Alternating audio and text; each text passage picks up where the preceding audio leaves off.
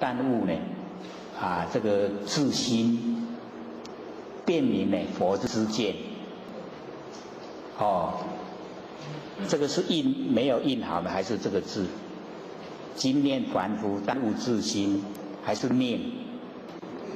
精炼精炼对精炼凡夫呢，但悟自心，辨明呢佛之见，智慧呢善根，未免呢愚谤。这个法达呢不了解，会觉得说它里面呢意思没有很清楚的写，这样呢会有怀疑跟诽谤。又经说呢三居，羊鹿牛居呢，以白牛之居如何区别？愿和尚呢在此为开示，希望六祖呢能够呢再开示。那么六祖讲说经义分明，经义他讲的都很透彻，汝自呢迷悖，你呢自己迷昧违背。知三圣人就是呢下圣、中圣、上圣三圣人不能测佛智者，患在度量也。老一金师共推，转家学远。所以我们就是了解到这个三圣人不能这个测佛智不能了解那个佛的那个智慧，就患在他不对的地方呢，就在度量。就是我们去用这个框去了解佛的智慧，然后让他劳逸尽思共推呢，就是让他们全部能够尽思共推的话，那么转家学远，就是我们越集思广益越差得很远这样懂意思吗？那一种佛智是不能用我们那个头脑来想，不能用嘴巴来讲，就是不可思议啦。所以这边呢我们了解说六祖讲的意思，也就是说不能用那个头脑来想，用论义来论。这个呢尽思共推就是集思广益啦。这样意思吗？佛的智慧不能落入思量，不能落入呢那个嘴巴议论，这样会越来越远。佛本为呢凡夫说，不为呢佛说这个佛都是为凡人来讲，不为佛讲。因为成佛了不用讲。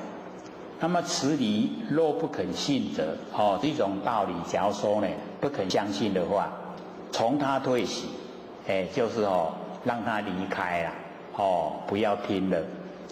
殊不知呢，昼却白牛居更以门外密山居。就是呢，我们要知道说，我们现在呢就做白牛居，可以这个载着自己成佛道，又可以载很多的那个众生成佛道，白牛居所以那个羊鹿那个不能自己都载不了，那个羊居鹿居那伤来伤细，载家己就载袂叮当佫载众生佫较无法度所以羊居那个鹿居跟牛居牛居呢是可以的它可以载这个众生能够载得动，可是它缺少那个上圣。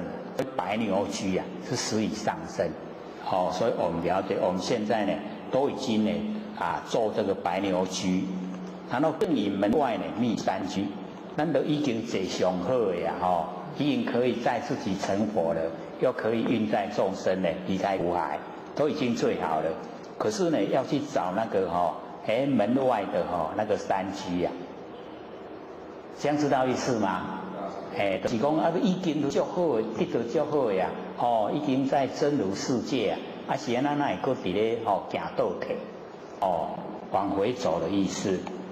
况呢经文明相如道经文有明确的记载，唯一佛圣无有余身，若二若三，就是唯有一佛身。所以这个地方我们就是要了解，所有讲的这个下圣、中圣、上圣啊，那个都是循循善诱啊，他也是要他们成佛。可是一下子讲得太高，他们做不到，先让他们能够做得到去做，做了以后由下圣呢引到中圣，由中圣呢引到上圣，由上圣呢引到最上圣，这样全部都是一佛圣，这样懂意思了吗？没有说那个若二若三，没有说三圣了，全部呢都是一佛圣，这样懂意思了所有的讲出来啊，都是要众生成佛了，众生的程度不同，所以讲的法就有比较深的，比较浅的，浅的呢是引导出机，深的呢是引导立根者，都是要所有众生成佛，脱离苦海，乃至呢无事方便，有非常多的方便法门，都是呢要引导众生呢脱离是法皆为一佛圣，所有的法呢都是一佛圣，都是要众生成佛，如何不行？为什么呢？不自己欢喜，这个自己欢喜呢，就会知道三机是假，为习实故，那个三机是假，假名词啦，为了往昔那个迷灭的时候，才呢讲，那个三居，一圣呢是实，一佛圣这个就是实在的，为今时故就是根器已经呢培养到成熟了，可以进入了不生不灭佛系的本体时候，这个时候就是实，一圣是实，为今时，只教如弃假归实，所有的这一些方便法门都是教我们把假的去掉，然后归入这个实相。所以我们要知道说，凡所有相呢，都是虚幻不实在啦。把假的去掉，假的去掉呢，就可以回到我们那个佛性本体了，那个就是实相。那么归实之后实亦无名。我们归到呢我们佛性本体以后这个实实相也没有名称啦，无名。那么应知所有的真财尽实于汝，所有的这一些真财，就是呢我们这个佛性所发挥的那一些功能作用，都是我们的真财，全部呢都实于汝，都是我们自己本身，有汝受用，我们自己本身受用，更不做互想，亦不做呢执想，这个不做互想执想就是那个《妙法莲华经》里面的比喻啦。他比喻呢说长者非常富有，很多呢这个子婿后代很多，可是呢住的那个家宅已经呢着火了。那因为呢所有的这一些眷属都玩得不亦乐乎，不想离开了。这个这个富的这个呢富有的这个富做老爸伊就讲我这后代今年拢都爱敢救，要救他们可是他们都这个叫不动怎么办？所以他就想出有很多的这珍宝好玩的东西拢伫咧门口，恁大家紧出来摕，把囝孙拢拐出来，这样懂意思吗？就是那个《妙法莲华经》里面所讲的，所以才有那个互想执想里面的比喻的。那亦无用想也没有用想，所以我们了解那个用是从佛性本体发挥的那个功能作用用也不用再另外要呢产生那个思想来这个运用，是名持法华经。这样的话呢，就叫呢持法华经，从觉至觉就是不管从什么时间到什么时间，手不释卷，这个手都没有离开经卷，都是呢在诵法华经，从昼至夜无不念10夜，从白天到晚上，什么时候呢？都是在念法华经啦，就是已经呢，不用那一些呢经文字啊，已经呢都在自己心中了，所以什么时候呢都是在诵经。那么达蒙启发，踊跃欢喜，以记啊赞曰：经诵呢3000部，潮汐啊一句往，说呢诵经已经诵3000部啊，然后进来这个潮汐见六祖啊。他人竟然讲话了以后，一句啊就往把那个3000部啊，都放下了，那个往啊就是已经放下了，不执着了，不认为啊，他那个依赖的那个3000部是正确的，已经知道了，把它放掉了，所以一句往，心啊就空了，这样了解意思吗？所以这个很高兴啊，这个我们一直啊依赖我想3000部啊，那个心啊，那个依赖很强。那现在都把它放掉了，心啊就空了，到达真空，那个呢很理想。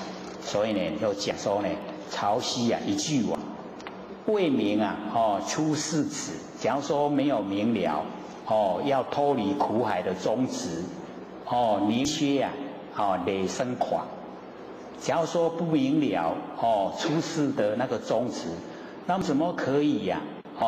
让累生的那个狂啊，让他休息，就是没有办法呢，让我们累生的那一种狂，那个狂呢，就是我们在生活之中的那个起心动念啊，所作所为啊，那个叫累生狂，羊入牛全色啊。吃中后善养，这个羊居、鹿居、牛居啊，那个是方便，那个全就是方便，方便施设，引导众生用方便法门。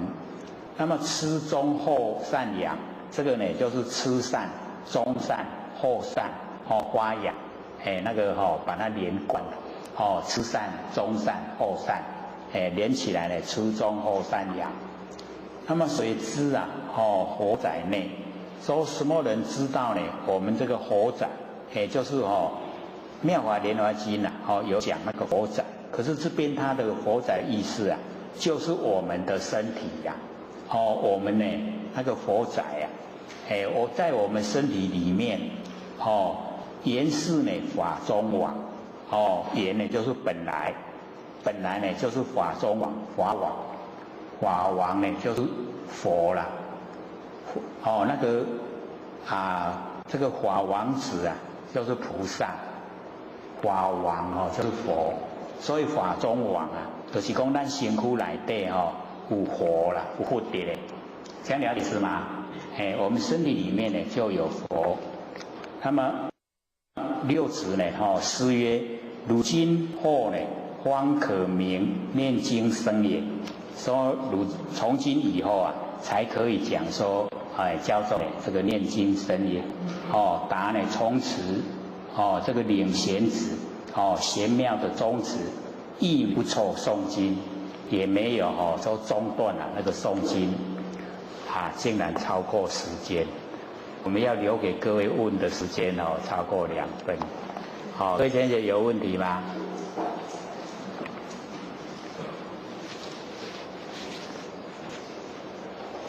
有没有要问的啊？各位学员大家好。好。感谢我老师，感谢同工学习跟讲师。那美国很多这个同学习能够在美国跟大家一样，很多学习心理师已经受益良深。美国有2位同学请同学在这里问2个问题。第一个问题是。平常我们研究到用理解跟记忆的方式能够了解，但是我们修道是要从心里面去悟，然后去觉为什么会有这样的差别，这是第一个问题。第二个问题是一位前贤他的父母亲都已经不在世了，那他为了感恩的心去怀念父母。所以我们讲缘起缘灭，当缘尽的时候，应该让他去，让他过去；学习忘情放下，一念之身，这边是不是有什么样的冲突？谢谢。好，第一个问题啊，就是我们呢要了解说，现在的一些科学家呢，他都比较重视啊，有形有相，然后实际啊，去这个实验了以后产生的答案，他才相信啊，那个是我们科学家所采取的那个态度。可是呢，我们这个研究心理心法，刚好跟这个相反。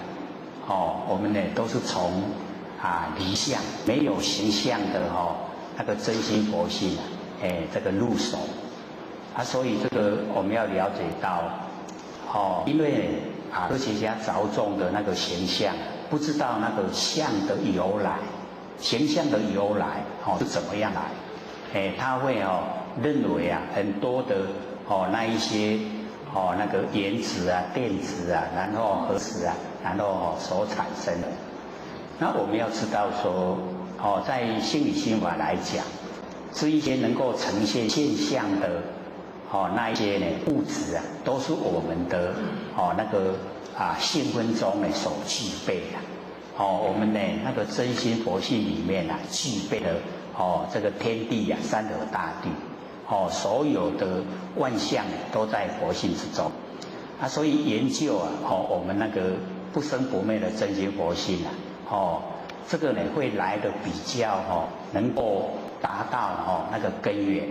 那么以现象来说的话，现象呢都是无常在变化，所以我们就是了解研究我们那个不生不灭的那个真心佛性本体可以超越，知道呢现象也是由我们的佛性生发出来，它呢是由无然后呈现有，有了以后呢又归于无，然后呢我们了解整个呢都在呢我们佛性之中，这个呢没有研究的话就不会了解了。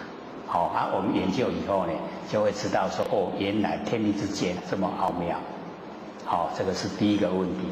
那么第二个呢就是这个我们的主间跟我们要了解说，能够呢做一家人都是有这个因缘，都是呢互相呢，我们台湾话说呢，讲互相拢相欠债有欠债有瓜葛才会形成一家人。所以我们呢这个要了解到我们这个形成一家人以后又会产生很多的一些摩擦出现。所以这个最多的大概就是产生一些怨埋怨的。这个跟家人相处会没有埋怨的大概是很少了。除了那个爱你入骨，那已经爱到骨头去那个什么样的那个都已经不计较了以外，大部分都会有很小的事情都会产生一些这一个摩擦。那我们要了解说有那个因缘际会了，我们要能够转，不管它什么缘都一定要转到善缘，不要这个互相之间最亲的家人又有那个埋怨在。那既然说已经都过往了，那我们要了解到我们可以想象说我们在照顾孩子的时候那个投入的那个心都是真心，照顾你那边给大汉，那个都是真心所以我们用这一种心来这个感恩我们的这个祖先上一代，那上一代也是为我们付出因为有上一代的付出才有我们在传承社会的那个立足，所以我们呢就是要感恩。那我们呢就是要了解说这一个互相之间呢都呢这个佛性都是平等，祖先的佛性跟人佛性都是一样，都是平等所以呢祖先也会他呢也会到这个别的世界啊去受生又出生了。那假如说这一种现象之下，跟着我们这个凡人啊在凡尘那个他的后代祖孙呢那个有什么关联？我们要了解说这个后代的祖孙啊假如说你能够很孝顺啊你的那个长辈啊祖先，那么这个样子的话，会使你的祖先啊心里面很安慰。所以我们要了解说，一个不孝顺的人啊，那个祖先啊，他会把你压抑，让你不成功，不希望你成功了，因为你都不孝顺了，让你成功的话，那世人凡人啊会受苦，受到你的牵连，所以他会压制你，让你做事都不顺。那你假如说非常孝顺了自己的那个这个长辈，自然的你会慈爱你的晚辈，那你这样做人就成功了就没有亏欠了。所以我们修天道由人道做起一定要人道齐全，天道才可以到达。所以我们做事的时候就是要考虑到一定要心存敬畏祖先，然后慈爱来教导我们的晚辈。这样的话我们人道才能够没有亏欠。那人道不亏欠了，我们自然修习天道就会很得心应手就会如意。是这个样子。还有吗？还有5分钟，好，请说。老师好，想请问上次课堂中有两次留下的疑问，难道不知道是现在是谁在场？想出来了想出来了吗？还没啊？因为要给大家印象比较深一点啦。他今嘛咧拜天公拜啥啦？就是啦，就是关圣帝君在管啦。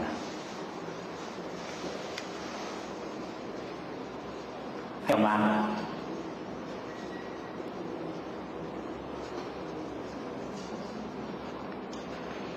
还有4分钟。好，请说。拿麦克风。好，谢谢大家好。我们有讲师好，你说。何谓大圣五位啊？大圣有5位啊，5个阶梯啊。那实地菩萨等觉妙觉最上圣，那5位是在菩萨前也是菩萨后，还有那个释迦行位这些，是不是搞清楚一点？我们在研究我们这些都不懂。好，请坐。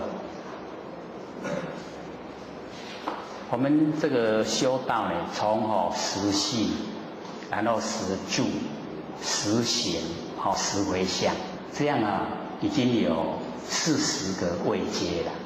然后再上去就是释迦行。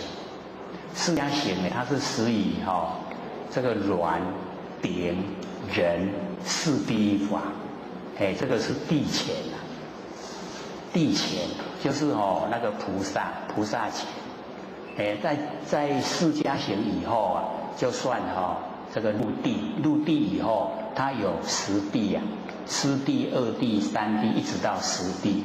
10地菩萨叫做等觉，等觉再上去叫做妙觉，妙觉才圆满了。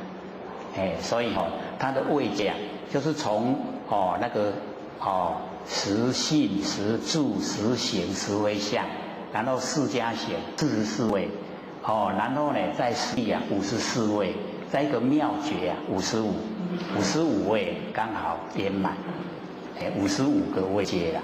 那现在我们研究六祖坛经它是以顿法就是从凡夫地直接跳到妙觉佛地没有经过中间的这一些位阶，所以那个叫顿法。无生顿法，那我们就是两边都修了，顿法离再顿悟，然后事再渐修。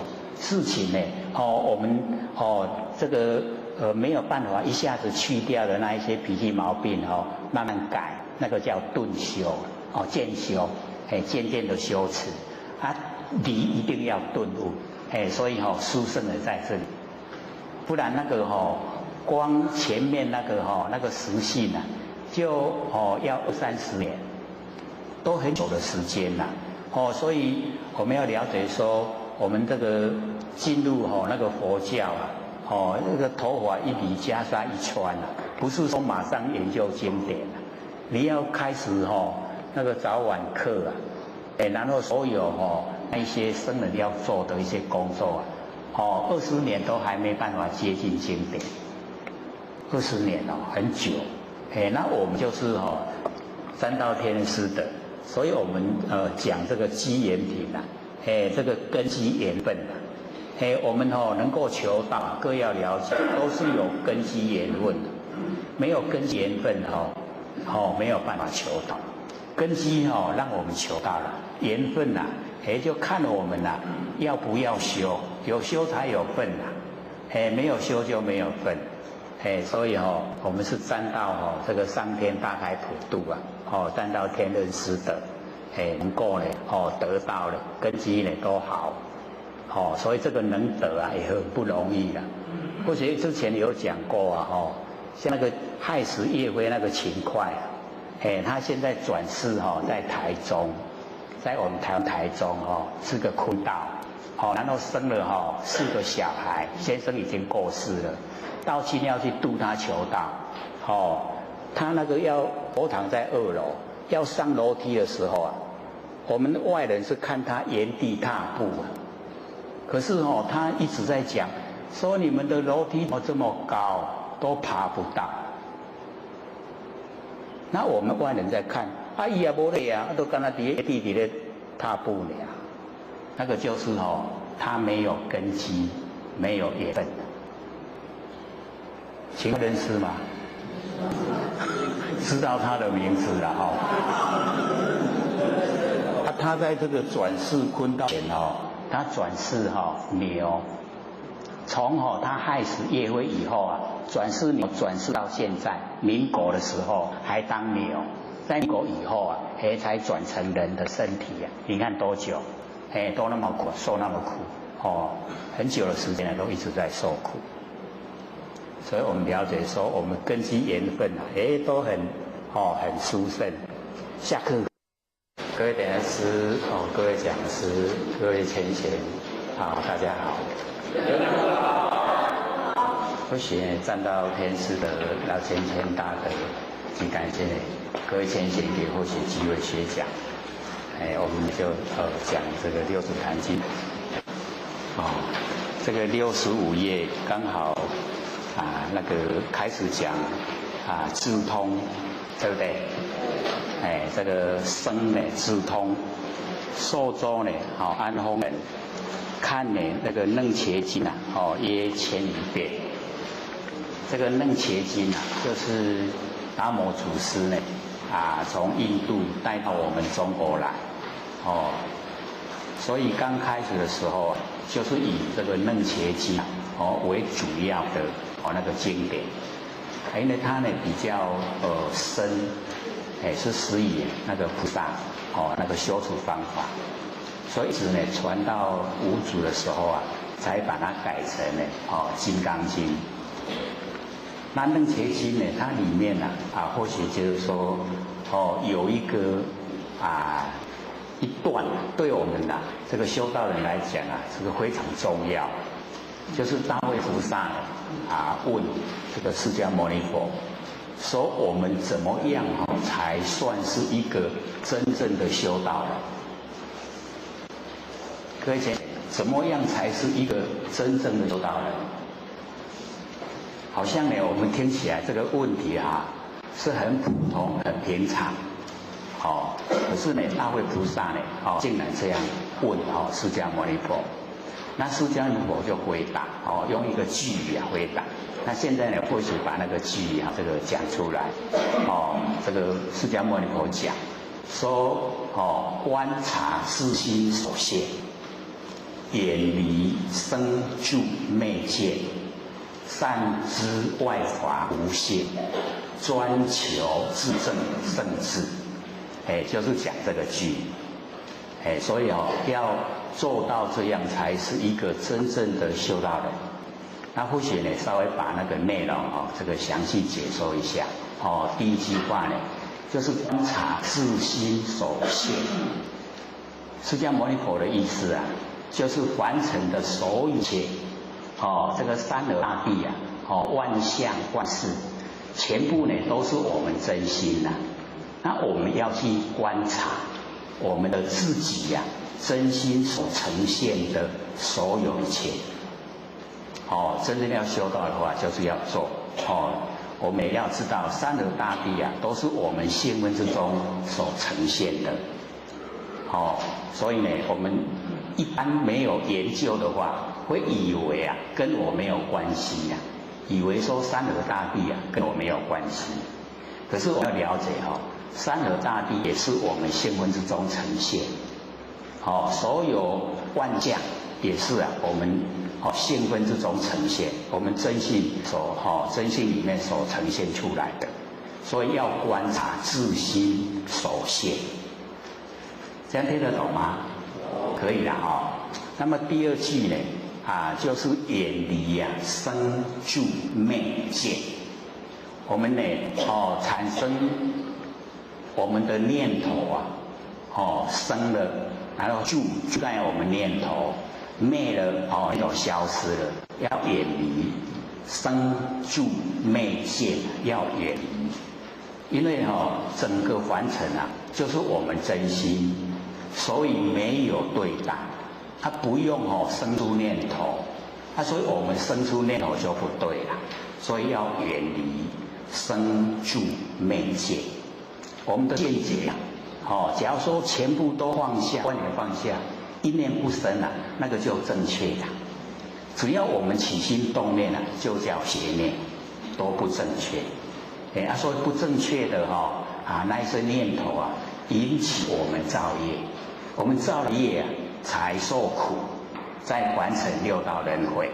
那假如说我们不产生，没有念头，没有生住昧见，都没有，都远离了，那我们就不会受苦，因为没有造苦因苦因我们不造，就不用接受果报。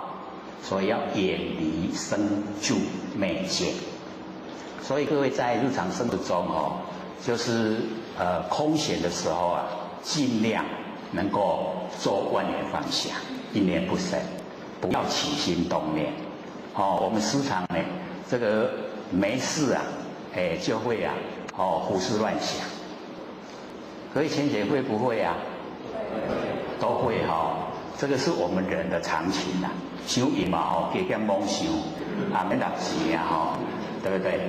不用付钱所以就胡思乱想。那我们要知道我们之所以落入凡尘，就是一念妄动，就是胡思乱想来的所以我们要回我们本位每一位都是佛，我们都是佛，要回到佛的本位就要先把那个念把它放下，不要起，不要有念，不要有念了，我们就回到本来。很容易是很容易做，可是我们都不愿意做。愿不愿意做？把念头都放下不要起心动念。起心动念都是我们感官，眼睛、耳朵、鼻子、嘴巴、身体，然后遇到外面的这一些六尘景象，然后才产生念头都是这样产生的。所以这一些都不真，都是因缘机会才有，都是假的。所以我们把这些假的念头都不要，把它放下。放下了以后我们心就清净，然后一清净就回到本来，它本来我们就是佛了。只要能够长时间都很清净的话，就整个佛性都非常光明，很理想。所以我们有时候没有了解到真理越努力就越偏得越远。那我们了解了以后，透彻知道真理，所以有一些是很容易就可以做到的，只是我们不知道那个原理。现在知道了吗？业我们要了解念头就是业，我们起心动念就已经造业，这样知道吗？平常我们不会去想说起心念头太容易了我们起心动念是不是很容易？很容易，所以就没去管制都一直让它起心动念，一念接着一念，所以就造了很多业。所以六道轮回脱离不了。那现在呢，知道说原来轮回的源头就是在起心动念，所以我们在日常生活之中尽量就不要有不要起心动念。所以那个第二句就是远离生住灭见，这样知道了那第三句呢，就是善知外法无限。我们要善知，善恶的善，知道的知，善知外法，外面的万法，外法无限，它没有佛性，外法都没有佛性，所以看到万象万事它都是虚幻不实在，没有佛性在那我们知道那个外法。外面全部都没有这个佛性在的话，我们就不会住相。那不住相我们就不会产生念头。没有念头呢，我们就恢复清净。所以这个佛也是告诉我们，要做一个真正的修道人就是要这个样子。那第四句呢，就是要专求自证圣智。专门的来追求我们自己证悟自己所具备的，我们就是圣人圣人的智慧，我们本身就有只要把凡人所学的都放下，那我们本身所具有的那个智慧它就产生叫做般若。那我们有般若就有这个知道凡尘的事要怎么应对。应对呢这个凡尘的事用般若就不会造业。所以真正的修道人呢，就是要做到释迦牟尼佛讲的这个句观察自心所现，远离生住灭见，善知外法无限，专求自证圣智。这个是楞伽经里面最重要的一个地方所在。那我们之前也有讲到楞伽经的那个五无间各位有没有印象？五无间就是杀父杀母杀阿罗汉，阿和身恶心出佛身血，有没有印象？那个也就是那个五无间罪。我们造了五无间罪，要进入阿鼻地狱可是佛在解说的时候竟然把它完全都解说不同，有没有？有没有印象？有没有印象所以各位要拿那个 DVD 回去看，看得熟一点嘛你家里有那个可以看影集的那个就是可以看这个 DVD 的一样的你一放进去它就开始开始做了不了解呢可以再重复看，一定会懂的啦懂了以后你会很高兴，会充满欢喜不懂的话好像离我很远，一懂了以后好像就这么亲切在我们自身在自身上所以那个五无间罪跟那个五无间的修持方法完全不一样所以在楞伽经里面还有记载那没有看过的人他会说那有安呢那怎么差那么大还有那个进入阿鼻地狱呢，跟呢你能够修无间的话，你就可以成仙做佛了，马上成佛了，是不是差别很大？一个要进入那个最苦的地狱啊，一个可以成佛，差别很大。所以完全就是在内容，内容不一样。我们把那个无明啊杀掉，无明啊就是父，杀父啊就是杀掉无明。可是我们凡尘的话，假如说我们杀掉生我们父母啊，那个知果不如了，比那个禽兽都还不如。我们要了解说生理的来源就是父母亲，父母亲把我们生下来，辛辛苦苦啊把我们抚养长大，这个报恩都来不及了，哪可以杀他？所以那个完全是在讲我们精神方面的一个修持方法，因为我们无明啊才会造业，造了业才会受苦，所以要把这个无明去掉，也叫做杀父，是不是完全不一样？所以我们研究都是要透彻了，那贪爱啊，就是母，我们把贪爱杀掉就是杀母，所以那个完全都不同了。那个杀阿罗汉就是自私啦，我把自私的心杀掉，都是公心一片，是不是很理想？那个破和合身就是我们不要蕴积五蕴，我们在生活之中啊，都在蕴积色受想行识啊。然后我们呢，现在了解不要蕴。我们呢在凡尘生活，第一个最容易产生的就是怨。各位有没有发现这个怨很容易产生？有没有发现？可能都不知道了，它产生的时候也不知道。只要不顺我们的心啊，都会怨。有没有？这个印真的是好像跟随得很紧啊，跟着我们很紧。那我们要了解这个业啊，它有毒。不知道清楚的话，那个毒性呢越来越强，就变恨、怨恨，有没有？恨是不是比较严重了？对不对？那怎么来？就是从怨而来。怨不知道清楚啊，就恨了。怨恨、恼、懊恼、怒、烦，都有毒啊。我们在生活之中已经在酝酿这个毒，在我们性分之中，下一生转世的时候啊，就是毒蛇，全身都是毒。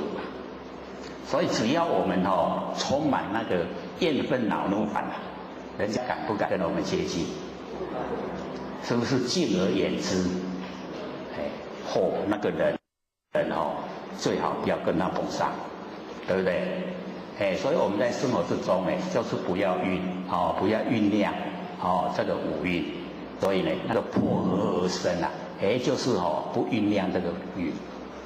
那恶心呢出佛身血，就是想害佛，那个就是嫉妒啦，祸一生夫，我做众生，然后嫉妒，想要把他害。那佛说呢，我们要把这一生啊，当成是最后生，这一生的身体是最后的生了，我以后不再来了，所以要把它杀掉，杀掉那个佛身血。所以完全真的是要我们成佛的一个修持方法。我们有没有那个决定的心，说我这一生是最后了，以后不再来了？有没有？发愿来可以啦不要被业力推来。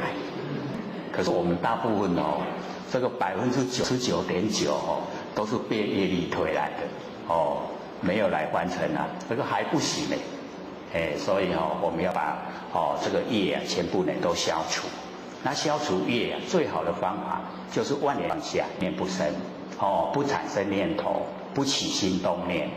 所以只要我们一直告诉自己不要起心动念，不要有妄想，我们久而久之念头一起来，马上会发觉会起念吗？发觉了以后它就不会延续呀，不会一念接一念。那我们没有发现都会哦，念消失了，又一念新的来，没有停止的时候了。所以我们了解说呢，这个佛呢告诉我们说凡尘啊，真的都是我们的真心呐。我们因为落入凡尘被形象诱惑，我们呢去追求形象，不知道所有万象都是我们真心。那我们既然都知道以后就不用分别，都是我的真心。我们没有心就没有万象了，是不是？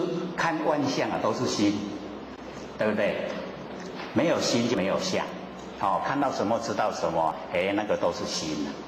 所以我们了解说，佛在教我们的他都是从真理的角度出发，绝对都不会错。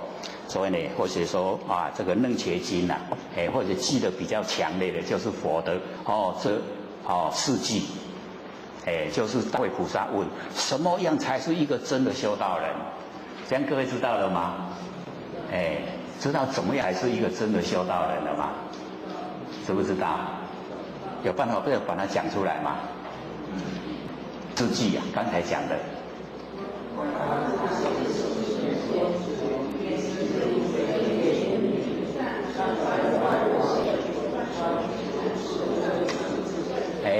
很不错这个马上就能够记得下来，这个很好，先学了，绝对都可以成佛的。那么这个智通呢，看了楞伽经1000遍而不会呢，三生四智，就是楞伽经里面有在讲三生四智。那么理师求解其意就是拜六祖说，希望呢六可以把那个解说三生四智的那个内容解说。那么师曰六祖就讲说，三生者清净法身，汝之性也；圆满报身汝之智也；千百亿化身呢，汝之行也。所以我们就是了解三身，这个三身就在我们身上，我们身上就有那个清净法身呢，就是我们的那个性佛性。那么圆满报身呢，就是我们的智，就是般若妙智慧啦。所以那个圆满报身我们是要了解，也是从我们那个佛性生发的。那千百亿化身呢，就是汝之行，就是我们的行为。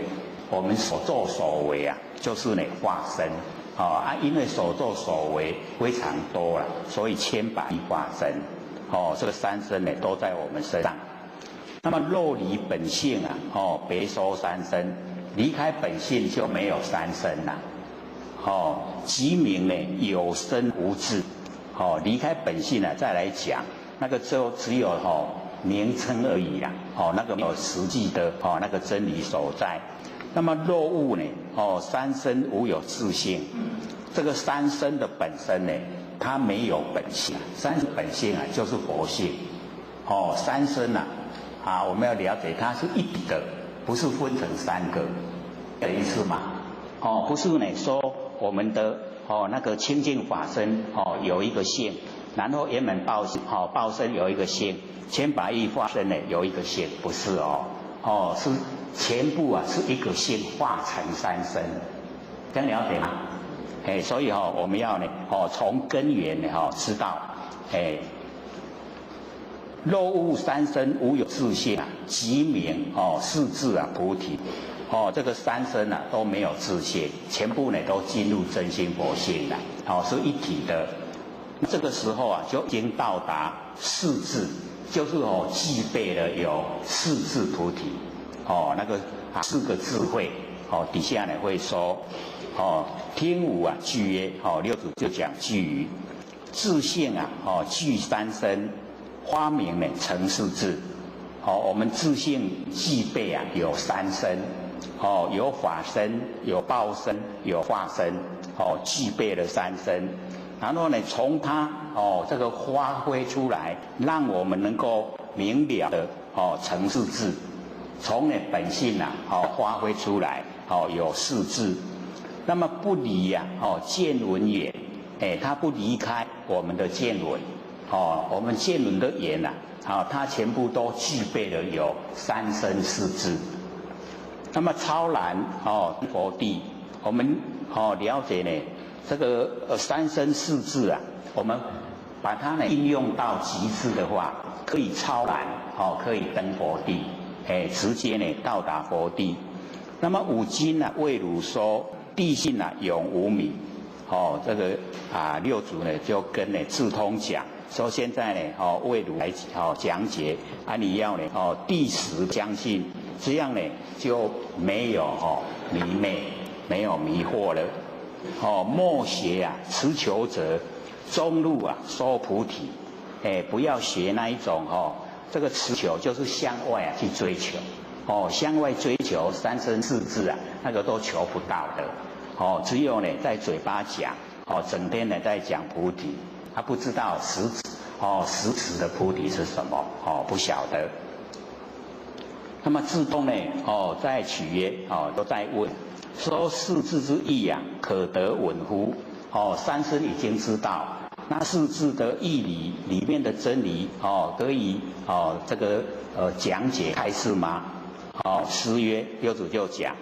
那么既会呢三身辨明四智，了解了三身，法身、报身、法身，就呢了解四智，这个四智是从我们的那个八识转成来的，何更问也？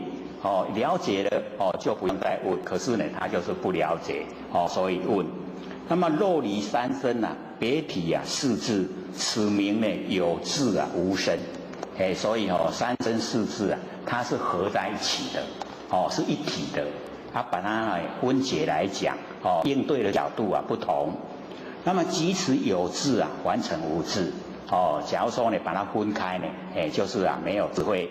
复说呢句曰，又就讲句语，大圆净智性清净。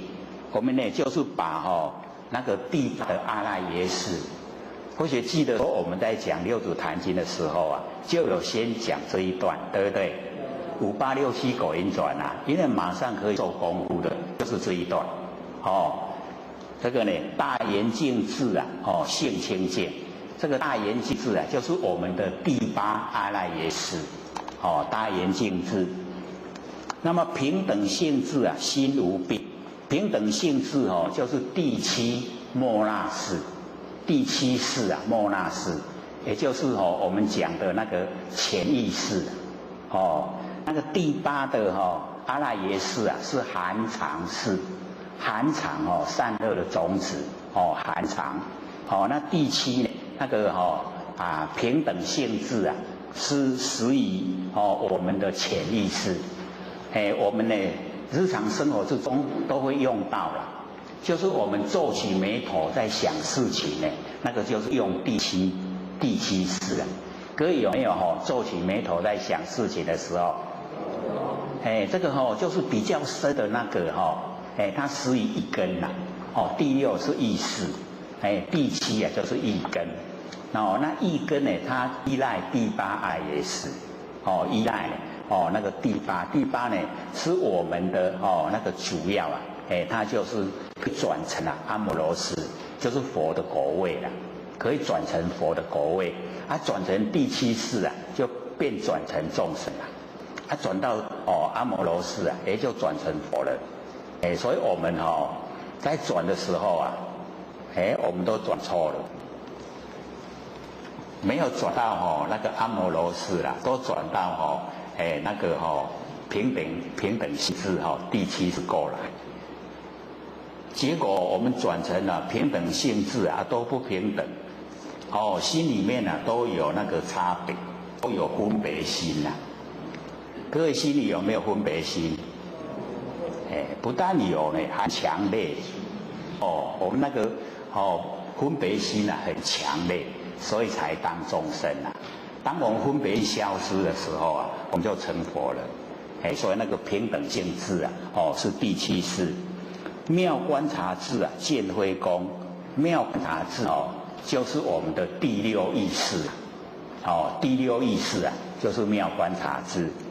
然后成所作智同圆净，成手咒哦，就是前面的5个啦，眼、耳、鼻、舌、身5个，哦，这个5个视啊，哦，眼视，哦，耳视，鼻视，哦，眼、耳、鼻、舌、身、意这5个啊，全部呢，哦，成为成手咒字，成手咒字呢，同严禁，然后底下台讲5、8、6、7啊，果音转，哦，那个5啊，就是眼、耳、鼻、舌、身5个，第8呢就是阿赖耶识，哦，第6呢就是意识，第7啊是莫那识，就是意根，所以我们了解5、8呢就是果，6、7啊就是因，那我们是因才转得动果是要等到一转了以后啊，果才呈现，这样了解意思吗？所以我们在日常生活要从第6啊先开始做。那么第6呢意识啊，我们不要用，我们用妙观察智，意识啊，就是我们这个根尘相对产生的那个叫意识，根尘相对，这样了解吗？我们6根对6尘产生6识，根尘相对，然后产生的那个啊就是第6的意识，那个是表面的很粗浅的那个意识。那我们不要用意识，我们用妙观察智，因为妙观察智啊，那个已经是用不生不灭的佛性啊来观察。观察什么？就是观察凡尘的所有万象。那么观察的时候啊，可以见非空，见到非有为功用啊。那非有为功用就是无为，无为的是咱的佛性啊。所以妙观察智啊，就可以见到佛性了。从第6的意识要用，我们用妙观察智。那用妙观察智啊，观察就可以见到不生不灭的佛性。能够见到呢不生不灭的佛性啊，叫做始觉智，开始觉悟的智慧啊，已经开始觉悟了。所以我们能够转意识第6的意识啊，把它转成妙观察智，就已经开始觉悟了。开始觉悟啊，用那个始觉智啊来观照我们佛性本体，就是我们妙观察智见非空，就是见到非有为功用的佛性本体那个叫做本觉，用始觉来观照本觉，然后合以大觉，就是我们那个觉性充塞整个宇宙虚空，非常广泛很大合以大觉，然后成究竟觉，究竟觉就是佛，这样子是吗？所以我们从第六意识转成妙观察智叫始觉智，来观照本觉理，就是佛性本体，然后合以大觉，我们那个觉性很广充塞整个宇宙虚空，合以大觉，然后成究竟觉究竟觉就是佛了，这样知道吗？知不知道？有没有印象？有所以我们从第6意识我们日常用的那个意识我们不要用。各位浅显，假如说我们用意识把这一些根尘相对都记得，都讲出来，都在想念，那个就叫戏论，演戏的台词知道吗？戏论，演戏然后论调，我们去讨论戏论，这样知道吗？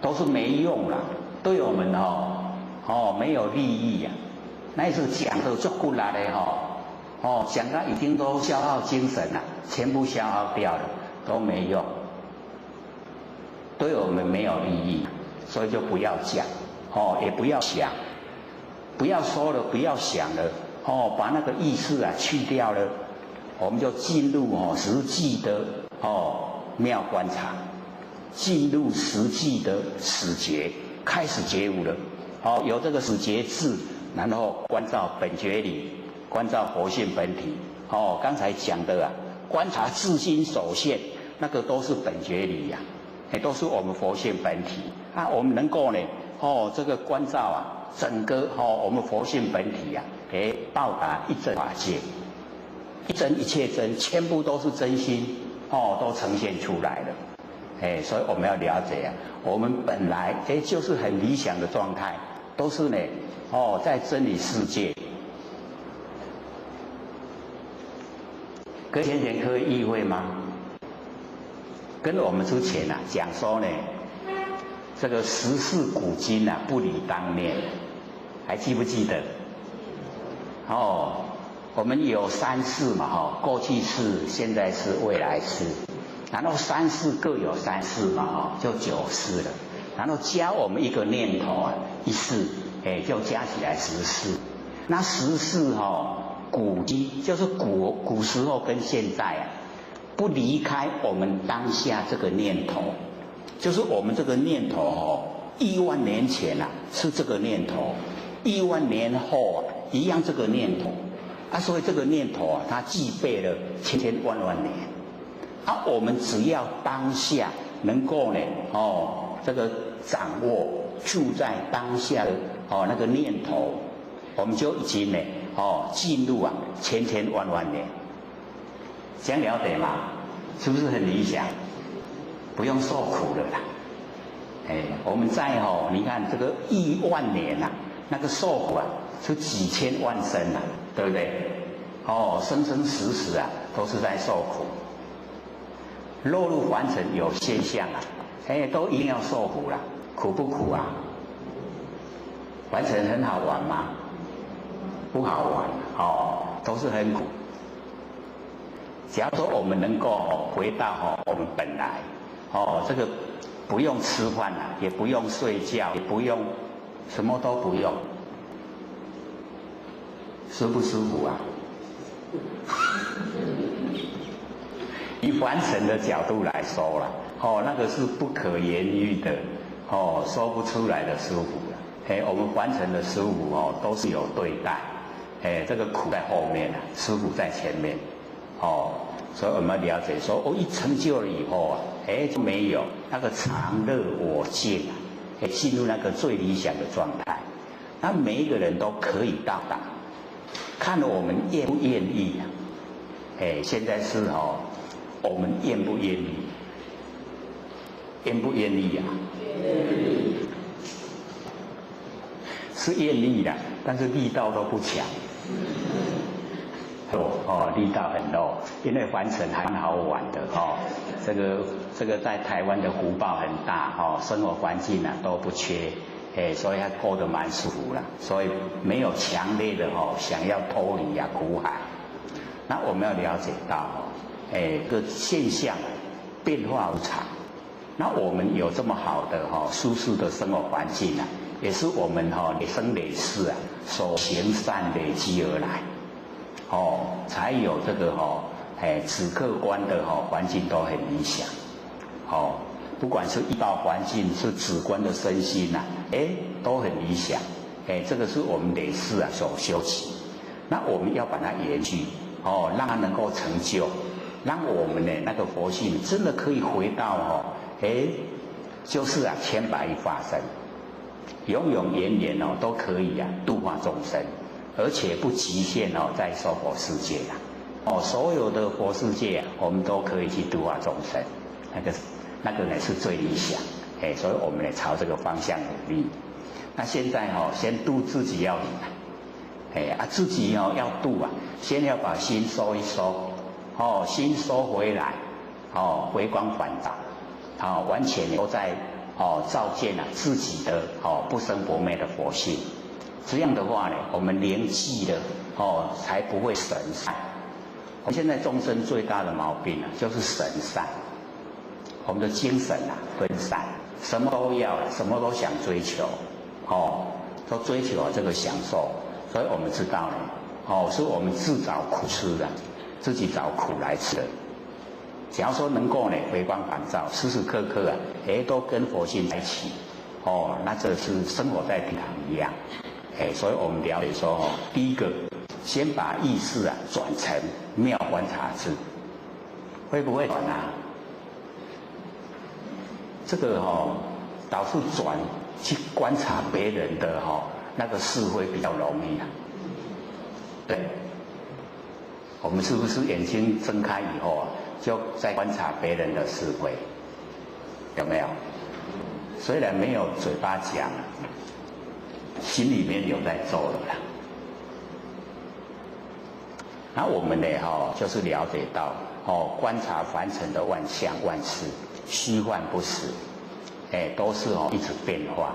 所以看到虚幻这个不实在的这一些景象都不值得我们依赖的时候，我们就会回到不生不灭佛性本体回来。所以见非功啊，见到有为功用，无为都呈现了，佛性就出来。所以第一个第六意识一转就很理想。那么底下呢就是第七六七七也是因啊，它就是呢属于恒神思量。第七的莫那识啊，它就是恒神思量，恒是毅力的恒，有恒那个恒审查观察思量，就是皱起眉头，我们在想事情，那个就是恒审思量，是属于那个意根第一识啊，然后第七啊意根。那我们要把第七的这个意根呢变成平等性质。所以这个平性质我们看这个修正者他讲话他称呼别人都一定是同等地位讲这个众生的话是讲菩萨摩诃萨六祖讲真的就讲三知识，三知识呢也就是跟六祖一样的地位，同等地位所以我们就是要了解到那个是平等性，他有这个平等性的智慧我们就是要转那个我们一直在守的那个恒思量，把它成平等性。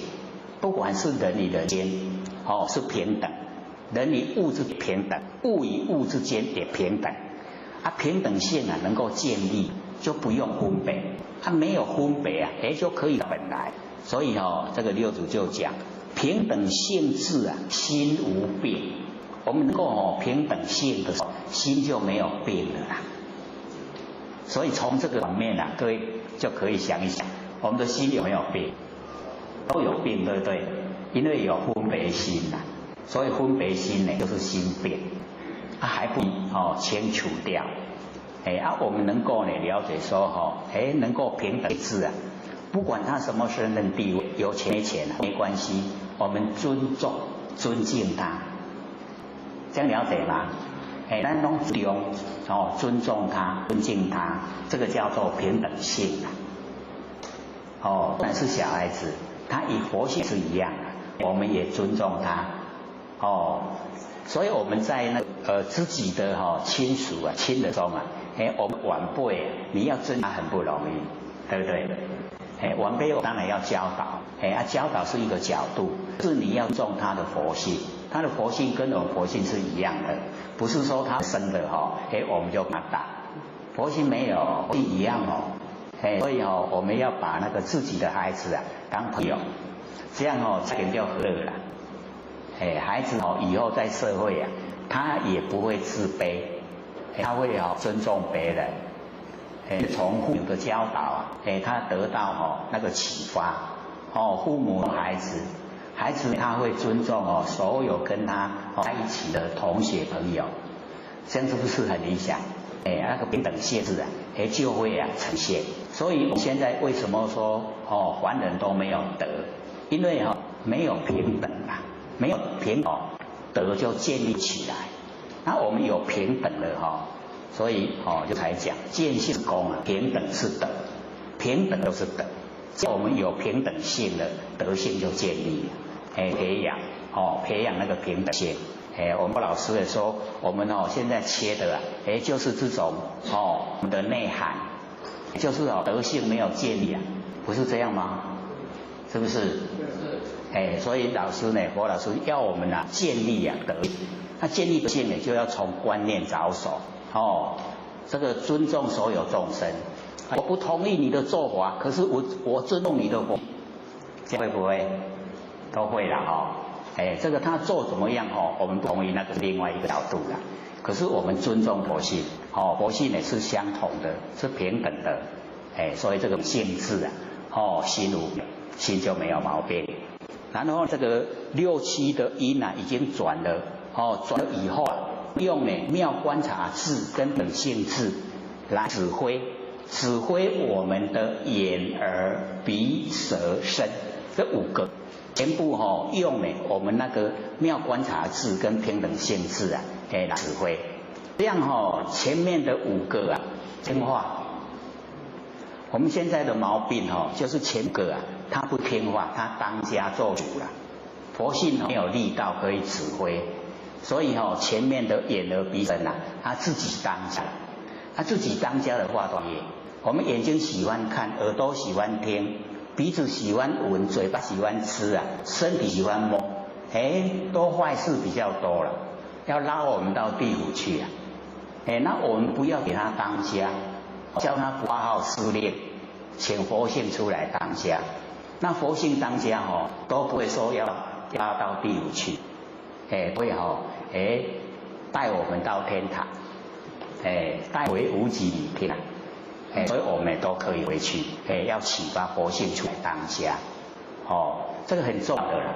我们生活之中嘛，我们要生活啊，生活的时候呢，不要给这个感官，眼睛、耳朵、鼻子、嘴巴、身体，不要给他当家，这样会不会？我们生活之中谁在当家？会觉得尤其我们昆道这个年轻的一到那个服装店，看到那个服装很适合你穿那个时候绝对是眼睛当家，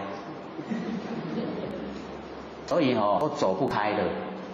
你也无到尾行遐倒在咧想，在咧想迄领衫穿足下，有没有啊？是不是啊？然后我们社会人士现在那个炸鸡排，你走过那个那个炸的摊子外面啊，你闻到那个气味，想不想吃啊？不是说我们啊，是社会人士啊，想不想吃？很多人就去买吃了啦，结果吃了很多，越吃越吃就很胖，或者不是讲过吗？那个生长激素只在那个那个鸡排里面，然后我们吃到体内在体内生长，形成就很胖，出来所以现在有一些人那个胖得很超，那个心脏的负担很大，会较早死那个加海气，那个心脏负荷不了，会早死，所以我们是最好不贪口腹，不会说到那个就喜欢吃，不会给他当家，所以只要或者纵然是吃臭的人，只要他2个礼拜不要吃，卖吃鱼吃吧，卖吃。然后第3个礼拜你进去市场里面去买菜，你看到那一些那个有生命的那个鱼肉，你看了都会不忍心而且不敢吃味道也很怕，只要2个礼拜。吃鱼吃肉人，因来卖吃伊迄个慈悲心的显现所以不是很久嘞。你2个礼拜不吃啊，你去看很残忍。而且现在那个电动那个屠宰把那个鸡杀就剖成2半，它吊起来，像不人很像呢。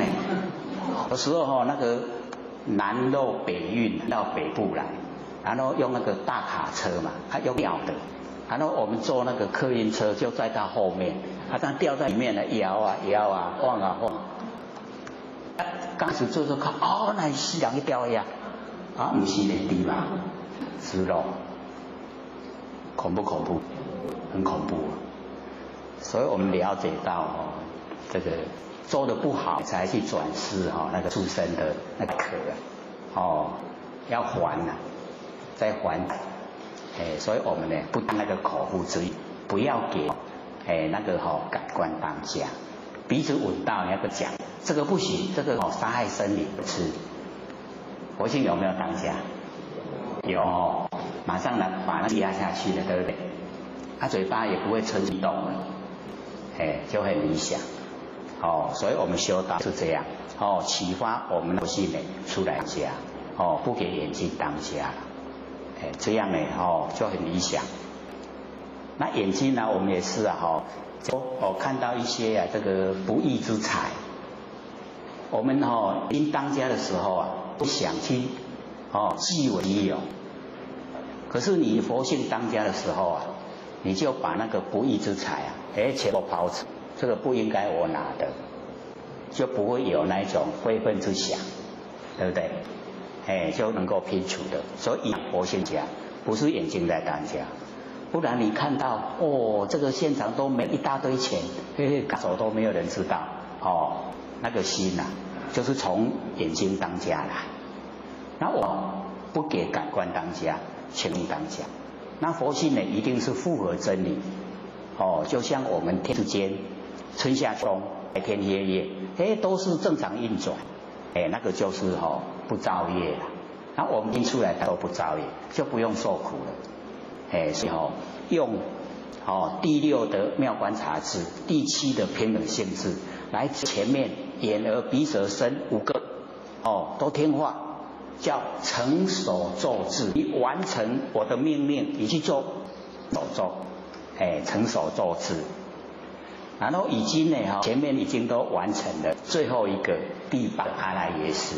阿赖耶识呢是含藏，它含藏是的种子，含藏山河大地所以都全部含藏在第8阿赖耶识。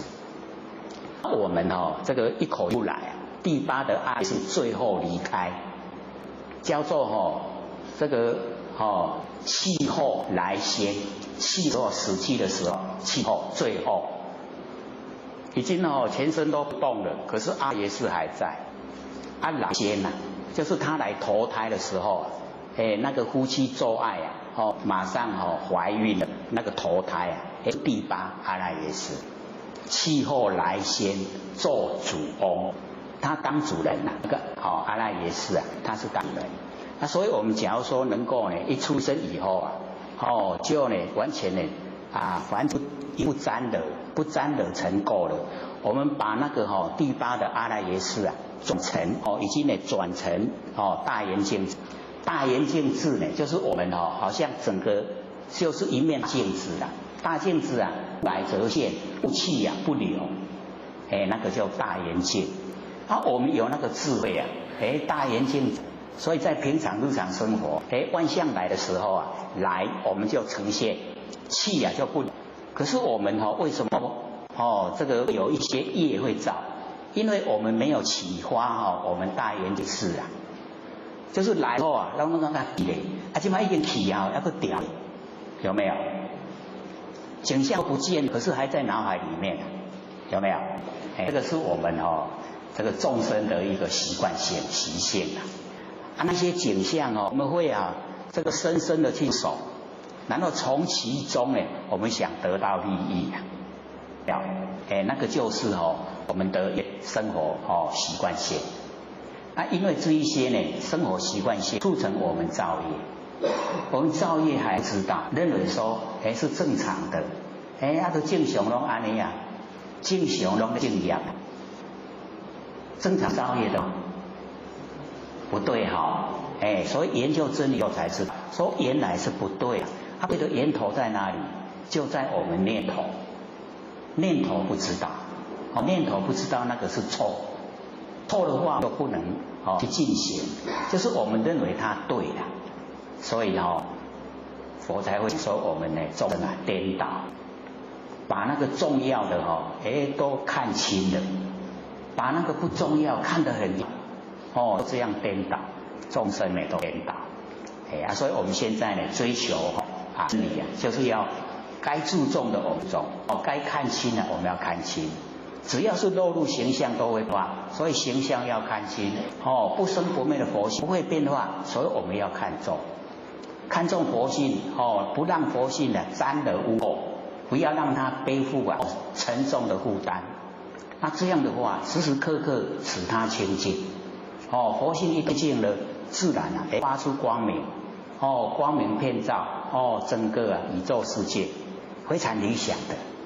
可是我们没有研究不知道，要研究要了解所以呢这个5867阴转，真的转了阴转了，果转了，全部转了，我们呢凡夫到佛去了，都成佛了。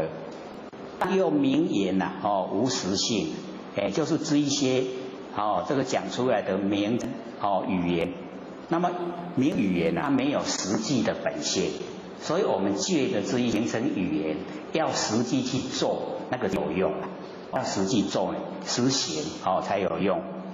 若以转处不由情，就是我们在转的时候我们那个意识要成妙法智，不要留情，因为我们意识用的很习惯它有既得利益那我们要转成妙观察智，那既得利益都没去我们会留情那转的时候就不要留情一定要转过去，凡尘不好玩所以一定呢转世不留情，我们还情，凡心呢永求挪取那个还法很兴盛就是我们到这个一个地方很繁华盛，那么我们永远都处在那个挪取就是龙天上的龙，龙呢就叫挪取，龙定那是大定，龙的定它很大，龙为什么没有成佛龙？就是他在修道的时候很努力在修持，可是就是不守戒律所以才变成龙。龙呢，他也很肯布施，所以那个兴风化雨那个力量大，所以我们可以学那个定，龙的定，龙不管在什么嘈杂繁荣的景之中心都不会被影响，都在大定之中。这个凡心永除挪取定，这个呢就是六祖讲的这个句语。那么智通呢顿悟性就是领悟了很快就领悟这个性智会成具约，他呢就讲这句语说呢三身言我体这个三身就是我的本体，四字本心明，这个四字就是我本来的真心能够实现的光明四字心明，身容无碍三身跟四字融成一体，都没有障碍应物任随喜。我们用这个三身四字这一种来应完成的万事万物叫应物任随喜，就随顺的外面的形象起修呢皆妄。假如说我们呢起心动念要来修道，那个就叫妄动，已经落入生昧所度毁真，那个毁灰就是不是我们守住了也不对不是呢真正的我们要做的真经妙词因思想这个奥妙的宗旨因为六词然后才知道周王染污名，终于把污的这个名把它消失了不染污不生不灭的佛性，所以这个智通呢其他的那个心里面的那个见解这也是很符合你，所以呢也就没有再把这个说了。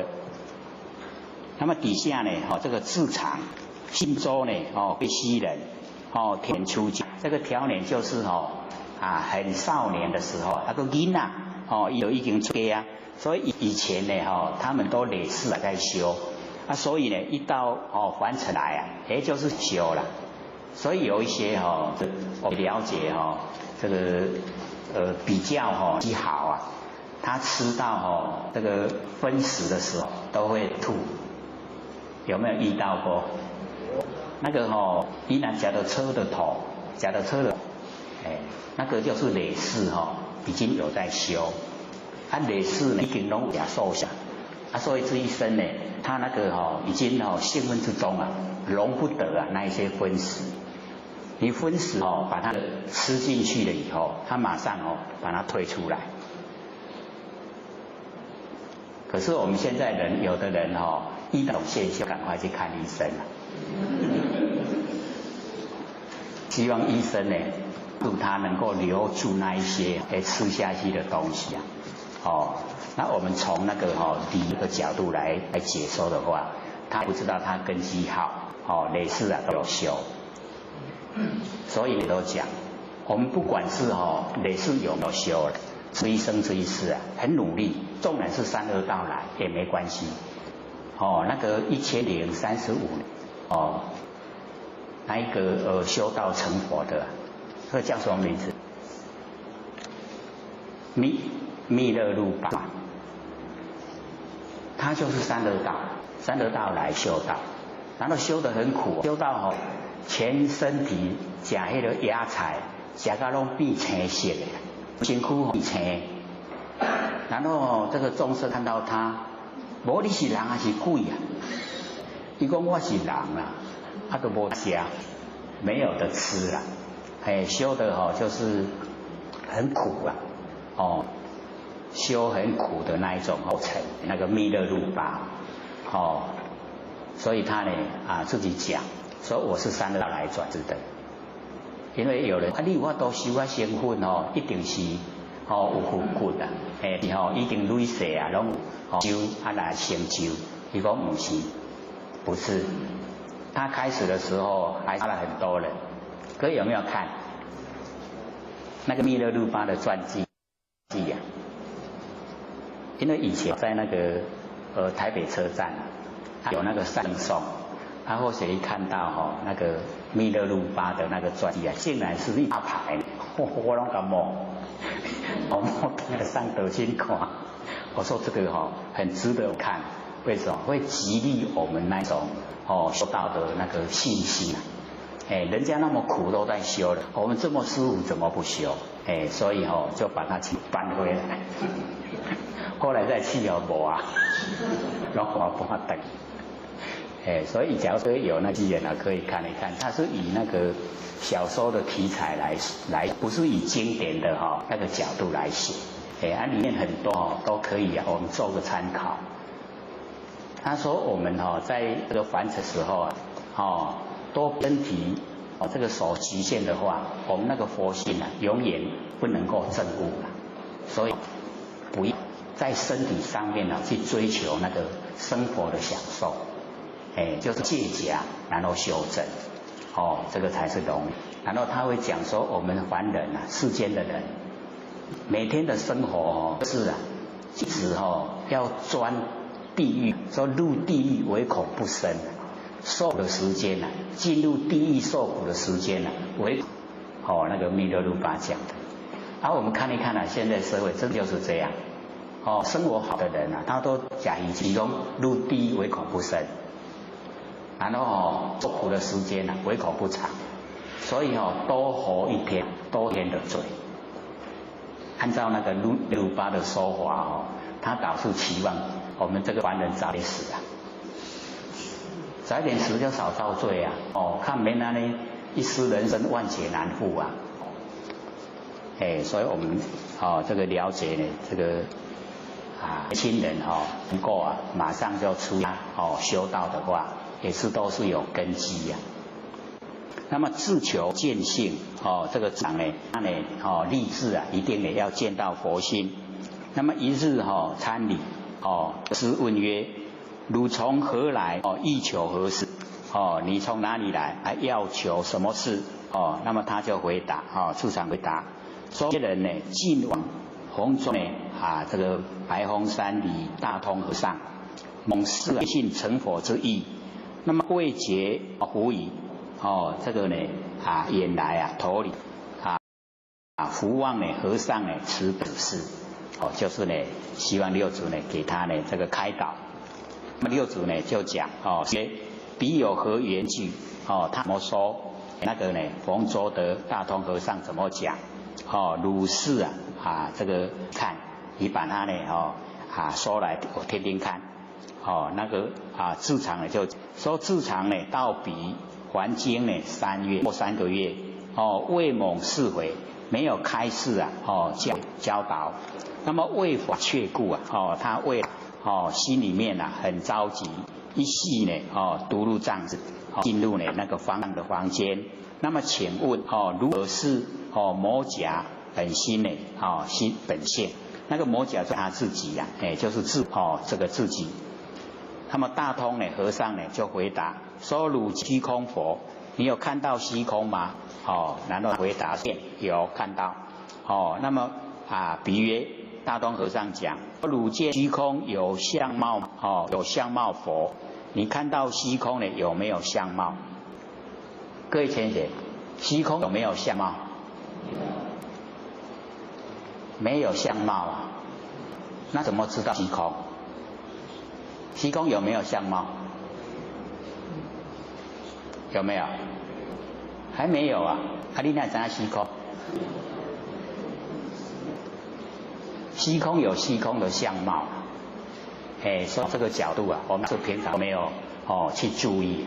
只要说虚空没有相貌我们不知道空所以那个虚空什么都没有，那空的相貌，这样懂意思吗？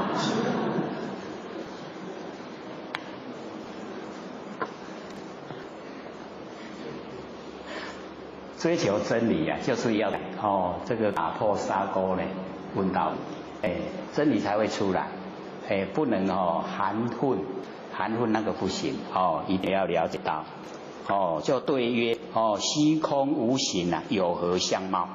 就是呢，虚有形象，没有相貌。然后和尚呢就讲说：汝之本性呢犹如虚空，的本性跟虚空一样，了无一物可见不明正见。无一物可知名真知所以这个呢就已经由似是而非无有青黄长短但见本源清净，解言明，即名见性成佛，亦名如来之见。所以知道说有一些这个语言一讲出来以后，它就会偏我们一听会对讲对，讲对，以为他说对了。其实我们一研究以后他讲的不是这样那后面的这个六祖会有答案看看六祖讲。那么邪人未闻此说这个智常呢听到这样讲，大通和尚说的，犹未这个了，就没有深深的相信了这个取和尚呢开示这个希望的六祖呢能这个开示。那么师曰汝师所说由成见知就是大通和尚所讲的存在的那个见跟知。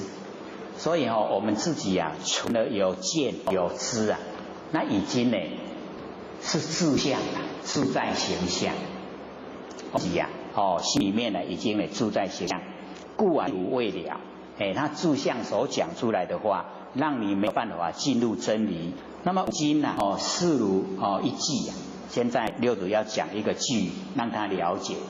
说不见法存无见，已经不见一法，可是呢它存在心中里面存在呢这个无见这个无见已经形它的，虽然都没有形象可是它已经存在的意念之中它的意念已经有无见的这一个观念在。那么大是浮云遮入面，它的大就像那个浮云把那个太阳整个都遮住了这个意思呢就是讲存的知见存这个无见的这一个念头它呢就浮云好像天上的云，把呢整个顶都遮住了。太阳就表示智慧了你有那个存在的什么见解，有见解就是智慧已经不见了，般若没有了没有般若。所以呢这个六祖遮入把那个太阳的光全部呢都遮盖了。不知一法所空之不知道这个这个不知道呢道的本体不知道呢我们性闻之中不生不灭的那个状态，不知一法，然后所空之守着那个什么都没有的那个无尽空之，了解意思吗？因为我们说什么拢无，认为讲安尼上对啦，这样对不对？不对哦，所以我们要了解到，我们那个佛性不是都没有，是真空妙有，空中不空啊，妙有没有形象，真空妙有，所以我们要了解按照他讲出来这样，全部的都是空无形象，凡如呢太息啊生闪电，他这样呢就好像呢在太息之中呢生闪电，闪电一闪就去了。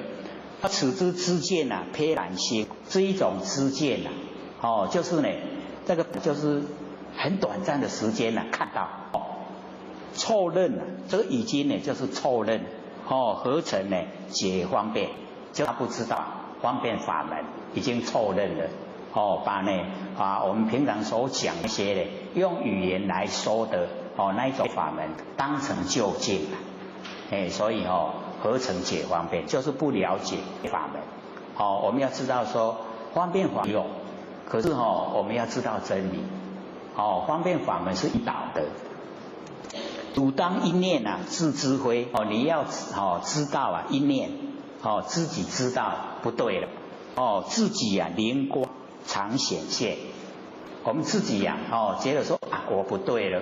所以各位先生，我们就是不肯承认自己不对了，所以灵光就显不出来。那假如说我错了，什么地方错？起心动念，我们不认为起心动念是错了。各位先生，起心动念错不错？错不错？认为它是错吗？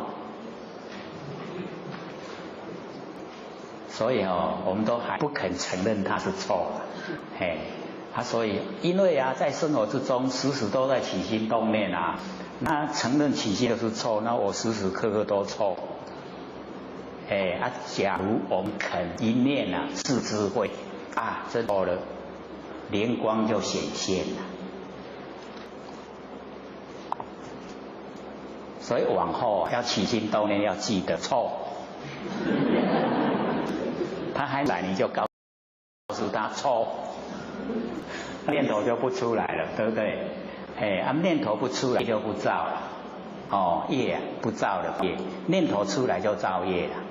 我们念头一个念头一个业，一个念头业，所以我们要有一些或者都在讲，一些欧巴桑年岁很大，他会说我又没有做坏事，又没有杀人放火，说我这么坎坷这么不好，所以我们从他的那个遭遇来观那个现象。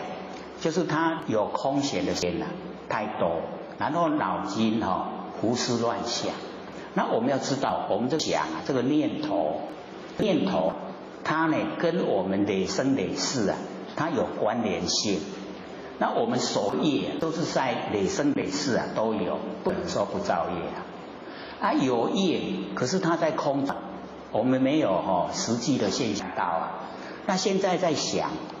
现在想的跟那个以前所造的业也汇合以后就是要接受果报，这样了解是吗？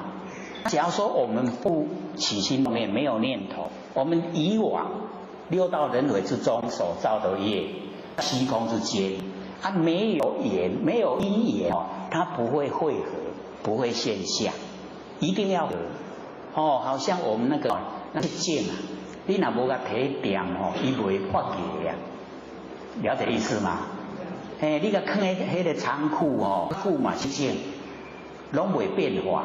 但是你若甲摕来放喺土的各有养有水分，伊会发芽所以就是缘因缘汇合伊的现象咱即马你想，甲以前迄六道轮回因全部都拉来汇合一起我们要接受果报了。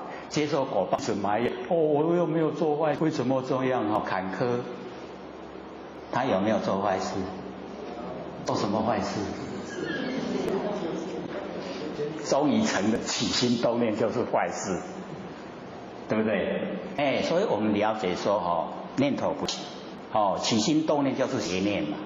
万念放下，一念都不生，叫正念。正念进入佛性佛性出来，正知正见就是佛知佛见，是理想。来应对凡尘万事万物，用这个心来来应对，不造业不造受苦了，这样了解？所以自己努力就可以解脱了，就这样就可以解脱，所以呢这个了解到呢，这个一定呢自智慧啊，自己的灵光啊彰显了，确实是这个样子。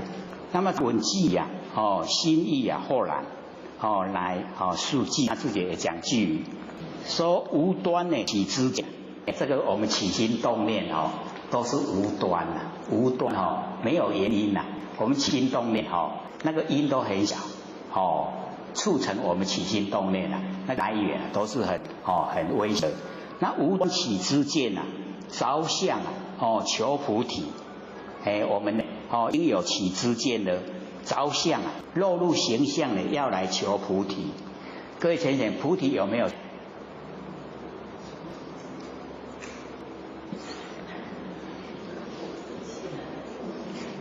因为这个出来都不讨好，最好拢点点。菩提是觉啦，没有形象，所以我们了解既然着相了，已经落入形求菩提就不会达到。情存一念悟我们已经在这个环境里面有那个一念悟的观念在。这个已经就错了，已经错误。宁业习时迷，怎么可以业往昔的迷昧？就是不可以的意思啦，没有办法。我们要情存一念悟，就没有办法超越往昔的迷昧。自性觉也我们自性觉它的本源它的本体随造往牵流。我们随着那个佛性的功能作用随着它按照功能作用就很冤枉在六道轮回牵流不息。不入子思事难去两头。假如说不进入六子的这个房间的话没有六子开，就没有办法了解这个真理，就往两头了，两边了。我们凡尘就是两边我们在凡尘都是在两边在讨生活。那么自常一路问曰：佛说三圣法，又言众生。那么弟子未解因为教授自常问六祖，说佛有讲这个法，那么又讲最上圣那自常说他不了解这个里面的意义，他希望六祖能够教导授予。那六祖就讲说：汝观自本心莫外法相。就是我们修道都是观自本心，观自己的真心要着外的法相，外面的万法万相。我们先把这个三圣法跟上圣做一个教，因为众生的根基不同有的程度很低，有的程度高所以佛用不同的方法来引导。程度很低把它慢慢引到这个圣来，所以下法那个敲打唱，然后引到中圣，中圣法就是速有动静，你学法观察天文地理，然后打坐，那个叫中圣法。然后再把它引导到上圣心理心法，到圣心理研究了解真理，再把你引导让你成佛，那个就是最上。这样知道吗？所以固定说你三圣法就一定是在三圣法，不是这样的啦，不固定。这样的意思吗？说固定一定是三圣，是一个过程把那度不够的慢慢引导过，到过的时候就是要他成佛，所以叫做一佛身，全部都是要成佛的佛身，最上圣就是一佛。所以六祖要这个自常不要着外的法相，有下圣、中圣、上圣那个有外面的法相像我们中圣不是有参禅打坐吗？我们社会人在学打坐能够有功夫那个就叫法相六祖说不要着法相我们求明心见性这个性重要，心性重要，那个相不重要。那么法无是圣，人心自有等差，法没有都是好而已没有固定的，因为人心没有相同，有的呢程度低有的高所以就有那个呢不同的那个教法。见闻转诵是小圣小圣呢就见闻转诵，我们呢一般凡尘在见闻转诵这个地方这个引导众生，那悟法解义是中圣，领悟呢这个佛法了解真理，这个是中圣，然后依法修行大圣按照佛法，然后真的努力修持了，那个呢就是大圣万法尽空，万法界一切不染离知法相，一无所得，名最上圣。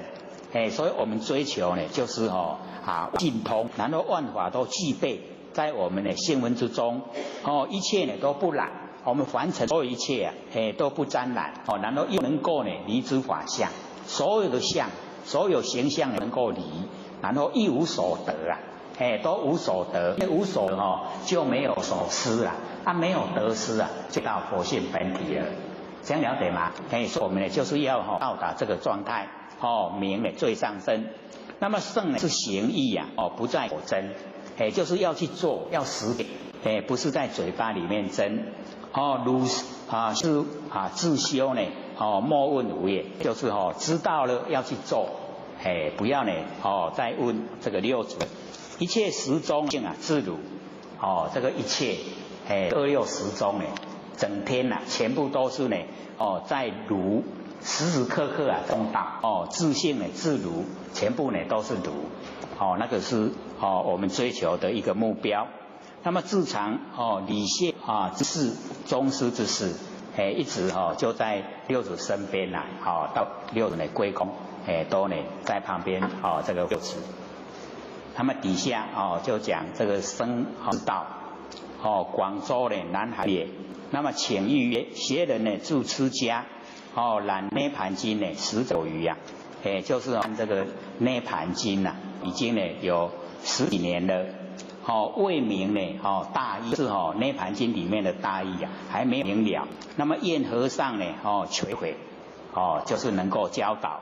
那么六祖呢就问他说：汝何次未明？你哪个地方还没有明了？知道呢就讲不行无常是生灭法，生灭即灭为乐以此呢以后在这个地方以后所以了解这个叫开空道法，开是空的道理开空真正的是真所在就是这个寂知行无常是生灭法这呢生灭寂灭即为乐，生灭灭即灭为乐，这个呢是最上的佛法前面呢是讲说诸行常，所有的这个凡尘万象万事那个行就是千流之意千流在流转说我们呢有因有果，然后缺流在三世过去世现在是未来世那很多，所以叫诸行诸行，然后呢这个无中没有常住，没有常态，一直变化，所以叫诸行无常是生灭法，它呢都是生灭的。然后这样呢生灭灭，所有的生灭都灭到已经没有了都已经全部的生灭都没有，就进入寂灭。那寂灭为乐那个寂就是如如不动，灭就是灭掉所有现象灭掉所有烦恼，没有现象就没有烦恼，所以那个寂灭为乐所以这个呢是最高的我们要追求法。那么以此以后那个知道呢说在这个地不了解，那么六祖呢就讲师曰：汝众你为什么会产生这个怀疑？然后知道呢就说一切众生呢皆有恶身各位浅显这个说出来合不合理？一切众生皆有恶身，但众生拢两个身躯合不合理？合理呀为什么讲讲是按照里面讲的嘛，色身跟法身两身嘛。所以我们要认识这个真理。假如说我们这个身体呀、没有佛性的话，在不在？这样是一个还是两个？假如说是两个的话，是不是分开？佛是佛性啊，然后色身是色身啊，是两个，两个要分开啊，不能说你佛性不在，色身就不见了啊。这样是一个还是两个？只有一个啦。不要被骗了。所以我们就要先这个认识，我们只有一个，只有一身，佛性不在的话，这个身不见了。假如说我们佛离开身体，色身还在，这样才真的有两个身啦。这样懂意思吗？懂不懂？所以咱的想法都是佛性，无佛性身躯就是无去啊。离开了我们佛性离开身体啊，处理。不是埋葬就是要烧，因为它是天地的子嘛，还给天地了。所以只有一身。这个一口说众生皆有二身，就已经开口。我们要以后看要能够训练到自己看到经文说对，要有这种认知。讲唔对，安尼讲唔对，要慢知道。他说呢，色身法身就是我们肉身跟那个佛性两个。那色身呢无常，就肉身无常，有生呢有灭，法身有常，这个无知无觉啊，我们法身是无知无觉嘛，又错了，对不对？我们的法身的觉才是奥妙很奥妙的，不是无知无觉。那么生灭灭矣即灭为乐。这个呢，这个智道呢就讲说呢，生灭矣即灭为乐者，不生何生即灭？何生呢受乐？他自己说唔知影是这个生即灭哪一生呢受乐？肉呢色身者，色身灭四大分散，他还知四大分散，显然是苦。那么苦不可言乐，肉法身即灭即同草木对那个法身认知认知不同。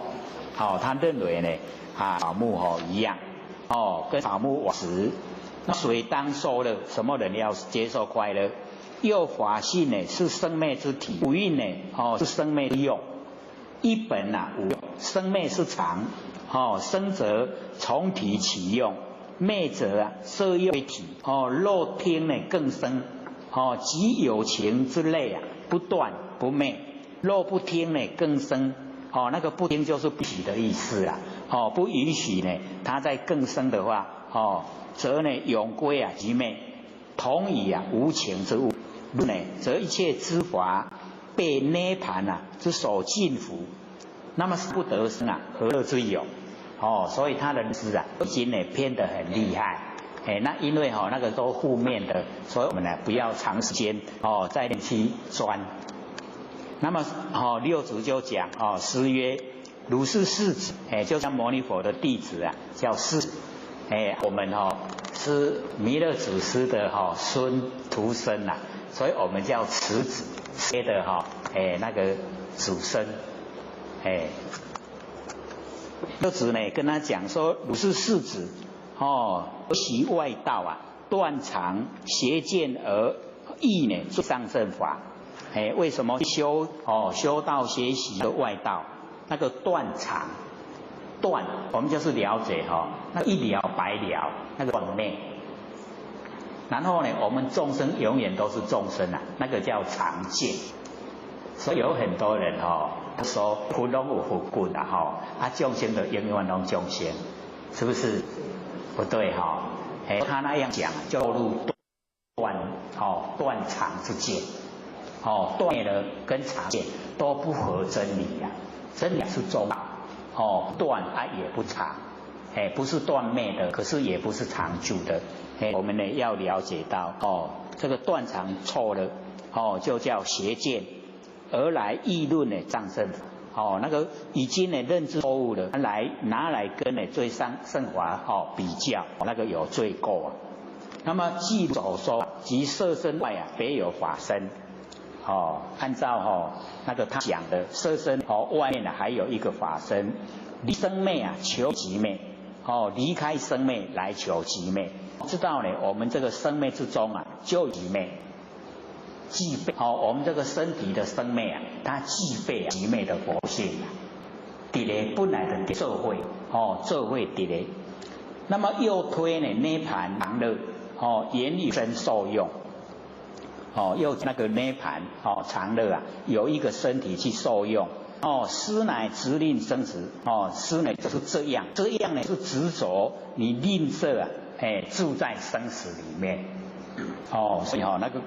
完全都不对，不正确单找是乐，已经呢全部呢都在凡尘的这一些快乐上面，一直追求凡尘的快乐跟那个我们进入那个佛的那种领域的快乐没办法去比较所以佛的常乐我净那个常就是不变化，常住了乐就是没有亏待的那个乐是永远远的。有相对的我们追求对都是生灭，那我们追求呢是不生不灭不生不灭到达常乐我净，那个是佛的果德就是到佛的境界呢才有那一种情形出现。那么如今呢是佛为一假迷人五蕴和合为自体相所以这个六指根这个自道讲说呢，佛为一切的迷人任五蕴和合，现在的身体就是五蕴和合色受想行色呢就是看得见的身体，受想行识就是我们精神有身体有精神，这个呢五蕴和合，他把这个当成是我们是体相就是我们自己不生不灭的佛性本体这个是天地如此是众眼际会借用的，不是本体分别一切法为外尘相这个呢分别一切的那个法为外尘相不知道呢这所有凡尘的一切都是我们的自心所显现，然后呢对这个凡尘的一切这个贪生呢饿死，就是好生呢饿死，就希望呢能够长生不死，然后念念牵流我们生活之中呢，一念接一念，一直在牵流，不知呢梦幻虚假，不知道呢所有都是梦幻虚假，往受轮回，冤枉接受呢六道轮回。那么以常乐涅盘欢苦相，佛已经呢进入那个常我净的那一种状态，把它呢认定是苦相，那个是不胜的境界我们凡人很难追求得到的，竟然他把它认为，那么终日持求整天呢都向外去追求，不知道呢自身呢就已经是佛，向外呢佛，那么佛此故佛呢很明这样的情形，乃是涅盘真乐就是开始能进入涅盘真正的到达呢快乐永远都快乐，没有那个苦相的那一种境界。那么刹那无生相，刹那呢无有灭相更无生灭可灭，是则呢即灭也。所以呢我们了解说那个刹那就是很短的时间这个很短的时间之中没有生相，没有灭相没有可以灭那个叫生灭灭矣，所有的生灭都灭到没有了这样的即灭就现前。所以我们要了，不是说外面所有什么生灭都没有了，而是我们的心境已经到达了生灭，没有生没有灭，了解这个意思吗？万象我们要了解佛里面说世间常住我们知道世间相都是变化常，对不对？为什么他会说常住？已经呢进入到我们心里面，那凡尘的所有一切我们了解说我们的佛性本体不生不灭那个是常，然后呢了解到万象它是呢这变化变化无常，可是呢它变化无常竟然有一个常轨，像说这个冬天过去了，今年有没有冬天？是不是啊？变而有常，这样了解吗？所以佛在讲，我们常而不变本体能够抓到，变而有常的现象啊，你能够了解，世界常住的，这样懂吗？是有一点深了常而不变是我们活性变而有常是现象，变一直在变，无常的变化，对不对？它一个常就是变而有常。所以在讲世间相常，就是能够了解说它变而有常，现象的本身没有本性，演即则生的现象都虚不实在，都是假的。那我们只要都不住相，相都不住这个呈现山河大地山河大地我们是有这个变化的时候都会讲说沧海桑海，有没有？就是本来它是一个大海，可是变桑田，我们可以种植是不是经过很大变化，景象都不同？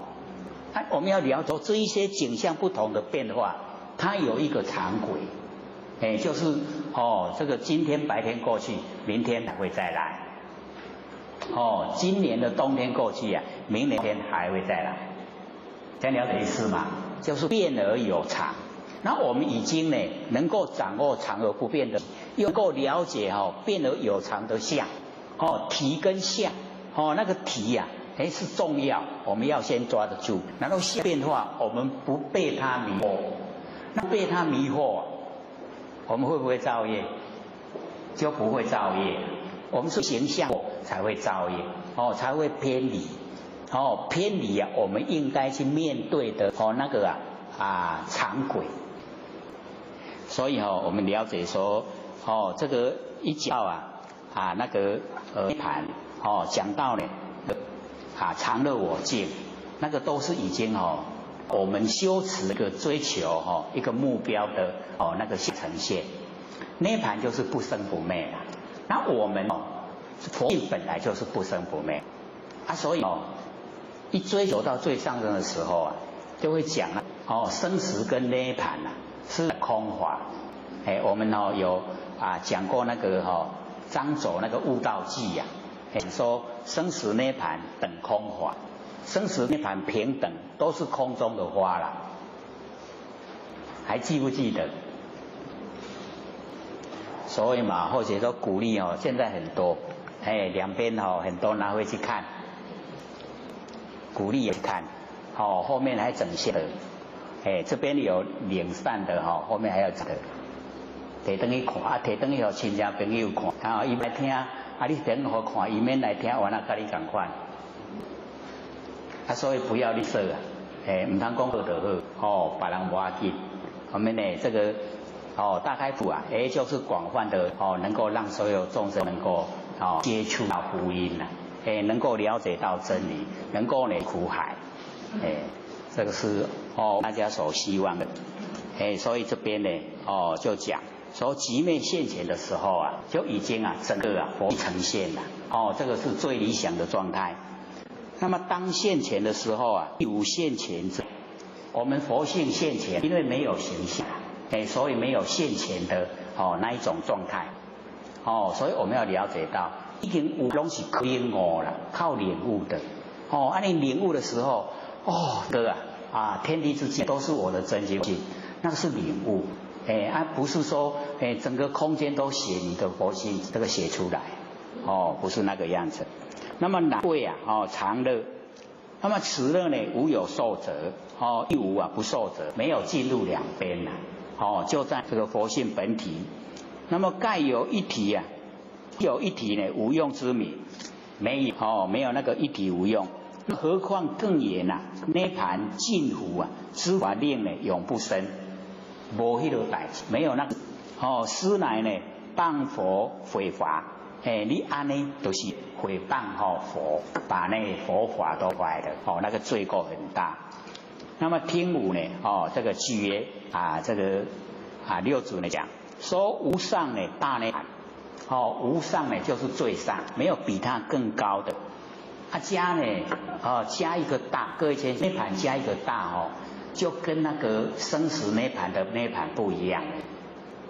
大涅盘都是咱的佛性本体，那个涅盘是不生不灭啊，佛性本体是不生不灭，涅盘跟生死相对，大涅盘就绝对，大涅盘就绝对，就是佛性一个就是无极状态，无极的状态涅盘，所以这个无上大涅盘严明常道，它也非常的严光明，然后呢常住极就是不变之体，照就是随缘之然后呢这个照而常极，极而常极照同时，就是我的大涅盘，就是无上大涅盘，这样知道吗？所以我们要了解说，我们佛性本是很理想的。那么凡愚谓之死，一进入涅槃我们凡人这个愚昧以为是死掉，涅槃不是死掉了，因为死掉就是死掉不见了，涅槃可以再示现可以再呈现没出来可以千百亿化所以不一样的。那么道呢，执为断，道呢那个执着这个已经呢就断了就以为是没有了，死掉一样。求二圣人莫以为无咒那个求二圣的人莫他认为无咒因涅槃就无所咒。那么尽时勤守记这个全部呢都是我们凡尘的那个凡情呢这个这个去思守计较的62件本。所以各位浅显或者今天特地呢拿一张那个62件那个意思，见后与思后2件，所以我们把这个彻底就是了解。那彻底了解了以后，我们往知道说，人家的那个观点，他的论点对不错在哪里，比较透彻，不然我们只够不了解意思。本来呢就想说我们讲这一章见后思后那个62件，请把那个文字打来，然后我们又有讲义可以来去看。我看到时间已经剩下要给各位发问的间了，所以我们就留着下来说，可以可以呢带回去看，写就已经很详了。那我们下个礼拜再加以解说。那有问题吗？把握15分。口道清好。这个考验他用那么小的字还不用戴眼镜。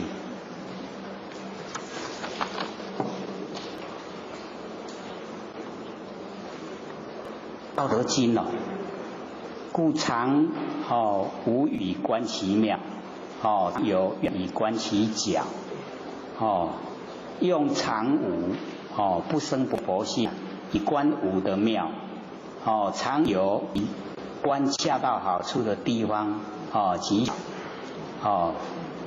以常无常有咒诀非常容易了解。这边呢或学不明白为何依三世馆舍太上道祖降道德经白话注解，台中天比差生以欲望咒解如下所以我说人的心灵在清净清清净净连一点欲望也没有的时候，才能观察出一切万物的本来面目。如果在心中充满欲望的时候，所观察到的只是万物的外表而已，所软囊所注思只能当参考知道难道这不一定？太上老君亲自自解，老师很有意思。这个问的又是蛮深的我们是准备说六祖坛经讲完以后呢，再讲这个道德经，道德讲完以后再讲金刚经，这样可以吗？或许有带那个讲义过来这边先印那印的讲义要给各位参考，不按照讲义算。我们用经的本文来解说，这样会比较宽广。这边呢，他已经可能有听了或者讲了《道德经》的那个 MP3，有听过录所以他会把那个问题出来问，说那个第一章《道德经》有81章，第一章的时候就讲道可道道，名可名常名，就已经在讲那个道的本体，也是都很高超了，只是我们一般呢那个注解会把那个常无欲跟常有欲他把它呢，因为古文都没有逗点记点，要自己加以那个逗点所以把老子在常有常无是天地的真理，那我们把那个欲以观其妙，欲以观其徼，我们连上去意思整个都不一样假如说呢我们说常有欲常有欲以观其徼，常无欲以观其妙。那常有欲跟常无欲变成我们人的情绪了。我们有欲望没有欲望，是不是人的情绪？常有跟常无是天地的真理。所以那个逗点差一个字在常无下就逗点，常无的底下逗点亦以观其徼，亦以观其妙这样呢，就是常无的时候我们要怎么做？跟那个常有欲逗点，常无欲逗点然后观其徼其妙，是不是差很多？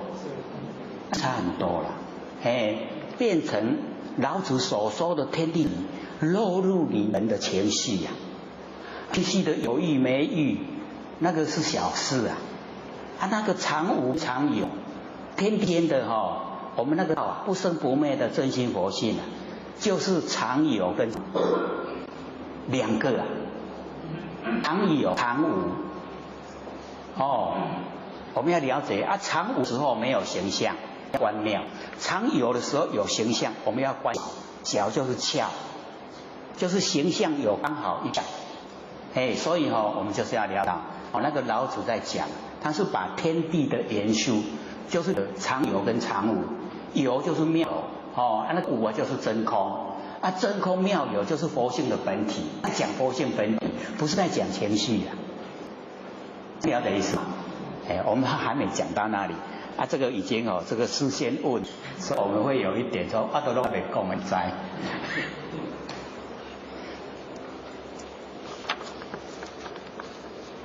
这个或许把它念出来说感谢天恩师德，或许在美国学道德，在美国学教道德经美国人要求呢想研究伦理听到你的这个讲解有如呢矛盾开，豁然易解，甚至觉得呢错解其意窃取美国经胡乱讲解，有美国人的难得学习精神。那么此周或许即使呢向美国道经呢更正讲解非常感谢刘讲师，或许想恳求刘讲师有机会讲解伦理孟子，事实中呢你已讲解大学中庸，何不也讲解伦理及孟子？因为如今事实呢非常重要，更何况呢都能够深入浅出，并以不生不灭的真心佛系注解，才能契入真机。坊间很多名教授所注解的人更迷惑不解知佛经典不在文字恳请刘讲师再考虑当仁不让，一遇学者万分感激。或许都一感儒家的那个思想，为什么？因为就是没有念书然后现在在讲台上讲那个述书的都是很高那个研究，他有很多那一些典故那因为或许没有念典故都不知道那个典故不知道那个精髓就讲不出来所以那个要去学的话，是要去找很多那一些资料去看知道那一些典故再说。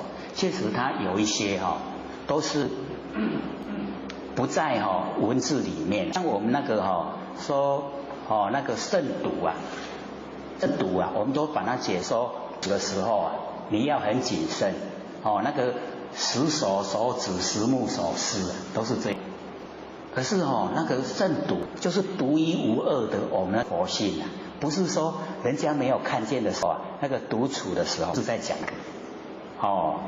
有一些啊，它确实是那个啊意识在原理以外，不在原理里面。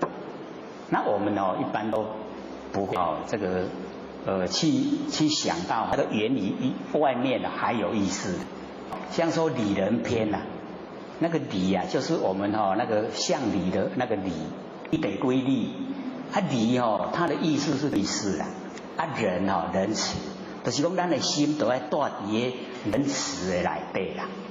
可是若不耻人焉得智啊？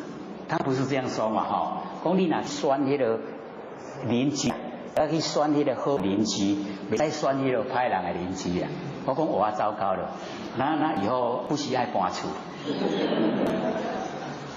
那个是讲心地啊，所以你的心地啊要做那个仁慈啊，你没有选择仁慈来做，那你怎么有智慧呢？是那个意思啊。是不是跟那个本来世界就有点不同？是深深的进入他为什么这样讲？那个要去考背景，才会了解他讲的意思，那个都要花时间的。我们还是按照道德经以后呢，再讲那个金刚。那往后假如说大家要研究诗诗呢，会努力用功，先得去了解然后再来说。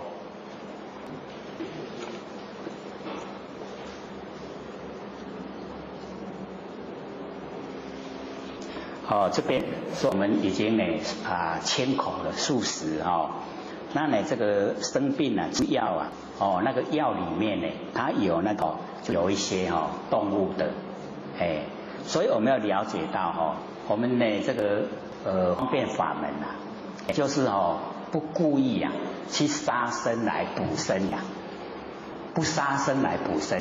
那成药的里面呢，它不会可能说很多的一些生灵的东西啊，它都是有药引是一两一粒的药引在那种状态之下都可以吃的病要先治好，有身体能够修道所以要把身体这个照顾好所以那个中药西药只要是我们要治病的都可以吃。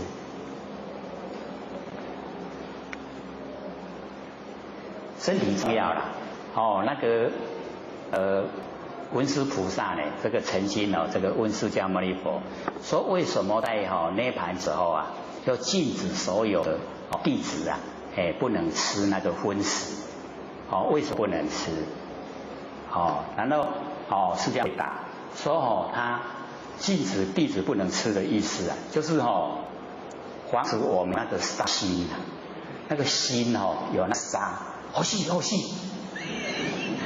有没有？我们就是容易有杀心呈现要防止我们众生啊，就是是一种这个杀心。他说规定所有弟子只要是有生命的东西都不能吃。因为在释迦牟尼佛当时他有那个五净可以吃，就是因为那个地区很潮很热，没办法五谷没有办法生活生命没有办法延续你命都没办法延续了，怎么修道？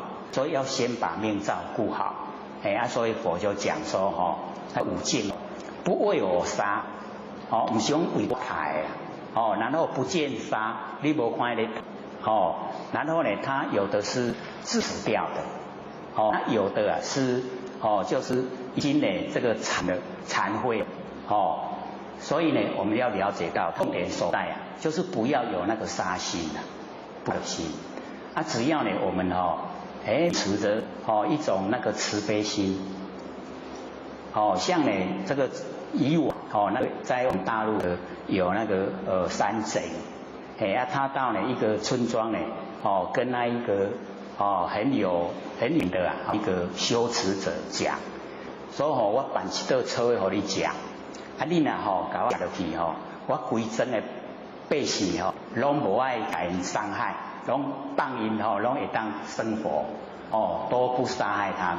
可是你只要说你要修，为了修得很好，你要维持你修得很好，不吃的话，规整的人会不会掉了？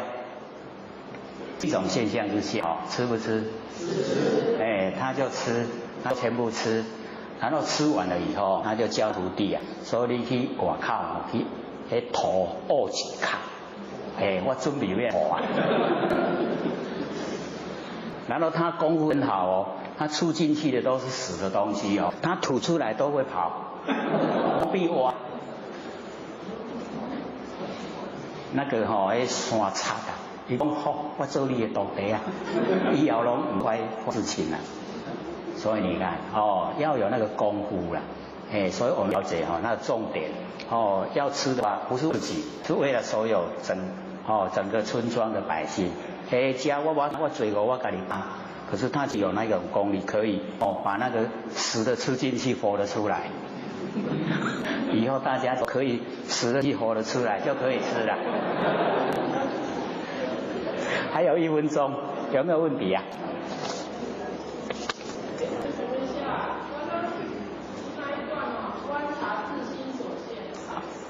人生处内见，圣外法性，专求自证圣智。专求我们专心的来求证悟圣人呐，智慧啊，我们就是圣人。我们本身呐，我们本那个觉呀，就是圣人。哎，专求自证圣智，自己证悟，证一个言字边，然后再一个那个正确那个证悟。好了，下课。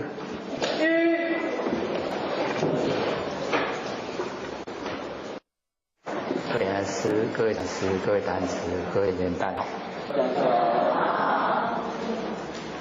不学占道天使的老千大德，以及感谢各位前贤给我的机会演讲。那我们呢讲到这个62件，那或许有回去呢有看曾经呢把这个62件写一张讲一下来，那我们呢看这一张这个62件的讲义，这个能够打出来那个字啊，一念明落入凡尘，就是呢我们这个在礼天的时候一念无明起心动念，然后呢才落入凡尘，落入凡以后还有这个身体，那么由身体产生的这个见跟思，见解呢跟那个思虑，由呢这见相出发，所以我们那个见解思虑从现象里面才产生出来，那么偏离真心佛性的本体，已经呢偏离了，我们呢没有研究都不知道因为有偏离本体，所以称为迷惑就已经呢是迷惑。那么见后呢为见解上，思后呢为思想上，所以这个见惑跟思那个对象呢不同。迷离是这个离也了，事也迷了。那么见道所之理谓之见惑。我们呢要见到这道，那被这个见惑呢断掉，就见不到道。那个见道所断的理谓之见惑。那么以见惑之故呢答以这个四谛，这个四谛呢就是苦集灭道这个真理。那么其种种的这个邪见，其这个生花的那个见解不正确。那么修道断之事谓之惑，所以上面那个见惑是见道，我们呢见到被呢那一种迷惑障碍见不到道。那底下呢那个修道见道跟修道要先见才能够修道。那么修道所断的事谓之思惑，所以我们了解是迷以事跟迷以理。那理呢就是所知障，那么事就是烦恼障，不一样的那个内容。那么以思之故作善恶之业而流转于六道，因为我们已经迷惑不合真理，那不合真理呢结果我们有心讨厌，讨厌呢做出来的事就落入善恶，我们造了这个业因，那业因一成我们就接受果报，这样子呢就一直六道轮回。那把这个见思之后断尽，惑跟之后这两个都把它断尽，能够呢证悟真理，出离三界，就是离开这个苦海。所以说呢这个见惑见之后是生死之因见惑跟思惑这是我们生死的原因。那么先断见惑80死，这个把它这个见惑能够断掉80死，那么这个什么字为见到位能够呢把那个80死断掉了，这个叫做见道，已经呢看见了这个道。那么一名呢得出果须陀洹，这个出果呢就已经呢这个第一个修的第一个果位须陀洹，那么称为这个入流，就是已经呢进入圣贤末流，就是我们讲说牛的那个显露的三级位然后已经有了那个呢叫须陀洹。那么次段呢思惑81品，这个见惑88死断完以后呢再来断见惑1品，为修到位那个见惑是见到位，那是修到位，已经呢进入这个修道。那么一名得阿罗汉，所以已经呢是第4果位，这个持果呢是断掉见惑88死，那个持果，然后呢81品断完后就是阿罗汉第4果。正呢这个真法忍，不生不灭的真心佛心会安不动。那么谓之无学，就是呢已经无华学了，到达无学的那个地位，也是阿罗汉。一名呢就是落，不落入三界，已经不在三界出生了。那么底下呢就详加研究这个88和81品的那个详细的内容，这个讲那个80跟81品。那么由迷理引起的五力识和迷事引起的五顿识延伸而成，有迷理这个道理引起来的那个五力识有5个，然后迷事引起的五顿识很顿这个延伸而成。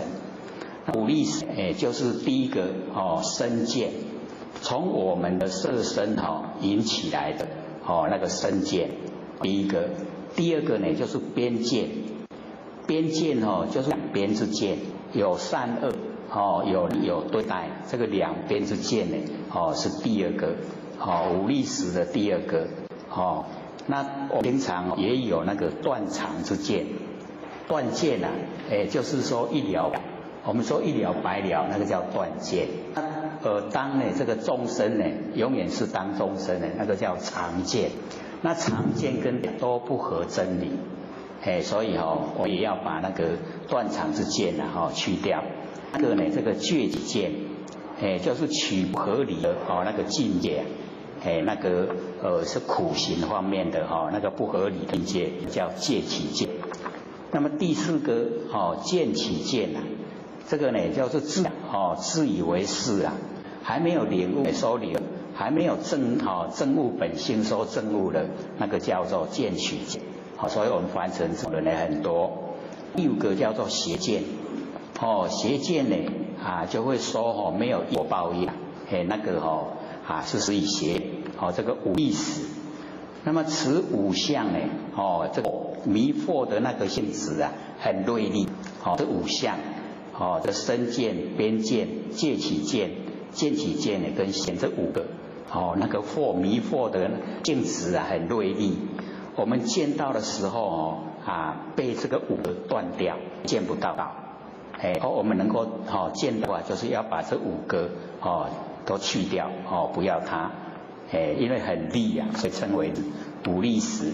这个时就是驱使、区域之意啊，驱使我们去做去行。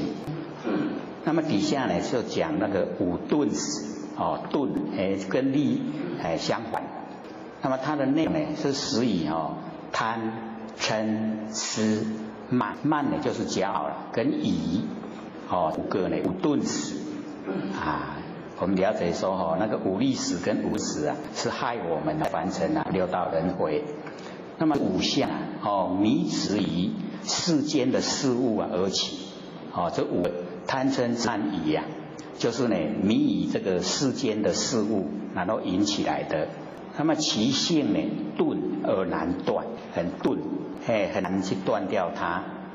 修道的时候呢被持卡住了，故顿时。上面呢那个五利时是见道的时候被它的障碍，那底下这个是修道的时候被它卡住了。那么五利时、五顿时呢名为本惑，根本的迷惑。我们本迷惑呢就是这五个利时、五个顿时，那么也皆名随惑。剩下的还有很多呢迷惑的那个叫随惑本惑。那么本惑是10个。88时呢是迷以四谛真理而起，是见惑88时，迷以苦集灭道那么苦集灭道那苦下呢具一切就是苦的方面呢这个10个全部都具备。那么集灭各除3，集谛呢跟灭谛除掉3个。那么道谛持2见，道谛呢没有2个那个10个里面没有2个。上界不行嗔，上界没有那个嗔，贪嗔痴慢你那个嗔气上界没有。那么集苦谛具备了五利时跟五顿时的全部。那么集谛者那个苦集灭道的集谛呢，只以业因，我们呢种业的业因。因为有业因呢才会受苦，所以业因呢没有身体故生见，在这个业因的时候没有没有身体，所以没有身见。那么无身见也没有边见，也没有戒取见，因为没有身体取那个苦行来修所以也没有取见，所以就减掉3个身见、边见跟戒取见。那灭呢和集谛相同。那道谛没有身体跟边见，就持2个。那我们算来呢那个苦有10个时，集有7个，灭呢也有7个，道有8个，总共呢有32时。那么32时是属于意界然后呢还要经过那个色界跟无色界所以上界不形嗔，没有那个嗔恨的心苦集道呢各减掉1个，那个嗔就有28时。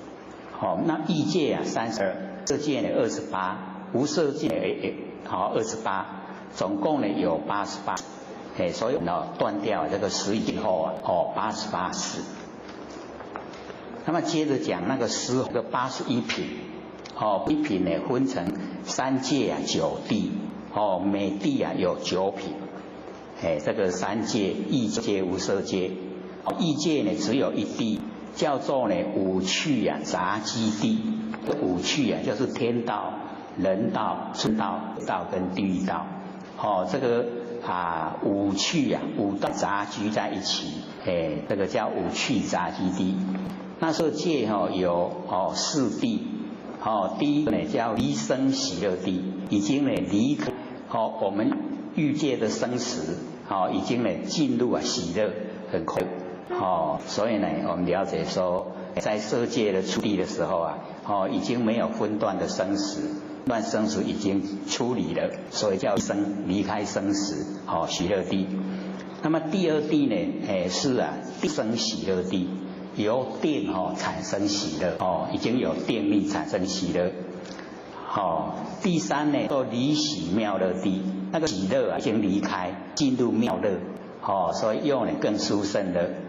那么第四个呢，叫做舍念清净地，到这个第四个舍念清净的时候就已经没有呼吸没有吃饭，很理想。色界有四地，无色界就是空无边处地，四边处地，无所有地，以及呢非想处地，那个无色界呢有四地。意界呢，这个五顿时，是贪嗔痴慢，四时呢为一品。意界的那个这个诗，我们就了解说五顿时那个贪嗔痴慢，四时为一品。那么色界和无色界这个贪痴慢，三时为一品，已经没有嗔了。他断意界吃地六品得恶果，所以意界那个比较难断，那个六品比较难断。然后呢这个恶果得到呢叫做狮头寒，它的名称呢叫狮头寒，第二个归。那么断尽意界九品之后，就是已经呢那个恶果已经断六品，剩下三品再把它断尽了，得三果欧那含。这个欧那含呢，这已经呢是第三个果位。那剩下的八地72品时候，就是呢色界跟无色界，那个因为比较容易断所以72品断尽就正四果半。所以前面的那个欲界那9是最难。断掉那9品呢有2个果位。断掉色界无色界72品才阿罗汉的果位。那么以既断尽之后81品，不再受生于阳界，就已经不在这个三界受生了。那么另外呢，我说看到还有讲说98水冕那个有时候在经典里面会出现。那是呢这个见惑88时，再加呢本惑人的迷惑，无力时呢跟五顿时而来，译名呢98时。所以我们看到那个名称呢就了说原来是88再加1098时，是烦恼译名，就是烦恼不一样的名里面都是烦恼。因为呢随逐于人，会随着我们的故谓之随其体就是幽隐难知很难知道。好像呢我们睡眠的看谓之冥，随冥。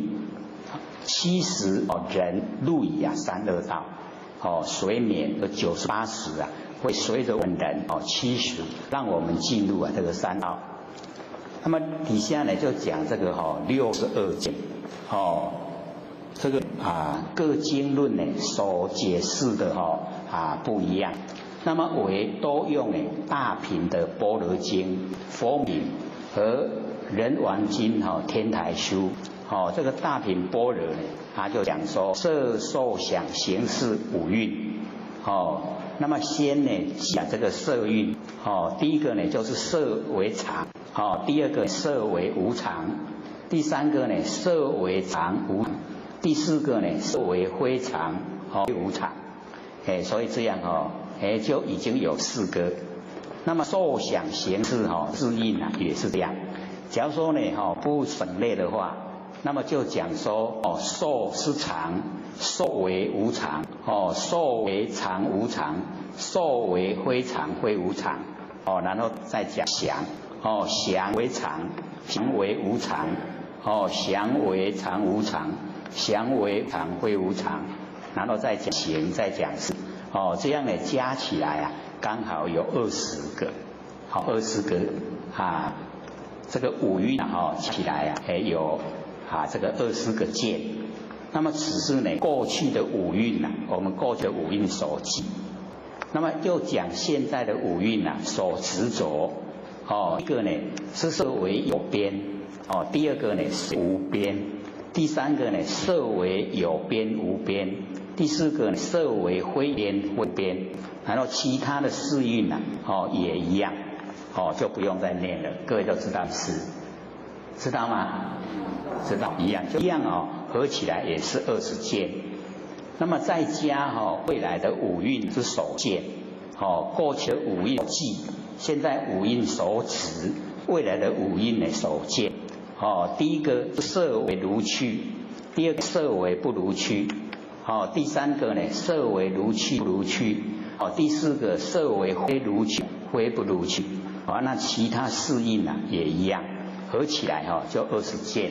那把三世过去现在未来三世加起来有60件，60件，各位知道吗？60件的6件就这样来的那么再加我们的身与神，身体呢跟我们精神为一那么身与神为异，不一样，那个异就是不一样两个见解，这样呢就是62件总共是62件，这样了解意思吗？62件的来源就是这样子它的来就是我们这个五蕴各有那个里面各有个那个见解，所以我们呢研究的话这个呢都不合于那个真理我们讲那个过去的那个五蕴先讲色是常呢还是无常？我们说色是常色是无常全部都不对了，不实于常也不实于无常那异常亦无常，常非无常也都对了这个62件全部呢都是实于不正确的不合于真理的我们这个了解这个62件因每一个这个宗派他所解说的那个内容也都不太一样，那离不开断常有无的范围这个60件离不开断常有无这个范围，而天台宗是解释他是说这是我离色呢而有我色为大为小我自于色中我为大色为小，色呢自于我中，那么四蕴也那么合起来有20个，立三世呢合为60，加常见跟断见是62件是五历史中的真见边见呢是所属，他所讲的内容呢范围又比较大那另外呢还有解说呢本节本末节末见62件呢各随说那个内容呢都不太一样，那么皆离不开呢这四句的那个四句所以我们了解那个四句，我们之前有讲过嘛四句子还记得吗？记不记得？或许说呢我们不着有，然后也不着空，不着亦有亦空，也不着非有非空，请问是什么状态？是有还是没有？都不是不是空，不是亦有亦空，不是非有非空，就是不可思议。之前不是有讲过吗？有没有？我们落入那个不可思议就是佛性本体，佛性的本体就可思议。讲它有不对，没有形象；讲它没有又不对，因为它有，只有含藏。含藏三而大地，含藏三而种子含藏所以说不对，说没有不对啦，说亦有亦无不对，说非有非无不对，全部对不正确。所以进入不可思不可议，不能用脑来想，不能用嘴巴来论议，这样了解意思吗？所以往后我们看到那个经典里说不可思议，就进入我们那个佛性的本体进入佛性本体啊，就是这一种状态，它都不属于我们的思想里面，很超然，很玄妙。所以呢，我们就是了解至于呢，凡尘所有的名相，名跟相都是假的，不真。我们也不要呢住在名在相之中。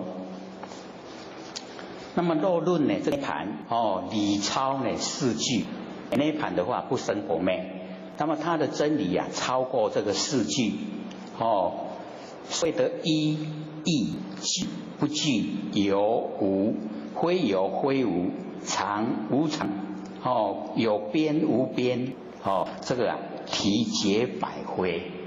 我们那个佛性本体啊解回啊100个都不对，都不对，这样了解意思吗？比较让我们能够了解就是真空妙有。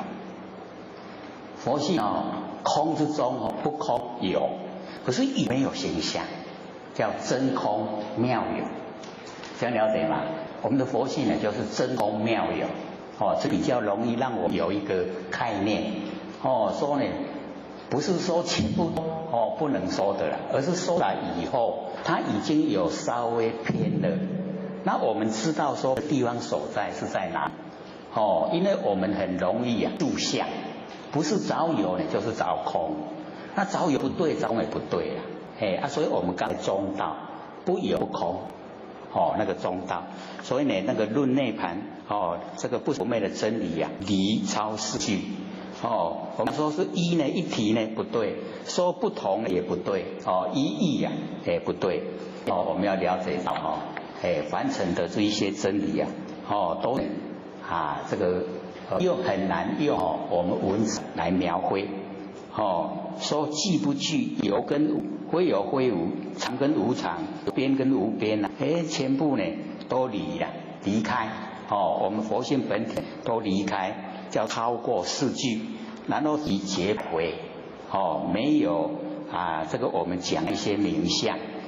那么四句言有言说呢皆无实义只有言说虽然有，可是没有实际的意，没有实际的真理在而362件亦实以这个四句这论也是实以那个四句。假如说呢我们问佛说世界呢有边呢还是无边，世界有尽呢还是无尽，那佛呢都会默然不给予回答。而且假如说有人问世界是有边的还是无边都不懂所以呢有尽呢还是无尽也都不对所以佛就不讲。他说我们心思放在那的话浪费时间，浪费精神，对我们没有实际的帮助，所以不要去研究落入无记不要研究。那么四句子后面呢或许把特别的写出来说四句子第一个呢就常这个常到呢这个即过去之我，现在之我，相续不实之常即堕以这个常见。那么第二个外道呢即我今生死，这一生才开始出生不有过去之因，所以没有过去的因。各位同学，我们这一生是在凡尘有没有过去世的因？绝对是有没有的话我们就不会出生有因呢我们现在接受是果报这个生是果报，所以一定有的因那么执为无常，即堕以断见。我们呢看到这个外道，各位同学，什么叫外道？什么叫外道？我们心外取法，那个叫外道。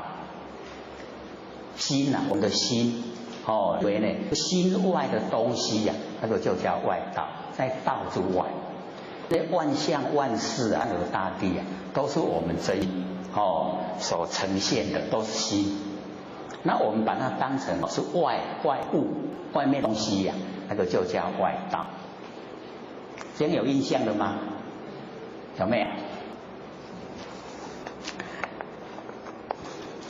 那么第一这个三个亦常亦无常，这个也常也无常。外道呢，以上面两句皆见有过，就是有过错了，有不对的地方。辩记我是常，身呢是无常。若尔，假如说这样的话，则离身呢即无有我。名亦常亦无常。这个是第三个。那么四个呢，归常归无常。外道记身有异故归常。这个呢不同，所以呢归常。那么呢我们这个性无异归无常。所以这个非常非无，这个呢都跟真理不相合。所以非真理之言论，皆呢不起考验。所以我们了解说真理呢经得起考验，不是真理的话呢一定会有漏洞。那么人生呢很短暂勿以有限的光阴呢，让在无意的见地里面稍涉及对待两边，即须呢放手。我们呢假如说对待了两边，有善恶完全都是对待了。有男女，有老少，有高低都是对待。我们呢只要呢落入对待，就赶快放手，保持清醒的那个脑海，关照呢生的实相，返回呢这个本位。所以这一个62或者是特别把它写出来，因为我们不容易这个知道。假如说没有写出来，不容易知道，对不对？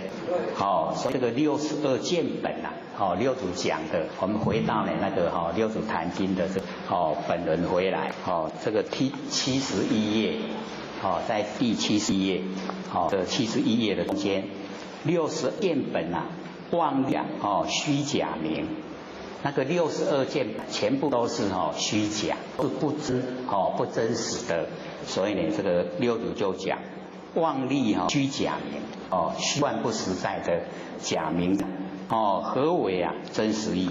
里面呢没有真实义。那么唯有过量人通达无取舍。过量就是超过数量，不在数量里面，不在那个限度的里面。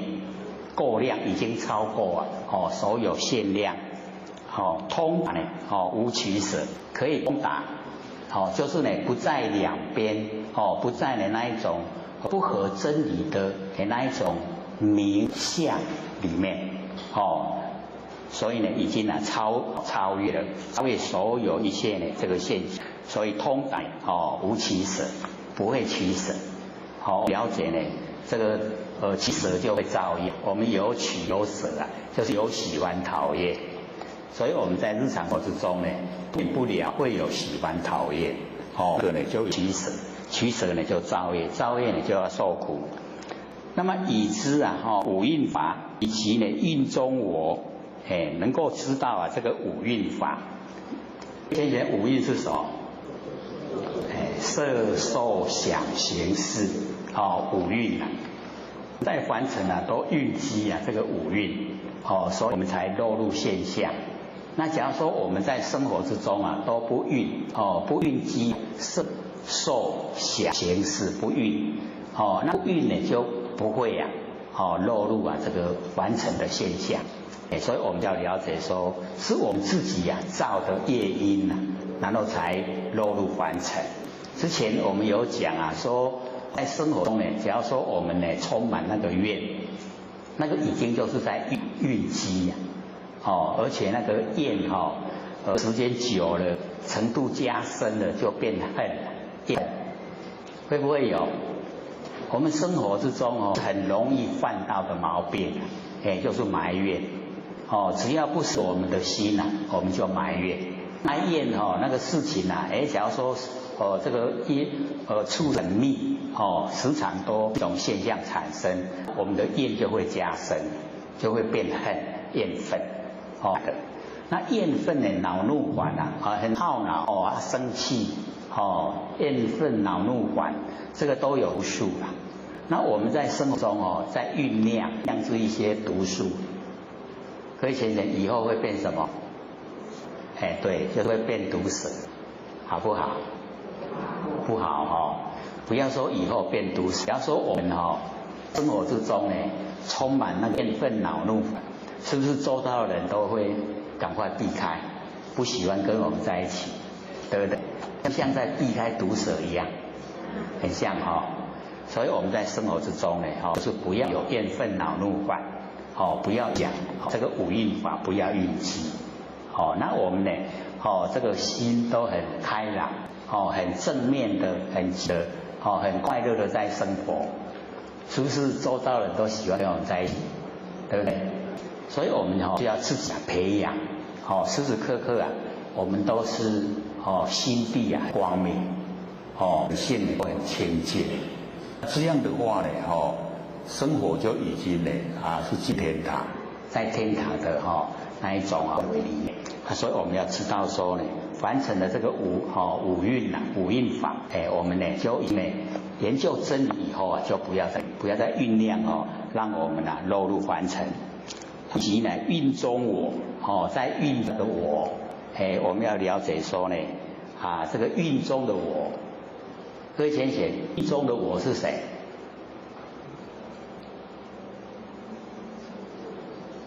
不是有一直在万方下一念不生吗？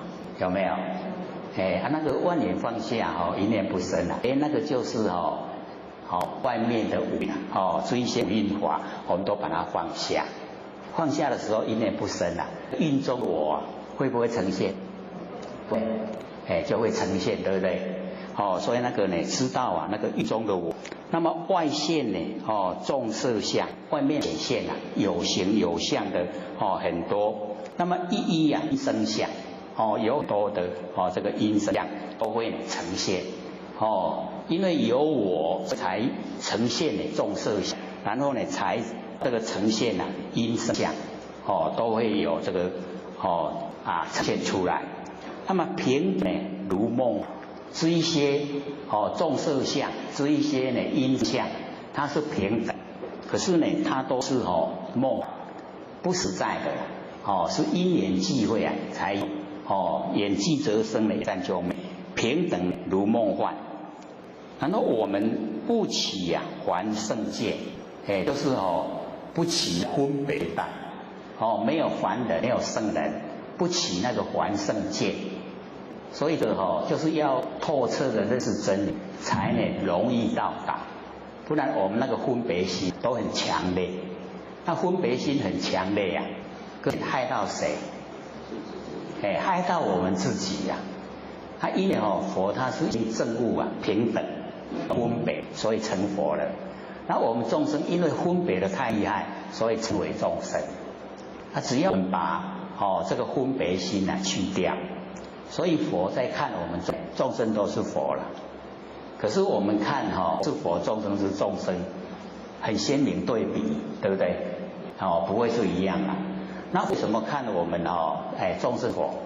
因为不管我们在凡尘现象是前有地位，还是没有地位，这一些佛看起来都是我所造的那个业因这个下来的果报所以只要我们把那些果报因果已经掉了，又恢复到本来，那本来跟佛就没有两样，都是一样的。所以佛看我们都是这个都是平等同体那我们就没有办法这个看得这么透彻。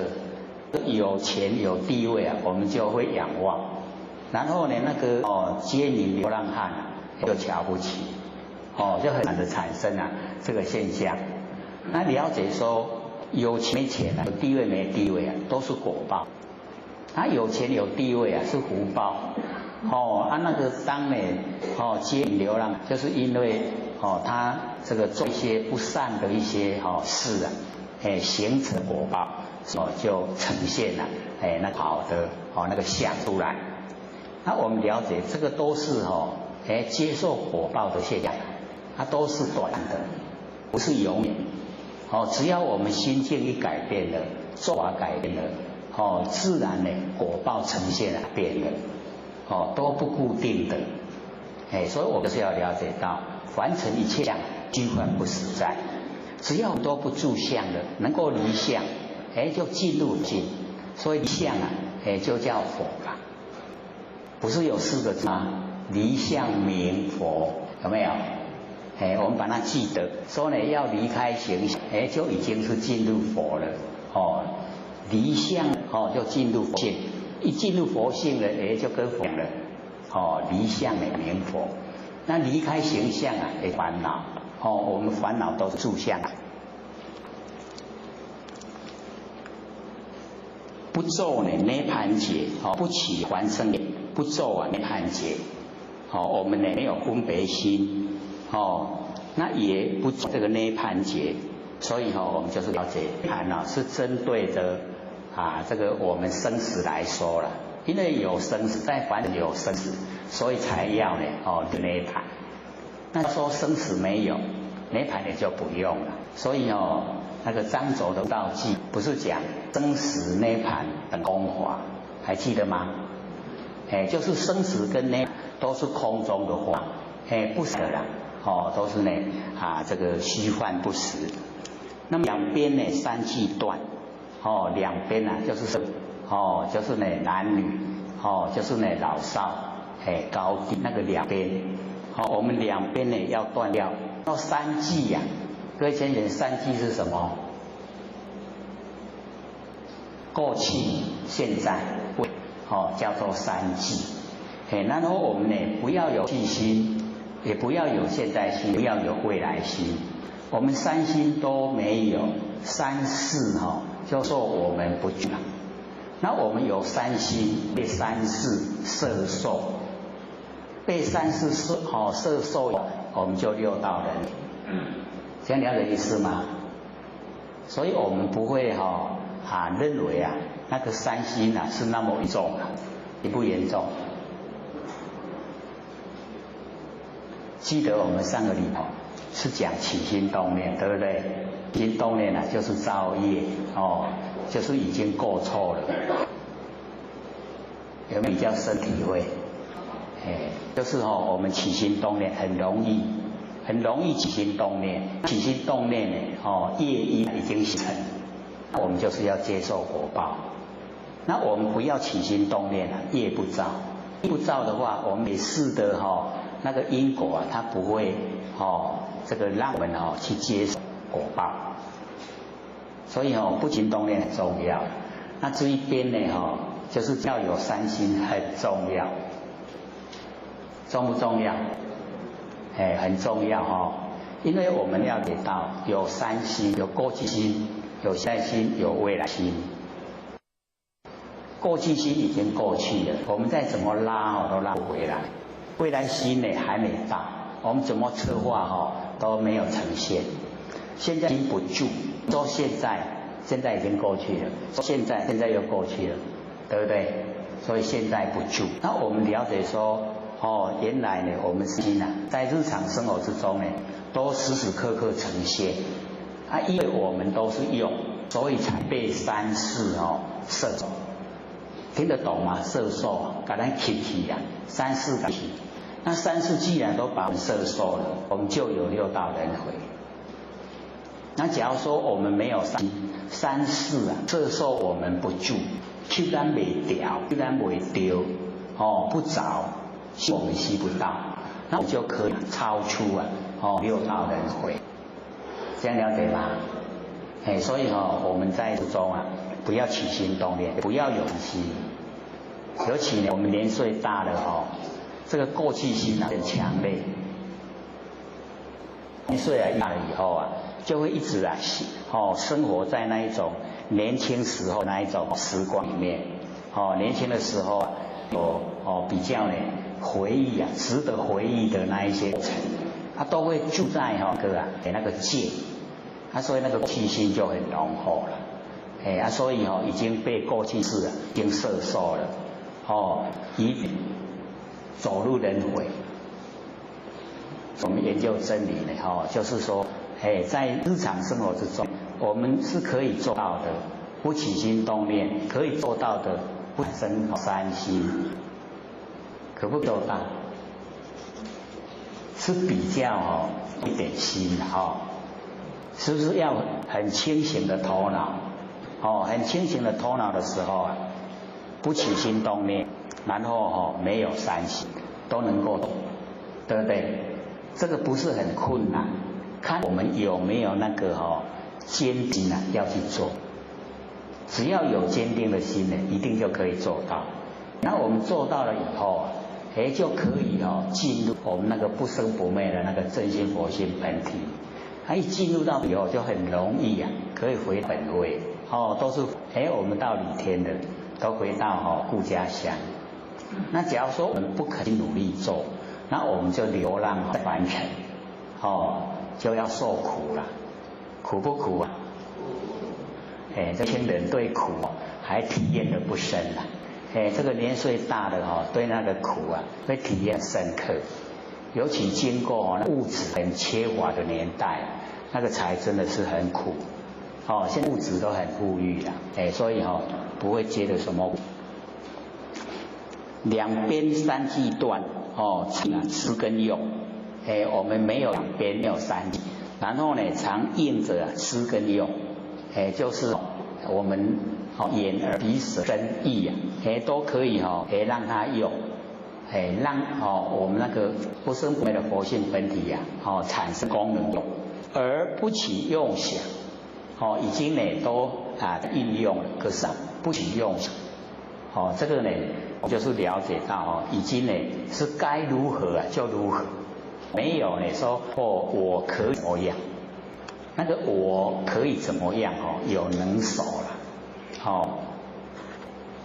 之前我们讲四相的时候不是讲得很透彻吗？有没有？四相我相、人相、众相、寿者相。然后呢说我眼睛我能看，能看的就是相然后一定手看，手看的就是人相。那手看的差别重就是很多，不是只有看一眼就好，很多那个叫众生相。然后我们连续不看叫寿者相。这样呢有手就有四相那我们那个呢起用想的时候就是有四相，了解吗？然后我们不起用想，没有用想没有说在应用我能够用，这样的话没有能手能手双明的就是佛性来应对，这样是吗？分别一切法不起别想，这个分别一切法就是了分别我们对什么样的不管是形象或是事情，我都了分别，了分别那个叫分别一切法。我们翻成的一切都了分别，不是这边的分别分别一切法不是分别心，而是了解那个相跟事的内容，那个叫分别，只要了分别会比较我们会比较分得开，跟分别心会分得开。可是呢不讲分别想，分别想呢就落入我们喜欢讨厌这样懂意思吗？没关系，这个录下以后呢各位反复可以听，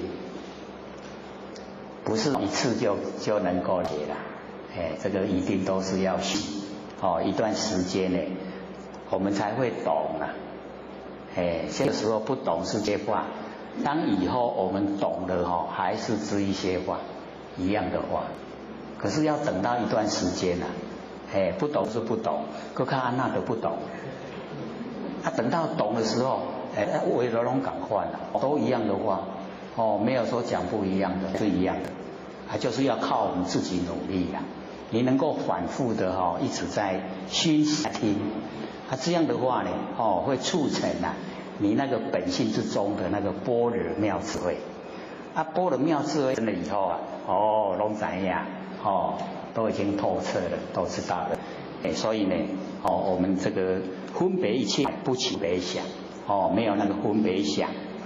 劫佛到海底啊，风虎三相济，这个是说世末路了。这个灾难啊，一到达了，整个天地啊要毁灭的时候，这种状态，劫佛烧海底，劫那个灾难灾劫，把呢凡尘所有万象已经烧坏了，烧到海水，海水散了，烧到海底，灾难大不大？很大，所以是世界末日。那风山相济啊，那个风啊，怎么看呢？可以把整座山吹动，吹两座山互相挤啊，大不大？不可想象啊！两座山被风吹得相撞，风骨山扬，是不是大灾难？所以那个时候我们人类都不在了，天地已经混沌了。所以我们要说这个言会啊，它有开天辟地，然后降人，然后经过呢万年的那个延续啊，现在要收人、收天、收地，混沌，再重开天地，下一个言会。那我没有修正说有啊，有求道，可是都没修，这个叫种子不灭，种子啊，到下一个言会的时候啊。谁要来完成？花愿再来是最理想，可是那个时候啊，因为都还没有众生都还没有，所以这一些有求道的就被推到凡尘来，到凡尘来受生啊，在凡尘经过呢，我们要了解说七佛来治理凡尘，然后后面三佛就来收业。那经过那个七佛之城的时候啊，只要你能够领悟啊，回到本位，你就可以回去了。可是到达三收业那就不行了，一定要祖师受记。一代的祖师啊，领了天祖师受记，我才可以回到本位。想了解意思吗？想不想这个有成就回去啊？还是等到我们不是都听那个南极老仙翁时常介绍的时候都讲，自我造以来，这个地球已经混沌几次了？7次了。我们看几次？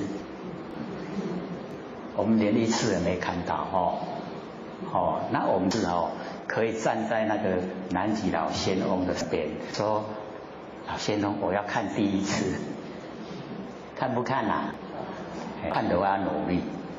使己的佛性呢恢复光明，这样呢又能够超越呢这现象，就可以可以来扶持整个世界。所以我们要到这个我们居住的这个世界怎么这么平稳？就是很多已经证的在扶持以及在保护让居住的环境，所以会过得很。各位就了解宇宙之间一个星球的那一种这个晃动是不是很厉害？有看过天文我们地球也是一颗星球，对不对？天文那么多居住在上面，要不要有人在扶持？都是修正者在扶持，修正者要我们都能够平平安，所以只要一点点你看那个前几的地震我们是不是快受不了？咱看到别一个星球它不是7点几的那个地，它是整个星球都在，整个星球都在晃动人怎么住？会了甚至会星球跟星球相挤就粉碎了，对不对？所以我看那个天文我们真的是要很庆幸，这么安稳住在星球上面，感不感恩啊？所以我们研究以后你就知道说不容易呈现这么稳定的现象都很不容易，要把握时机书生去不修，真可惜可不可惜？很多人都要贪那个凡尘的一些享受那个都很短暂的，不要去占那一些享受，都会造业。苦呢无量无，所以呢，我们了解说这个缘会啊，它也会有过去的时候，有那个呢结火烧海底，风鼓山啊像，那时候绝对没办法住了，都没掉。灾难已经呢呈现，连海水都烧干了，大地烧得都什么都没有，就已经呢混沌。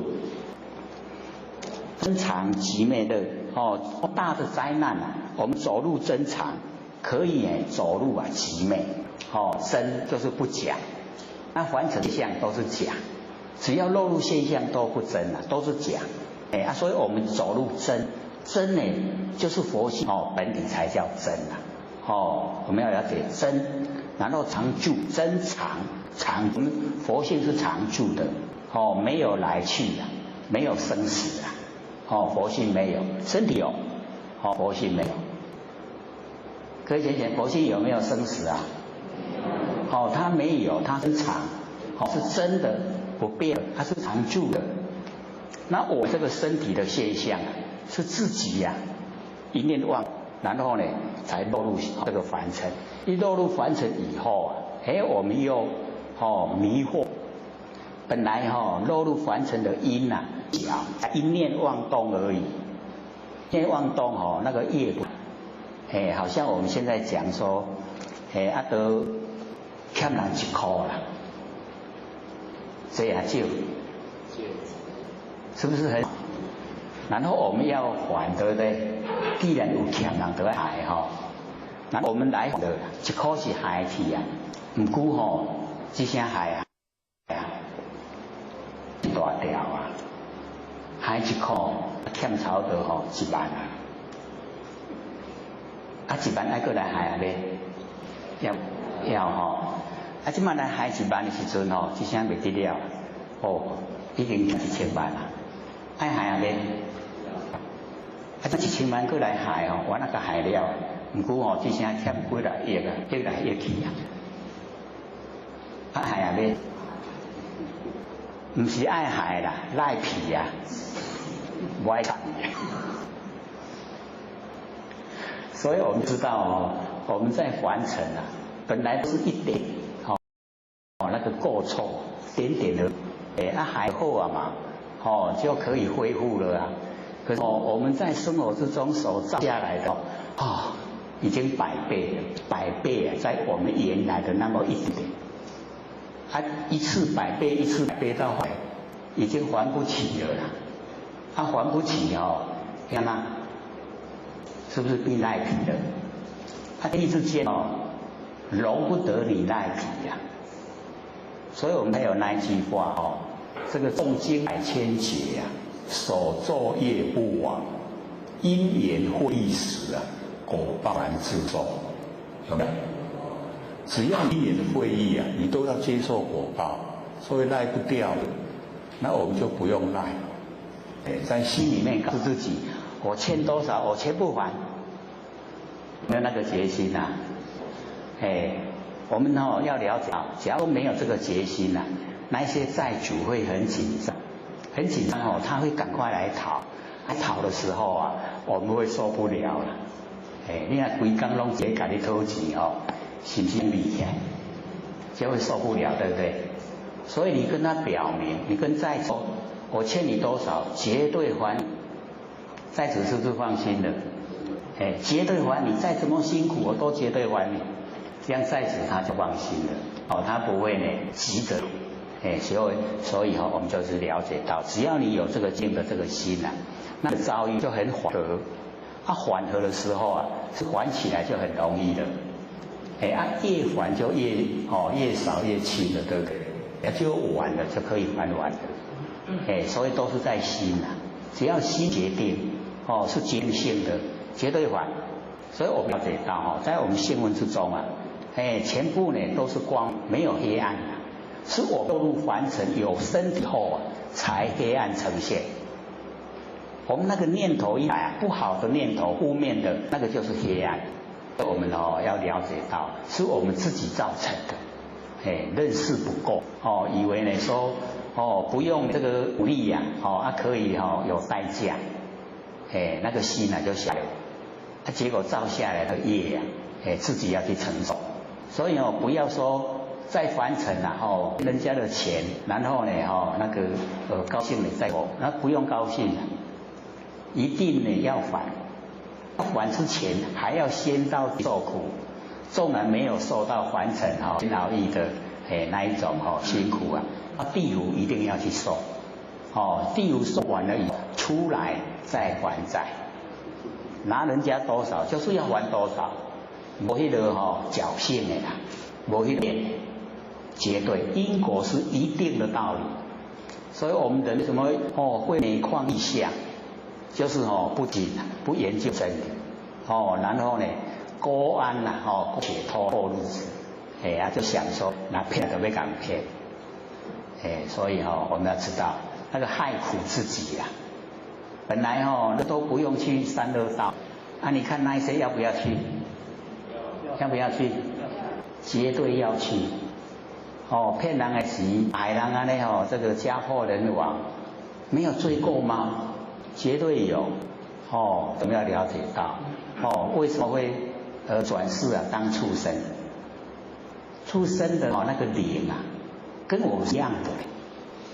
所以我们了解畜生也是众生啊，众缘积聚而见的生，它也是众生。那为什么会有那个外壳那么不理想？就是因为它背离违背，所以我们看那个众生是不是都是很的人头顶天脚地的？你看人今生有法度头顶天脚地，所有那个畜生都是很的背朝着天，背天违背天理，当畜生的都是违天理。所以我们要了解到那个形象一出来也是要去了掉你把那个手上一些违真理的全部都了掉了，你又可以恢复人的身体了。所以我们有人的身体就是要好好把握让我们那个人格那个性很清高才可以进入圣贤的行列一定要自我要求了。这个别人看不见的地方自我要求就是人品要最高要跟佛一样，不能跟畜生一样。所以以前这个老一辈的或许那个朝代在骂人那个罪业话，什么话？你在精神有没有？那个就是最严重的话已经没有人的人格了就已经是畜生。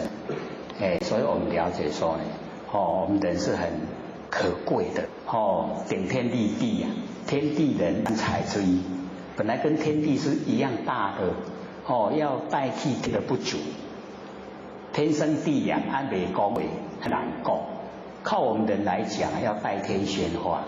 可是我们现在人在讲的话都觉得说10句内底9句教都免讲，为什么？多个真理所以那个都不用讲都没用。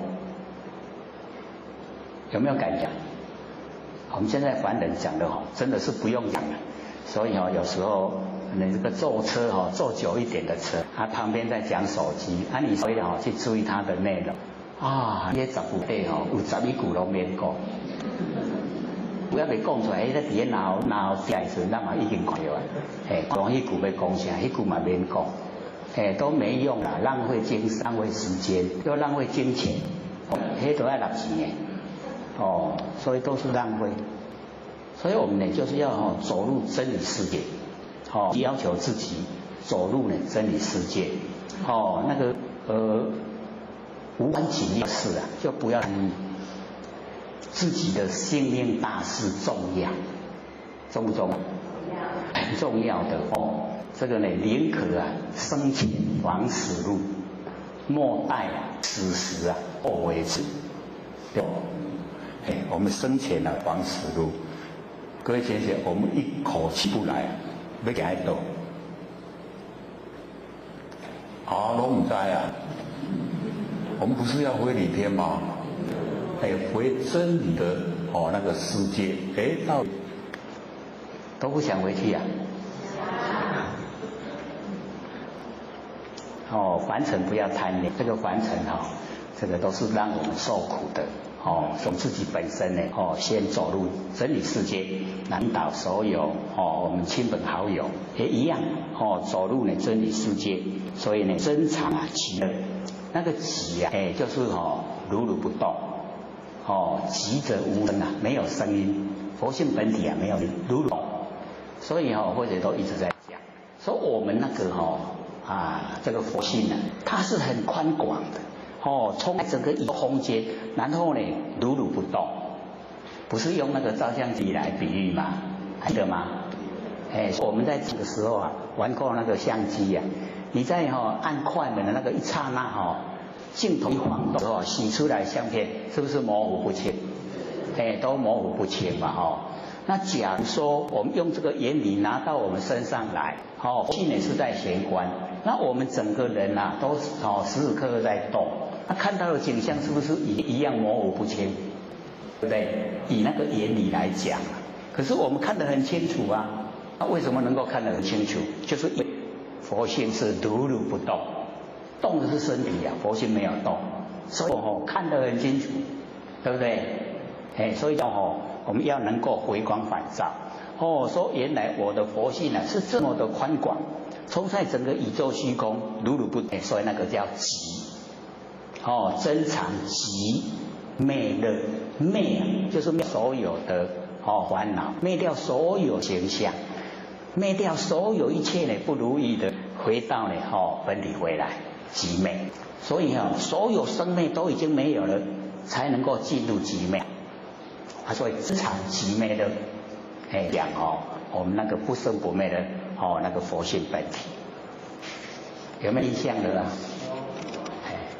所以或许因为生太多了啦，这个礼拜要再烧200套，因为后面还剩下很多，所以导致把那个 MP3啊多烧一点，就是可以听的啦，听的 MP3烧一点，从第1到第9，然后呢第10到第20才被烧第2片。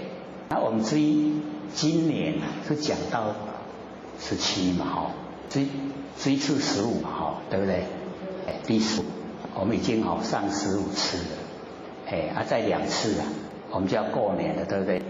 所以要等到明年再3次20的时候才烧第2片，那个量很大那个 MP3 的容大，你一片就可以听很久，所以只要有空就可以听，有时间可以看看那个 DVD 啊。因为北部现在这个时间比了，是我们这边在讲，可是听的人北部比我们这边热烈。他那个一拿个 DVD 啊，说一下子要5套，我要10套，这样呢，看看这边怎么老还在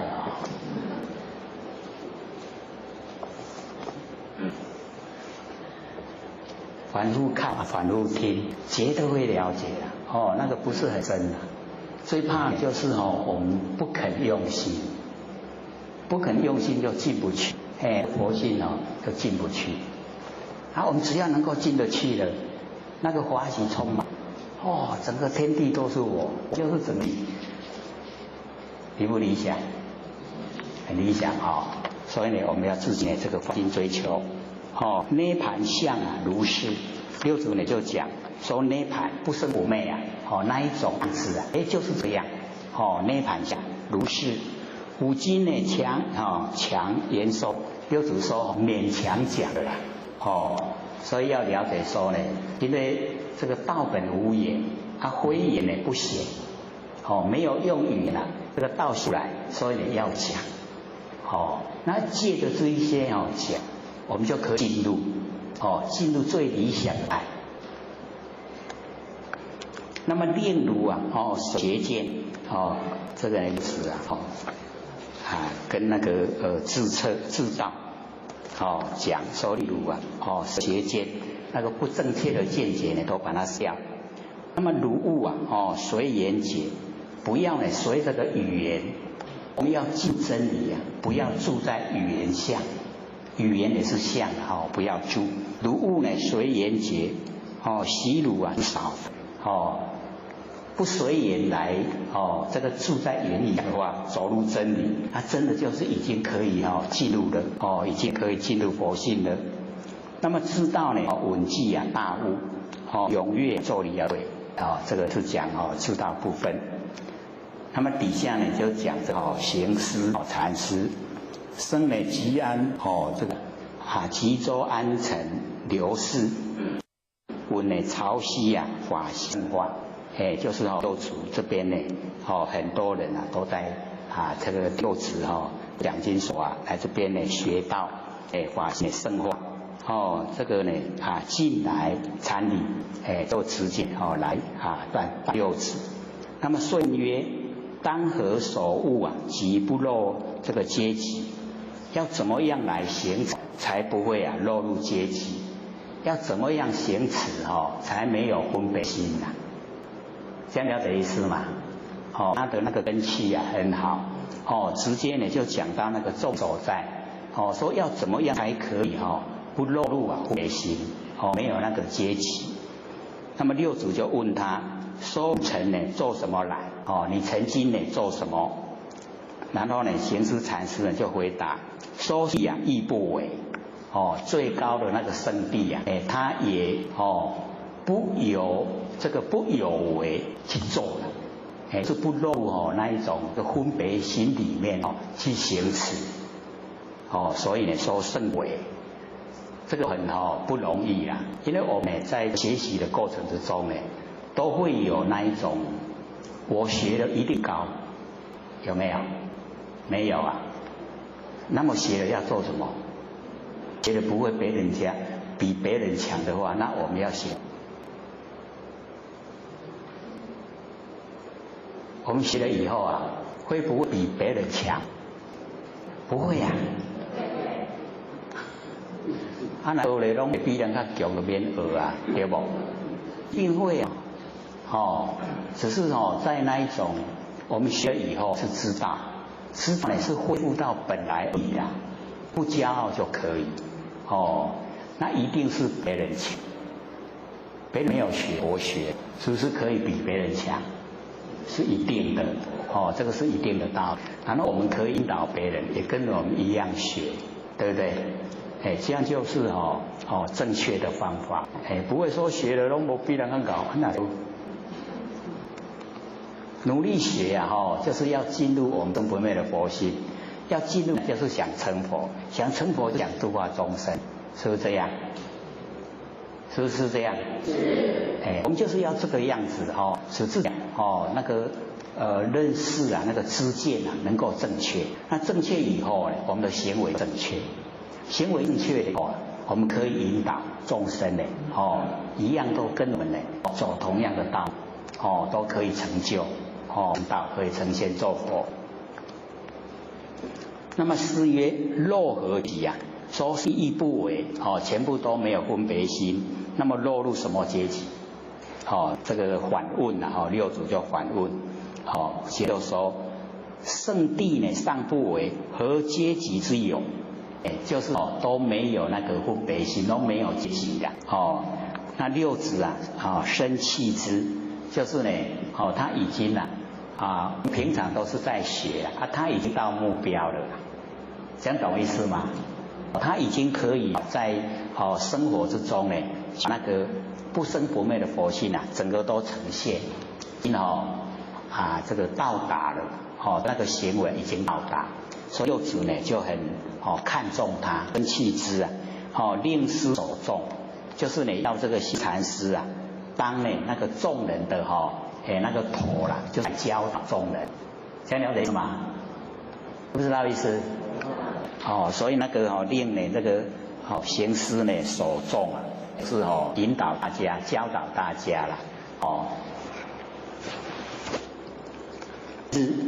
这个师谓曰：有一天六祖就跟行师讲，说汝当呢分化一方，无令断绝说你要这个当教化一方一个地方所在，是要到一个没有开发哦，没有很兴盛的哦那个修道的地方啊，你去那边去分教法，物令呢断绝，不要这个顿教法门啊，断绝了。那么湿气啊得法，遂回呢衢州啊青岩山弘法烧，他就呢回去烧这个把那个法能够呢让它呢宽广的推广开来。这个行思禅师这一段是比较因为它因太隔所以比较不容易啊得到我们呢学到。那么接下来这个怀让禅师啊，荆州杜氏子也，之月啊嵩山呢国师，是去呢拜这个惠安国师啊，一个坦然两个人啊去拜这个惠安国师。然后呢，这个坦然就问惠安国师，什么是祖师的心意啊？然后惠安国师跟他说，何不问自己意？他说什么是自己意？自己的意啦，不要去问那个祖师的西来意。他跟他讲他的那个就是秘，我们那个佛性里面那个秘密，那个秘密的所在。所以这个坦然还可以就是在那个惠安国师那边的学习。可是怀让禅师他就简不契合了。因为坦然他有办法接受惠安国师那个教导方法，那个呢怀让没办法接受，惠安国师呢就这个怀让禅师去呢抄袭去拜六祖。怀让呢到的时候就礼拜，六祖呢问他甚处来，你哪地方来？然后呢怀让就回答嵩山。六祖我要问，这个问里面这个什么物怎么来啊？这个就是禅机的语言就是佛性是什么样的东西佛性怎么样到这里来？什么物人来？懂意思吗？各位同学懂不懂意思？佛性是什么东西怎么到这里？假如说这个有这个善知识问我们这样的话，我们怎么回答？什么物怎么来？回答。各位同学，怀让禅师听到六祖这样问他他没有办法回答，不知道佛性是什么东西他不知道佛性怎么到这里来，所以他就回去了。这边写的是马上有答案，可是那个武德慧眼跟那个景德传灯录里面的记载不是这样。他回去很努力的把所有万象都来跟佛性相较，说佛性是不是这个？不是的，再拿别的再拿来这个也不是。经过多久？8年他把所有凡尘万物都拿来跟佛性比，所以底下才有说是一物即不中我们一看好像说马上回答，可是不那样，是经过8年。对你各位先生讲说，我们对个答案了解，追求的时间可以延续多久？8天，8个小时。我们大概经过8个小时8天大概就放弃了，对不对？他连续到8年，把所有东西都拿来跟佛性比，不对，所以那个说是一物不中是经过8年的时间体会出来。我们有心吗？再分开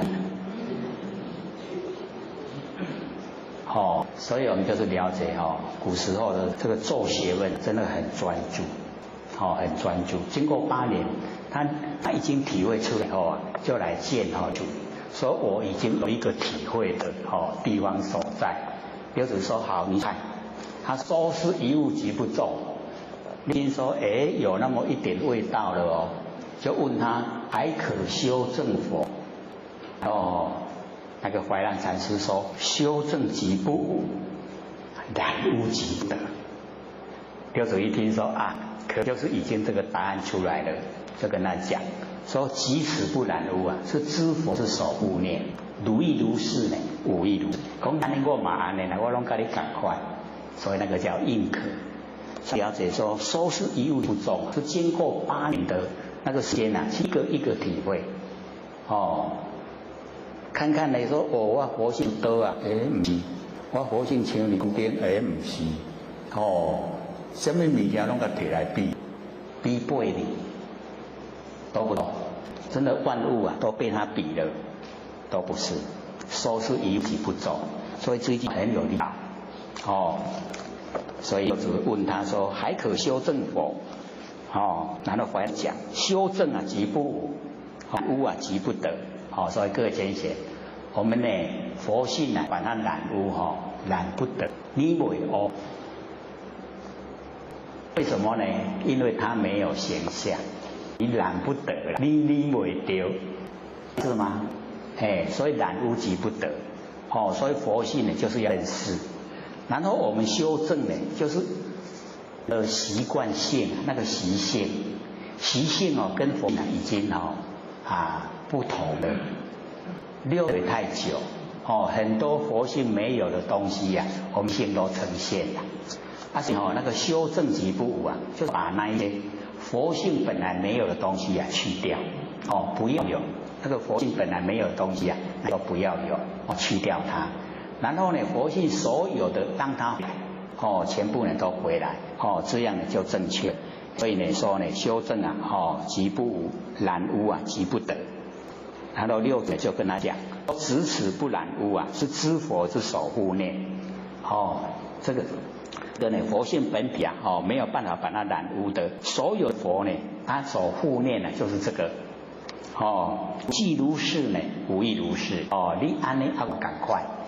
所以就应可然后底下呢就讲说西天般若多罗刹汝直下呢是一马驹啊，踏煞呢天下人应在汝心不惜呢述说。西天般若多罗刹就是西方第27的那个祖师啦，就是那个大祖师在去第27代那个祖师，他呢有讲这个句语说呢那个怀让的那个徒弟有一个姓马，叫七祖啦，马道一各位那个典故没有？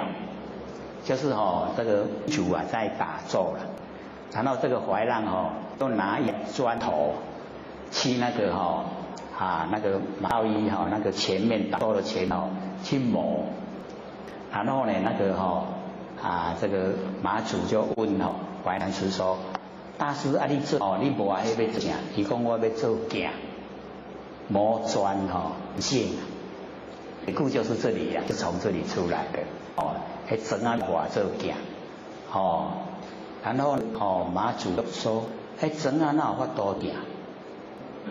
然后怀让就讲说：“我磨砖没有办法成镜。”你打坐够成佛吗？就是这样啦就是说他打坐呢不能够成佛所以道在心，在坐也不在坐就是呢讲这个那么怀让呢豁然气慧，岁至左右15载在呢六祖旁边15年日增呢这个玄奥后往呢南岳大禅禅宗这个怀让力很多在那个时候很兴盛那么接着这个永嘉学这个禅师这个玄觉禅师温中呢带是指少习经论，是呢很轻的时候就已经学经跟论。经呢天台止观法很精通呢天台的那个止观法门。因看呢这个维摩经这个花明心地看呢这个维摩经了解我们那个不生不灭的真心佛性花明心地那么我师呢，弟子啊，玄策相仿，果然之间，那个六祖的徒弟啊，玄策啊，来这个访道。那么以其啊，这个祭坛讲得很投机啊，讲得很激烈。我一句你一句，安尼安尼讲啊，足投机的，叫做祭坛。有没有遇到这一种朋友啊？很谈得来啊，拢不会讲安尼有一番种个心口不一的地方啊，都是能够从心里面这个讲出来都是这个叫做会甘蓝相照，心甘相会相讲的拢是一个话啊，讲啊两个拢做投机。有没有遇到这一种朋友啊？好像都没有。这个相识满天下知己能几人有那一种味道所以我们就了解那个谈就是能够谈得很投机。那么持言呢，暗合知主，讲出来的话呢，都跟这赖祖所在讲的都一样。策云这个玄策呢就讲，仁者得法师谁？得到个佛法，然后老师啊是谁呢？这个永嘉呢玄解说，我听呢等经论各有神，就是他看的那个方等经论，就是大乘佛法。那么或以维摩经悟佛心中，后来呢在维摩经呢领悟佛的那个以心传的那个宗旨，未有证明者，没有这个证还没有印可，那么这个玄策呢就讲说，威音王以前即得，就是呢积佛自己完成的时候那个时候得到这个道了，领悟了，就可以归本位了。那么威音以后就是三佛开始收言，无师自悟尽是天然道。那个呢，你没有那个受记那个都不承认上天都不承认。然后呢，这个玄觉就讲，都验的为我证据，无你搞我印可啦。然后玄策就讲，说我言亲就是讲到那个身份地位啦。我言亲潮汐有六大师，在潮汐有六祖大师四方云集，并是呢这个受法者，就是呢一个祖师做呢那个上天那个天命要呢度化众生。若欲则与学习，你若喜我带你来，这个都是很好的那一种朋友。玄觉遂同玄策来参，是来拜六祖。那么老师三杂正席而，因为这个玄觉永嘉大师他长得很高大，他又很英俊，然后修得又修得好，他看到六祖的那个形象，他都一粒仔囝来然后又外表看起来又不怎么样，所以他就瞧不起那个六所以呢，这个老师三杂正席而立禅堂，他就徛了。六祖就说话了说服沙门者就在讲那个这个玄觉沙门者，沙门就是勤习勤修戒定慧习昧贪痴做沙门勤习翻成中文叫做勤就是真骨力习就是习昧勤修戒定慧习昧贪痴勤习。记呢3000威仪8细行就是呢玄觉已经呢有3000威仪8万细行。那个3000威仪就是穿一头理光了，一穿袈裟就是要接那个戒律250个戒，能250个那个戒就是你在礼法的袈裟就要遵守。然后呢行至奏行至奏250乘以奏这样多少？1000对不对？1000。然后呢，我们那个十界里面啊，有舍利界、摄善界、饶益众生界，对吧？再乘以3，乘多少？3000。所以呢，我们了解这个3000威仪啊，就是这样来的。然后那个8万细行啊，就是呢从这个3000威仪，然后呢来乘以啊我们的身口意。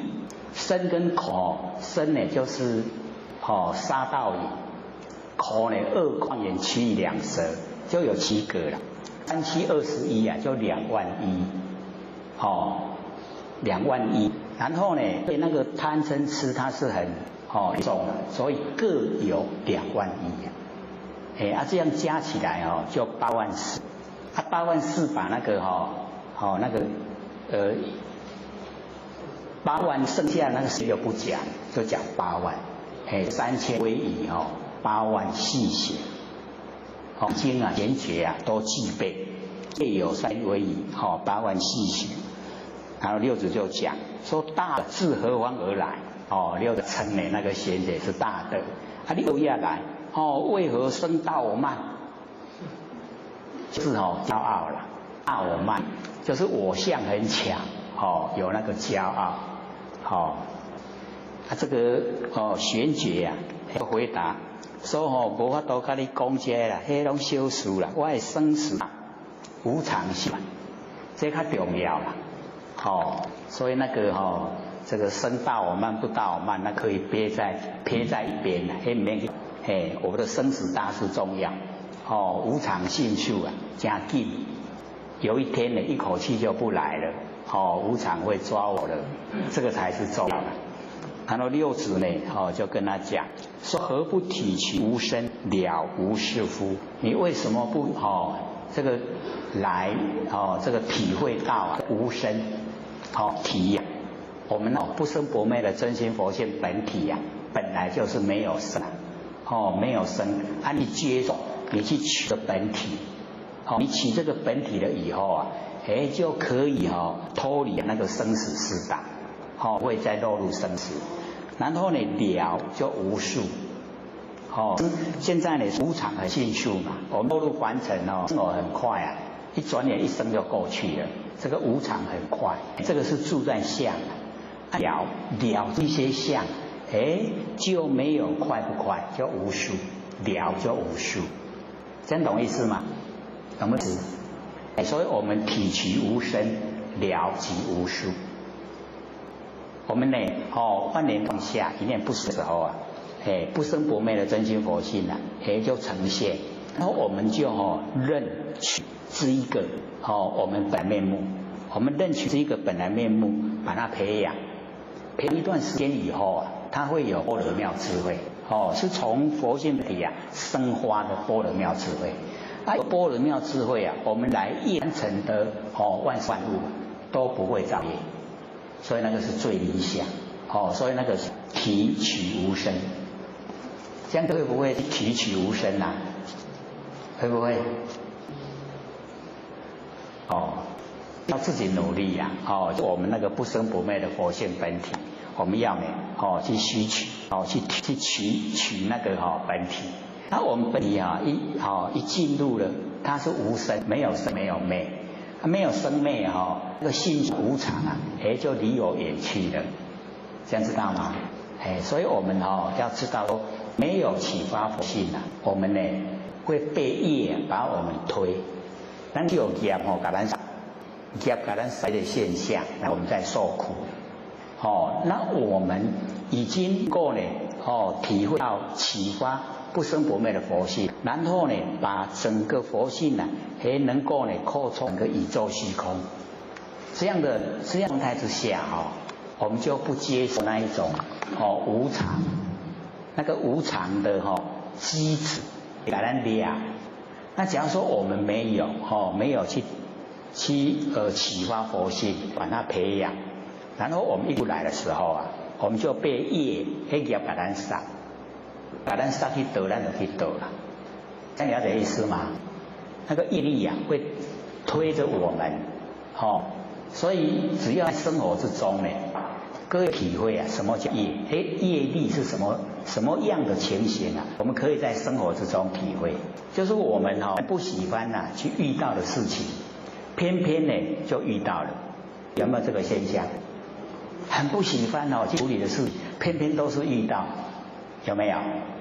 那个叫业力现前了，业力已经呈现在眼前，要不要处理？就是要处理，你不处理一定要处理，那个叫做业力。那我们已经呢在生活之中已经启发佛性了，佛性已经呢两根虚空合成一体了。这个时候我们不用接受那个业力的推促，一个人上袂行了，这样知道吗？一方面呢我们不造业，一方面我们了业，所以那个业力它不会推促的我们，这个才重点所在。不然我们说业力一推了，推你到哪里，你就在哪里现象。推去天道了，在天在那个天堂，然后推你到那个乐道去在地狱里面，都被业力这个在无形的那个背后在推，所以我们要启发佛性。然后呢，把佛性能够跟虚空合成一体，这样的话，就很理想了。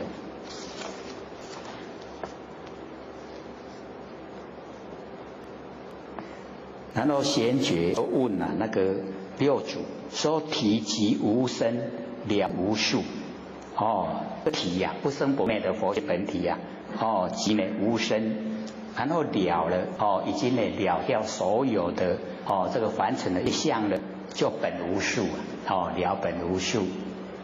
那我们那个刚好讲到这边了，剩下呢15分钟，15分钟呢是要给这个各位呢这个问问题的所以底下这个我们下个礼拜再讲因为玄觉有写这个正歌所以我们在讲讲玄觉这一段就要讲他的那个正道歌。我们还没花还没，那下个礼拜再花，还是要先带回去看。要带回去看的话我们可以请这边的那个讲师呢把它发给大家。这个已经印了蛮久了我们本来说很早会讲到，结果都这一个礼拜呢都没有收。有问题吗？好，请说。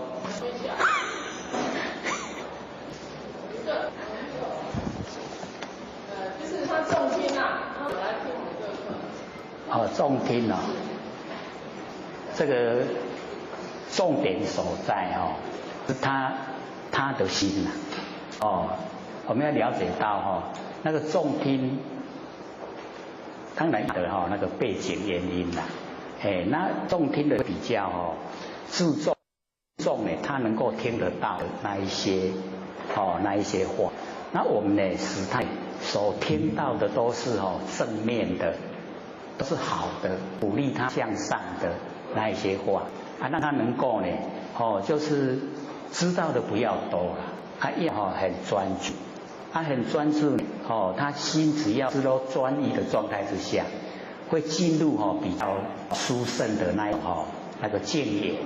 那有那个殊胜的境界他自己会体会，他体会以后有一些是不用语不用听的所以我们中国的禅宗他也不重视语言文字他重视就是实际的去行持所以实际的行持都不用讲话这样才符合道在我们日常生活之中呢就有规范像将经的第一分的时候，那个释迦牟尼佛没有我相，没有法相，没有非法相，那个就是我们持的最高程度了我们能够做在日常生活之中没有我相，没有法相，没有非法相就已经成就了所以那个重听起就是要他能够体会那个不生不灭的佛性能够呢全心全意集中在佛性，这样呢那个修很快。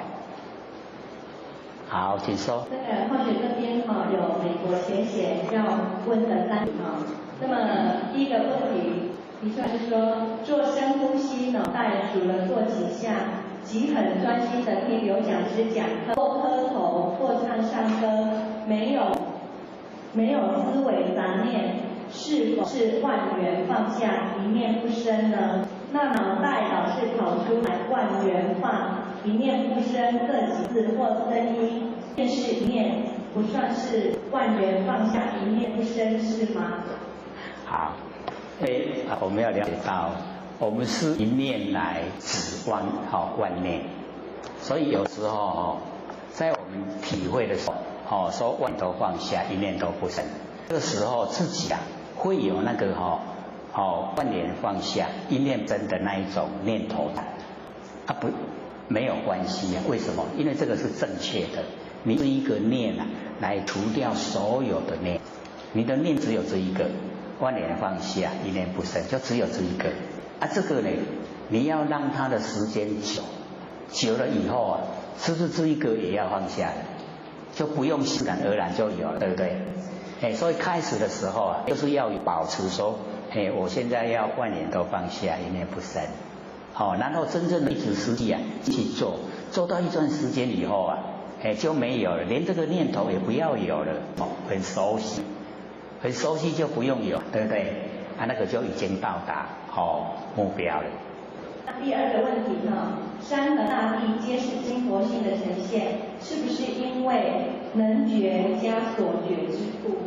好，因为我们要了解到它整个这个大地都是我们的真心佛性呈现的，而是我们要了解到我们佛性里面我们都有讲说呢，这个本身就是如来，然后呢如来含藏，如来本身性分之中它含藏万事万物都在我们佛性之中。那个不能落入说能觉跟所觉能觉所觉是我们完成有现象以后，有现象以后来呈现的。那我们现在呢是要把能所全部泯灭，没有能所，没有能所进入如来性分。那如来性分里面它就讲说虚空无相，我们那个如来好像虚空一样无相，不拒绝诸相非。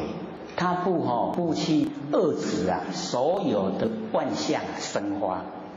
那我们要了解说，万象的生花是从如来藏本身生发出来，然后万象是假象，它不久又会还灭，你回到那个性分如来藏回来。所以我们了解那个没有能觉也没有所觉，是一体的。所以我们在修的过程呢，我们就是要心跟境一读得懂吗？就是心跟境合在一起，境就是我的心我的心就是境，心境读，不换思维，我们不要去想不换思维，然后积岁月，我们累积那个岁月就是心要久一点我们要累积积之岁月而不息开谓之有也。懂意思吗？心境一读，不换思维，但不持善，积之岁而不心开，谓之有也。全部一定心开，一开就会了解到万象万事都是我的真心佛性。那第三个问题请刘讲师举实例说如何解六劫。六劫这各位对六劫有印象吗？我们本来是极昧，可是我们把极昧变成生昧这个第一个劫就是我起心动念把极昧生昧。第二个劫就是把真空变完空第二个劫。然后第三个劫本来我们那个是很灵敏的，没有能手了很灵敏的那种状态。所以我们一落入现象以后，结果我们有能觉所觉就不忘。第三个劫。第四个劫是我们的六根本来都现本体生花了。我们现在一落入凡尘，六根有六根的自见，他自己想当家，所以那个是第4个劫。第5个劫啊，就是我们的对凡尘的所有这样和万象都会把它呢当成是外面我们心外面，所以那个第6就始于动静，动静2个劫就是我们最后升起的。所以从那个极昧到达这个动静，所以在讲那个耳根圆通的时候啊，就会讲说我们要恢复把那个6个解除啊，就是要了解真理。真理了解以后，所有凡尘的动静那一些啊，都是我们佛性的呈现。可是我们现在把外面的动静认为是佛性之物，不是我佛性里面的事啊。所以这样的话呢，我们没有办法去打开那个动静的结。所以我们就是要知道说要怎么样去打开呢？我们做耳根圆通啊。所以那个我们开始讲那个讲义的时候听不懂后来就不讲讲义了，直接就讲了观世音菩萨的那个修持法没有？讲的时候就教我们怎么做了，有没有？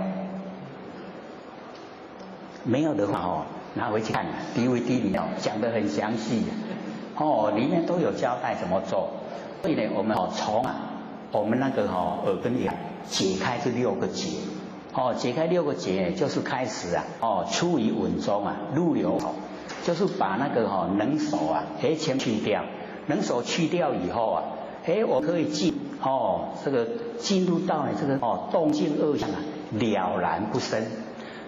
了然呢就很透彻的知道了了不明，可是呢心中不产生动静所以那个解开这2个结那个很重要的，因为这2个假如说解开以后那个根觉空昧那到达那个极昧的状态，是一个就可以恢复所以我们先呢就是要从圆通做，因为平常每一根都可以可是不容易有功效呈现。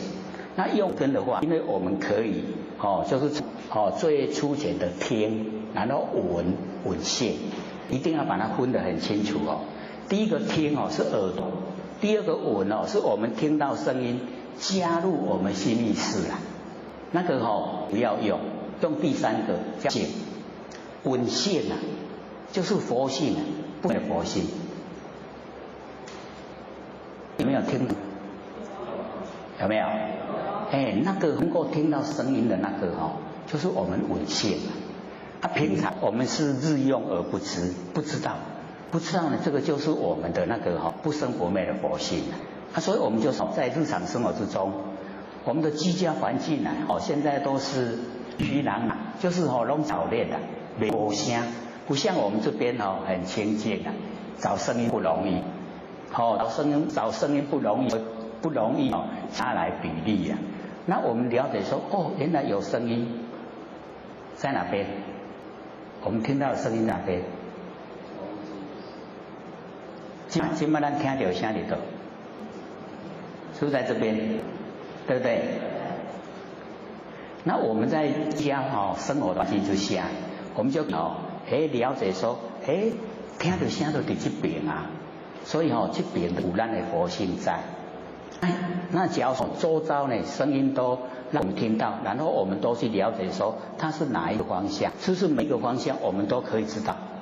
对不对？一滴多几个方向出来的声，我们都会知道。然后呢，就把我们心已经伸展了，伸展呢已经宽广了。那伸展宽广以后就是了解到说最不容易的就是把它局限在玄关局限在身体里面。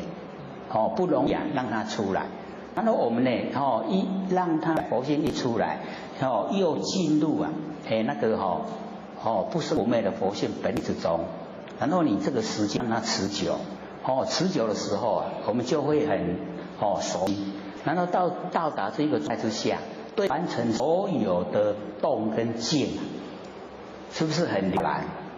就是不知道了。但是我们心中里面已经可以超越那个动，就是不被动静影响。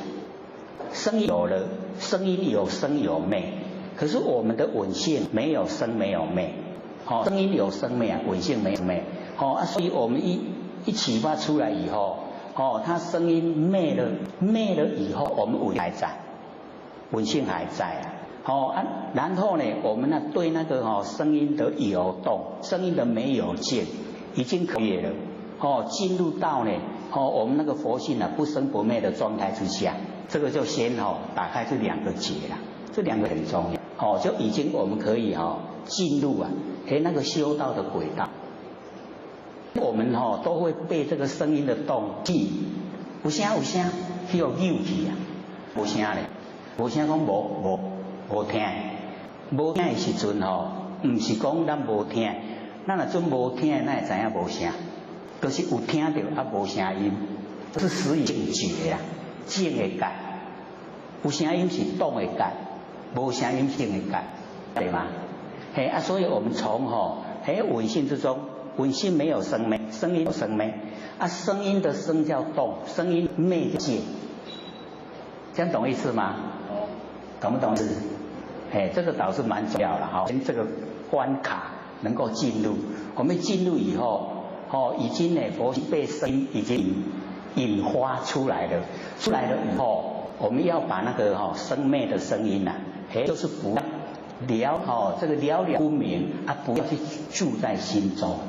知影心中脉大之后我们就把那个定这两个结先解开，这样了解意思吗？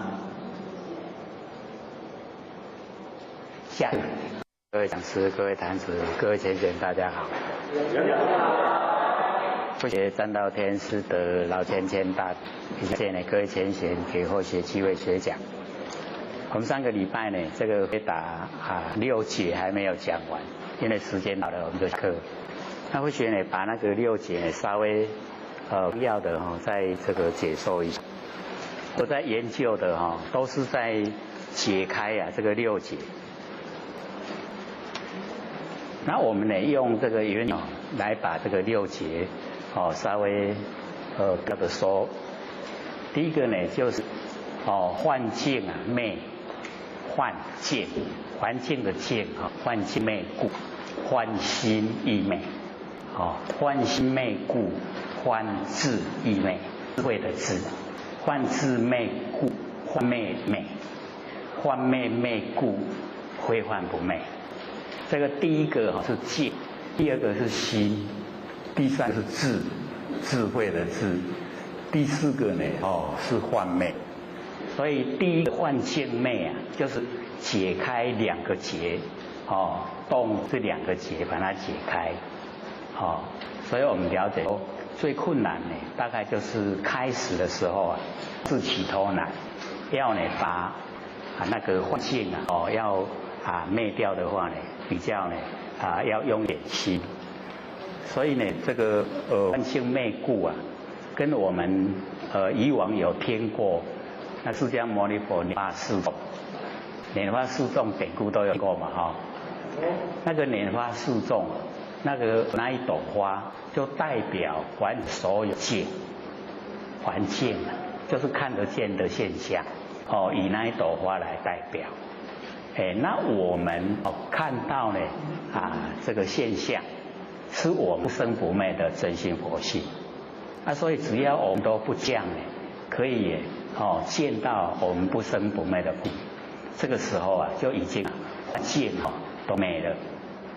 那幻境灭了以后我们呢有心，那个有心的心是因缘际会，因为有根尘相对才有，所以幻心一样灭。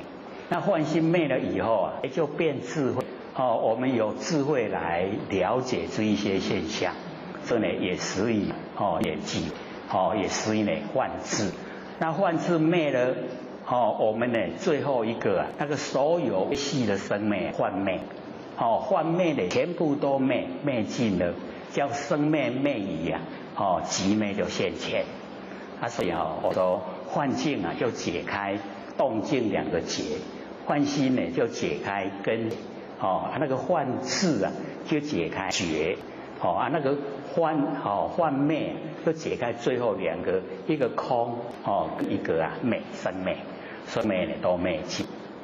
因为我学一章那个观世菩萨修持法的耳根连通，那个里面把那个解六解讲得非常细可是我们那个时候听了以后最强烈的反应就是说听不懂，一句也听不懂，是这样。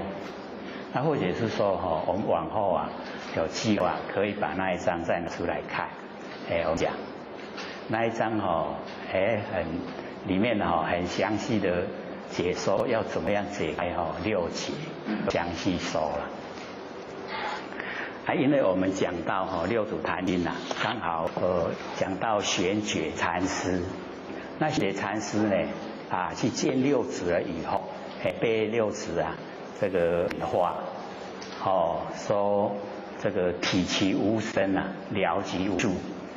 那点化了以后他这个做一首正道歌，学禅师正道歌。因为他住地方呢，那个地方所在永嘉，所以我们又称为永大师永嘉大师的正道歌。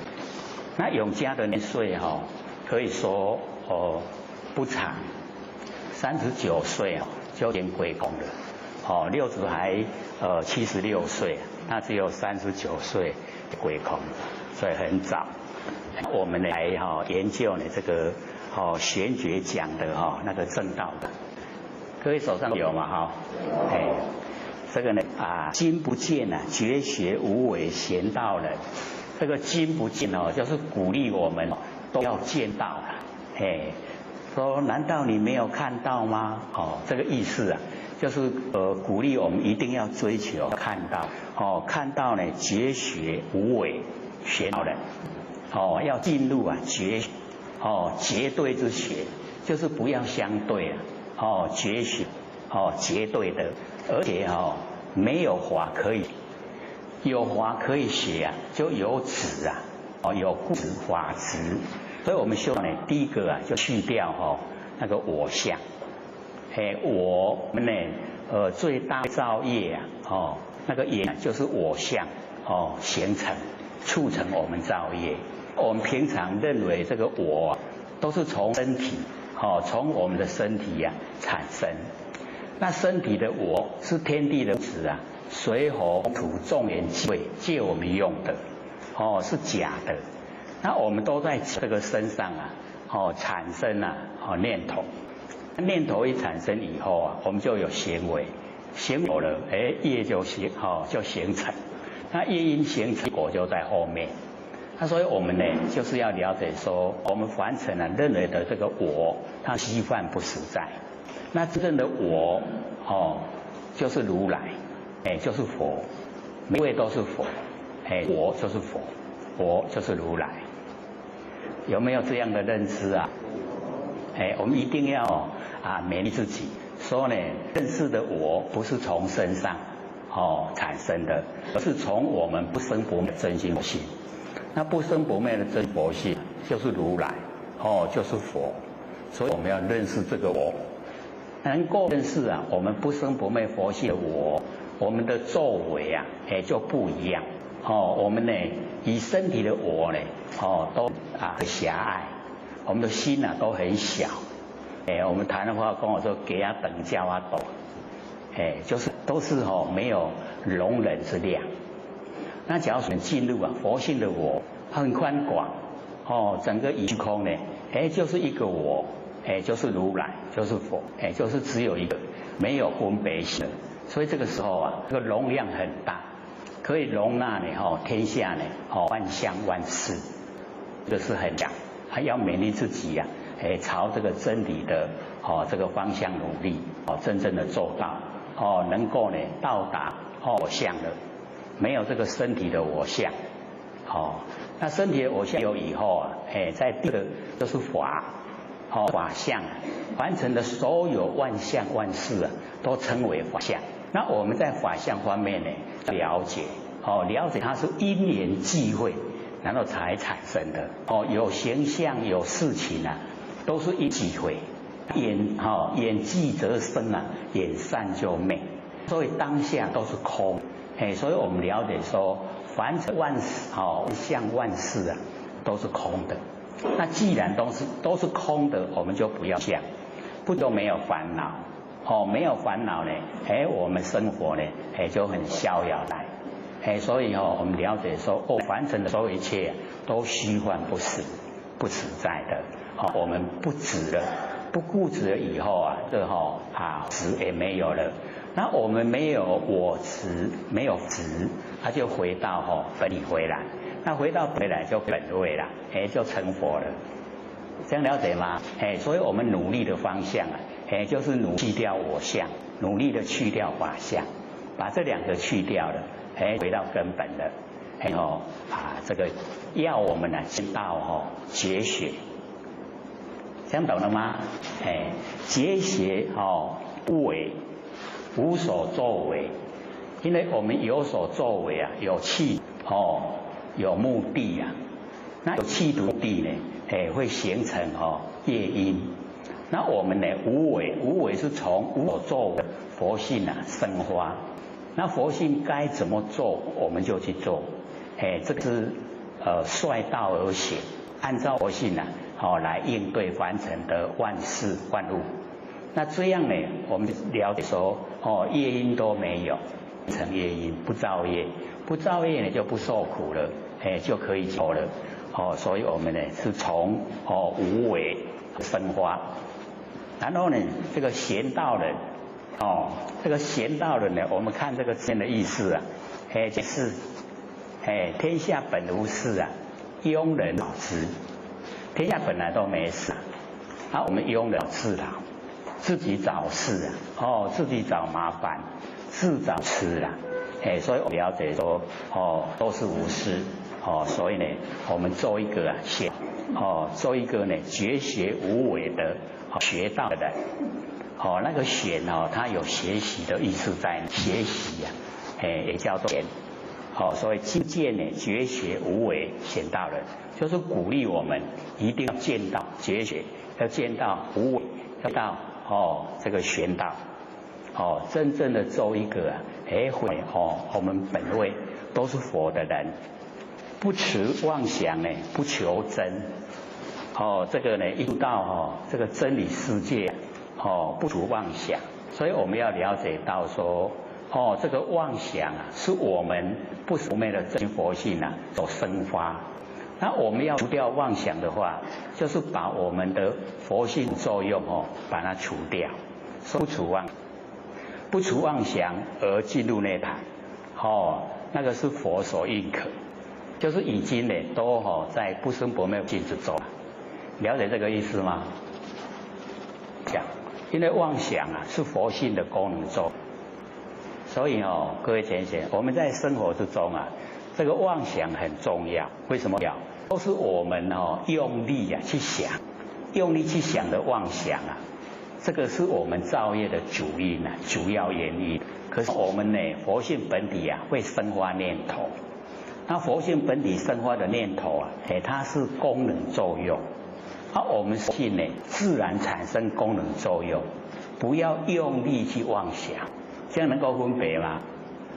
因为我们就是因为有遇到事情，这个眼睛看到，耳朵听到，鼻子闻到，然后以后啊，我们用强力的念头去想，就是把我们心里面的事啊，要让它成型。这样的话呢，是我们自己啊已经熬夜了。那个根呢，我们佛性的功能作用啊，是把功能作用拿来当本体呀。是已经这样。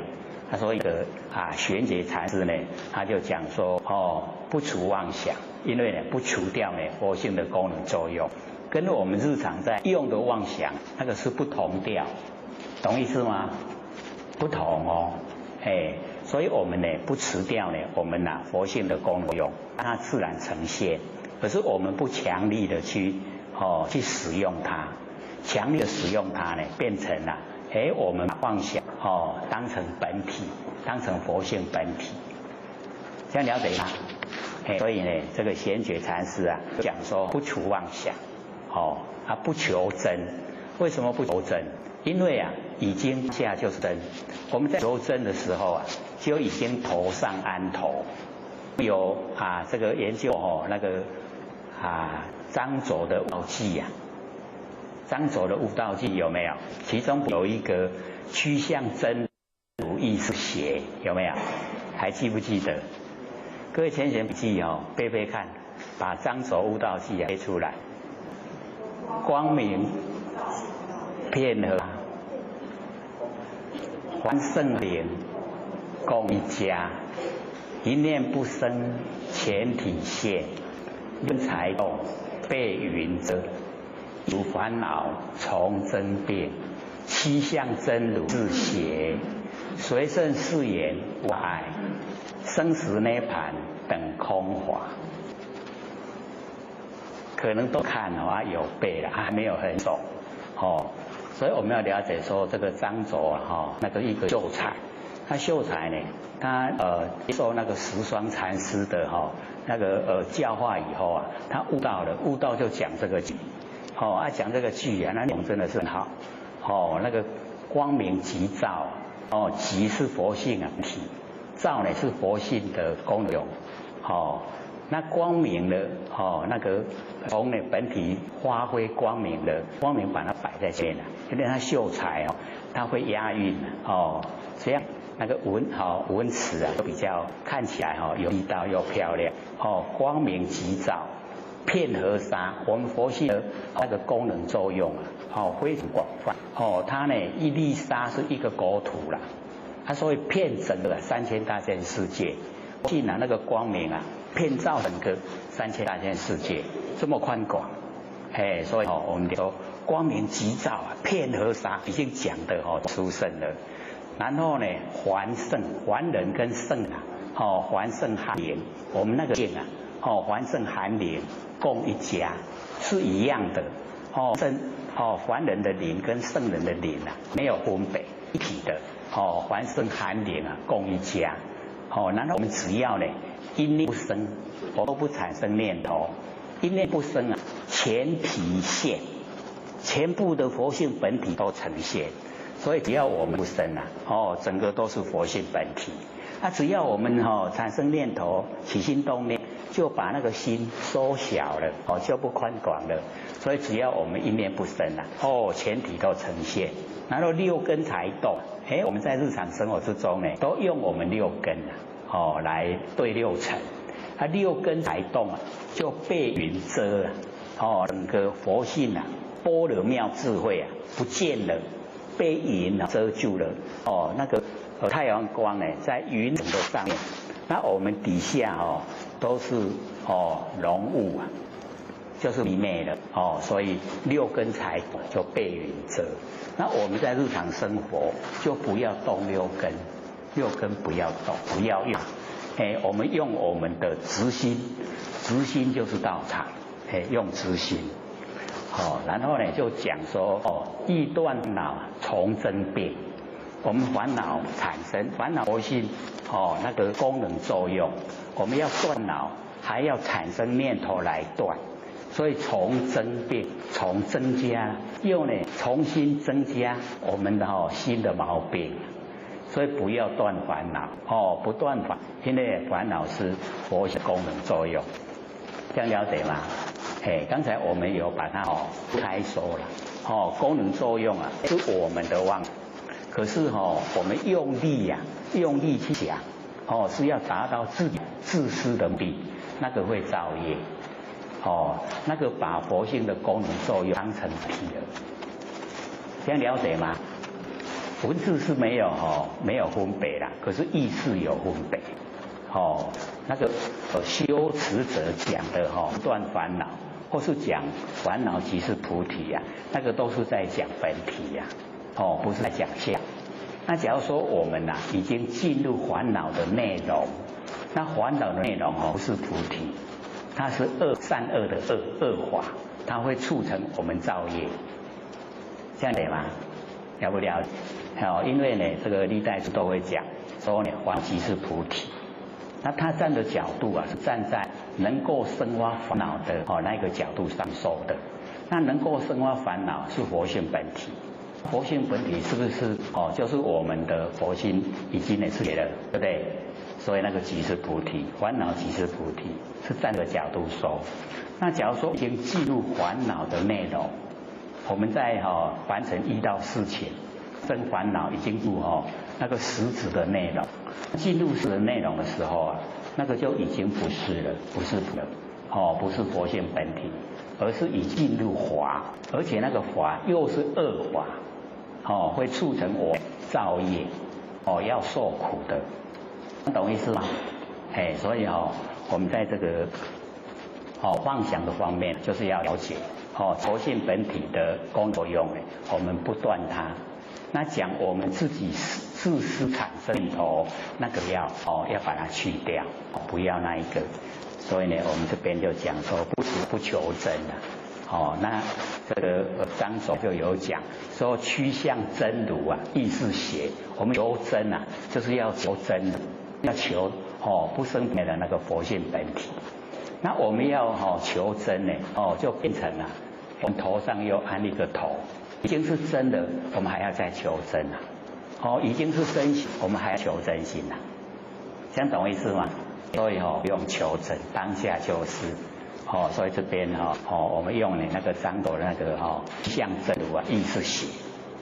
那一种来解释说不求真的那个意思，已经当下就是真。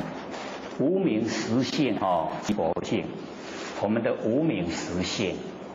我们要了解无明为什么会有作用，为什么会产生这个无明，就是因为有佛性在啊。佛性呢这个当动力，都没有佛性啊，那个无明啊没有作用，这样子吗？那无明就是不觉啦，不觉就是从我们的佛性觉产生的。那我们在凡尘所以时时都落入不觉。那我们修道就是要把那个觉让能够呈现长远的时间，最好是26时中整天24个小时都在觉性之中，全部呢都是觉，没有觉的时候了。各位前人在日常生活呢，是觉的时间还是不觉的时间长？那为什么会不觉呢？有没有去探讨原因？我们为什么不觉？这个做着，然后不觉就来了，不知不觉，我们很容易呢进入不知不觉。那不知不觉呢会有作用，就因为佛性本体，所以不觉也是我们要了解，不觉也是佛性佛性那个不觉没有作用，所以我们就是一个觉就好了，不觉就消失了。所以不觉灭，那觉不生不灭，所以我们保持觉的时候没有变化。可是没有变化各位姐姐，我们在没有变化之中很容易朦胧，很容易模糊我们看那个广告你看那个会动会变的广告我们特别会注意那都全部不动的广告我们都不会去注意它了。所以我们要了解不生不灭不容易引起我们注意，那个生很容易引起我们注意，那个不觉就生灭那个觉就是不生不灭。那我们修道就是要追求不生不灭，进入觉进入觉性之中时时刻刻都会显，这样就叫修成容不容易？好像很容易可是不是很困难，对不对？在做的时候不是很困难，只是看我们有没有那一种恒心毅力。只要有这个恒心毅力，我们就可以做到。可以时时刻刻都是觉。所以会写呢，这个这一节呢，在北部都在推广，说呢我们禅修修禅，就是呢着力摆脱客观环境对精神世界的支配，就是我们的精神要来支配环境，不要环境来支配我们的人。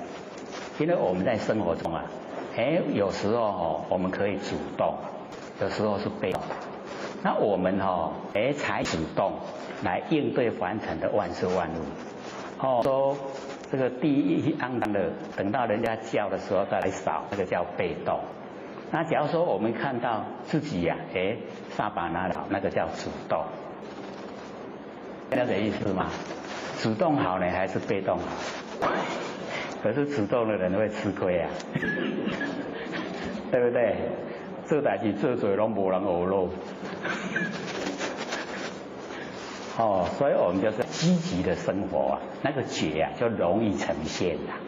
所以我们呢就是当主动不要被呢客观环境呢这个支配，然后呢要超越我们这个身体呀那个生理对于那个情感欲望的追求，我们超越。我们身体都会产生一种欲望，那个是生理需求，就是吃了很多营养品它产生的。我们不要被它这个影响，一定要超越它。然后训练一种不受客观环境和主观意识走的心理状态。这个很理解。不接受客观环境，然后也不接受主观意识摆布，都全部不接受。那已经整个就是佛性本体的呈现，整个全部都是要面对凡尘不逃避，又被凡尘束缚，要面对万象又不相，能够这样我们那个心就前进了，头头是道。在日常之中呢，一举一动都能够体会呈现我们那个不生不灭佛性的力，这个就叫禅修了。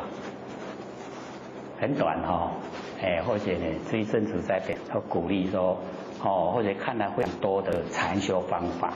那印度的禅修呢它是修持里面的一种，它只有到色界初禅、二禅、三禅、四禅以及到最高的灭受想定是9定这个是最高。可是呢我们在讲的这个它是属于我们中国修的那个禅。那中国在修的禅，它是只用我们那个涅槃妙心，涅槃妙心就是我们佛性本体，所以讲禅就已经叫佛性本体了。跟那个印度佛修的禅又不一样的内容。那或许以前也有这边不知道有没有讲过那个孔老夫子那个耳连通那个一次无听之耳而听之以心，无听之以心而听之以气，有没有讲过？没有是呢孔老夫子在讲耳根连通，他说听止于耳，心止于หู，气也者虚而不则也。就是我们的听只有到为止了，那我们用心的只有复合现象，心只能够复合现象，那气它就虚而待物，也没有形象，可以容纳万事万物。它为道即虚，虚则心哉。这个是孔老夫子的心哉他着重我们心里面清净，他就是讲出来。那或许把它讲说是孔老夫子的耳根连通，从这个耳根来修持，一进入到那个气孔老夫子的气就已经讲到那个道的体，就是讲到佛性的本体的。气也者虚而待物者也，就像如来藏，含藏万象万事，毕竟全部人都含藏，是很理想。可是呢，那个毕竟还是一种方法，有法持，所以把它列为是一个修持那个禅宗的一个修持方法，不像说后面讲的直接修佛本体，它不很困难就在我们自己心中转念，就是不要当客观我们要管强烈一点，该怎么样做我们遇到现象了，事来则应，怎么做马上做，这样会不一样很积极就很快乐所以这边呢，我们了解说那个无明的实性实性呢就是不生不灭了。那无明它是生的变化的无明的实性呢就是佛，无明的那个根源就是佛性。幻化空身即法身我们这个身体叫做幻化空身这个完全没有我100年后也没有我，是不是幻？它是不是变化？有没有变化？所以幻化。空，是空的，从空而来又空，所以叫幻化空生。所以我们要了解说，身体不要执着，是天地的物质啊，所有众缘际会借我用，要给天地。所以身体不是我，我就是如来，就是那个觉啊，还是真我。身体不是，身体的本身啊没有性，我们佛性不在了，身体呀就没有办法立完成，就一定呢会腐烂的。所以呢，我们身体在是佛性在，佛性的身体才能在。所以我们的幻化空身呢，就是法身，这样了解意思吗？我们这个身体佛性的话，一口气那没来，一口气没来，佛性就不在身上了。这个身体会怎么样？要烧掉、埋葬了，对不对？所以这个身体不是我，是幻化空身。所以我们要了解说，我们现在看到能够视听言动，能够看、能够听、能够讲话、能够动，全部是法身，全部都是佛性的。所以这样呢，我们在生活之中就已经应用法身，这样了解吗？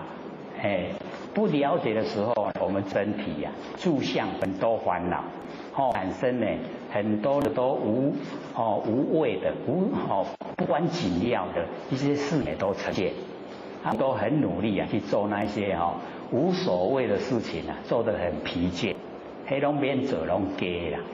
所以在那个经典里面呢，佛就会讲说我们都是戏论，都是演戏的台词啊，在烦恼所生活的那个过程啊，虚幻不实在的。我们能够进入觉性那个生活，那个才叫实在，就是没有不觉的时候，整个都是觉。所以我们呢追求的方向就是使自己整个都进入觉的状态。所以幻化的空身，幻化的空身呢就是法身。法身觉了无一物啊，我们能够呢进入法身，以法为身，就是整个虚空尽虚空遍法界都是我们法身所以非常宽广。我们法身能够觉了能够觉悟了，觉法身呢无一物啊，没有形象。我们的身没有形象，可是现在法身呢在身上可以指挥我们身体的一切动作，对。了解这个意思吗？了解。所以这个玄觉禅师呢，1到6次点化以后他马上呢就能够了解这么深的道理，整个道理真理都呈现。我们呢这个时常叫万念放下，一念不生，培养我们那个不生不灭佛性，整个呈现在凡，然后呈现了以后，慢慢的把它呢能够推广延伸整个虚空，整个虚空呢都是我们呢不生灭的真心佛性。这样来呢就一直很理想的。所以凡人我们社会人士他不修道，一口气不来的时候他就没有路可以走。为什么？因为他佛性极限呢在身上，一口气不来这个佛性没有地方可以去所以家属就赶快请那个诵经来诵经那个经里面就是真理，就是道路，告诉他要怎么走。那我们现在在生的时候我们就来先认识我们怎么走这一些道路。我们佛性呢一启发了，能够呢升到整个空间，这整个空就是佛性的要走的道路，非常宽广，尽虚空法界，所有虚空都是佛性的道路，宽不宽？很宽广所以叫做理天，以理为天理，我们已经到达理天了。那所以呢，不要局限在身上，一定呢要使它能够宽广。当然我们修到的时候，等下是一点闲，就把我们内心的那个佛跟外面的佛能够相交接，已经成一体了。一体了以后我们就一定呢要先认识本体，然后再把呢延伸整个空，整个呢都全部呈现了以后，就很理想了。以后呢一口气来啊，全部都是我们要走的道路，没有说慢行不会。所以我们就是要了解说别了无一物，那所有的物也都是从法身呈现。那我们了解说，因为它是真空妙有，没有形象，因为没有形象能够长存，能够呢不生不灭，很奥妙。那我们一定要认识本源自性呢，天真佛，我们的本源根本源头那个自性，那根本源头是自性。那我们的根本源头自性就是天真佛，就已经呢就是天真佛。已经是佛了，本来就是，是呢这个本位，只因为我们一念妄动才落入凡尘，才凡尘受苦。五阴浮云空去来，这个五阴就是五蕴，各位先贤，五蕴是，对，就是色受想识，色呢就是形象，受想行识就是神。那这个五蕴我们在凡尘要了解，就是这个五蕴我们身体呢，就是蕴居五蕴而来才呈现在凡尘。所以呢，这个在生活的时候，我们就不用再不要再蕴居这一些呈现现象的那个原因我们蕴居的，各位先贤，在生活之中蕴居最多的是什么？我们在生活之中蕴最多的。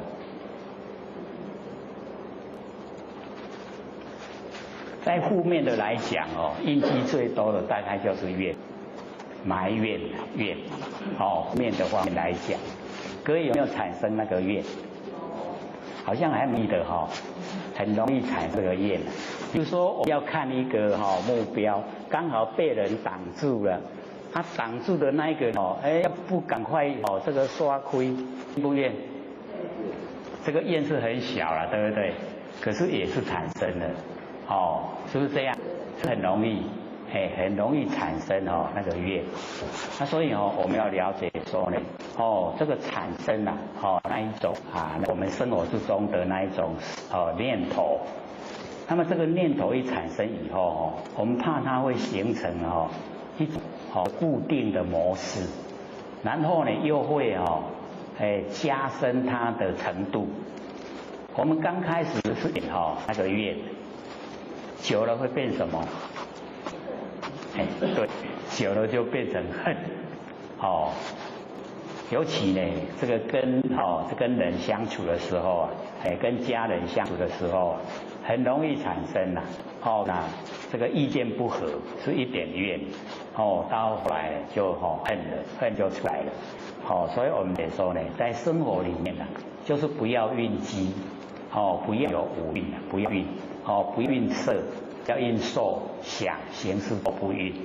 那我们不五蕴就没有生的因我们蕴那个生的因就有，那生的有了，我们就要接受出生，生在凡尘。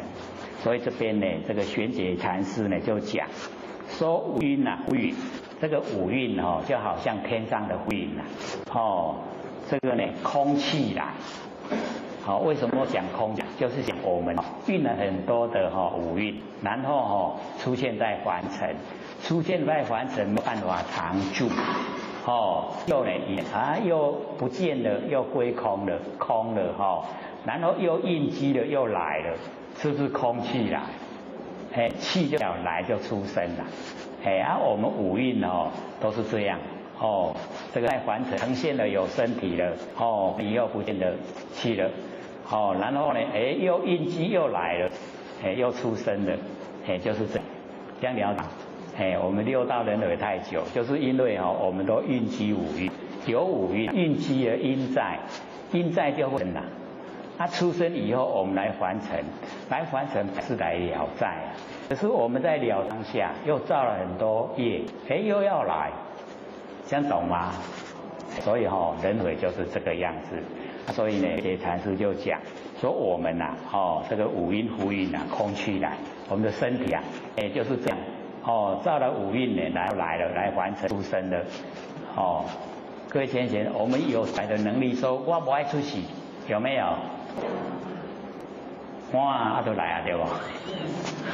不能挡所以我只要研究说为什么会出邪还干，就是因为我们运机无运的所以我们在生活中不要运，保持清净清净的佛性没有五蕴，没有五蕴要生的因没有，生的因没有，上来出席除非我们发愿。我们发愿说要来还众生，才会有这个现在完成，不然没有因来。我们要了解这个真理，所以呢，我们应机的无就会完成出现。出现以后我们又不明理，又造了业，造了业又被业推完成，又出现。像空气来，三毒水泡须出没。这个三毒会是什么？这个倒明确了，三毒就是贪嗔痴。佛就讲凡尘最毒的就是这三个贪痴我们就是因为贪嗔痴我们在凡尘努力的把这个贪嗔痴去掉我们也说佛性里面没有，佛性里面没有贪，也没有嗔，也没有痴都没有贪嗔痴。那之所以会有贪嗔痴是落入现象不明理。不明理以后，这个色身打算，贪嗔痴才来越浓厚。越浓厚，造的业就越大越多，做的苦就越凄惨，还很轻，是不是这样？我们凡人倒是很聪明的，还是很笨，真的要骂很笨自己造了业，自己还高兴得不得了真的是很笨。所以我们了解说这个贪嗔痴佛性里面没有，是落入现象住相以后才产。那我们要知道说相都是假的不用贪，也不用嗔，不用痴不贪嗔痴了，三毒没有我可以恢复了恢复本位都是佛。正实相无人法，能够证悟实相就是不生不灭的真性它是实相，实在的不会变化的实相那会变化就不能称为实了那个实就是生不灭所以实相就是我们佛性本体，能够证悟我们佛本体就是那个觉觉我们能够证悟了无人法，那个无人，那个人就是我相法就法相没有我相法相所以证悟实相以后没有人因为人这个天地物质所有风土众忌讳有用的，所以这个人没有然后也没有法，法是我们要达到目才用的。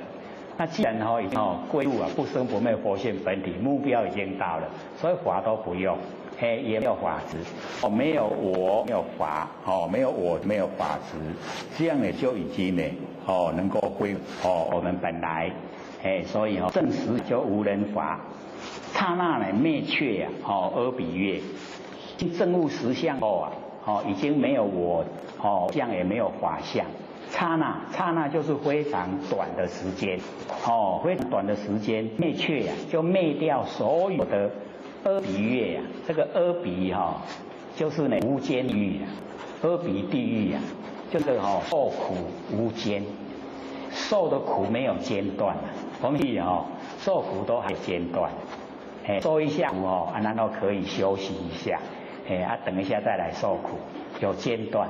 可是进入阿比里那个最深的最惨的地狱受苦都没有间断，一直受苦一直受苦时间都没有间断，也没有间断所有的空间都要让你受苦，所有的时间都要让你受苦，这苦是最凄惨的阿比阿比就是在凡人造的罪很重，杀父杀母杀阿罗汉破和而生，出佛身血，忤逆罪就要入阿比地狱那个在凡尘造的罪很重进入阿比地狱。可是呢，只要我们正实下这个无人法，这个时候那个所有的阿比罪业都灭却，都已经灭掉了。因为进入不生不灭的佛性本体都没有形象都已经非常入圣了。没有形象有罪业吗？罪业能够依赖没有形象，所以没有形象，罪业也就。所以我们了解说，回到清净不生不灭的佛性本体，证悟了以后所有的罪业都消灭了，这样懂意思吗？那有的会说，那进前有欠了那业爱害啊咧，都有人会这样那我们也有讲过，说呢，只要你证悟到本性以后，那个因为众生就是我们性分之众生。所以没有亲戚朋友的众生的度化，他们成佛。那跟自己瓜葛有那一种这个债务这个互相这个往来的，你会还吗？绝对不会，对不对？一定呢都会还清的。所以我们要了解说，真理来讲，只要你证悟实相，那个都不是问题了。因为证悟实相那个时间已经是千万年1万年，那1万年的时候咱欠搁较济的罪，搁欠搁较济的债务，遐尼个时间还了。你运海一仙运海，一定都还了，对不？所以了解到说只要你进入真理世界，就没有这一些冤情，绝对是还得清楚，不但还得清楚，还还过头。拢欠甲真济，你快乐把你的苦拢赔掉，一定都是这个样子的，而且呢，时间又没有限制，空间呢也没有极限，宽广，所以我们要了解说，只要我们进入呢不生灭正实相了以后，那个不可思议那一种情景时常呢会呈现，都是不可思议所以我有研讨过说时事古今不离当念，有没有？所以这个是最高的法门这时事各位都还会记得内容吗？什么样的内容？时事就是三世三世，过去世、现在世、未来世。那三世各有三世过去世有过去世有现在世，过去有未来世三世都一样有世的高世跟我们现前一念一世加起来都有10世10世。古时候跟现在不离开我们当下这个念头，所以我们当下这个念头，它就亿万年了。亿万年前是这个念头，1万年后又是这个念头。我们修持就是要把握当下这个念头，就已经1万年。要修就是要修这，把握我们当下，活在当下这个念头1万年，不是说我们老子56亿万年以后才下生嘛，对不对？56亿万年就在当下这个念头出生了没？在真理来讲已经出生了啦，在现象讲还没到。所以我们要聊说我们以真理来说，释迦牟尼佛世界完成，然后呢示现尽涅盘，不是讲经说法49年吗？对不对？80岁入昧。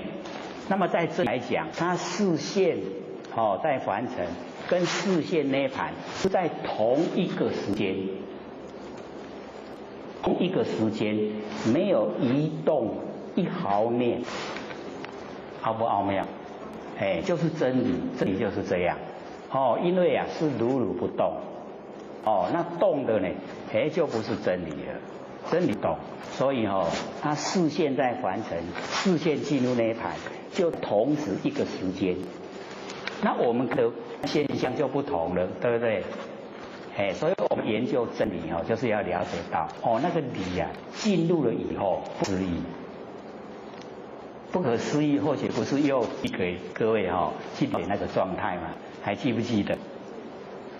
就是那个四季值不着有，也不着空，着亦有亦空，也不着非有非空。那请问是有还是没有？进入不可思议，你想都不能想，啊，都经早有啊，无都早看。哦，意有意无，非有非无，拢唔对，全部都唔对，这叫不思议，不能用头脑来思，不能嘴巴来论议。哦，这个已经是我们佛性的本体了。所以佛性本体就是这样。哦，以后有人问的话，咱本体成就啥款？你该按你讲，空找有，也不找空，不找亦有亦有，也不找非有，哦，非空。啊，这样就是佛性本体。啊，你问我下面谈。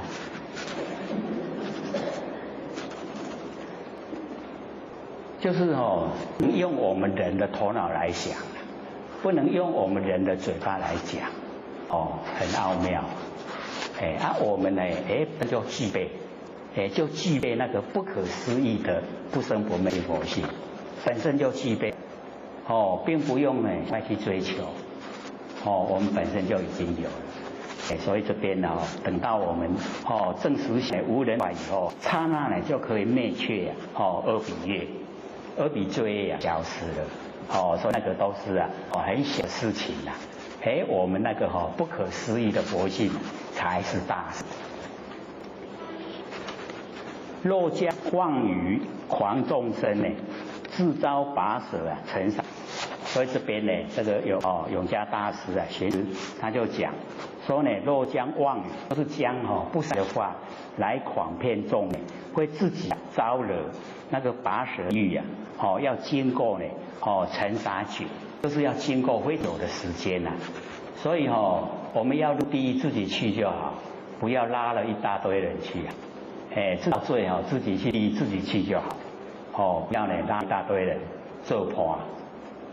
我们人都会这样的自己走的话会孤单，会拉了一个人陪伴着去。所以这边呢这个玄觉就讲说呢，这个讲的都不骗人的话会自己招惹拔舌地狱，要经过呢那个尘沙诀一劫一粒沙一劫，一劫很长。我们这边有讲过嘛一劫不瓦等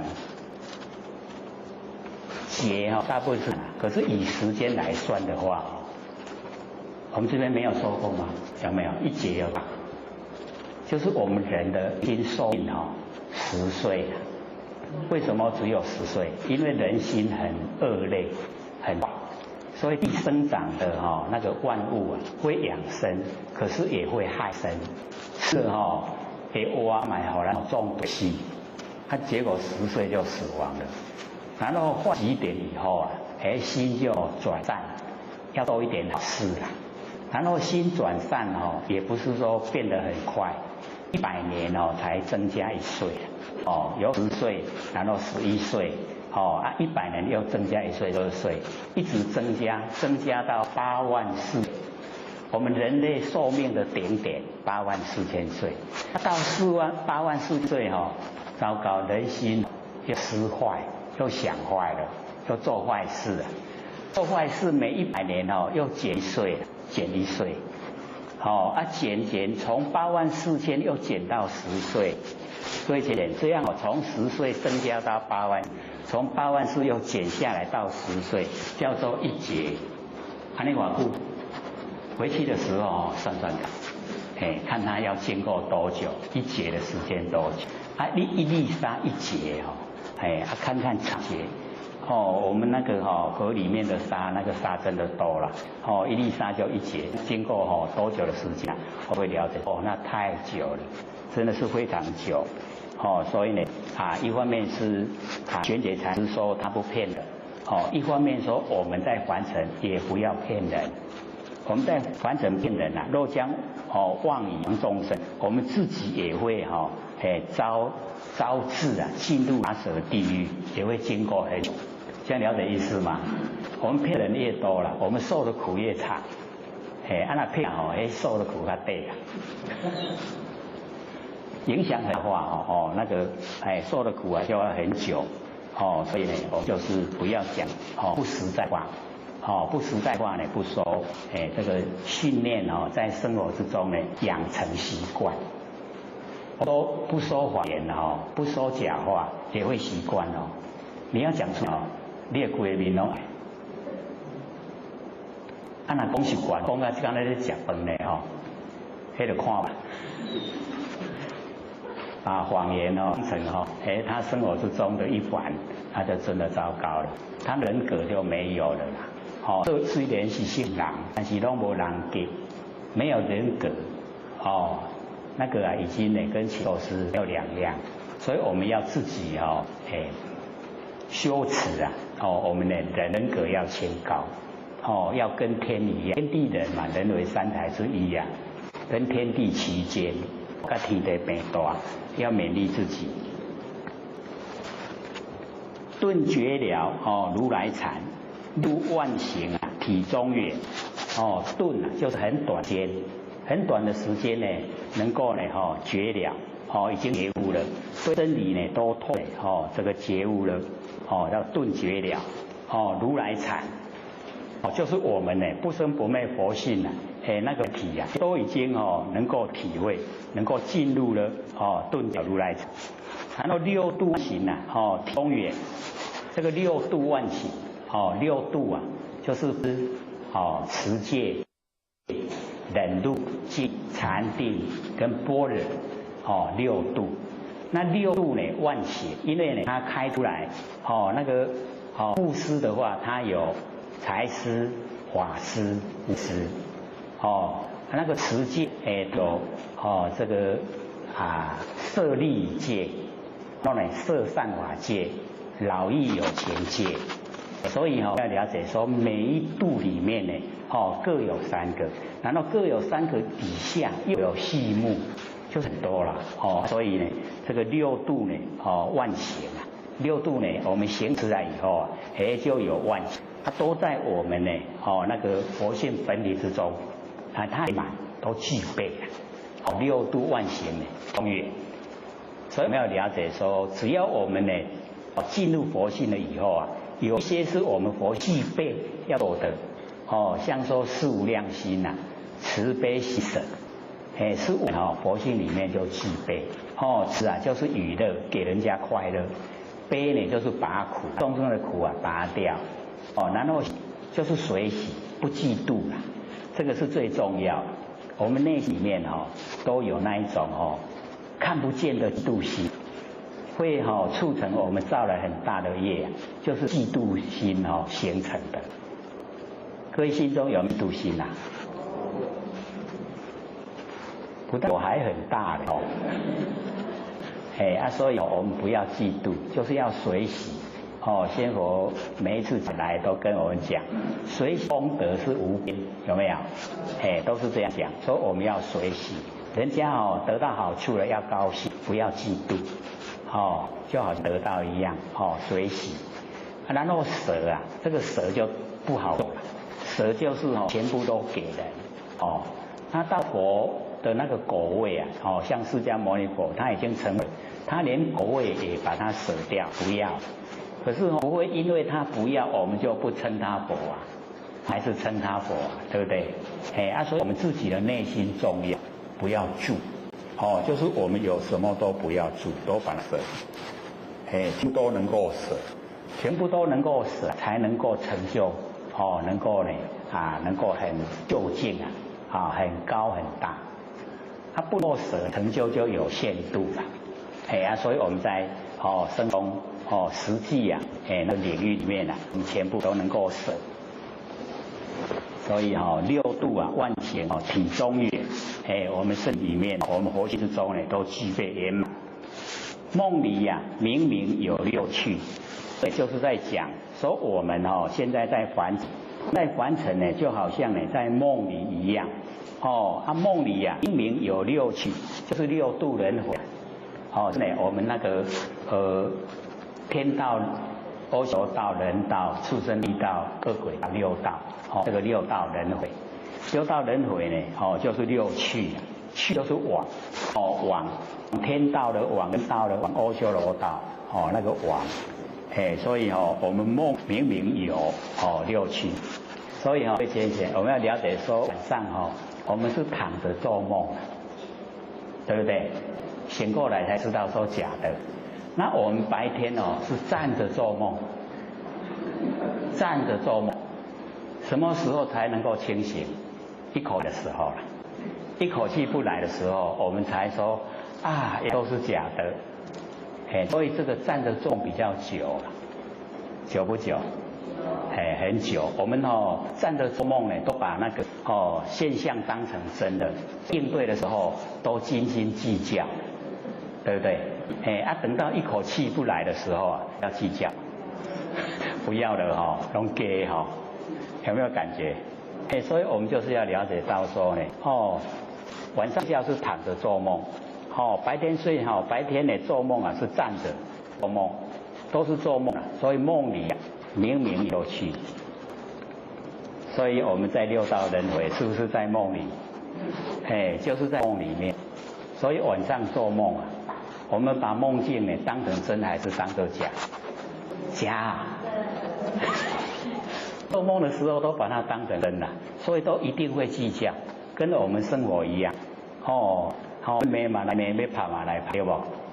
尤其那个脚假如说没有伸直啊，那个被人家追的时候还跑不动。所以你困脚骨伸顶真凹造，那个梦境里面还会跑。你假如说脚是弯曲的话那个在做梦里面要跑都跑不动，走回去走回身个肝不走回去，一醒过来会很累。所以我们了解说那个梦境啊，我们都把它当成真了。那现在在生活之中呢，所有一切都虚幻不实，也是做梦一样，我们都把它当成真。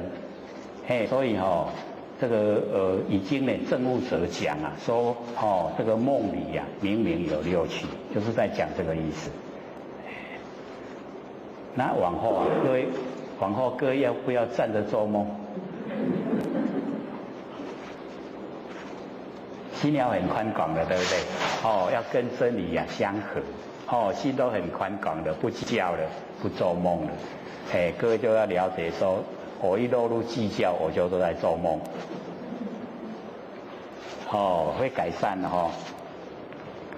那么结果呢？空空啊，无大千。结啊，就是我们清醒过来了，了解真理了。晚上呢醒过来了，白天也了解了。劫后啊，然后空空无大千，没有大千世界了，没有3000大千世界了，连这个3000大千世界都虚幻不实在。佛都讲哪有世界？世界呢是微尘积聚而呈现的。微尘积啊就是世界，世界粉碎了就变微尘，那微尘本来都是空。所以没有大千世界没有，所以劫后啊，空空无大千，全部都没有。我们能够领悟真理了以后啊，什么现象呢都没有。没有3000大千世界，无罪福啊，无审议。一进入啊，到我们那个佛性本体里面呢，它没有罪福，没有罪也没有福，没有审也没有义。就是啊，已经进入到真正的平等了。所以我们在凡尘这个六祖就讲说，见性是空啊，平等是德，有没有？因为我们有分别心啊，所以不平等。不平等呢，我们德性啊都建立不起来。所以我们了解说，从那个本体来讲，从佛性的本体来讲，都是平等。大家都是平等，没有那个分别的。只要我们进入啊，都是平等，没有罪福，没有审议，寂昧性中呢，莫悟密，这个在我们寂昧寂呀，就是如如不动，灭呢就是没有形象，灭掉所有烦恼都没有形象，寂昧，寂昧呢就是啊我们那个佛性本体的状态，所以我们呢已经呢到达呢那个寂昧，在我们呢。不生不灭的佛性当中啊，寂昧性中莫问密，就是不能落入问密就是两边啦，懂意思吗？就是不了解才要问，对不对？不了解是一边，了解是一边，这是两边。莫问密啊，因为它是一个绝对体，是一个一体。一体无两边，没有两边，所以就不要问密。了不了解这个意思？哦，很有意思啦。我们咧问你哦，会问哦，唔知呀，唔知呀一边，知呀一边，两边有没有两边？我们极灭性是一个绝对体，没有两边。所以为什么能够不用分别心？因为是绝对体，没有两边。那既然没有两边你看我们在凡尘我们生活之中是不是很鲜明的两边呈现？很鲜明两边呈现。所以我们就是了解我们两边要把它呢要把它合起来，然后让它两边都消失。两边都消失以后就是中道。中道呢就是极灭性中这样了解吗？所以我们要自己努力把那个两边有跟无把它拉来合在一起，有跟无跟合作会有无去无无去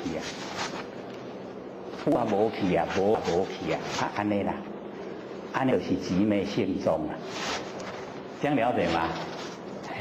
不落入有也不落入空那个呢叫极灭性所以极灭性中是一个绝对体最前面讲的绝学。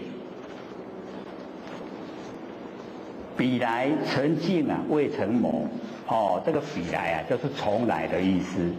从来呢的曾经未曾谋。各位有没有这个把那个曾经磨这个磨掉？所以这个显学禅师呢就是讲说呢从来我们对凡尘的那个追求没有停止过了，很努力的在追求。那凡尘所有的万象就好像在镜里面显现出来一样，都是虚幻不实在那这边呢这个显觉禅师就讲说，我们没有把那个能够照出纯净显现纯净的那个镜子我们把它磨得很亮，能够显现让我们知道它所有都是假的，没有让我们了解看不清楚。所以以往没有像说现在我们科技发达那个镜子很容易照。以前呢要照镜子就是要去磨那个铜把那个铜一直磨到可以反射捌看过铜镜人的镜要爱镜爱家己磨拢无迄个成果拢无凹凸不平才可以照出呢完成的这一些景象所以都是要磨。跟那个神秀讲身如菩提寺心是明镜台，要时时勤拂拭，不时的尘埃我们也要把那个心境都不要沾了尘垢。各位有没有沾尘垢所以我们要了解说这个尘垢沾得多了，佛性一定呈现不出来所以呢不要沾得尘垢所以讲说彼来曾经未曾谋都没有呈现让我们了解说凡尘都是假的。那么今日呢分明悉剖析，现在已经了解真理了分明了，了分明了那要呢来剖析就是分析里面的内容，说我们着凡尘的是什么样的现象，然后我们不着凡尘的是什么样的情形。我们着凡尘的会怎么样？都到轮回。我们已经都全部呢凡尘不着了，会怎么样？恢复本位都成就佛这样很鲜明嘛分明不分明？所以今日分明已经了分明悉呢剖析。那么谁无念谁无生？什么人没有念头？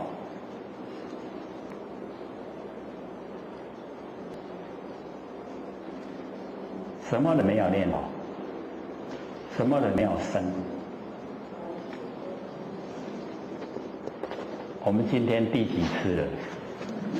第16，第16次了哦。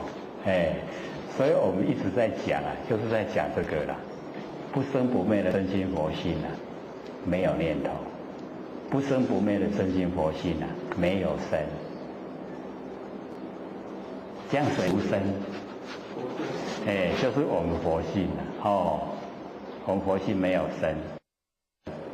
有生的是我们身体，身体是众缘际会才现象，也不能够常住了。100年就不见了，100年以后我们都不在了，还在不在啊？大概没有人敢说我还在。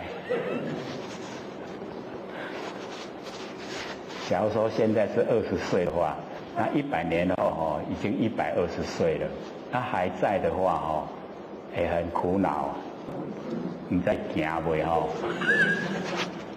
唔知耳孔都有听无，目睭都有看无，所以我们都追求要长寿，到那个年岁也不怎么好了所以我们还是要追求佛性能够证悟以后千百发生，看到我们希望要什么现象就可以现什么相，所以我们得说我们佛性没有念头，佛性也没有生灭。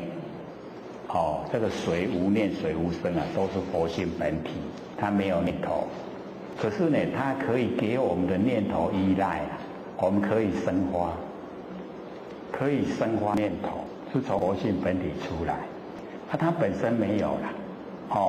所以我们现在观照的时候，就要给我们一个意念，说本体没有念头，有念头是我生的。是我这个后天把它出来的，先天它没有，所以我们要了解，这样就好修了。有一个呢，指导原则的，肉实无生呢，无不生，因为我们佛性不生不灭的真心佛性，它实在呢，不会生，因为没有形象。可是呢，无不生，所有的生呢，都是从佛性出来，连山河大地。都是从佛性生发出来，奥不奥妙？所以我们现在听到说山河大地从佛性生出来，一定会很大的疑惑。可是我们研究到透彻以后，就是这样，含藏所有山河大地整个世界都含藏在我们的性分之中，是从性分生发。因为我们一念妄动，才有山河大地，才有众生，才有业果。假如说我们都不一念妄动，这所有的一切都在我们呢如来藏含藏之中。所以所有的生都是从佛性生发。若是无生呢，就无不生。唤起机关呢，木人问求佛施功呢，早晚成。我们现在这个唤取机关，我们做那个机关那个牧人来问说你这么努力的在求佛，这么努力的在施功，你什么时阵会成佛啦？懂这个意思吗？所以这一句话讲得很有意思这个唤起机关牧人问就是咱的贤窟啦，咱的贤窟就是机关牧人。为什么呢？因为我们是被业力推来的，它本身没有佛性身体的本身虽有风土，虽有风土它有知觉性吗？有没有？身体的本身最会风土。智慧风土也有那个地感，是不是机关牧人？我们要了解到为什么说他是机关牧人？因为我们是被业力推来，对不对？那个机关牧人是不是有一个操纵的那个绳索？有没有？操纵的绳索，你把它拉手，它手就动；拉脚，脚就动，对不对？是不是机关木人？我们的身体是不是机关木人？啊，我们身体一直很努力施工，要成佛，要求佛，成不成啊？懂意思吗？这个讲得很好就是我们用错心了，我们在身体呀在身体方面在用心，所以呢身体方面就是机关木人那我们呢唤起机关木人来问，说你这么努力的求佛施工啊，你什么时候会成佛啊？什么时候会成？机关木人什么时候会成佛啊？是不是没有机会成佛？所以我们在身上做功夫就是没有机会成佛啦。那个六祖不是有讲吗？这个生来啊，做不恶，死去就恶做，一副臭骨头，何为立功课？就是在讲这个啦，讲机关木人那个施工早晚成，这样有意思吗？所以我们做功夫一定要在心性，不是在身体呀。身体是工具，是心性的工具不要放在身体上面，放在身体上面呢，就像玄觉禅师讲的唤起机关木人问，求佛施工早晚成，就是不会成啦。这样懂了没？这个我们以往假如说都一直放在身上在做功夫的，听到这有的东西忘去，那也没行，知道意思了吗？所以这样才会接着讲，说放肆大，莫把捉。放肆大就是把我们身体所有风土把它放。我们一放肆大了以后是不是进入佛心？进入佛心就对了啦。就是心性我们朝心性来修持就是正确的。所以放肆大，莫把捉我们对身体把不把捉？把不把捉？各位都有买化妆品来化妆吗？有没有？都没有。可以省下很多钱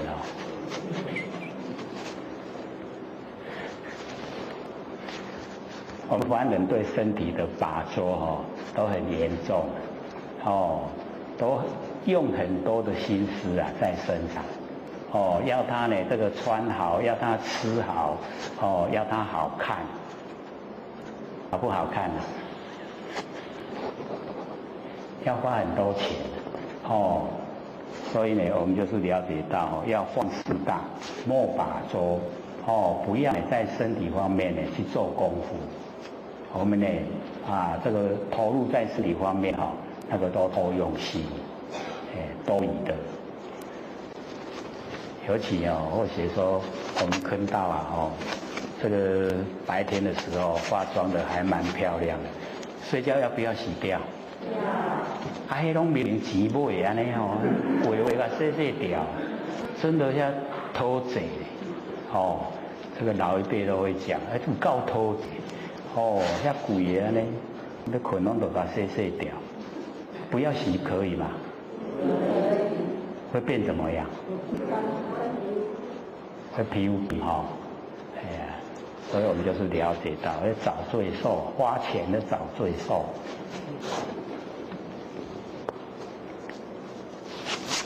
极昧性中呢随隐罗所以这个学解禅师呢一直推广这个极昧性中，就是我们不生不灭的那个真心佛心之中呢我们呢就随隐着就是那个张卓那个悟道记里面随顺誓言无挂碍，会不会随顺誓言这个我们遇到什么样的我们就随顺的誓言我们欢喜心甘愿受这个遭遇到不合理的，我们也不要起心动念，要欢喜心甘愿受。这个真的要很大的那一种那一种就把它想慈悲喜舍，舍就要舍了，你就不会那个心里面冲击很大，不然那个横逆不合理的来我们一定都不接受了。不接受的时候那个事情也要处理。处理完了以后，因为我们心里面不甘愿，所以那个没有了，那个业障没有了，还在过了一段时间换一个城市又来了，一样是不合理要不要接受？还要处理还不甘愿，没完没了。所以就慈悲喜舍，就真把它舍好了。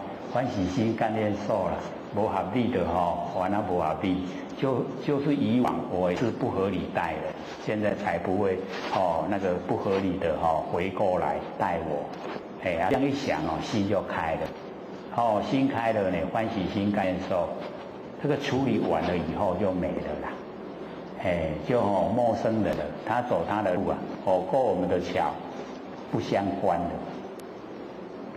业障都了掉了，所以一定要研究真理，不研究不知道了，一研究才知道说原来是这样。为什么坎坷的人他每一个遭遇都那么坎坷？就是在心里心里不甘愿。所以每一件事都是很坎坷，都是一样的，性质都一样的，不合理的性质。只要你转变心念的，整个改变，对不对？何乐不为？完成事嘛，都是假的，不真，过了就好。诸行无常一切空，这个行就是牵流的意思我们要了解说有因有果，然后牵流在三世。有因有果，然后牵流在三世，过去世、现在世、未来世，叫做行。行就是牵流的意思啦。它有因有果，然后呢牵流在三世。所以我们就是要了解无明就有行它这个行很多，所以叫知行。知行呢都是无常，都没有常态一直在变化。知行无常一切空，一切呢都是空的。没有办法我们实际得到了，都是空的。知行无常。那么即是如来大圆觉，所以这个学解禅师呢就讲说知行无常一切空呢，即是如来的大圆觉，懂意思吗？万象皆空空性即是佛性。知行无常一切空，万法皆空，空性就是佛性，是不是如来大圆觉？这样懂了吗？相都是假的啦，性都是真的。所以我们呢从这边那个玄解讲的说知行无常一切都是空的，可是呢就是如来的大圆觉，就是我们的不生不灭的那个真佛性。那么决定说表真身，决定说就是讲出来都符合真理的，叫决定说了。不像我们在凡尘那个都是犹豫的说。跟他安利不是的，跟他安利是不是？我们凡尘在说的时候是不是都是很犹豫？讲一讲以后，不对，更正，不是那样，是这样，那个是不是犹豫说？那我们呢就是要决定说，决定说呢说出来都符合真理，符合真理的叫决定说。说出来都跟真理相应，决定说，然后呢表真身，真正的所以我们要了解这个真身就是佛，佛就是真身，佛法身佛法身是一体的，真正的身就是佛真身，所以身修法可以成佛，成佛了以后说法给身修，懂这个意思吗？佛法身一体的啦，没有分别。佛法身在我们身上，佛呢就是佛性，不生不灭真心佛性，法就是我们般若妙智慧，身呢就是我们行为，我们做出来的行为叫做身，是不是一体？我们佛性决定做什么？般若妙智慧告诉我们要做，这个身呢真的行持就是法身，所以佛法身是一体的，一体，没有分别的，所以一定说真身，有人不肯令成令行真直接本源应，所以这边玄觉禅师讲，所有人不肯认情，不肯认那个，所以这边那个玄觉讲的那个角度有时候就会很广，不肯认情，就是不被我们私情征兆。我们会不会被私情征兆？不但会，还很严重因为那个有利益那个私情对我们来说呢都有利益假如说有人不肯认情生的时候，那个是不是要坚定？要不要坚定？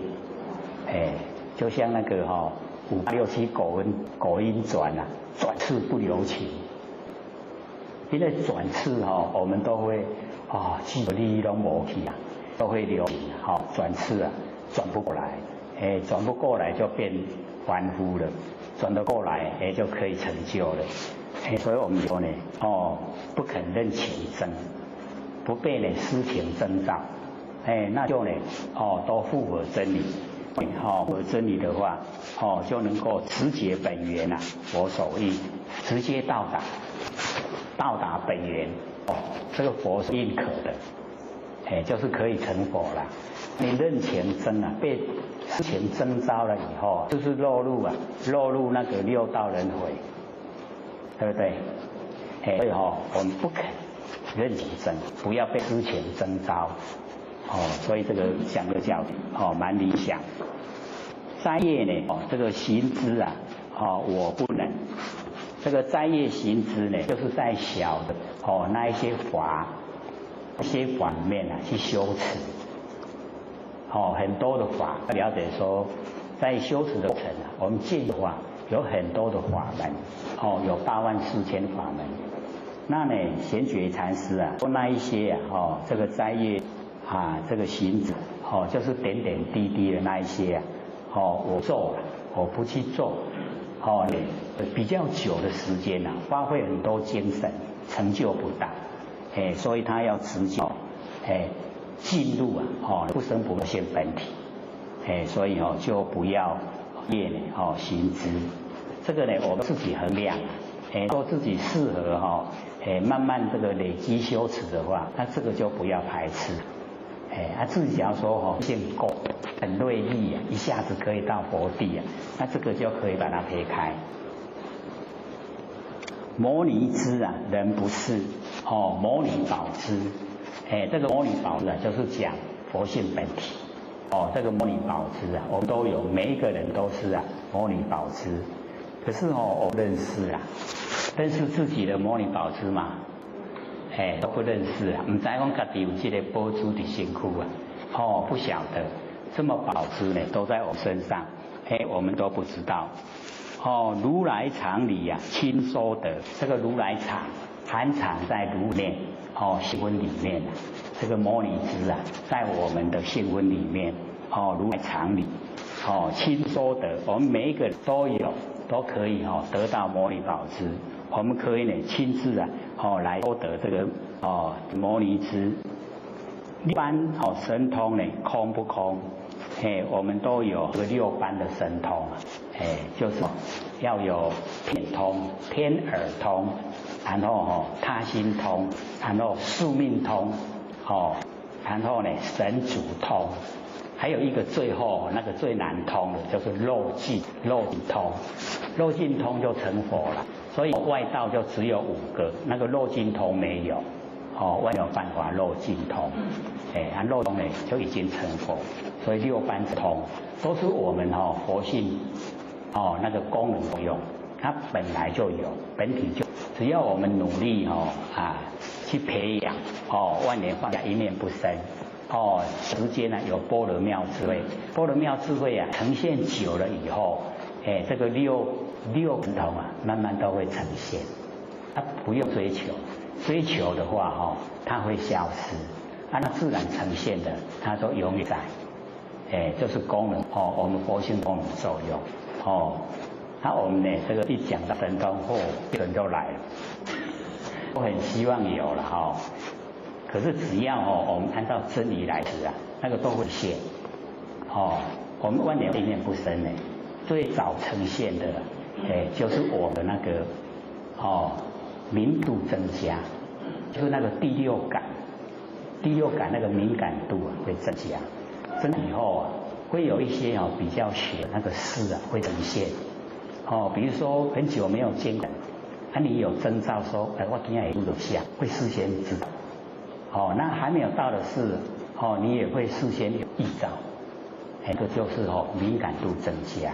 然后出门的时候，尤其在北部时常下雨，结果一出门大太阳，可是那个般若妙智慧会跟你讲多好耍，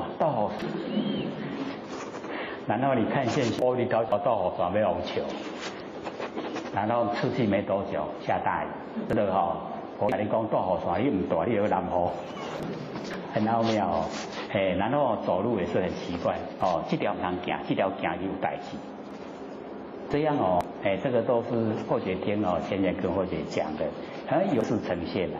讲我刚刚不是，是拄到代志，到灾难所以那个都是我们那个性本身发挥的它的功能那我们自己知道就好了，也不用想家己知影就好。所以那个6般的神通6般神通呢空，可是真正的有就是不空。一颗呢眼光色归色，我们一颗眼光，我们佛性呢就好像一颗眼光一样色，眼光是色嘛，可是没有形象，就是我们讲的那个心不露思维，妄心本无处所，三际求心心不有，心不有是妄言空，妄言空是即菩提，无相光中常自在。你之前有没有讲过？一定有啦，只是忘了而已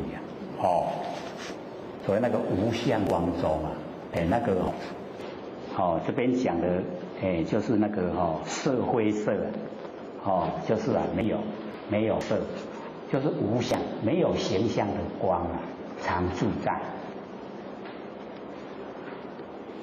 所以把这个句语我们也可以把它记下来真心不漏入思维，所以思维时候就不是真心。然后妄心呢无处所，就是我们的妄心没有地方所在。之前不是用茶杯来比嘛我们说茶杯我很喜欢，结果把它打破了他喜欢的心去哪里找不到，他没有地方所在所以妄心本无处所。三际心心不有，三际过去现在未来要求过去心现在心未来心都求不到。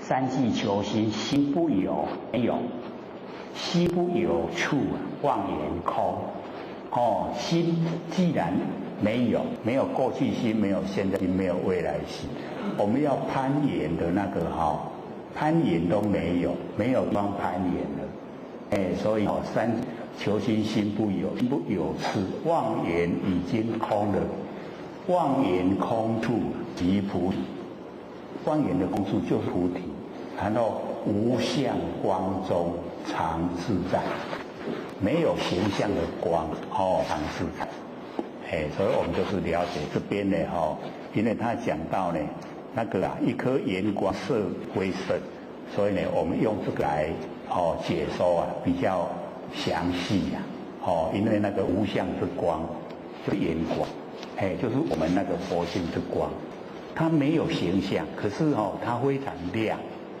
佛曾经讲过我们那个佛性发挥的那个光明啊，100,000个日夜。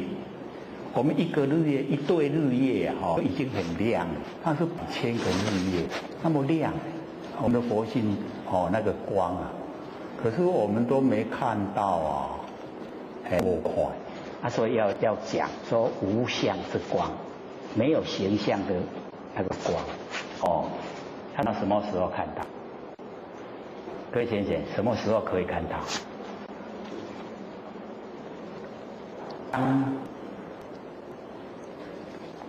做鬼的时阵就看得到。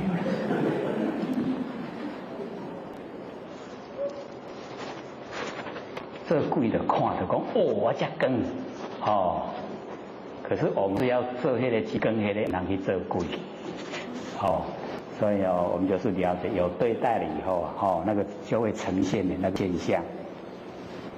净无言得无力这个净清净我们无言这个无言各位知道肉眼天眼，然后呢眼法眼佛眼无眼，这个无眼我们呢都有了不是有五对眼睛而是一对眼睛里面具备有5种功能作用我们一般都有肉眼，然后我们从修持方面我们可以得到天眼然后呢我们修持方面我们从我们佛性之中可以得到慧眼，慧眼是因行，然后我们努力修持可以得到华眼，华眼很就是后来得到智慧，这个华眼最难的这一个众生的根基如何，你有华眼你就能够看得出来，那他要用什么法来修你也会知道，那个叫华眼然后最后呢具备前面的4眼都有了，就有佛眼就是无眼，那无眼呢都净净无眼所以我们了解说在凡尘要努力学导的是蛮多了，还要正确的方向这个净无眼得无力所以我们就是了解到我们有那个信静念定慧，有这个5个都能够得无力信相信我们不生不灭的佛性，然后精努力修持然后念就是正念，没有念头那个正念，定从佛性发现，慧智慧，信静念定慧无力能够呢净无言呢得无力，为正乃知难可测，就是一定要自己实行以后有正业所以为正呢乃知正才会知道难可测不能以我们那一种心来测来测量。成理看现不难，镜理看形见不难。我们在这个镜子里面看到形象那个到形象的不困难。水中舟夜生灭的我们呢水中舟夜，所以这边就讲我们要了解水中的月亮那个意思在地上，水中的月亮是虚幻是呈现，那个真的呈在虚的镜里面，那我都在虚幻的镜里面要去抓那个，抓得到吗？抓不到，对不对？这个学我是在认知的方出问题，把那个假象都当成真的来追求，结果真的都遗失掉了，都是水中要去这个抓月亮。还剩下15分钟，要给各位发问。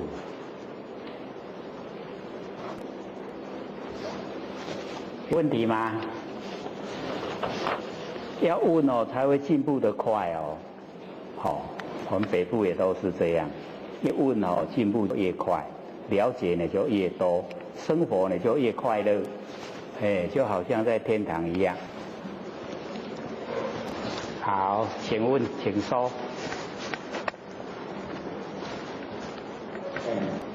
或是细致那个第二波的或什么啊？第一次比较，请说。上一次那个有讲师有提到业力现前嘛？好，业力现前。对，请问说到底如何来看待这个业力现前？那当业力现前之后，有的一下子就解脱了，像上一次有到车祸，他有的还要有机会去面对承受了，有的要受尽折磨了。他有的还可以写病房日志啦、日记啦，他有的要不会手带走哦，他属于那请你来就带回去说一下。好，请说，请说。这个我们呢，修道人哦，对业力现前呢，就是一样要欢喜心、甘愿受。哦，既然我们要了解到，我们所见的都有一个限度了，我们还的哈，就越来就越轻松了。所以面对业力现前的时候，不要逃避，我们就要有那个勇气去面对，诚实的去面对，该如何都如何，爱孩就是爱孩啦，跟他讲说，不管多久的时间，我一定会把我欠的全部还清。那我们有这么的坚定的心啊，那个债主他就会放心，所以债主不会急着要。那只要他不急着要，我们的遭遇就不会很激烈，不会很坎坷，做起来就会很顺心啊。那我们要知道说，同样的这个遭遇到说一起遭遇到一件蛮大的那个车祸那个业力现前，可是里面的每一个人的那个接下来的现象都不同，不会一样的。因为每一个人的他所里面内心所想的跟所做的都有程度上的差别。有的呢，在造业的时候是造得很重，所以那个接受都会比较严重。那有的呢，只是心念而已啊，没有实际的行为，只有心在想，那个业就比较轻了。可是也毕竟有了，也是要去接受。所以我们要了解到，在凡尘都没有固定的形式啦，重点都是在我们心，看我们用什么心来看待这件事。只要是正心诚意的去面对，绝对都是可以解决。一解决就没了，没了以后又清净了，又恢复了。所以我们了解说，在凡尘都是虚幻实在的。那我们用真心来对待每一件因缘，不是新年这样唱吗？那个老师做的词曲啊，就是用了真心来对待每一个因缘，这样都会解决的。这样可以吗？还有吗？好，请说。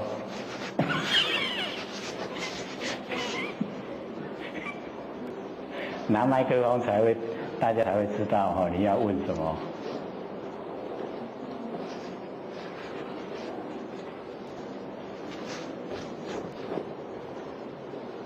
刘法师好。好。我想问说，执行所行所想所做的事情，能够超脱六根所行所做的事情？好。我们要了解到执心是从佛性发挥，那我们六根从眼耳鼻舌身意对六尘才产生它的来源不同。我们执心没有经过这个眼耳鼻舌身意，没有没有经过眼耳鼻舌身意我们就是了解它已经脱离那个因缘际会才产生的。它不是因缘际会，执心是从佛性直接发挥，是怕我们从执心发挥以后落入第六的意识，那个会变化。所以只要我们不变化，是执心的就坚持按照执心的来应对，这样都不错，没有业因的形成，不同的。绝对不同。好，请说。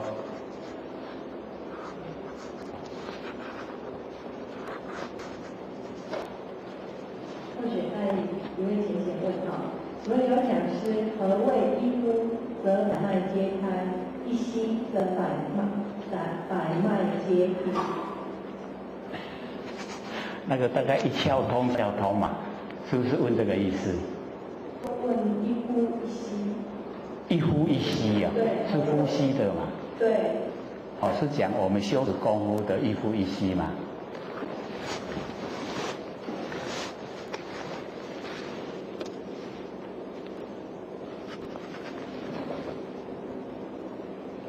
哦，这个何谓一呼啊，则百脉皆开；一吸呢，则百脉皆闭。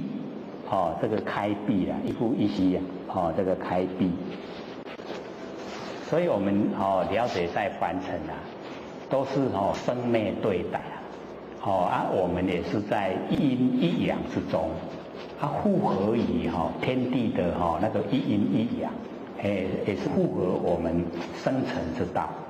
那所以这个一呼啊，百脉皆开。我们的这身体方面啊，我们要了解说，我们假如说这个鼻孔不呼吸呀，我们的那个毛细孔一样会呼吸呀。它毛细孔的呼吸呀，也是一样。这个我们呢，这个一呼的时候啊，它这个所有的毛细孔都打开了。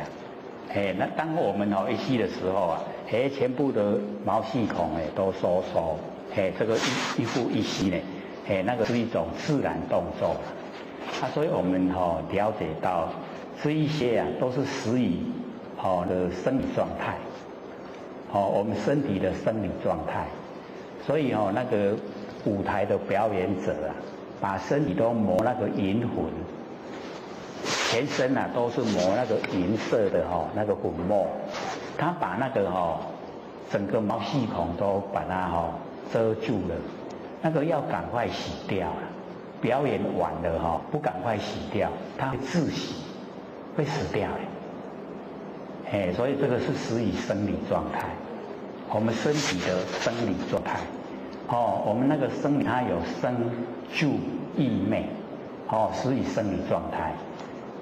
所以我们了解说，努力来修持的话，我们现在很粗的都是在鼻孔。那假如说我们这个时时刻刻有运动，然后有进入比较禅定方面啊，我们鼻孔的呼吸啊，已经很和缓，都是很慢，它很细。它到哪会鼻孔会没有呼吸啊？就全身的毛孔在呼吸。然后那个真人呼吸一种，就是我们脚底呀，这个全身都没有，从脚底在呼吸呀，那个是真人。我们是什么人？我们的人是一个真一个假，人死不是有两个人吗？一个真一个假，所以我们了解说，我们呢，修持的重点呢是在心性。那有一些生理部分我们就让它自然就好。纵然我们能够呢在身体方面修的能够有这个1000岁的话，那还是会死啊，只是慢死而已啦。真的可以修到那么久的那个岁啊，可到84000岁。可是我们看一看我们现实社会啊，你活得较老的创啥？没有那个鲜明的那个目标让我们追求。我们追求鲜明的目标，是从心境，然后修成呢，跟天地宇宙呢融成一体，那个才是重要了，才是究竟。那这一些这个从身体产生这方面几百岁、1000岁啊，或者大部分都不愿意讲。一讲的话，我们去修已经重点啦，转移了。它转移无菜，一样过生活啊，一样过日子啊，可是结果不一样。所以这个是以生理状态。它自然现象，是身体方面自然现象。还有吗？好，请说。假设请问，我们在会场有道亲在道场细数很久，因为诚心他时常去大庙帮忙，是亲这个道做事，帮忙道场做事。好像这样一个方面的事情呢，他7个人前出游了，全部都上去了身体。我说，你这个人这么诚心，他怎么而且他全部都有感动，所以我们好，请坐。我们用一个好的角度来看待，因为他很努力的在了他的成缘，完成的因缘他很努力在还债，他刚好这些债都已经还清了，成缘已经了了，所以成缘了了，他就归位了，就登体了。所以我们看待就是说好事伊里面个地方顶咧受苦还是好事坏事？好事还有吗？还有3分钟。好，请问。有人说教一下，像一般佛经里面不都是些咒语嘛？对。然后他说，为什么要咒语？他讲说念这些咒语有很大的功效，请问这是什么原因？因为这一些咒语都是那个佛菩萨那个修持心法的结晶体它一句咒里面包含的意思非常多它包含非常多它只要持这个咒，这个虚空之间可以说它可以发号施令，这一个总司令。所以要了解它那个咒语里面它包含所有的非常宽广，什么山神的头、海神的头、雷神的头、鬼神的头，全部他们那一些头都包含在那个咒语里面。那他一敷这个咒语所有那个部下没有人不听话，全部要听话，所以那个变成为功效很大，不可思议那我们在持咒的时候，就一定要虔诚。要心跟那个真理相应，跟那个佛菩萨的修持跟那个真理相应。不要去了解那个咒里面的含义，因为你要去了解含义你分心就不专注了，不专注功效就打折了。所以我们要了解说，只要你很虔诚的去诵咒，它的功效会呈现，会让你很惊讶。就是心法结晶结晶，那个修持的那个心法已经灵气了，所以有它的功效非常大。还有印宗，好，请。其他的话，我们有其他报主要会说，像刚那个车祸为什么圆了的那么凄惨？那个凄惨是现象在这里方面真理方面不会凄惨，我们佛性没有形象，所以他在凡尘的缘都已经可以了了，当然还可以往后可以行持啦，可是他有那个关卡就过不去了，过不去那个时候就可以走入另外一个阶段，所以我们了解说，只要我们努力修持没有成就的话。所有的修持都在我们性分之中，那性分之中它会延续看我们有现什么相出来，就会把它接下来就修持。那假如说都已经没有在这个完成在现象，可是他那一些这个努力在行持的，毕竟也都在，不管再怎么久都在。众人到下一个缘会他也在。所以我们就不用烦恼，祝福他就好。下课。莲儿师、各位讲师、各位坛子、各位天贤，大家好。多谢占道天师德、老天大德，以及感谢每各位天贤给佛学界学讲。我们呢就接着上个礼拜的那个玄觉禅师呢正道歌。我们上个礼拜呢讲到水中呢周月增年德，对不对？对。那么底下呢就常独行呢，常独步。这个常就是珍藏常住。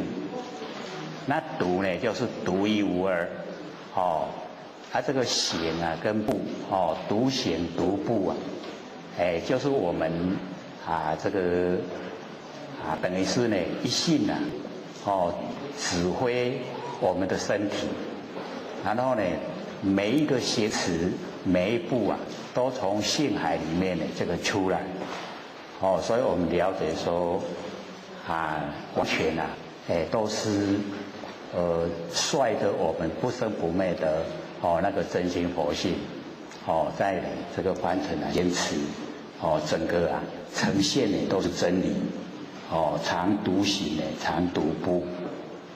所以我们要了解到凡尘都是相对都是呢有两边，可是呢我们这个真心佛性它是一个绝对体独一无二，没有相对的。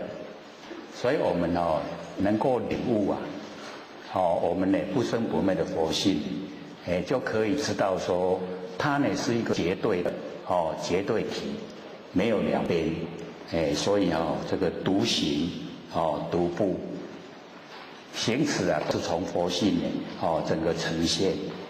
那我们能够呢了解到这个不生不灭佛性本体了以后就叫达者，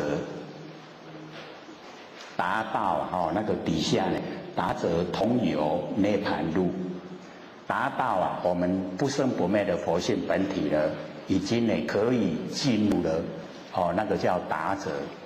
那么达到的人叫达者，达者呢同有涅盘路，都可以进入不生不灭的那个道路就已经呢回到我们的本位所以我们了解说一定呢要自己努力才能够达到。调骨神清呢风之高，这个调骨神就是骨神调。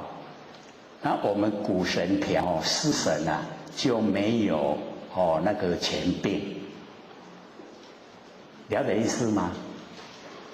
骨神就是我们不生不灭那个这些佛性叫做骨神我们能够呢就是把不生不灭的佛性拿出来在日常生活之中运用。我们已经呢在运用我们的那个佛性，所以四神它就没有那个发号施令的余地了解这个四神吗？就是我们生活之中呢那个认识那个四神。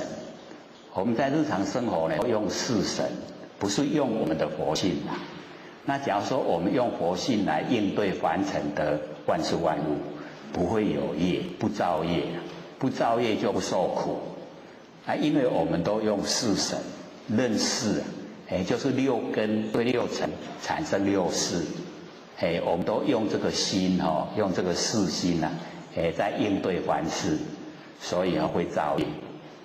这样了解意思吗？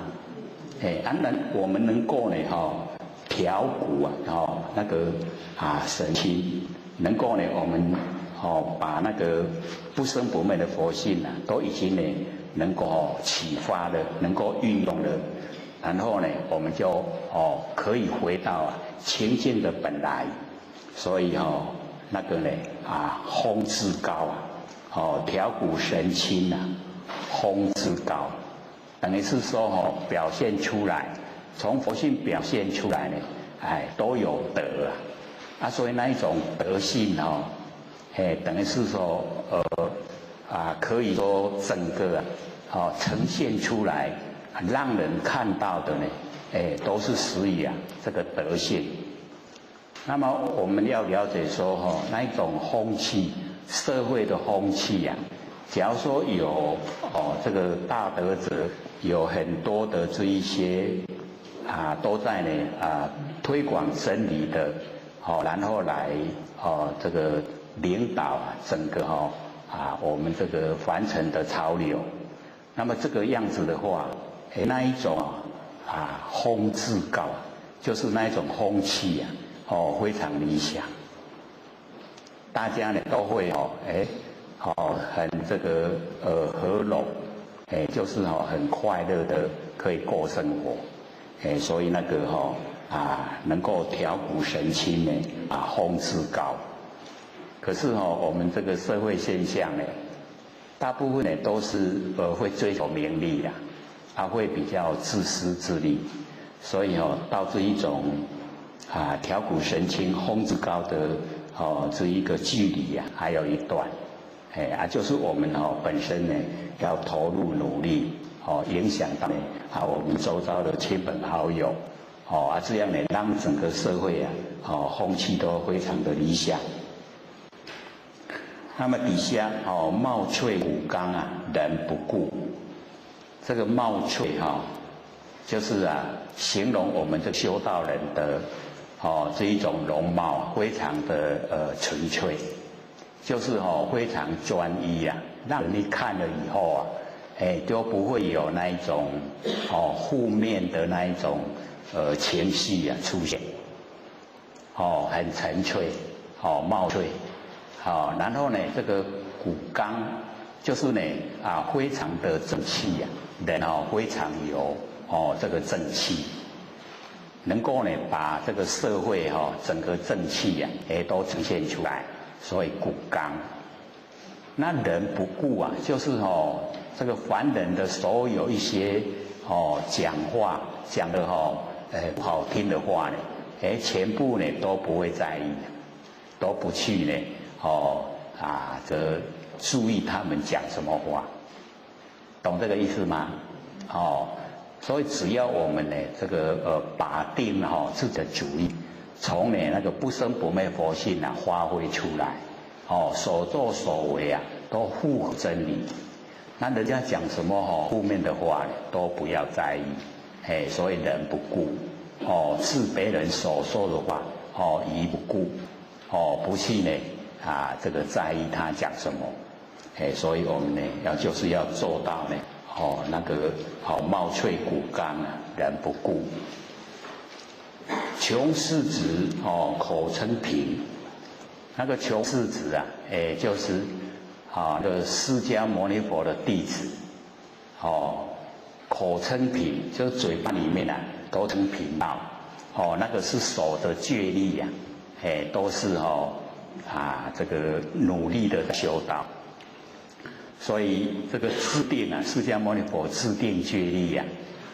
那个修道人除了3衣1钵以外不能有东西在身边，就是身边呢不能有财产。那个意思就是要甜心修道所以要了解说，这个修道人要把所有身边的物都已经呢拼除了，身边已经没有依赖的东西了，就会很专心的修道。那假如说我们身边有很多可以依赖，我们那个专一的程度都不够，没有专一修道就修不成，很难成就了。那我们呢把身外物全部都拼除了，身外物都没有。那没有身外物以后很专心因为一无所有了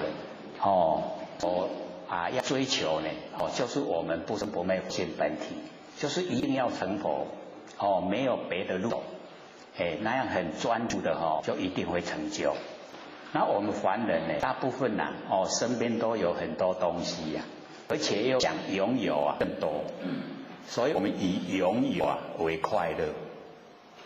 那修道人就是要空无空无了为快乐因为到达空无都没有挂碍，那没有挂碍佛性很很专一、很清净啊，就已经呢可以进入那个佛性本体了。所以这个是很理想，一定要自己努力呀。那我们身边东西太多了，那个呢挂碍就太多，依赖也太多，出的力道就不强。因为有依赖啊，所以成就啊就不容易，不容易成就。所以呢，我们就是要了解到，不要依赖呢身外物，那个呢都好难没可呀，我们靠了那一些这个身外物的时候啊，我们内心啊会有骄傲，那内心有骄傲是修道人最大的障碍，所以修道人呢不能骄傲，不能嫉妒，内心呢要清净，所以要时时刻刻呢都把握，了解说，那个为什么修道人都会呢？那个频道，就是要去掉所有的一些那个阻碍、障碍、阻碍啊，全部都去除了以后，我们就可以很容易的达到我们那个不生不灭那个佛性。那么虽然口贫啊，是呢身贫啊道贫。虽然我们称呢这个贫道，就是在身上这个现象啊讲。那我们呢道就是不生不灭佛性本身啊，就已经很坚强，对他的认识啊也已经呢比较透彻。各位先生，我们对佛性有没有比较认识的透彻啊？我们回想一下还没有上课之前，跟我们上了第17次了，今天呢第17次了，有什么差别？对佛性啊认识的比较深刻，有没有？也知道我们该怎么追求，对不对？方向比较确定，所以呢我们修道啊就是要明心见性。心性呢就在我们的日常生活之中，所以我们了解说，在生活之中啊，就是要整个心性都呈现，然后让它清净，这样呢就一天一天呢，我们呢就会越能够进入，能够呢心性啊能够把握，那成就啊就一定啊，我们心里面可以产生信心，一定成就。自古以来啊，所有的佛菩萨都是从心性修成的，他一定从心性努力。所以我们那个道啊，在身上这个身呢虽然说这个是很这个贫道身虽然是没有什么这个物质，可是呢就是整个那个佛性本体啊，就在我们这个掌握之中。贫则身材披履合，就是呢穿那个袈裟，履合呢就是袈裟，贫啊就是我们在讲贫道呢，身呢都穿的那个袈裟，所以在佛制定的袈裟。它是很多的那一些人家不要的布啊，把它拼凑成的，不是像现在的那个做得很好的那一种，那个已经都丧失了那个精神。那么道者呢，心藏啊无价珍，我们道啊，就是能够呢藏着无价珍，无价的珍宝啊，都在我们的这个心中，所以是最富有的。最富有的啊，就是呢，我们有不灭的真心佛性，那个呢是无价的珍宝，我们要了解说，我们每个都有，有无价的珍宝。那这一颗呢无价珍啊，用无尽啊，这个无价珍我们用都得，这个不管几生几世啊，都不会用完，它是呢。这个长存的，所以就是呢用这个无价珍，利物啊应机终不利，我们那个无价珍呢可以利物，可以应机，所以呢，我们要了解我们在凡尘，那个利物啊，我们要知道说凡尘的，这些所有这个东西呀，是经过我们人，然后改良，经过我们人去种植，像那个稻米啊，我们一经过改良以后啊，越种就越好吃啊。水果是一样，经过改良以后，那个水果啊，就不一样的那个吃的那个味道啊，就完全都不同。那个呢叫做利物，利这个所有的东西，让我们人来用，那个利物，然后应着那基呀，所以我们要了解说，应着凡尘众生的根基。中呢不吝啬，绝对呢会把那个最好的、最上圣的都给把它呈现，让众生呢得到益。那么三身四智体中也，这个三身呢，就是法身、报身以及化身，三身。那三身呢，在我们身上都全部具备。我们的佛性呢是法身，然后我们般若妙智慧啊就是报身，我们的行为啊就是化身，所以三身都在我们身上。这样了解意思吗？了不了解？我们佛性本体法身，然后我们呢产生的般若妙智慧，有智慧来处理事情啊，这叫报身。那我们的行为啊，叫做化身，因为呢行为很多，所以有千百亿化身，一个行为一个化身，所以这个三呢就在我们身上。那四智啊，各位浅浅还记得四智是什么吗？记不记得？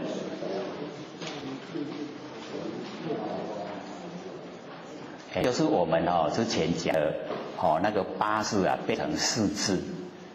第一个呢，就是第六意识啊变成妙观察智。第二个呢是呢第七的莫那识啊变成平等性智。第三个呢就是把眼耳鼻舌身，然后我们变成成所作智。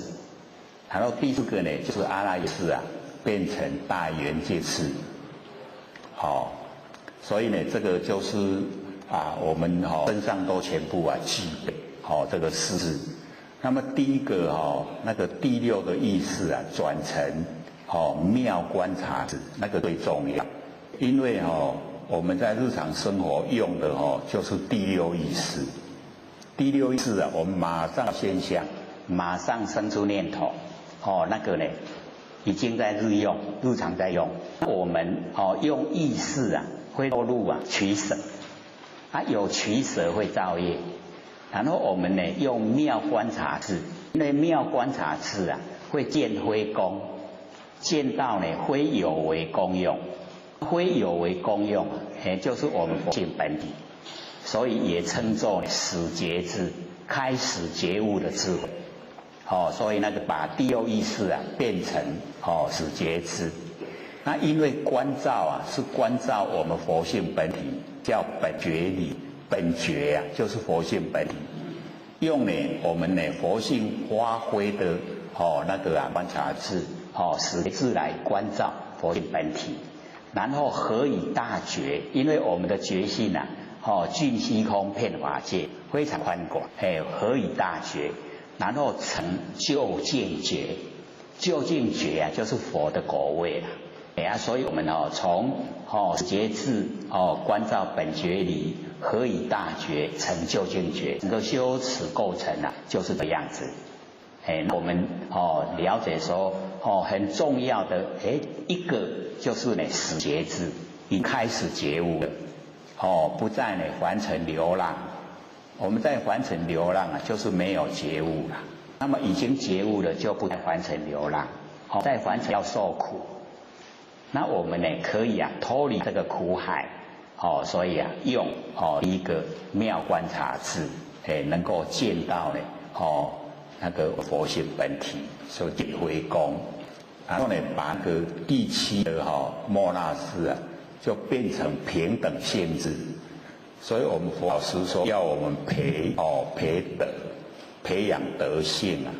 那我们德性之所以建立不起来，就是分别心太浓厚。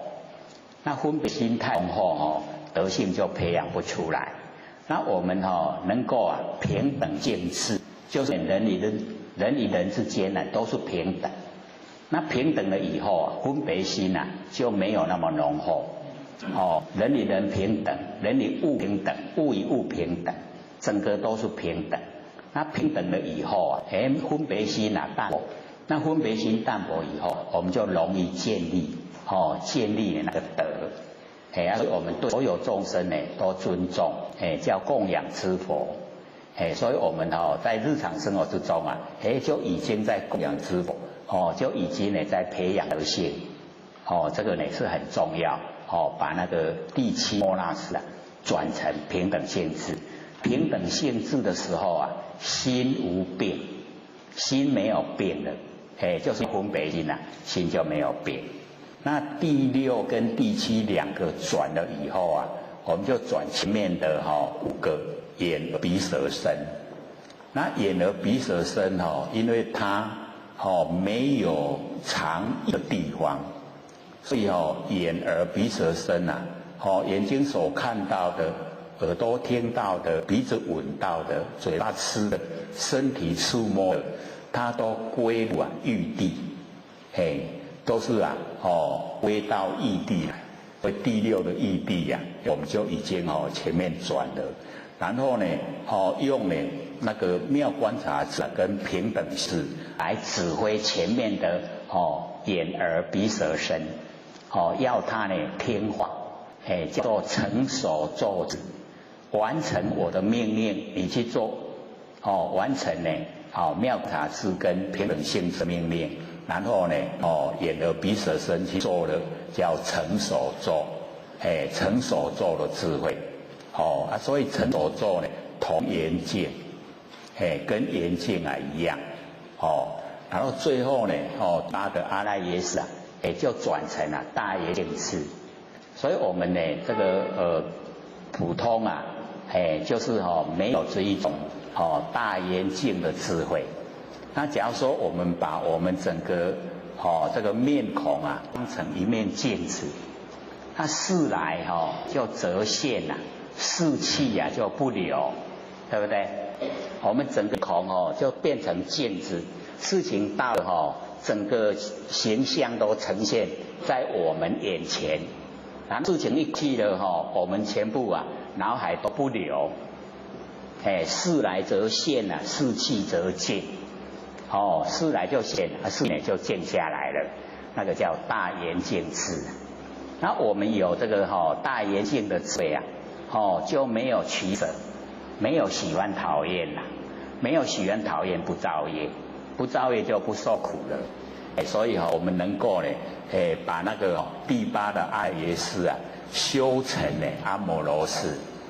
阿摩罗识叫做无垢，没有无垢了，完成的无垢都没有。无垢识已经恢复了。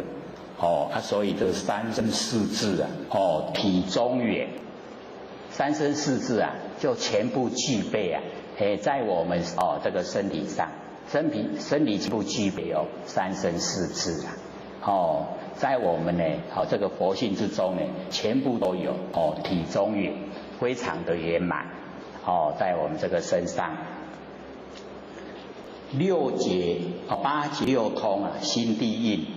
那或许为了这个8节今天特地就带一张来。各位手上有没有一张新的？有。那个就是8节，8解脱。那8解脱也叫做8倍舍，就是我们把它放到背后，把它舍掉，就是成了一些障碍我们都把它这个放到背后，把它舍掉，不要它了，这样就可以成就。所以或者又把因为只有光讲不太容易了解，所以又把它因为之前很久之前就有写这个讲义下来，所以把它带下来印给大家看。所以我了解呢这个八解脱啊，以前有没有听过？都没有听过哈。这个是一个教的基础修持功夫啦，基础的、基本的要修的基本的功夫啦，基本的那一些功夫。所以呢，我们了解到一般呢我们呢都没有详细的记录要怎么来修持。那么这个八倍舍也叫做解脱所以开始修的时候呢，就是修内有这个色想，然后观外色解脱就是呢不破坏内外色，内外这个色都不破坏，不昧呢色相我们色相呢都不昧，以这个不净观内身，就是呢我们来观呢我们自己的内身都充满了那个不净，就是误会加垃圾，我们的身体肉身呢非常的这个说不干净不清净。那么以这个净来观外色以不净来观我们身，以净呢来观外色。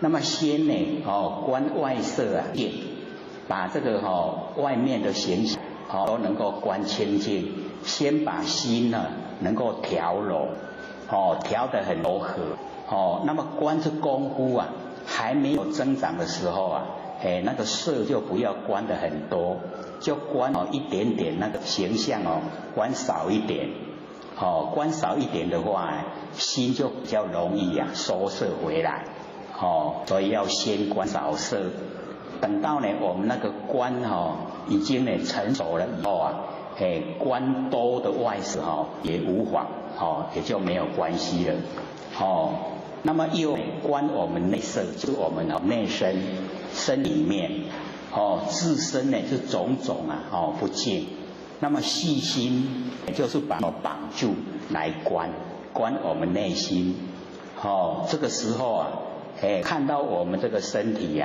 这时时刻刻都产生那个九孔常流我们脸部有7孔，大小便2孔就9孔都是种种不干净。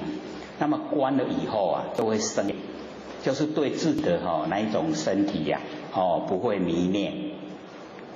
所以各位先生，为什么他们印度那一菩萨可以对这个外色都那么容易的就是呢透得能够呢知道那个不净，就是他们有一个特殊的地方就是人死了以后有个地方叫做那个尸体的就是把那个死掉的人没有埋拖到野外给那个野兽吃，就是布施给那个野兽吃人的身体那因为有这一个地方所以在修菩萨道的人就去那个地方来观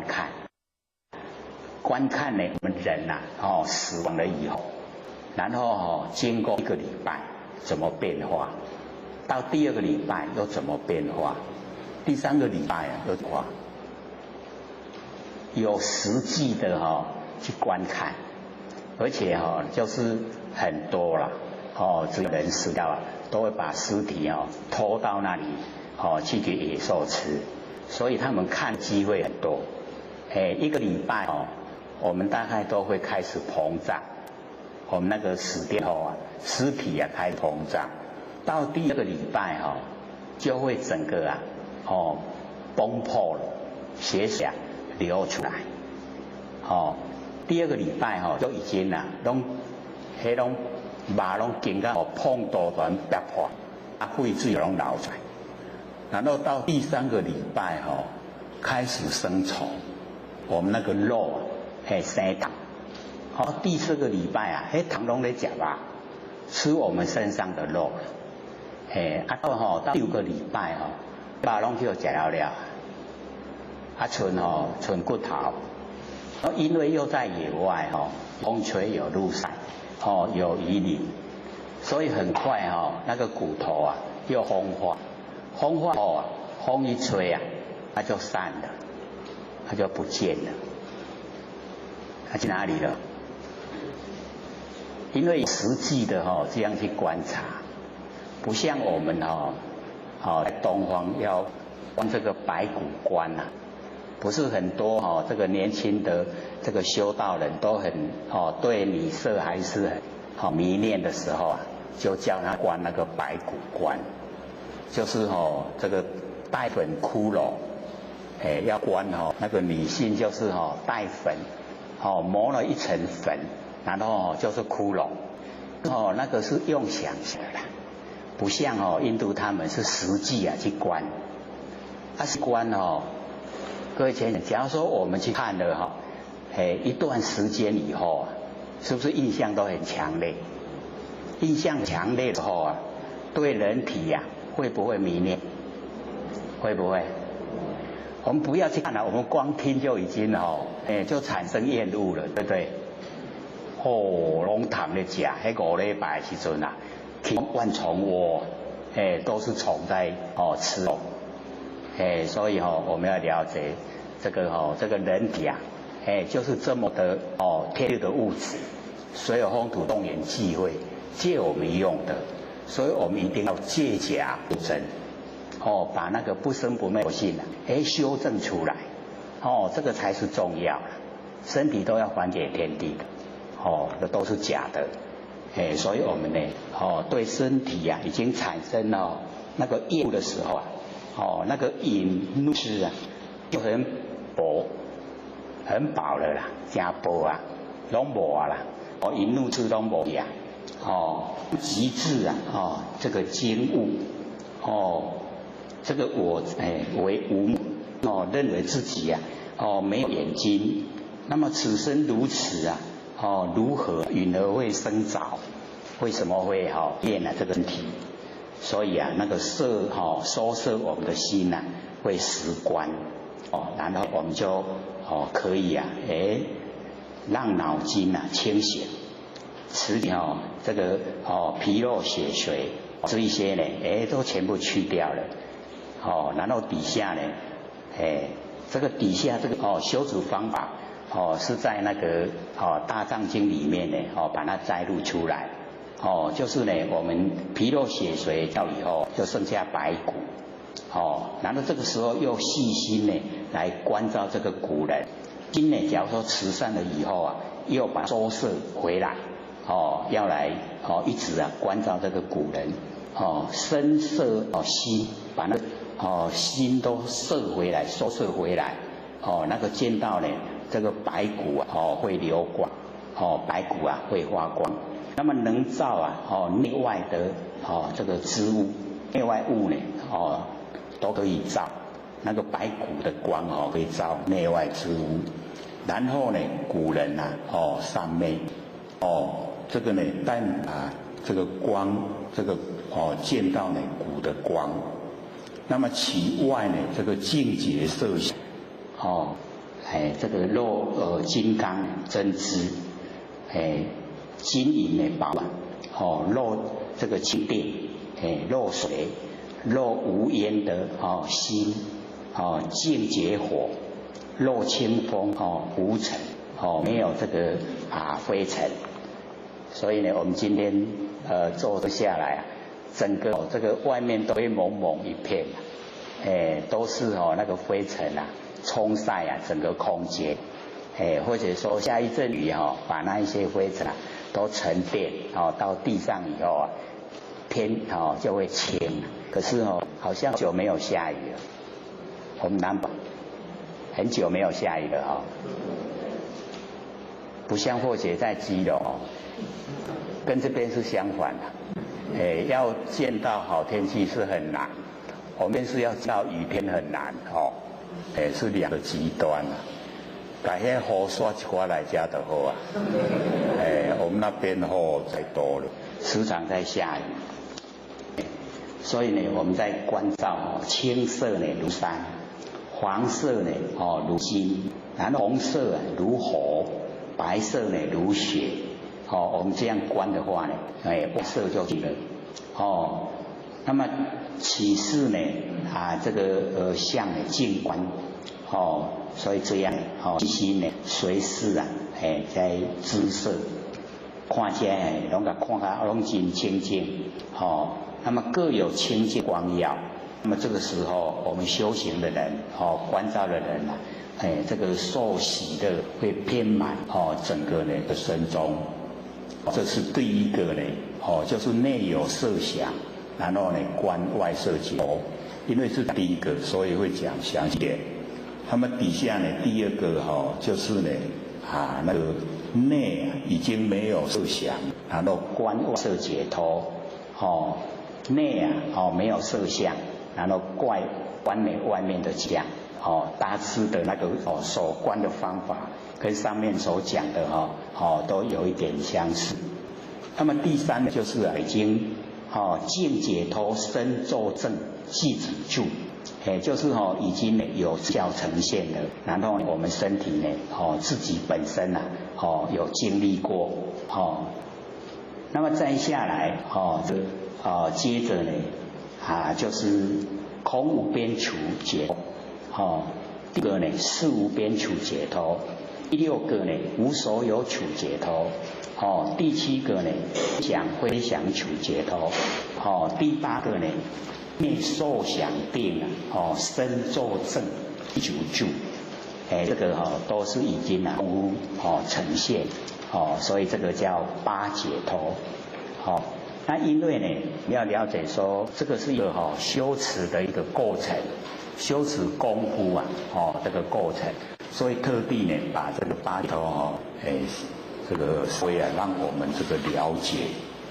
不然呢那个永嘉大师玄铁禅师呢，他只有讲那个八解六通第一。就因为字八解八解脱，那或者说我们假如说没有写下这一章的，那么对两个字八解脱可以说很陌生啦。那现在呢虽然不是很透彻，不过已经有一概念的，没有？就是有一点概念说，这个是修错程，我们呢要这样做，才呢容易进入清净的境地。所以那个解。那么六通呢？这个六通我们倒是比较常听到了。那个天眼、天耳、神足，宿命、他心，然后呢，那个漏尽，最后一个那个漏尽就是最困难。这个外只有五通了，要六通呢，就是成佛了。漏尽通就是成佛了。所以八解六通，心第一。我们的心地来印证，能够印证八解脱跟六神通，我们全部都有。所以各位学员只要肯用心能够呢万念放下，一念都不生，然后按时讲，我们那个般若妙智慧会产生。那般若妙智慧产生以后，我们那个佛性的功能作用它会很灵敏。那很灵敏呈现在我们手之中呢，就是第六感特敏锐了。会呢还没有到的事情会预先知道。甚至于我们在走路要走哪一边遇到那个分岔路的时候要走哪一边，佛性的会告诉我们。我们听佛性的话呢就很顺遂了。不听的话就会有挫折。那个就是已经呈现了佛性功能作用。那我们到达最后都会有具备那个六种神通。我们不要去追求神通我们目标会变成不正确。正确追求来的神通它会消失。我们追求不生不灭佛性本源，它会具备六种神通长远都在。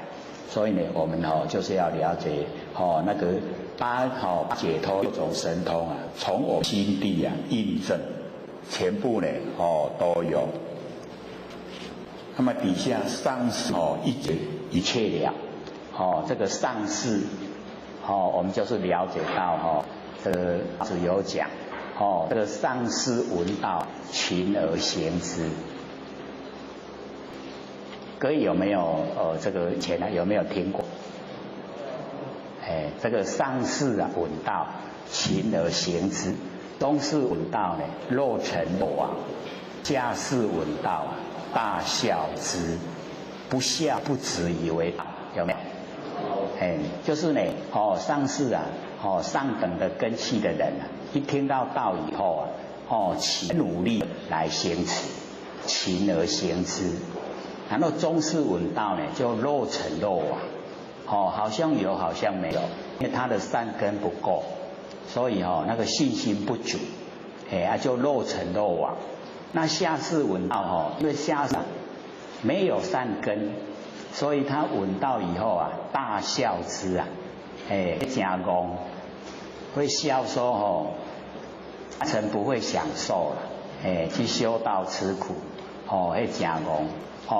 老子说不孝不止以为道，伊若无笑这个道就无价值，跟伊的善根就一样，就没有价值了。因为他孝，这个价值才会呈现。所以这边呢，就讲上士一觉，就是一旦觉悟了，我们上士的人一旦觉悟了，一切都不会再有迷惑了。不迷惑呢，不起后造业就不会受苦。所以一旦觉悟了，就一切了，一切都已经有答案出来。要怎么做自己都知道了。各位浅显，要做上士、中士还是下士？所以上士要勤而行之要一觉一切了。就是呢，一旦领悟了以后要一切都领悟，再产生迷惑。因为我们迷惑会造业，造业要受苦。所以一切都已经了了。各位浅显，一切了了没有还没有有没有解了有没有这个上士一解，有没有一解了？一旦觉悟了，有没有？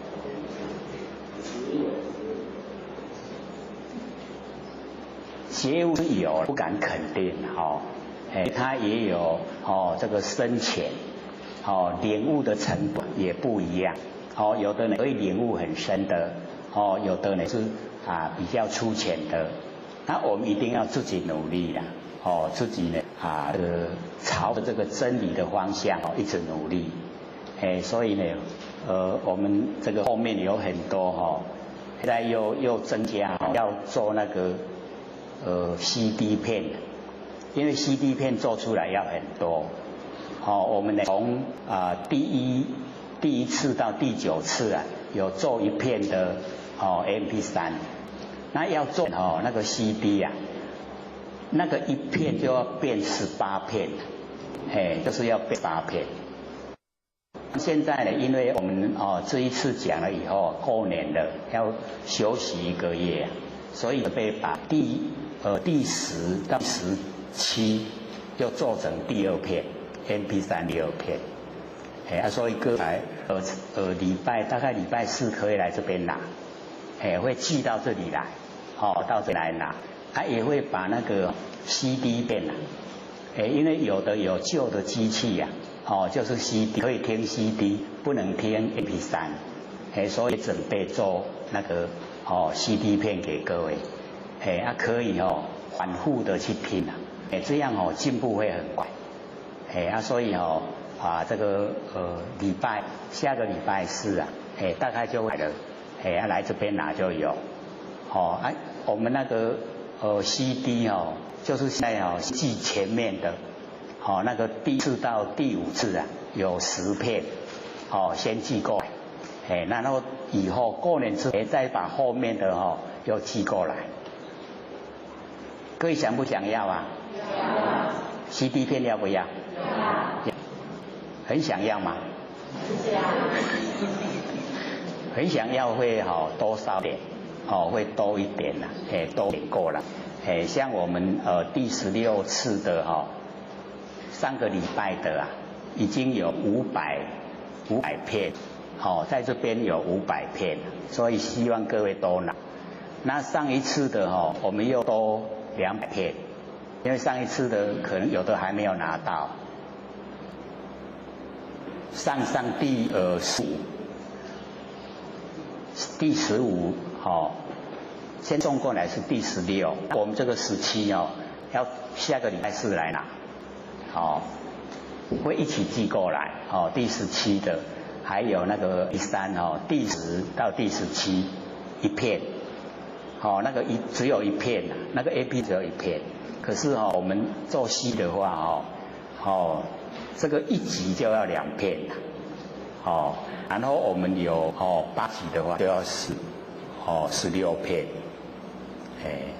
因为就是各位已经有旧的机器CD 就可以听了，所以我们也准备呢把那个 CD 片也捎过来给大家听，给大家方便。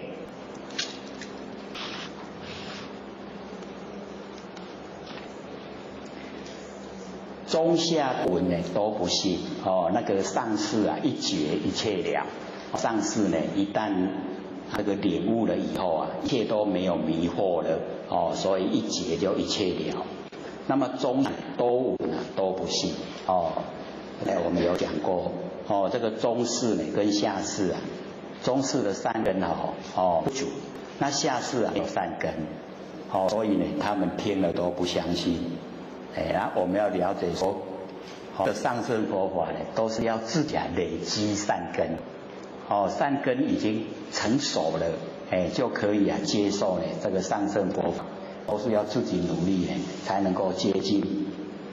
但是呢，怀中解垢衣，我们要自己从自己的胸怀之中来解下那个污垢的那个外表。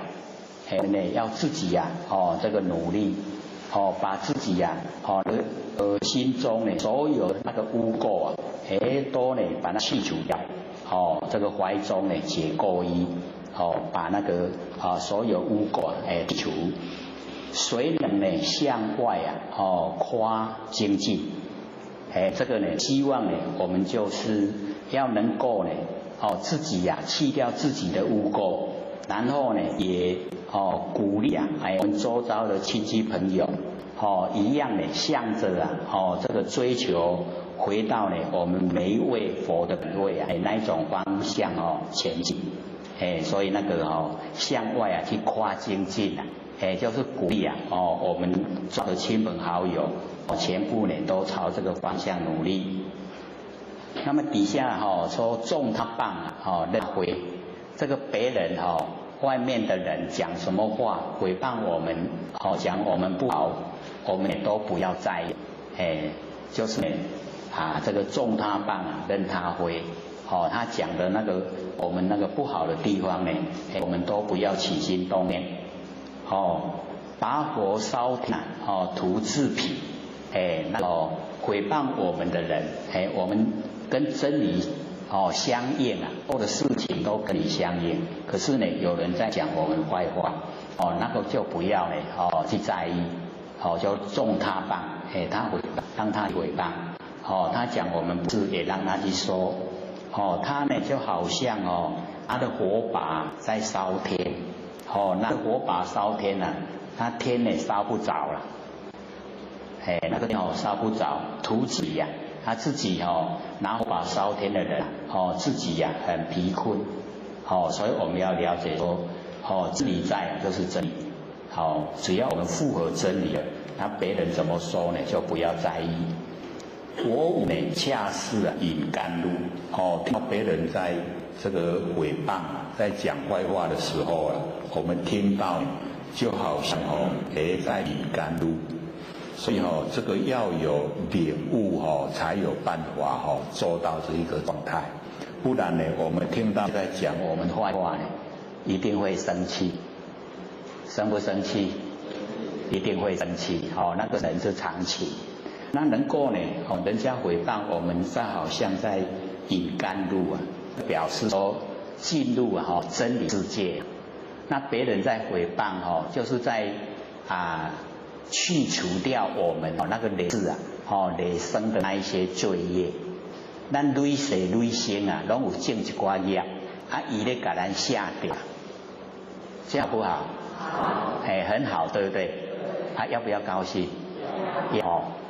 所以人家在回的时候，我们自己反省一下，我做的拢符合真理，那伫咧甲我讲歹话，安尼一定是咧甲我下罪，就是去掉我那一些以往不知道所造下来的一些罪业。要帮我去掉，这样很好的，所以就是要高兴，就应该了，所以这个是了解真理后所呈现出来的态度，不是那个讲空话的，是真正的能够实际的去做。消融呢，顿入不思议，我们把那个所有的有那个容，我们有了容量。就是度大能容，有那个容量，能够消融，消融以后就可以进入不可思议的境界。所以我们弥勒慈显现给我们看，各位先生，就是满腔欢喜跟度大能容。我们老子是要我们学这两个，满腔欢喜跟度大能容，我们一满腔欢喜，笑开呢天下古今愁，然后我们能够呢度大能容了却人间呢多少事所有的事都了却了，对不对？都不用计较。所以我们就是了解到，我们现在凡尘跟老子师所表现刚好都相反。你看都穿得很这个端庄，穿得很齐嘛，对不对？那我们是有没有？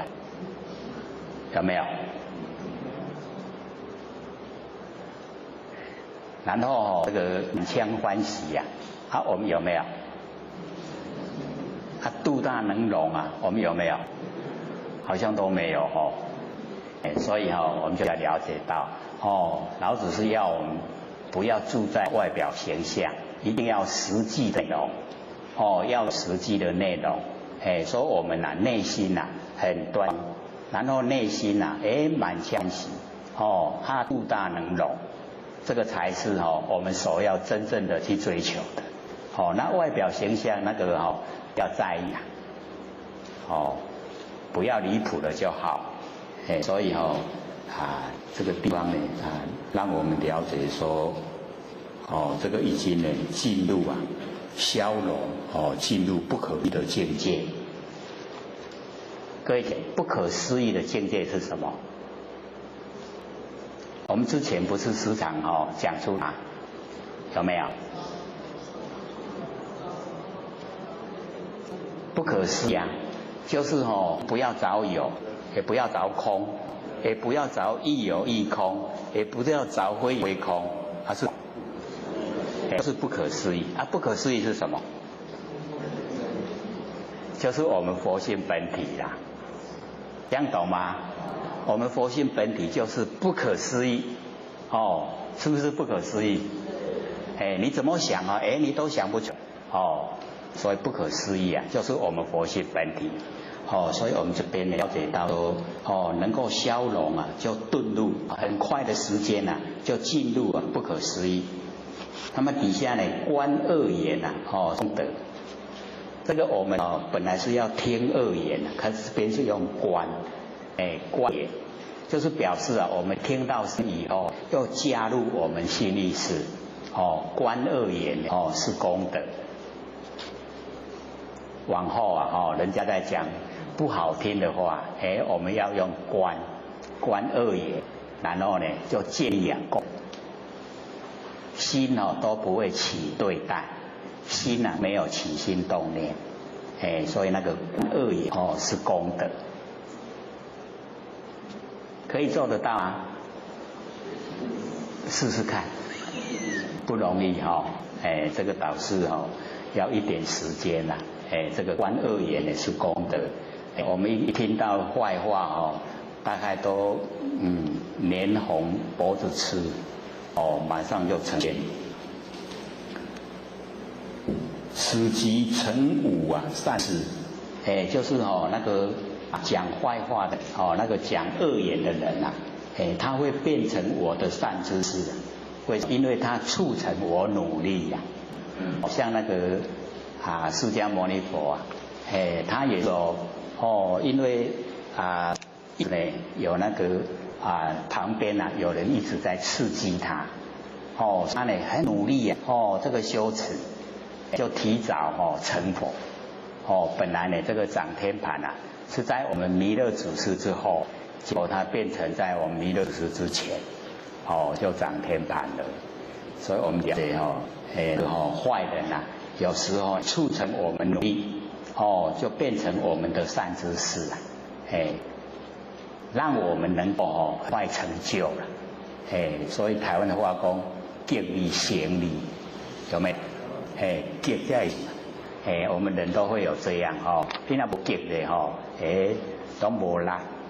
没有力道去做不容易成功。有人咧激就是做你看，就有那一股气呀，那个力道就来了。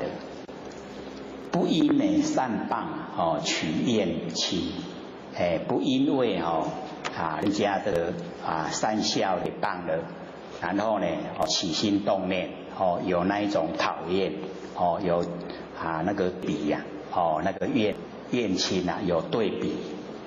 假如说呢会起厌亲的话，何表无身持忍力怎么样表现那个无身就是没有身我要了解说我们那个不生不灭的佛性本体它是无身。那我们呢得到生法忍就可以不在三界受身。所以呢能够了解到不生不灭的佛本体我们就可以进入无生法忍。那么到达无生法忍，我们就是要有那一种慈悲。我们佛性之中具备了慈悲喜舍就是娱乐，给人家快乐。悲呢就是把苦拔掉然后这个喜就是不会能够随喜。然后舍就是可以给众生利益，就是无条件的可以给众生利益，都可以舍掉。慈悲喜舍是我们呢这个经里面那个数量心本来就具备的是我们都进入还心以后，才把数量心去掉，没有把它发挥出来。那现在我们呢回到佛性本体回来，就要把它发挥，就要有慈悲喜舍，自然就把它呢应用出来。那么应用之后那个慈忍力那人我们要了解说，人是安住不动。我们说忍耐那个是的一个角度一个别名。那它的总名叫做安忍，安忍叫做安住不动。所以我们就是要安住动不动在哪里？在不生不灭的真理上面，我们安住不动。这样呢你就已经呢到达我们这个本位了。那么底下呢这个中义通周义通，这个中义通收义通我们前面都有很详细那个收通即心通，有没有？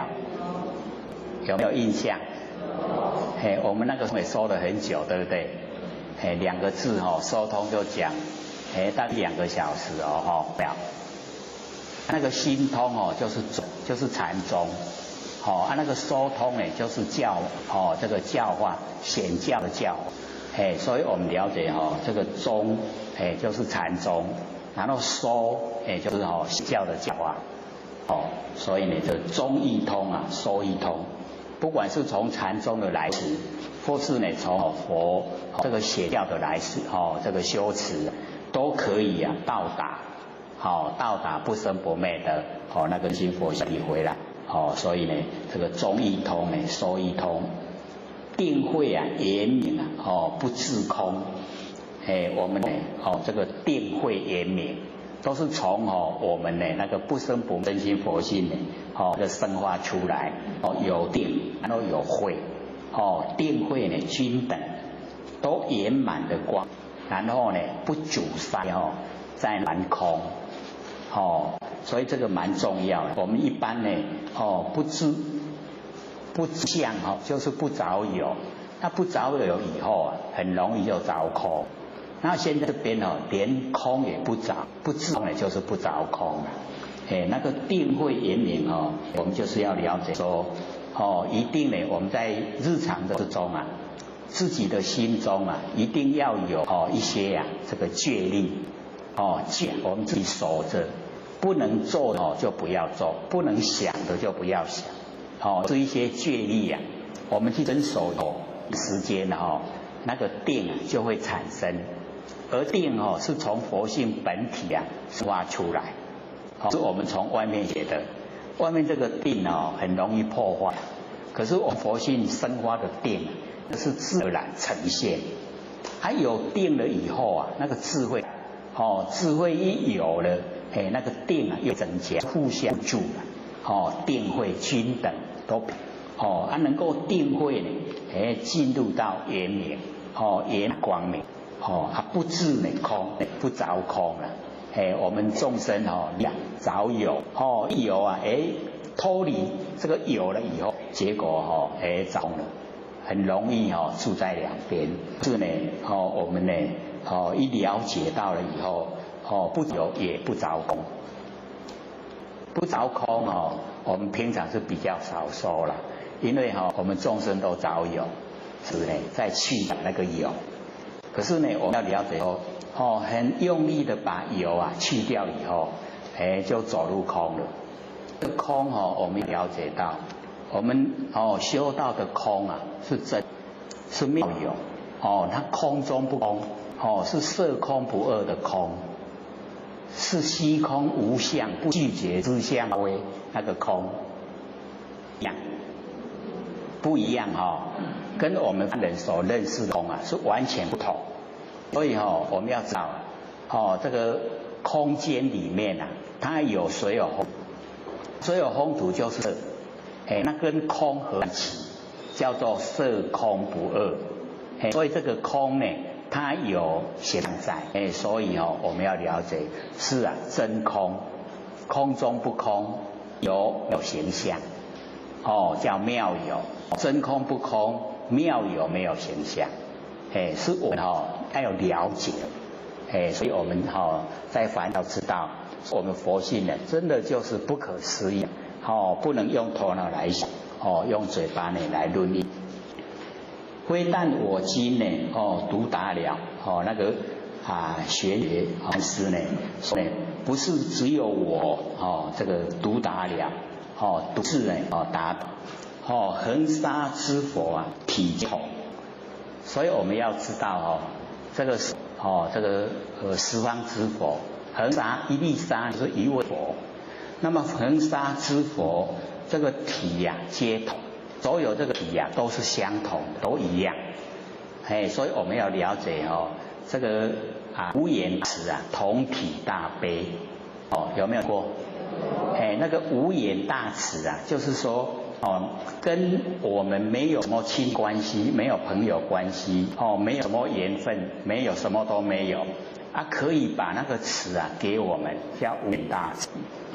那同体大悲呢就是灵本同体这十方之佛同一个法身，我们跟佛身法身都是相同所以恒沙之佛体皆同都是一样的，这个佛性的体都是一样的一归入呢到这个性本体以后都是归入一体所以分别没有分别了就成就了正性了所以这边呢玄觉就说恒沙之佛体皆同全部呢都是一样。狮子佛未说我们呢就是要学那个狮子佛狮子是百兽之王，只要他一叫狮子他一叫以后百兽都降服百兽拢故也拢降服所以我们要学那个狮子佛，是把真理阐释出来，要讲出来不要呢这个害怕，因为有很多啊，顾忌啊，所以把真理讲到一半，或是真理讲一点点，或是呢不敢讲，所以这个佛鼓励就是要当狮子佛，百兽之王，就是要把真理整个都阐释，无畏说啊，就是讲出来，不要害怕，因为很多呢，我们在凡尘啊，为了要供养，要人家供养，那有一些话就讲，那个就不是狮子佛无畏说，那变有说了，所以要了解说，阐释理啊，就是要真理，不要顾忌到个人的那一种得失啊厉害，一定呢要把真理整个都阐释。百兽呢闻之啊皆脑泪，因为狮子无畏说啊，那个狮子叫了以后啊，这个百兽啊听到呢那个狮子叫啊，那个脑，就是受不了，这个表说呢有一些那个说法不合真理呀，等到那个真理的一讲以后啊，他就来了，他就没有办法来接受，所以我们要了解说，现在的凡尘就有很多这一种讲，就是呢不符合真理，可是他讲的很努力，那因为我们众生啊，有些没有办法去辨别，他讲的是真的是假的，也会听，也会很多人附和，所以这样呢就呢不理想的。相向呢，这个奔波啊，切微，相向，一听到呢那个诗以后啊，他也奔波，失他平常的威仪，所以我们就是了解到那个是说平常在做样的这一些，一听到真的以后啊，他们也都失掉呢本来的那一种威仪。天龙即听啊，生心悦，那个天龙八部啊，就是这一些护法神，他们呢听到这个狮子佛无畏说，他们呢能够即，然后产生心悦，非常高兴啊，能够呢听到这个真理，能够呢生这个心悦。游江海，涉呢山川。所以呢，我们就是要理到说，以往啊，要做这个真道啊，要求道呢，非常不容易，就要呢打破解邪啊，无处，就要到处啊，去访道，到处追求，看看哪个地方有很好修的法门，所以呢，就是要呢游江海呢，涉山川，以往的道人啊，都是那么努力呀。从这个西元这个0年一直到西元年那一个中间我们中那个禅门禅修的就是很努力，都是这样到处在访道，到处呢在找那个真正的修道，只要呢修的有成就，有很多徒弟，很多人呢去跟随着走，所以那个都很兴盛，假如说跟那个武登慧眼或是讲看那个景德传灯录啊，里面都有记载，记载这一些那个修持的过程，绝大部分都是不着文字啊，都用那个我们那个身体的语言，像说问说什么是道，他会眼睛瞪着你看眼睛瞪着你看或是眨眼就是道了。假如说各位先生，我们去问人家说什么叫道，他对着你眨眼，你会了解吗？你会说你把休息的，是不是要去看眼科啊？不知道说那个是在传了所以我们有句就是一己忘所知，各位还记得吗？那个第三句第三句就是动容扬骨露。第二句呢，就是更不加修持。第一句就是一己忘所知，一己忘所知，更不加修持。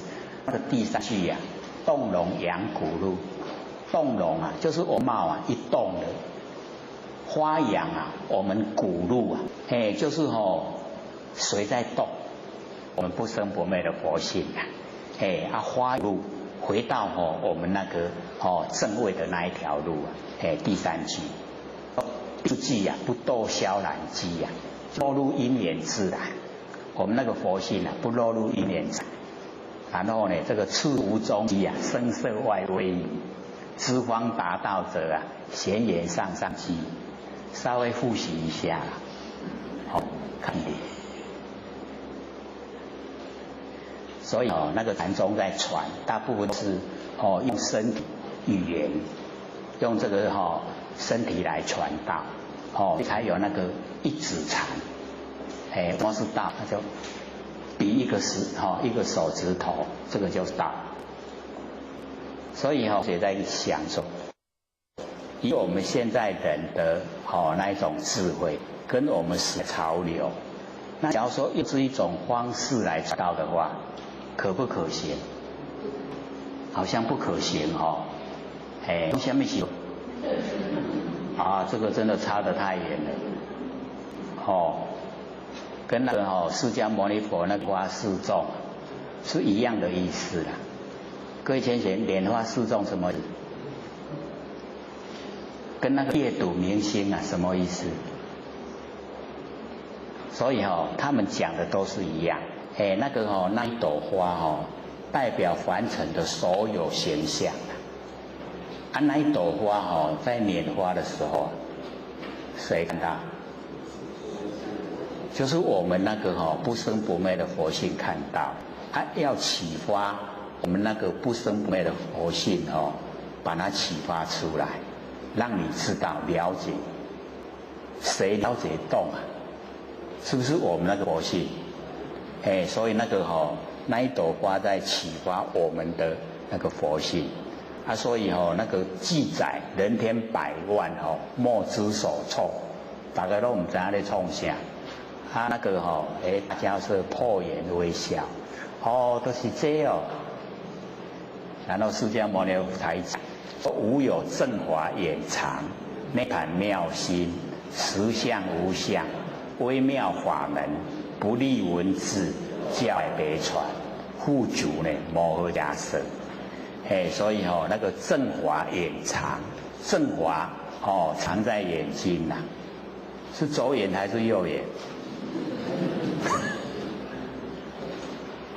所以我们求到了解说，就是那个啦，正法眼藏在那里，然后涅盘妙心，涅盘不生不灭的，涅盘妙心，我们的真心我们那个真心实相无相，我们那个佛性本体叫实相，因为它不会变化，所以称为实在的形象。实相无相没有相，实相无相，微妙法门，很微妙的法门，不立文字，没有文字，教外别传。我们都已经得到了，对不对？所以我们很幸运都能够了解意思，所以我们要努力这个修持，把这个涅盘妙心整个能够修正出来，这样呢就不枉费我们这一生来了，又呢上天大开普度，又呢也能够得到了，又呢能够修持，又能够参加这个办道行列。幸不幸运所以要把握要把握这个好时机。行思广道为参禅，那个游江海涉山川都是在行思广道，就是为了要这个参禅。所以我们要了解说那个禅在我们中国来讲，就直接就讲涅盘妙心，把那个涅盘妙心列为是禅的我们要追求的本体。那么印度呢，它修禅呢是到那个色界初禅、二禅、三禅、四禅，是到那个程度了。那个初禅呢是离生喜乐地。离开那个欲界的生死了，所以很快乐离开生死，进入呢那个喜乐。然后二禅的时候啊，定生喜乐，由定我们佛性本身的定力啊，产生喜乐，定生喜乐地。然后呢，三禅啊，离喜妙乐地，离开喜乐，进入妙乐。然后到四禅的时候啊，舍念啊清净地，那个连那个那个妙喜也不要了，喜乐没有，妙喜也没有，舍念啊已经进入清净，那个是我们那个修持的一些过程。那我们中国的禅宗啊，就直接把禅纳入涅槃妙心，所以那个目标啊不同，目标不同啊，我们做出来的结果就不同，对不对？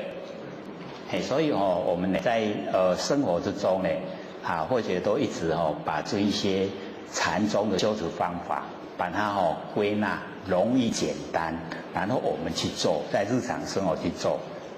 上个礼拜也有说嘛，没有，就是我们着力摆脱那个客观环境对我们那个精神世界的支配，有没有？还记不记得？还是我没有说？没有说啊？有没有说看那个 DVD 就知道了。没有说再说一次也没关系啊。就是我们要止观止动，不能被客观环境束缚。假如说我们都被客观环境束缚的话，我们那个法性不容易证悟。所以我们一定要把这一些客观的这一些都能够认识的透彻，不被它摆布。这样的话我们那个不生不灭的佛性整个就有力道，它能够主宰，有力道能够出来所以呢要超越我们这个身体有那个生理的机能，那生理机能我们对那个情感欲望会强烈的追求所以我们要超越，不要被我们身体的那个生理机能控制。身体很需要很想要，各位没有啊？不敢应，拍摄不好意思。所以我们了解说我们那个身体的机能我们就了解说生住意灭它本来有一些它自然会呈现的，可是我们一定佛性要超越它要在我们的管制之下，不可以说伊拢较强咱佛性我们的身体机能有时候会强过我们佛性，佛性你要命令它拢命令袂行啦，还袂听，伊袂听你的话所以我们要超越超越那个那个欲望，情感欲望的追求超越了以后我们就是了解已经能够训练出一种不受客观环境主观意识影响那一种心理状态，已经在日常生活之中就可以很亲近都已经可以面对这个凡尘万事，又可以处理万事心里面都不会被它影响，不会被它左右，然后又能够面对万象，又不住相真的很理想这时候头头是道，全部都是道在日常生活之中我们的一言一行都能够体会呈现，就是那个灵觉灵觉就是佛性本体都呈现出来了，没有不觉的时候了，就是没有无明所以或许把那个禅宗的修持方法看一看浓缩一下归纳在我们日常生活之中来做就很理想时时刻刻都是灵觉，时时刻刻都是佛性在主宰这样就很理想。一段时间以后你就会一定发现不一样已经呢，佛在讲我们颠倒的已经把它转过来了。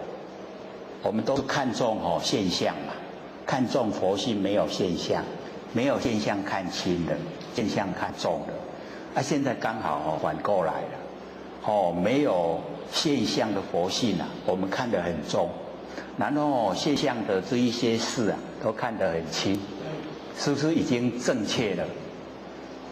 正确的知见啊，就是这个。我们要把没有形象的佛性啊看重，有形象的身体、有形象的外面景象都看清，这样会不会？这个很不容易因为没有形象就是我们良知良能啊，佛性本体啊。可是它就是在，它时刻会提醒我们，只是我们有时候都不听话了，不听佛性的话。为什么？因为听他的话会吃亏，对不对？所以都不听话，都要在这个现象之中呢占便宜，所以那样子我们就造了业，造了业就要受苦啊，所以要先了解说，原来是我太注重现象了，太看重了现象，才会呢造了很多业。只要呢现象呢了解它都是假的，都不住相的，也不要破坏相了，都不住相就好，能够离相的，就很理想，整个佛系都呈现，所以我们这个了解到说，都是要自己呀，这个努力呀，来这个参禅。自从呢认得潮汐路，这个玄觉禅师呢，就是见了60以后，就是呢认得潮汐路，就是这个觉悟了，一旦觉悟了，我们从那个《六祖坛经》里面了解说玄觉禅师从小孩子就开始修道了，他修得很这个3000功800功果，修得很理想。而且又3000威仪8万细行都整个呈现，修得很好。命呢又很短，39岁就归空了。六祖还活到76岁，他39岁就归空了。玄觉所以玄觉的命呢不长，可是呢他有就是实际的修持，实际的领悟啊。那么自从认得呢潮汐日了知生死不相关，所以各位先生，我们要了解到说，我们那个不生不灭的真心佛性跟我们身体的生死不相关，所以呢我们就了解这个身体的生死和真心呢这个实相并不相关。我们一般呢都会认为是连在一起身体跟佛性连在一起。各位先生，连不连在一起？连不连在一起？连不连在一起？问第3次就会有问题了。我们说不连在一起那才奇怪了。他说连在一起也不是正确的。所以有时候这个答案还真的是奥妙。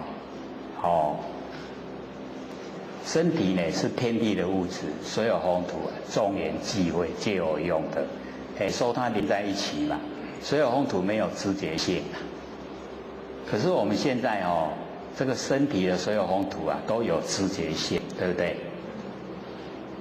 所以我们把没有知觉的所有风土已经转成有知觉，然后把没有形象的佛性来指挥这个没有知觉的这个身体。各位先生，这样连不连在一起？有没有？就是有真跟假合在一起所以我们那个国字那个仁慈一个立人变两个人，很有意思哈、一个真的啦，一个假的，可是已经顶天立地，顶天立地啊，一个真人，一个假人，然后我们要达到，就是把它发挥，虽然呢所有风土啊没有知觉性，可是现在呢，我们不生不灭的佛性啊，已经进入主宰，进入身体来主宰这个整个的视听言动，所以它已经啊，有一半，佛性啊有一半的这个前病了。我们有没有护给我们那个佛性一半的前兵来指挥？有没有？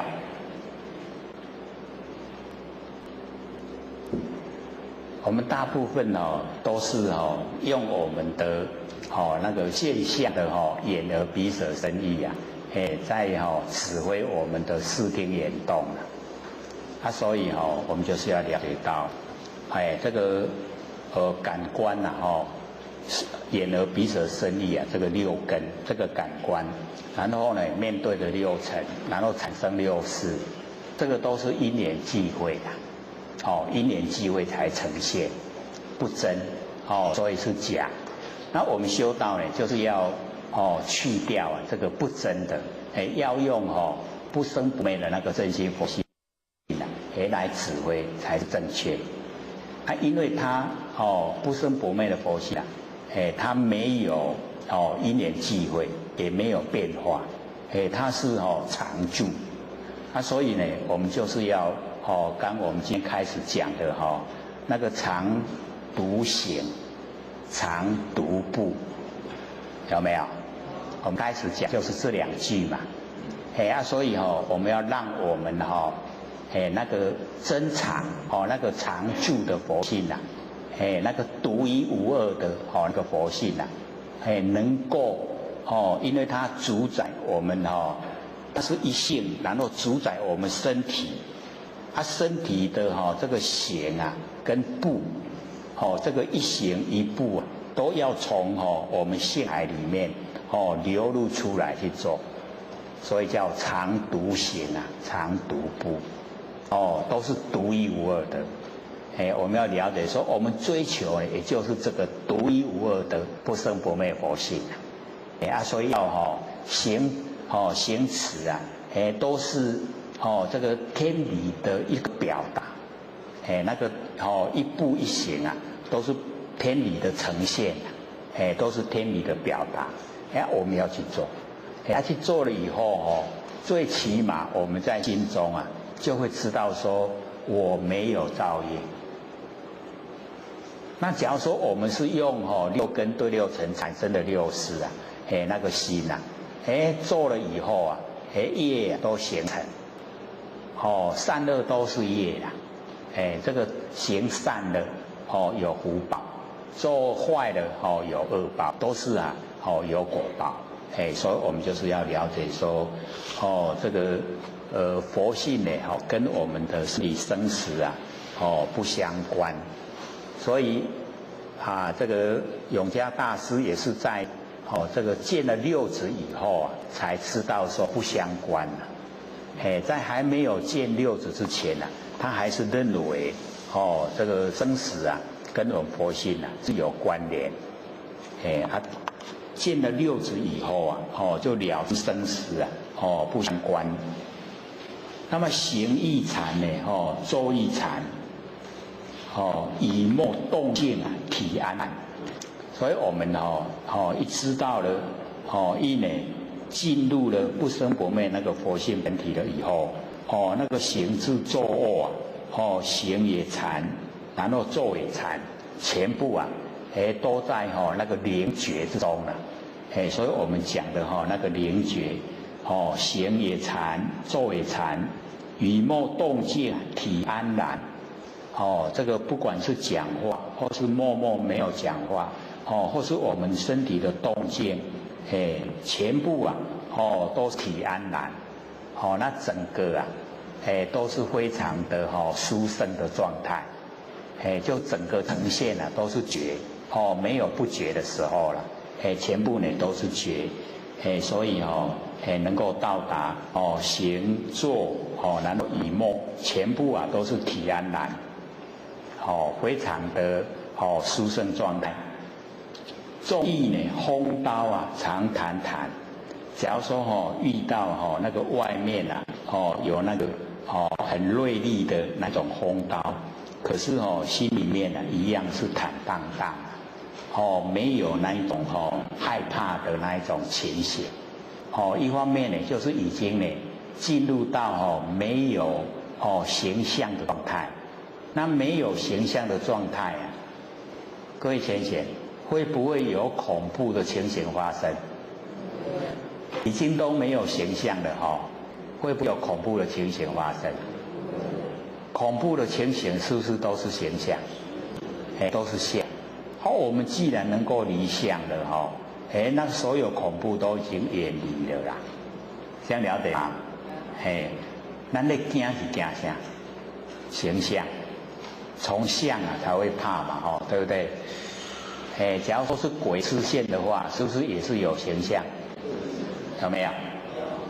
才会害怕嘛，对不对？鬼是真的还是假的？鬼是真的还是假的？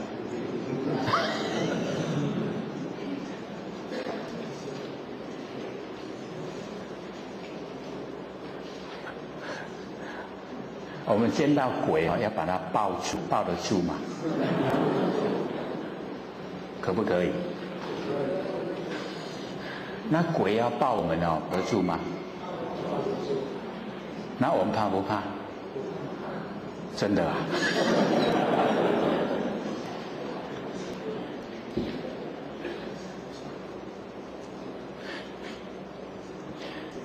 所以大部分都是我们自己在吓自己自己在吓自己。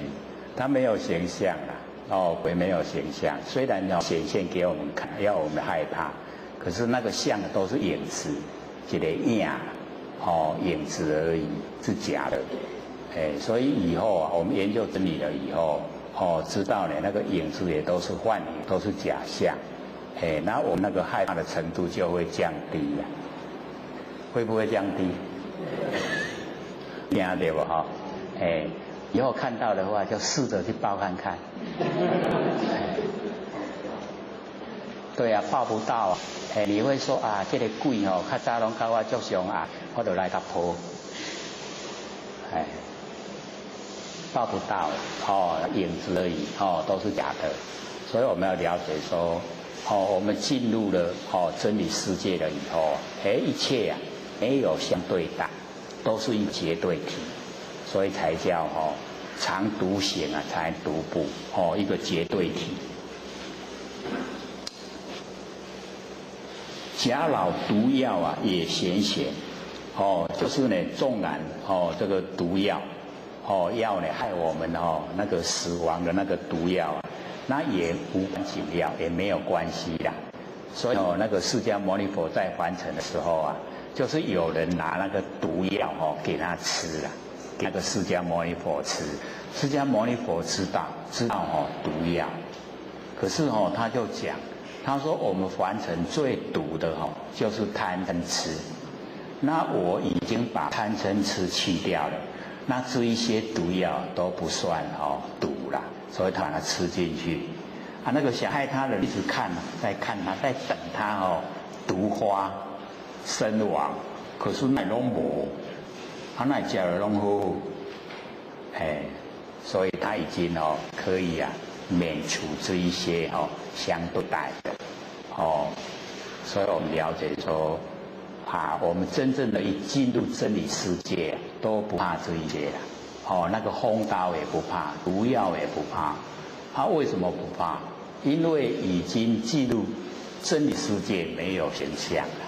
没有形象就没有值得怕的地方，所以那个六祖就讲，那个海那个结火烧海底风谷山相急，有没有？还记得吗？他在讲说那个灾难很大，可是呢，我们增长极美的走入增长以后就是很快的常乐我见那一种结火烧海底，风骨山相急呀，那一种世界末路啊，都不用害怕。所以我们都会经过。现在已经呢一个圆会的那个五位交地啊，跟落去我们人就会灭，然后呢天地混沌，然后再重开天地，然后隐会在人降生，都会经过呢那个结火烧海底，风骨山相急都会经过。那我们一到了那一种状态啊，我们都回到真理世界啊，都没有形象，所以都怕这一些灾难，拢唔免惊了。为什么？因为那个现象都是虚不实在的，都是假的，灾难也都是假的，都是戏法。所以我们了解说前不久有那个电影啊，不是2012对吗？那整个那个地啊都裂开，整个那个高楼大厦都顶了，有无？就是那一种那个啊，就是灾难，就是劫煞灾难。然后呢，整个啊，那个都没有办法生存，在这个地球上面。我们了解说，我们一进入到呢不生不灭的佛性本体啊，就不怕这一些现象啊。我们也可以回到本位，现象呢，就不会害到我们。那我们注重身体的话，就会注重这一些现象，因为这一些现象使我们的身体没有办法存在这个凡尘，所以就会很那个悲哀啊，很哀伤。那我们呢一进入到呢这个不生不灭佛性本体以后啊，都可以避开这一些现象的灾难，都不会去遭遇，所以那个风刀啊、毒药啊，都无关紧要。我师呢得见呢燃灯佛，这个呢玄觉在讲那个释迦牟尼佛，说呢得见了燃灯佛，多觉呀成为忍辱仙，在讲释迦牟尼佛呢，这个这个多觉的时候啊，曾经呢为这个忍辱仙，就是当忍辱仙人，我们要了解到说，这个经过长时间的修持啊，那个对我们那一个不生不灭佛性的历练啊，真的就是很够。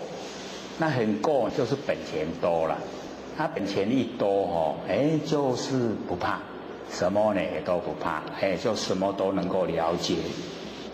那么几回生呢？几回死？生死悠悠啊，无定止。这个呢就讲到我们现在所有众生，说呢我们在凡尘啊，几回生呢，几回死，就是生生死死啊。我们都没有办法去掌握，可以有办法掌握我们自己的生死吗？有没有办法？要生要死就死，有法度无？无法度对吧？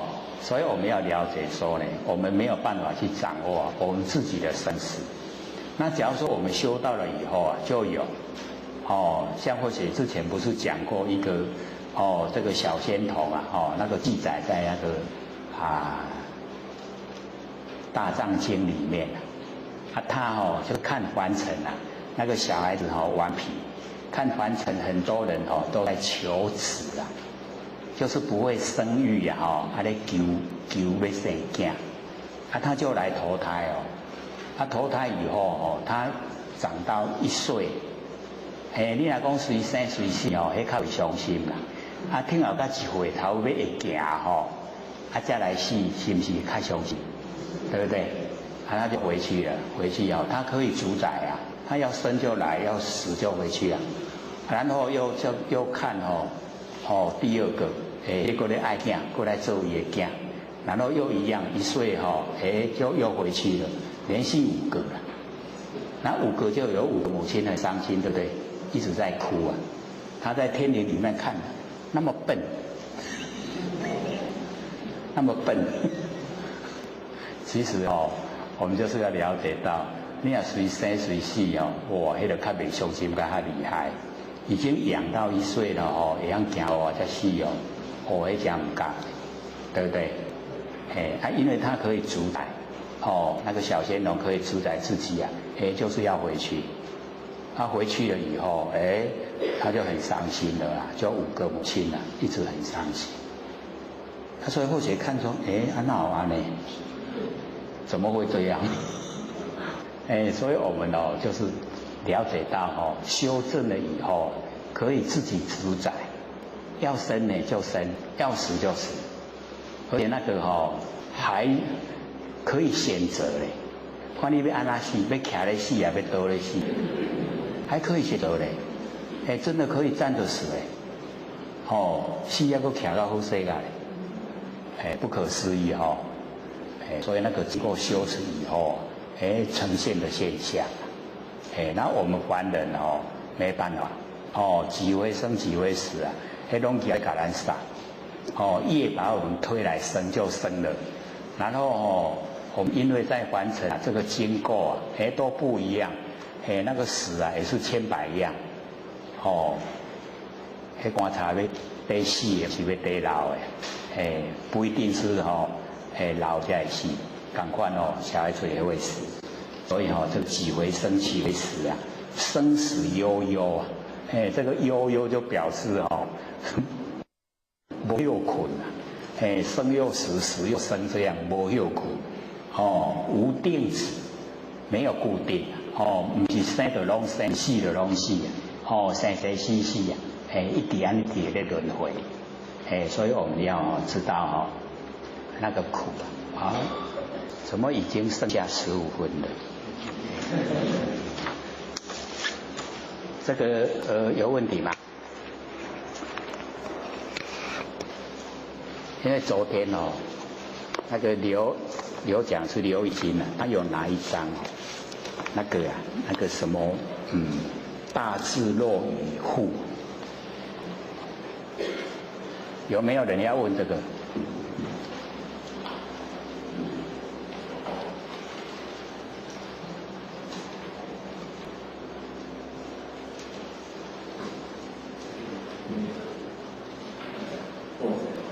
第二个比较有讲，好，请说。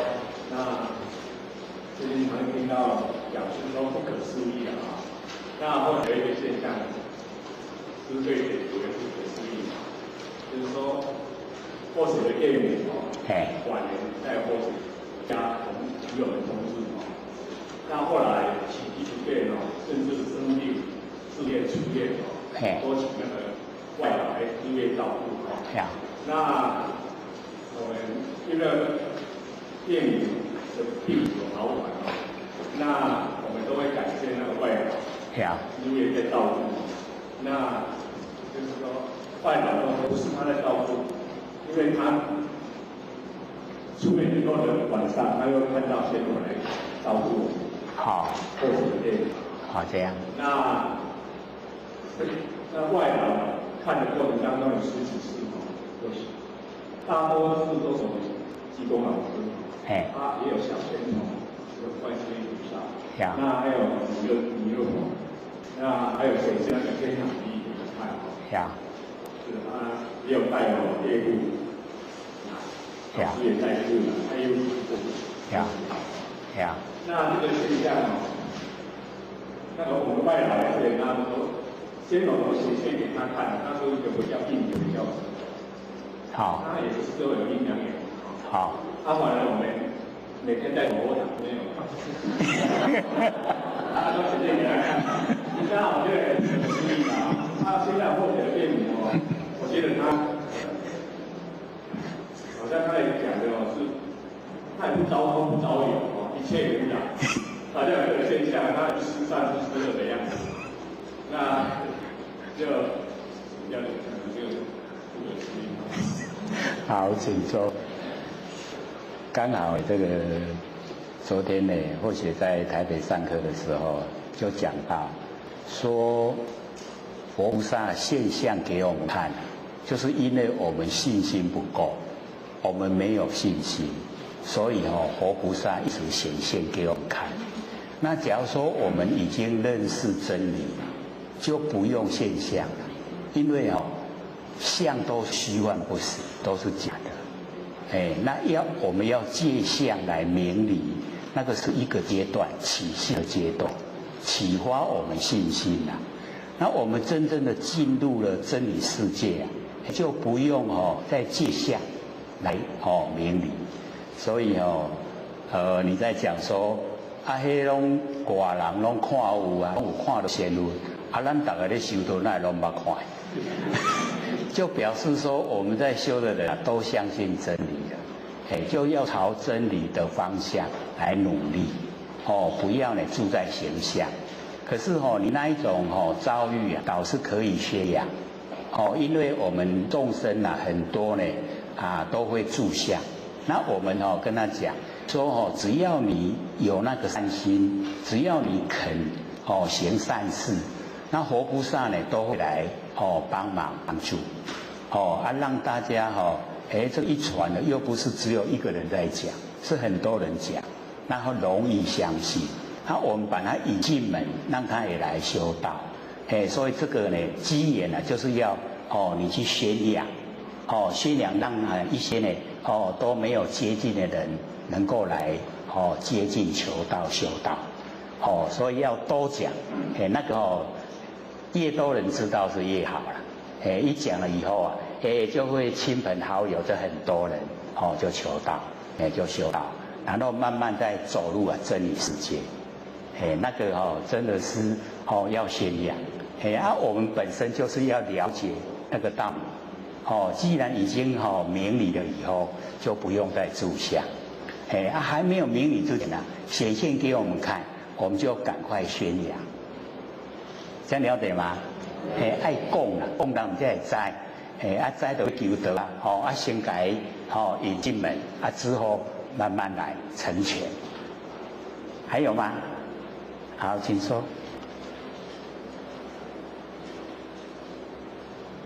讲师好。好。同学想要请问的问题是上礼拜发生在后学身上，然后呢，就是是非问题嘛。那今天呢，我就讲是本来就是在讲是非，说不用理他。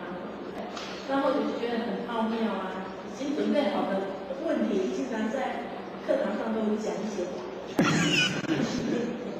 然后呢，还有一件就是说，后学在上普通课的时候啊，就刚好礼拜三，那后学有读到一篇佛佛之书的讯文，那后学觉得很喜欢，然后很想要分享给讲师，所以用电脑打下来，要给讲师看这样子。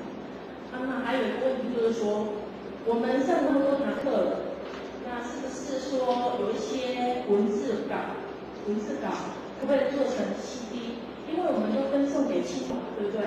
那文字稿这部分就只能听，不能看，那亲友就只能这样听，好像也不成，就是会很仔细这样。那后学想说建议刘讲师说，可不可以把您的那个文字稿啊变成 CD 档，变成片 CD 档，然后写成在里面，那再送给亲朋好友这样。是用那个 DVD 做成的。对，就是 CD 档这样子，然后储存在电子书里面这样子。这个倒是可以做。那他们可以去寻找。可以，这个可以做，也可以请台北浅做。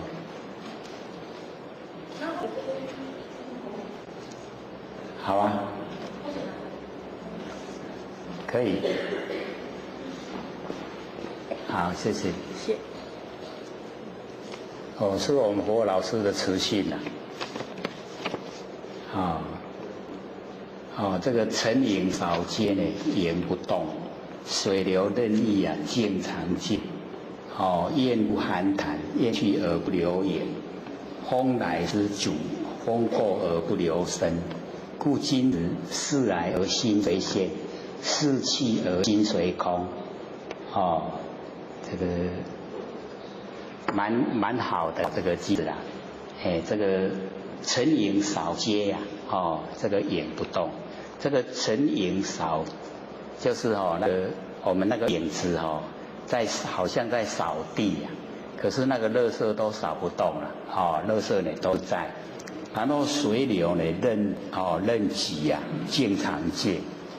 这个水流啊，它很急，可是呢，那个周遭的所有的那一些环境啊，都没有影响，不会被水流影响。这个也是在告诉我们这个外境啊，外面的环境啊，跟我们没有关联的，我们就是要保持啊那个内心的那个平静。那么所有凡尘的这一些影像也都是假的，所以它好像在扫把扫地一样，可是呢都扫不动啊，所有垃圾。然后焰度呢寒潭，那表示呢那个空中啊那个焰，那个飞鸟啊，飞鸟这个经过啊都找不到痕迹呀。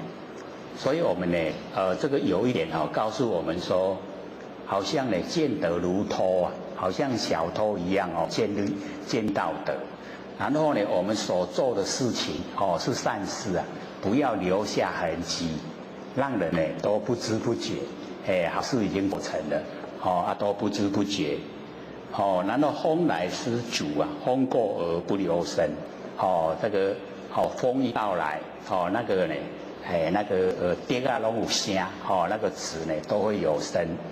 风呢一停了以后啊，笛啊声拢无去。这个也是告诉我们说，凡尘事来则应啊，事去则静啊。那个都是不要被外界影响到我们内心。所以这个都是非常好。是君子事来而心随现呐。所以我们呢要这个事来则应，事去啊就不留。这个都是这个道本身呢就是道。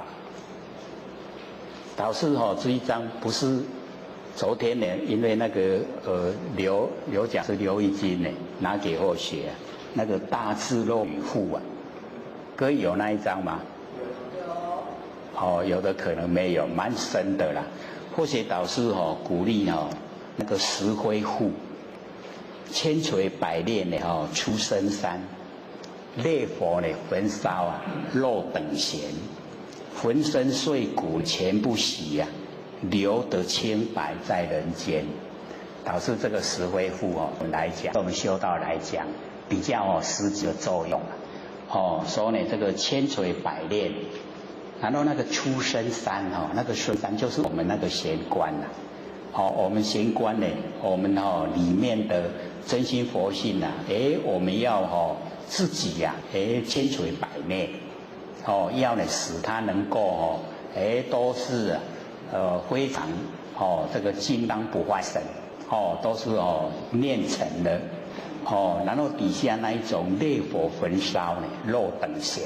遇到什么挫折困难的环境我们都把它等闲看之就是不放在心上去应对，不要逃避浑身碎骨啊全不洗，就是我们这个身体没有了也没关系，因为不生不灭的佛性在还留得清白呢在人间，就是那个石灰酒灰啊石灰赋。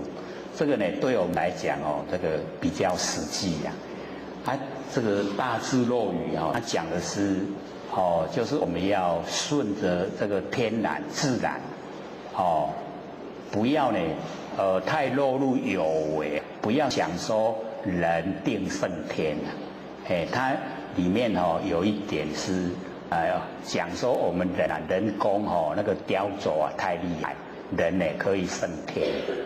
那个这个大智若愚就是说天地之间造了所有万物，造了这么的巧妙，所以各位就可以想象你看咱每一个人的形象是不是上天给咱做出来？做到你看七孔拢同款面拢无同，巧不巧妙？什么人有法度去做？无法度对不做遮济出来，佫拢会叮当。所以这个上天那个造物这个巧妙众妙之门，那我们呢就是要了解到这个上天自然而然的呈现，那我们去体会领悟，这一些呢，天地之间的一直在默默在做，可是天地都没有邀功了，他没有说这拢我做的，拢我的功劳，天地从来没有这样的，所以我们就是要学，学天地的，把万事都做成完成了，都归于自然，不是我做的，这样的呢就可以到达那个大智若愚那个内涵，比较在讲这样。好，下课。各位讲师、各位先贤，大家好。不学占道天师的老先贤大德，以及感谢各位先贤给佛学机会学讲。我们很快这个1个月就过去了，可见我们一生呢也很快就过去了。所以我们在这短暂的人生当中一定要把握方向，努力追求明心见性，心明呢因果不昧，见性成佛无疑，绝对可以成佛。而且我们又研究了一段时间，可以说对心性呢也稍微有一个了解，有没有啊？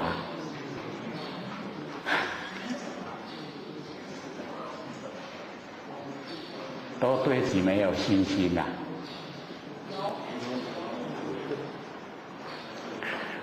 我们有上次有讲过，说各位可能呢家里都有CD 的那个机器那我们有把那个CD 已经烧过来，从第1次到第5次一次有2片，第1次呢可能是只有1片所以有总共9片，那就放在后面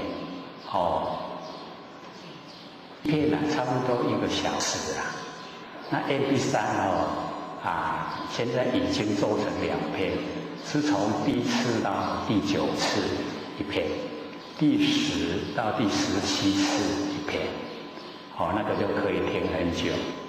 假如说有 MP3 机器的人，就可以拿 MP3 回去听。没有家里有 CD 的那个唱盘，就可以拿 CD。那或许是征求各位说，那个 CD 想不想拿回去听？要不要？因为后面现在只有烧到第5次那烧出来的数目非常庞大从第6次到第17次它还很多，一次要2片，所以我们讲17次烧出来要34片。那假如说各位都没有意愿要听呢，我们后面这个工作就不做了。可是假如说各位想要听，那我们后面呢还会烧，所以就征求各位的意见。要拿我们就准备烧，不拿那我们就烧到现在第5次，总共9片，就放在后面了。各位可以拿回去听。一片的1个小时，可以反复听对呢这个熏习那一种心理性帮助非常大，一定会听得懂。一次不懂10次就懂了，10次不懂100次就懂了，绝对会。那我们懂了以后修行到来得心应手，就很容易要不要？意愿高不高呢？而且又可以拿回去给亲朋好友听不只有我们自己可以拿回去。所以呢，既然各位有那个意愿呢我们后面呢也准备烧，从第6呢到第17全部都烧下来。那数目呢，我们是准备烧50套，够不够？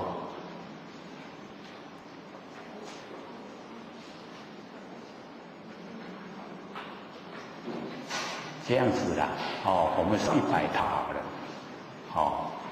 现在烧好有200，第1到第5有200。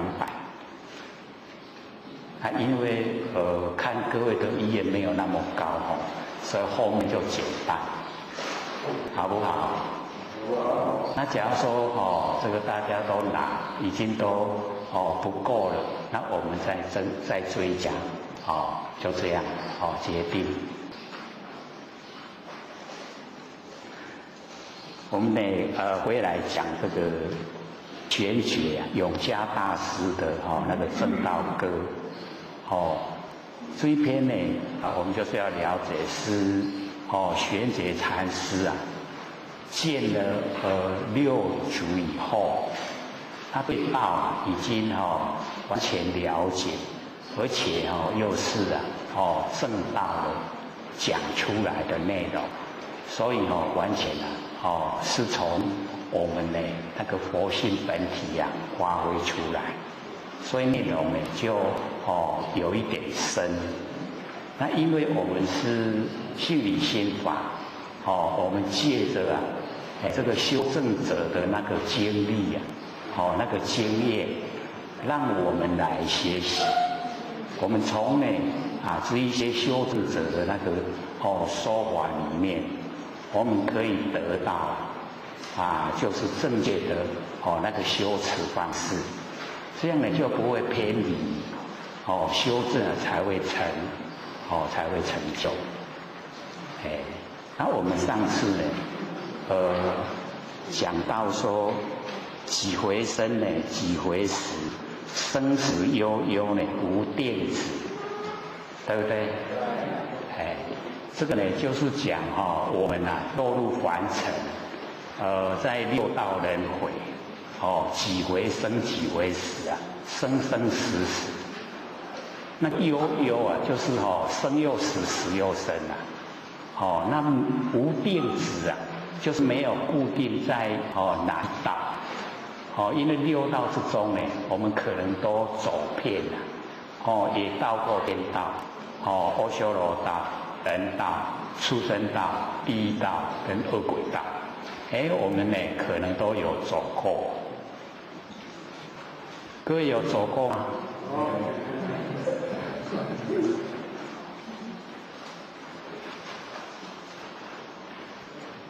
因为修十善就可以到天道。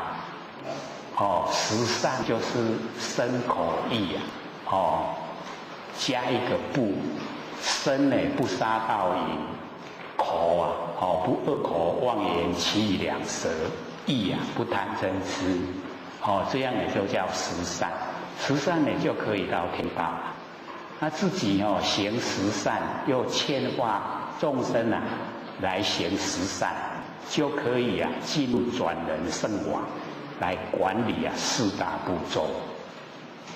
那我们呢就是要了解说，落入这个天道了以后，因为都是受人朝拜。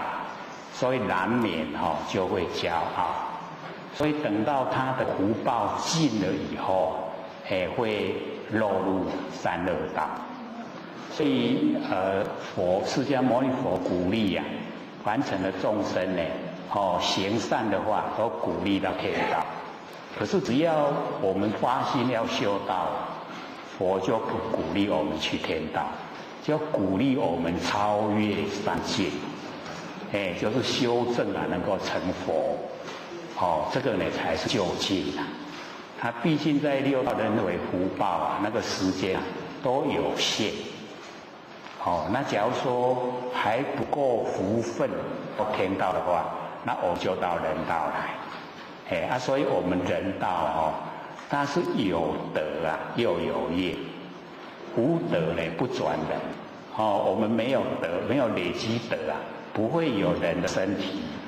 那无业也不转人，没有罪业也不会出生在人道。所以我们人道呢是有德又有业。这样了解吗？了解。假如说我们是全部都是德没有业，那个是仙佛的啦。那全部都是业没有德，那一定在三恶道。所以我们是一半一半，有德又有业，那我们在生活之中呢，一定要进入真心佛性。我们只要进入，请真心佛性出来当家，让它来指挥我们的身体。那么所做的事情就没有业因，纯善无恶，所以用恒沙妙德来称呼。德好像河里面沙一样，那么多一粒沙就是一个德，就是一件好事那我们现在的日常生活可能呢，没有到这个状态，不知不觉都还会有负面的念头出现，会不会有？不会啊，不会是最理想可是我们都会有那个负面的念头一出现，所以要了解那个就是恶，已经恶因造下来，很厉害。因为我们行为都是从念头来，念头一恶我们就会做出来，做出来很粗浅的业，念头是很细很深的业。所以我们在日常生活之中最理想就是能够万缘放下，一念不生。各位有没有学得到空闲的时候是胡思乱想还是努力做万缘放下？可见都没有做了，因为没有那个理直气壮。有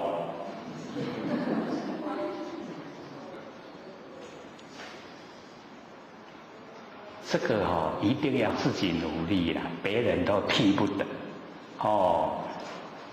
脑海里面胡思乱想，绝对没有办法启发不生不灭的真心佛性。所以一定要把妄念都已经放下了，真心才会显现。所以我们在日常生活都尽可能的能够万缘放下，一念不生。那我们说要工作要面对凡尘的事情去处理那么我们面对凡事的时候要专一，专一已经就是道，在道之中，所以那个专一跟我们万缘放下有直接的关系。能够专一就能够万缘放下。那因为我们可以了解说，我们手上所做的工作跟头脑里面所想的念头有时候是不搭调，所做的是一回事，想的是另外一回事对不对？时常都是这样那个不专一，那个叫神散。我们的精神已经分散，那我们精神一分散我们就已经在业之中，造业而不知道。所以一定要训练自己专一，就是连游玩的时候也要专一的去玩。会不会要玩的时候专一去玩会不会？会这个倒是比较有这个元气来的。要玩都比较好了要工作都有负担。所以在生活就是已经在修道，不是另外找地方，不是另外找时间，而是在生活之中就在修道。只要我们时时刻刻心念都专一，这个已经就在道之中，能够时时刻刻都不死神散。那我们众生最大的毛病就是神散分散。那我们就注意，只要你稍微注意那个神它就不会分散。那假如是很厉害的话，我们可以用注意啊自己的呼吸，注意自己的呼吸啊，会不会？对。各位姐姐，我们甚至都不知道自己会呼吸耶，知不知道？咱有咧喘气啊无？有咧喘气都唔要，我们都不知道自己有在呼吸哦。所以假如说真的我们的精神很分散、很厉害，那我们就把注意力啊回到呼吸。现在是吸进来，现在是呼出去，现在是吸进来，这样就好了，简不简单？不要认为简单就不做哦，只要你做了因为你注意呼吸啊，所有的胡思乱想都没有了啦。有胡思乱想会注意呼吸吗？不会，它不会同时存在的。所以只要你注意呼吸了，一吸进来，一呼出去，一吸进来，一呼出去，各位姐姐，肺活量会增加。肺活量一增加我们那个抵抗力也会增加。我们身体也会变得比较健康。然后呢，那个精神又不分散。可以得到很多利益，修起来又很简单，用不用花钱呢？要不要花钱？不用花钱修起来对自己啊帮助又很大。然后呢，我们呼吸一顺畅了血液循环也顺畅，然后头脑就清醒，然后道理就冒出来。这样懂意思吗？想不想做啊？好像我们听是一回事回去了要做又是一回事所以或者要鼓励拿那个不管 MP3 也好是CD 也好，或是看那个DVD 也好你把它呢熟悉了，是一些真理都很熟悉了，绝对促成我们行为，就怕我们不熟悉呀。不熟悉就不想去做，就会耽搁下来。可是时间不等人呐。你看我们这样1个月又6天过去了，很快，好像才昨天的事对不对？昨天才在讲几为生几为死，生死悠悠无定时，不是才昨天讲过吗？竟然已经经过1个月又6天，所以要把握我们要把握呢这个能够主宰，在凡尘能够主宰的时候一定好好把握。自从这个顿悟了无生呢移之融入和忧喜，所以呢永嘉大师呢他都讲自从顿悟，就是呢见到这个六祖以后因为他一直对生死大事都挂在心头，所以那个六祖在讲他说大德是何方而来已经具备了那个3000威仪8万细显，为何呢生大我慢就是那个骄傲整个都呈现在外面，瞧人不起。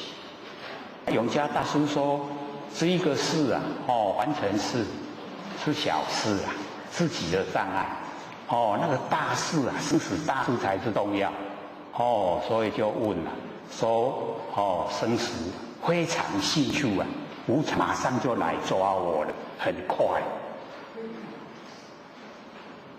六祖就跟他讲，何不体其无生，了即无数就这样而已所以那个就是已经修的在等了经过六祖这么一点，体其无生，就是呢找到了真不昧的真心佛性本体你已经找到了，已经了了，就没有生死，能懂意思吗？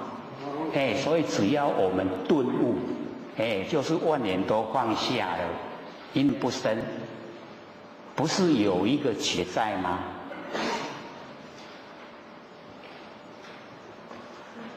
各位要体会万年放下，一念不生的时候啊，这个时候啊，不是什么都没有，那个是无念的状态，无念。无念啊，那个无念的念就是我们的不生不灭的佛性本体。所以只要我们万年放下，一念不生的时候啊，那个本体呀，它就会呈现。而且我们做的时间越久，它呈现的越明显。越明显啊，它会越宽广。当我们体会出来呢，局限在我们的这个身边而已。可是你久了以后啊，它会延伸呢到我们整个空间，整个空间啊，都是我们那个不生不灭的佛性本体。所以一定要自己努力啊！那个顿悟了无生以后，各位有没有做啊？我讲出来，大家都茫茫然呢。可见拢你讲你的，我听我的，都没有在执行啊，要做嘞。各位要想成佛吗？想就要做嘞。一定要努力，不很困难的。只要你没事的时候啊，万年放下，然后一念不生，不要生念头，然后呢，静静的体会啊，我们那个已经超越身心的觉，那个觉啊，就是佛性本体，就是我们的本来面目。我们呢，整个呢，把它启发、认识、培养，让它茁壮长大。各位要了解，一段时间以后啊，就会产生般若妙智慧。会先呈现的就是第六感特别灵敏。有什么事情啊还没来，你会先感受。我们不追求那些啊，可是它自然而然会呈现。会有什么事情还没有到，你也会事先感受。像我们这一次啊，南部不是大地震吗？有没有感受出来啊？没有一个啊，可见多不努力。只要你真的是万年放下，一念不生，这么大的灾难啊，一定你会事先知道。为什么不知道？因为你都注重凡人现象，没有注重没有形象的真心佛性。你只要注重没有形象的真心佛性这个虚空之间会发生什么事？越大的事啊，你感受的会越强烈。我们当然不追求去谈那个神通的事啦，可是那是我们佛性的功能。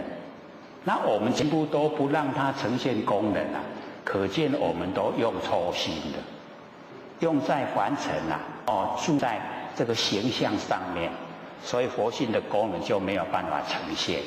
那既然都不呈现那我们就迷迷糊糊一天过一天，一年过一年，一生就过去了，很快时间都不等人所以我们顿悟了无生的没有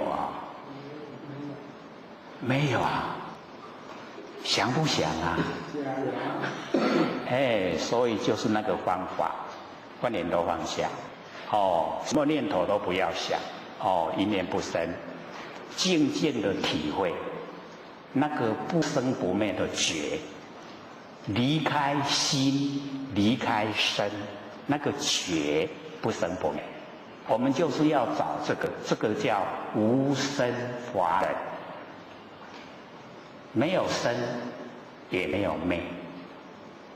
那我们的身体叫众生，这个呢是众缘积聚而现的生相，众生。众缘而生，缘聚生了，缘散就灭。所以都是虚幻不实在，不真，不要把它呢当成真了。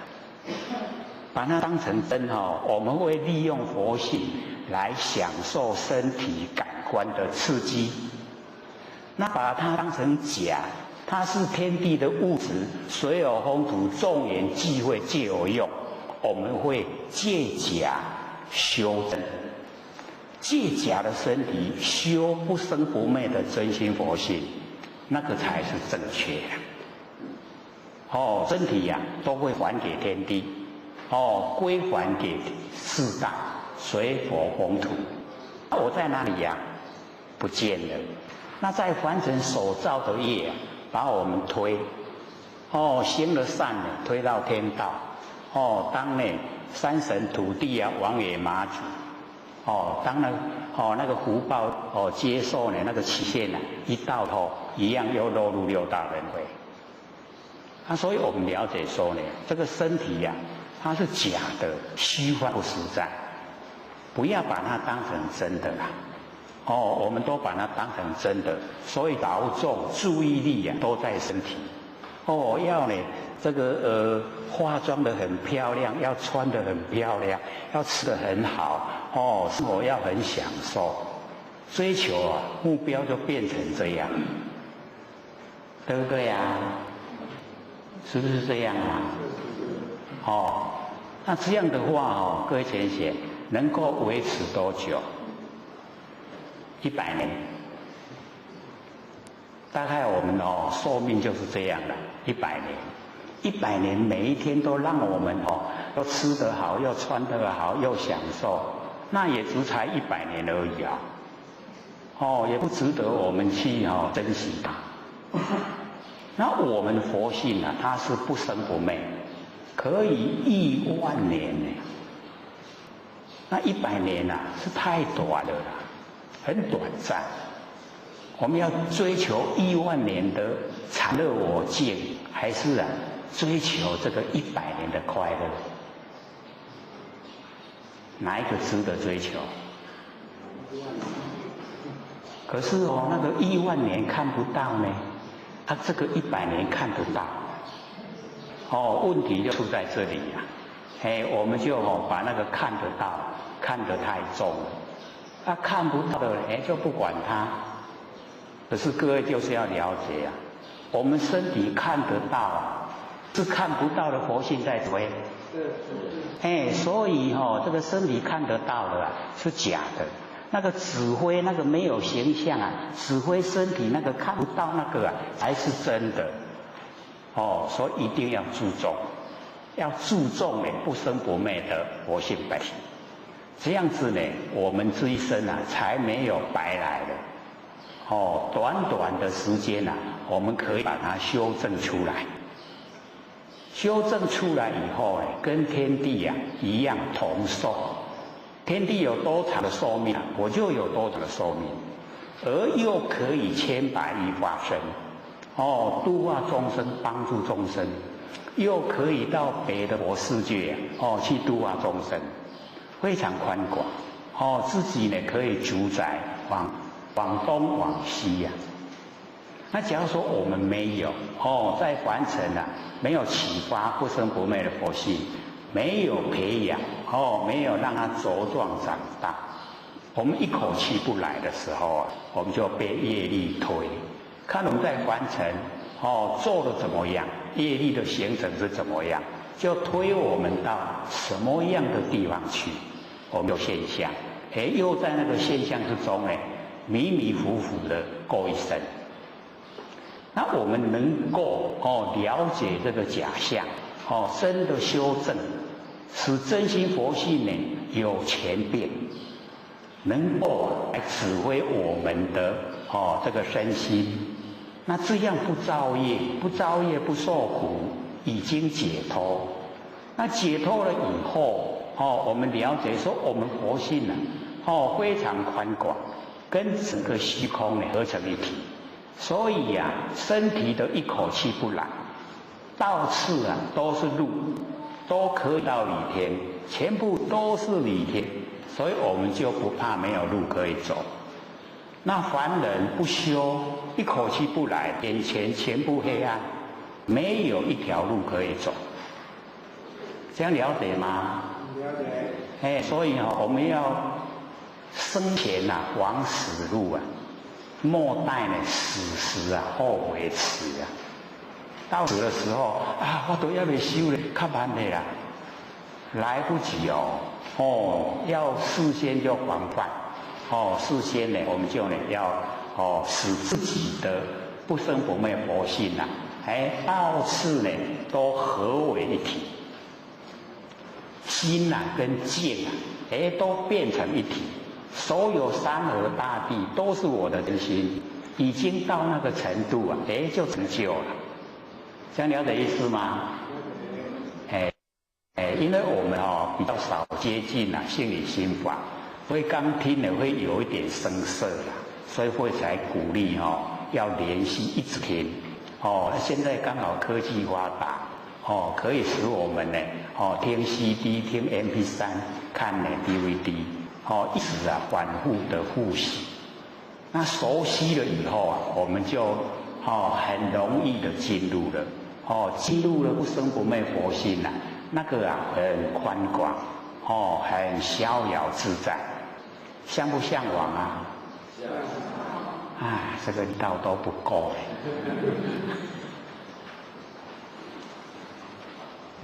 所以这个永嘉大师说，自从呢顿悟了无生已经了解到无生就是呢不生不灭的真佛性无生就无灭我们有生就有灭，所以我们追求的方向就是不生不灭。不生不灭就在我们身上，知道吗？知道。现在我们的身体它是属于生灭，所以在身体的觉，我们身体都有觉，对不对？知道说冷知道热知道肚子饿饱那个都是觉，对不对？这个觉它是属于生灭，所以对这个生灭觉我们知道就好，放下，然后追求呢不生不灭的觉。那不生不灭的觉各位学员把它把握原则，它离开身心，身心不能及，就身也达不到，心也达不到，那个觉才是不生不灭。那或许用眼睛眼根来看，我们眼睛看到现象，心本来没有去想，看到眼睛看以后才会显现，对不对？所以这个是我们的心跟身达不到，可是我们知道了了不明，那个觉就是不生不灭。然后我们听声音，也没有事先说会有什么声音出来，然后呢人讲话也不知道他讲什么内容，所以心达不到。然后我们身也没有去碰声音，这个呢叫做身心不能及，这个觉叫做不生不灭。有没有一点了解那在身上的不生不灭我们要了解它是不急不离，不急就是不住不离就是也在，因为它呢生灭跟不生不灭合在一起，懂意思吗？我们呢生灭的觉里面有不生不灭，这样懂意思吗？是有一点比较要用一点心来体会说呢我们那个心是一体两面，那我们认识的那一面是生灭，不生不灭那一面不认识它同时存在，这样了解意思吗？那只要我们不住在生灭的这一面，不生不灭就出来只要我们住了这个就不见，这样知道吗？那我们又把它更详细说，不生不灭就是体，生灭就是用我们用呢这个金钱来把它呢比喻那个我们去呢这个买东西要拿钱，那个钱呢就是体，我们去买东西就是用用，有体有钱的才能够有用，所以有体才能有用，这样了解吗？有体有用，那我们这个用只有一次，体永远存在。我们拿钱去买，那钱都在，对不对？虽然已经换手了，换到别人身上，可是那个体还在。你用，你把它买了，买了100块的东西，你给他100块，已经用掉了，对不对？你可不可以再用说再100块的东西给我？可不可以？已经用掉了，对不对？所以用呢只有一次，体呢是永远存在。那我们知道就可以摄用又归体，收摄那个用又归到本体回来。我们众生差别就是把用当成本体，所以我们才六道轮回。那我们能够收摄用就知道它用以后已经没有了，变化了已经没有了，然后回归到不变的本体回来，又守住本体，那我们以后又可以从本体再启用，启用了以后又一样，又收归呢到本体回来，这样就已经呢理想达到不生不灭。你听有无？没有用心在这边听这个很适合催眠。你心不放在这边一听到这个话很好睡。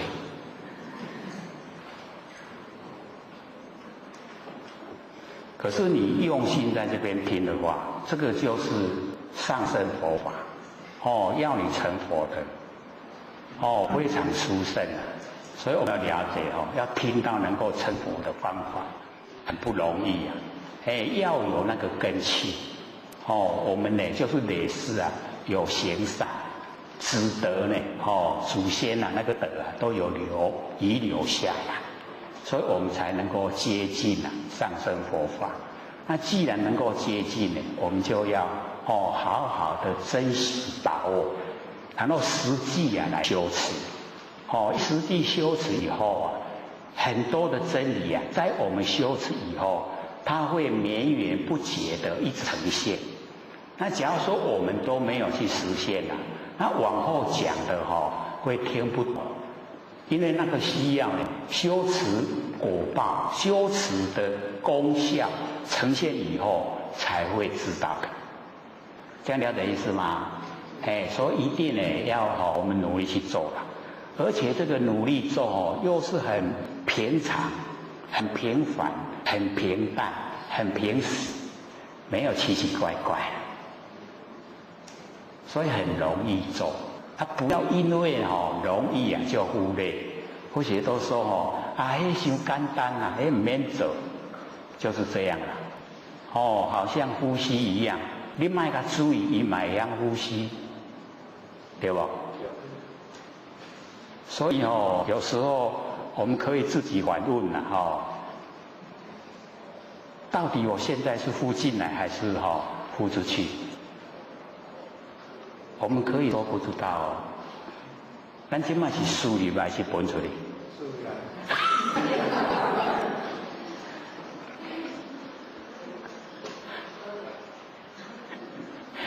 这叫做心理准备，我要输入来。然后就可以回答得出来，落入有为。我们呢在问的时候是无为，是你这个没有注意的时候呈现的动作，你知不知道？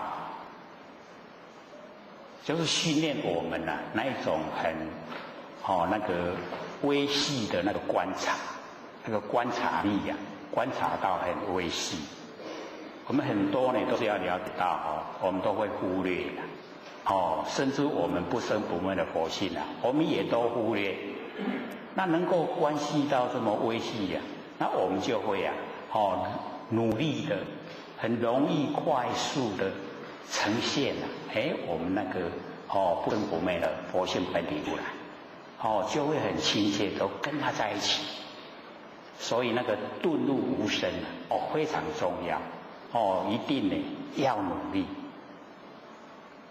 顿悟就是很短的时间一定要努力。所以这个悟不是要长时间那个我们要把那个不好的那一些呢那个习惯性去掉，那个才需要说长时间来奋斗。那这个领悟真理都是在讲求呢那个时间很短的时候能够顿悟。那假如说没有办法顿悟，那我们就要累积熏习，一直熏习，然后到有一天呢忽然就会顿悟了。好像那个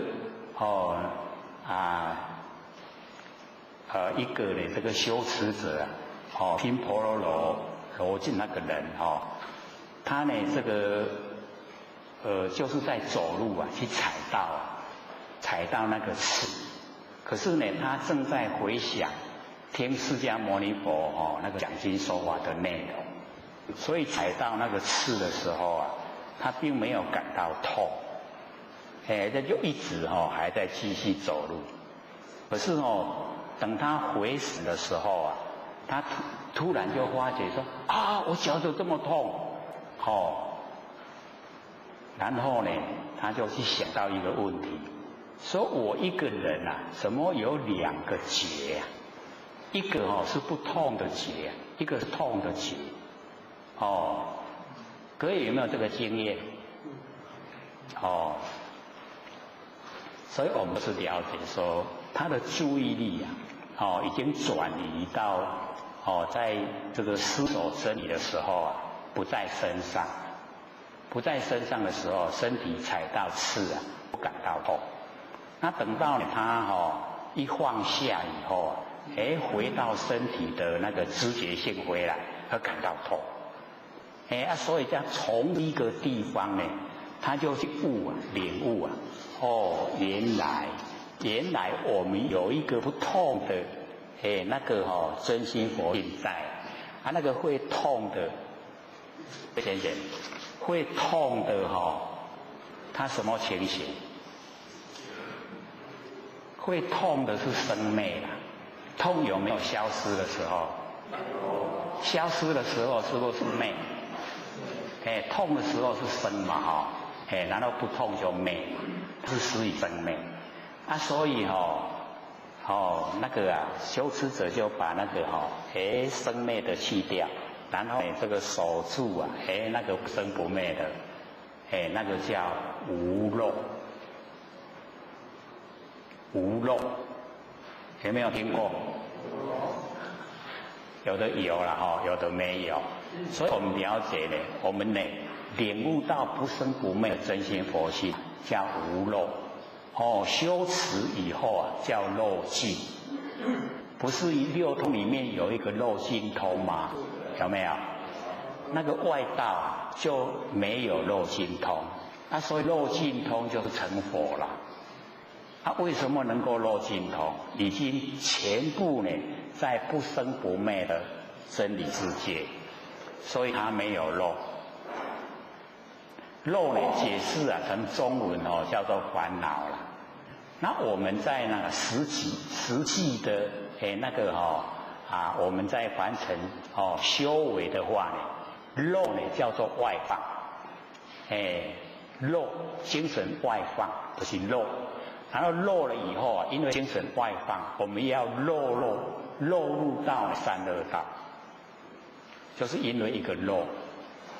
那道家呢跟有一些我们凡尘的一些修那个修道者在打坐，他说我们修无漏他的无漏就是什么？就是说那个男女之间做爱这个体会就好，不要讲知道意思吗？那个已经就偏离了啦真理不是这样讲他是说我们精神呢不要外露不要外放我们精神一外放，就当众生。然后呢，我们能够呢把这个精神收回来，回光返照，照到自己不生不灭的佛性，那个呢才是真正的在修持修道，那才是正确。那我们呢能够把精神收回来，就不会有烦恼。所以复合呢那个文字说漏就是烦恼，无漏呢就是没有烦恼，是复合意。能够漏尽了，那个漏都尽了，就成佛了。所以我们了解说，发现不生不灭的那个真心很重要。那个呢是我们拿来修佛成佛的一个重要原因。因已经找到了，果报就会呈现。那假如说我们修是用生灭心来修不管千生万世都不会成，因为都是生灭。所以我们要了解说，一定要找到不生不灭的心，修不生不灭的道。有没有印象啊？有。我们都一直反复的在说了说一定要用不生不灭的心修不生不灭的道。那不生不灭的心，我们一再讲，已经体会了没有？你看安尼无一个回答，无一个讲有，这真的还没有对吗？一点点就好了，能够呢抓到一点点就有一个起头。所以万事呢都起头难，起头比较困难。只要你能够抓到一点点，从那么一点点因身发挥，就会连续的让我们走入真理世界，就很正确的呢可以走修道的轨道。所以一定要自己努力。所以这一句很重要。自从顿悟了无生。这个无生一定要悟，悟到以后呢，才有办法再接下来要怎么修怎么走。那假如说这个没有领悟我们都已经求道得到了各位得到了没有得到了。我们也都一直在讲道很珍贵道很殊胜。那我们平常都没有去研究它珍贵跟殊胜的地方在哪里。那这个呢就是它殊胜的所在。因为呢我们得的道是我们的身体跟虚空之间，玄关就是一个门户门户就是玄关，所以进入我们身体佛性进入身体就是从玄关。所以是一个正门。我们都会讲这个眼睛是灵魂之窗，灵魂既然有窗呢就有门。那社会人士没有求道，不知道灵性的正门在哪里。那我们都已经知道，不但知道而且打开了从正门呢进出你看我们这个100年这个已经呢一口气不来的是一些浅显都可以归位了，是不是都身软如绵？就是有那个正业让我们去看。所以很多呢这一个道心呢在修持的时候心信心就很定。有一些年轻人呢比较没有信心的会说那个是骗人。老人家都讲骗人。我这个从这个开始生活到现在这么老了几十年了，我从来都没有看过那个死人会身软如绵的所以你跟我讲说骗人的，我绝对不相信是骗人，绝对是真实的。所以他们修起来就很笃定说讲我是会讲，可是做我会做都呢默默的去帮助人。所以我们都会称呼他是老菩萨尤其我们南部特别多，对不对？不承认因为以前在北部的那个大的佛堂不多了，所以开法会都带到南部的寺庙来。寺庙里面呢，所有煮饭的、挑菜的，这一些啊，都是欧利桑、欧巴桑，都很努力啊，默默的在做，利益众生，都不求宝，也不求名啊。所以他们都很实际的在修持。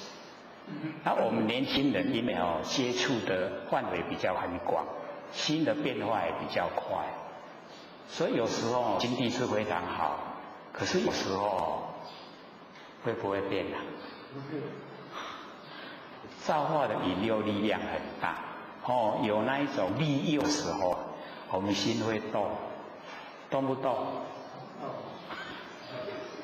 好不好？谁知道不好？那个知道不好的就是我们良知良人啊，那个就是不生不灭的佛性，他会知道不好。可是有时候我们被那个利益啊诱惑的太厉害的话，这个跟我们讲不好的那个良知良人啊，他有没有力道？不听他的，对不对？然后业因就形成了。接受果报的时候啊，要不要一点有乐意去承受？是吗？真的吗？所以我们在接受果报的时候啊，绝对不会说这个心甘情愿，都是怨天尤人。那不是别人去拄到这个歹运的，那拢我，有没有？所以我们要知道，我们之所以会遭受一些挫折，都是我们自己招惹的。所以一定呢要欢喜心甘愿受，才能了掉那个业。业能够了掉，我们才能够清净。那假如说我们不欢喜心甘愿受，要不要处理？还是要处理啊。可是处理完了以后，因为不甘愿，所以业没有了，它还会再次呈现。呈现的时候是不是同样心态？那没完没了，一生这样就够了，一生都很坎坷了。为什么？就是因为在业障之中。那我们一了掉一清净的，是不是不一样的生活了？心量不造，新的不要做，这样的就很理想。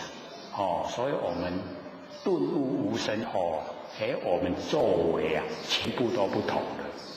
所以那个时候整个凡尘的融入已经都不相关。所以呢，这个永嘉大师才讲，说呢，这个自从呢顿悟了无生一之融入何忧喜？有没有？各位手上有没有那个圣道歌啊？有就是讲到一之融入何忧喜？就是我们顿悟无生已经进入不生不灭的佛性。那凡尘的荣华富贵，跟凡尘的那个侮辱我们那个就已经不关紧要了。在佛性本体里面都没有这一些事，所以那一个融入就不要管它。我们要了解说，这个荣华富贵是过眼云烟我们一口气买，什么也带不走，不用欢喜那个高兴也没有用。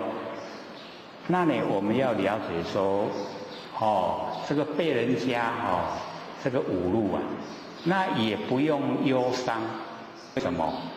因为那个都虚幻不实在，是假的。因缘机会才呈现。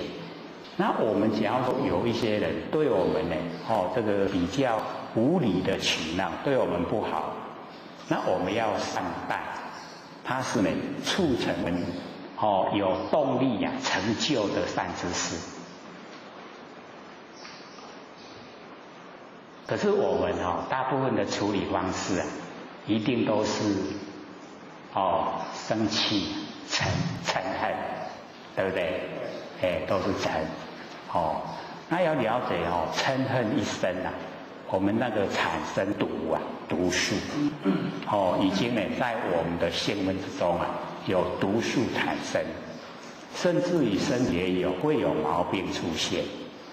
所以在生活之中呢，不要嗔恨心，不值得啦，完全不值得我们去嗔恨，要该高兴都来不及了。所以呢，领悟呢，我们不生不灭的佛性以后啊，完成的所有对待，我们都可以去掉。入深山呢，自然落。这个入深山啊，自然落。这个在可以呢两个方向来说，一个是事，一个是理呀。那么在事情呢，就是呢离开嘈杂的凡尘。那然落就是精舍了，很清净啊，可以修道的地方叫做然落。静下，各浅显知影无？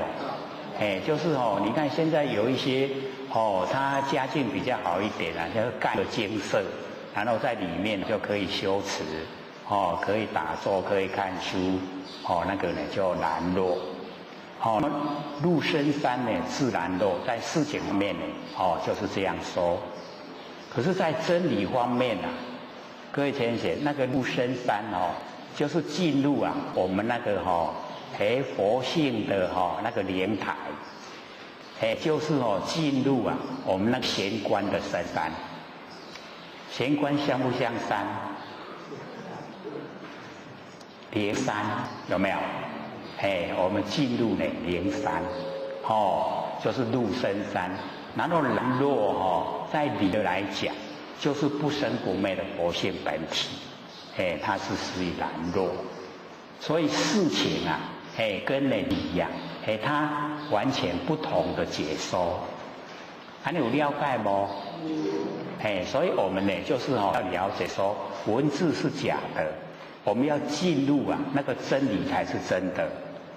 所以在现实社会，我们呢，就是啊，不跟凡人计较，进入深山的，不跟凡人计较，能够呢自由在生活。然后呢，在实际的修持方面啊，我们又在然落精舍里面，很清净的环境可以修道。那在理真理方面，我们已经进入啊我们灵山，又住在佛性不生不灭的本体，理不理想？很理想所以呢，这个入深山呢自然落，这个层层幽邃啊常松下。那个层层呢，就是那个高很高的一个山，高山上呢平平的，那个层层，幽邃啊，就是呢，有一点这个很清净黑暗，就是它呢不是说很明显，很那个幽静。然后啊，在长松之下，就是形容那一种外在的环境啊，非常的理想，能够啊，培养我们那一种比较宽广，比较有担当的那个中流砥柱的那个本钱，这个层层的幽邃啊，长松下。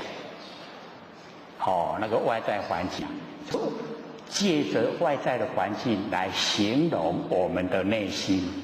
我们的内心呢，就好像那个长松，那呢，又是在这个层层幽邃的那个长松下，很等于是自己呀本身的依赖不生不灭的佛性啊，那个程度啊，是已经很有成就出来。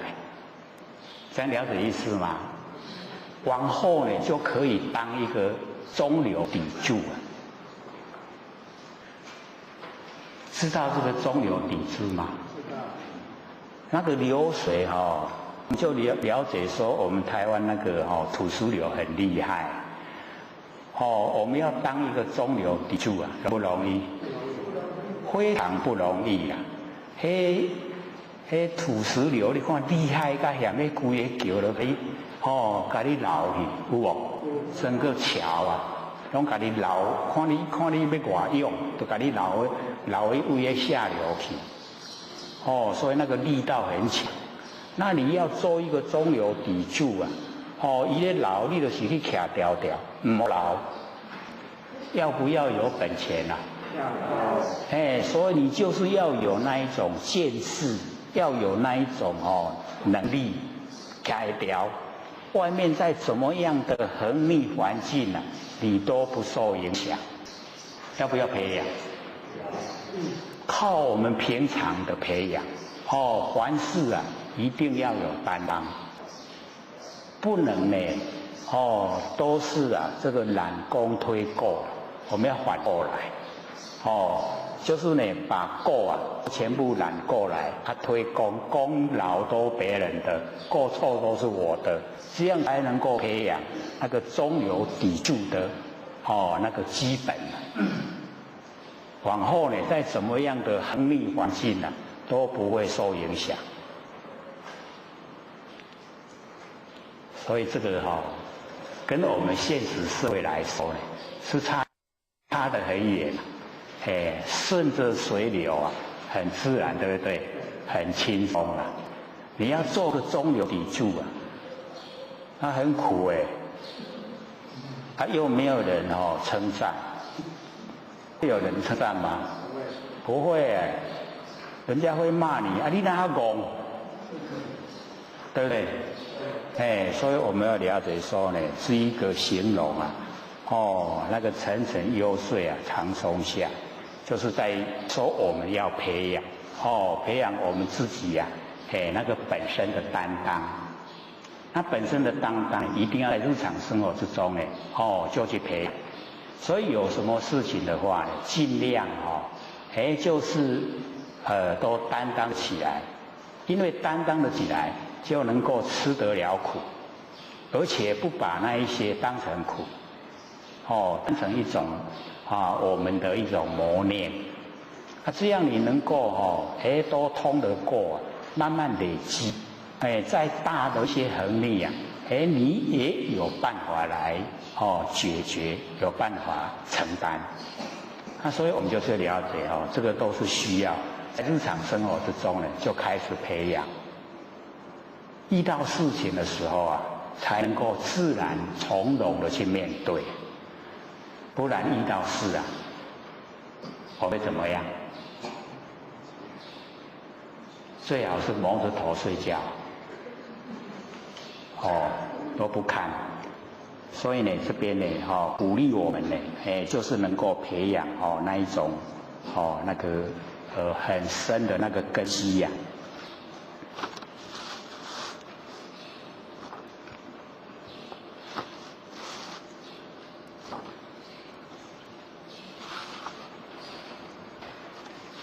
悠游静坐呢，也生家。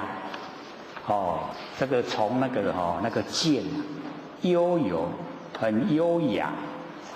这个游玩，整个心思呢都在呢是一种很悠游的那一种环境之中，还能够呢静坐，就是呢能够安心呐，在这一种非常殊胜的环境之中。能够常住。那野生家呢？这个野生呢就不被凡俗所束缚，它已经超越那个五行阴阳。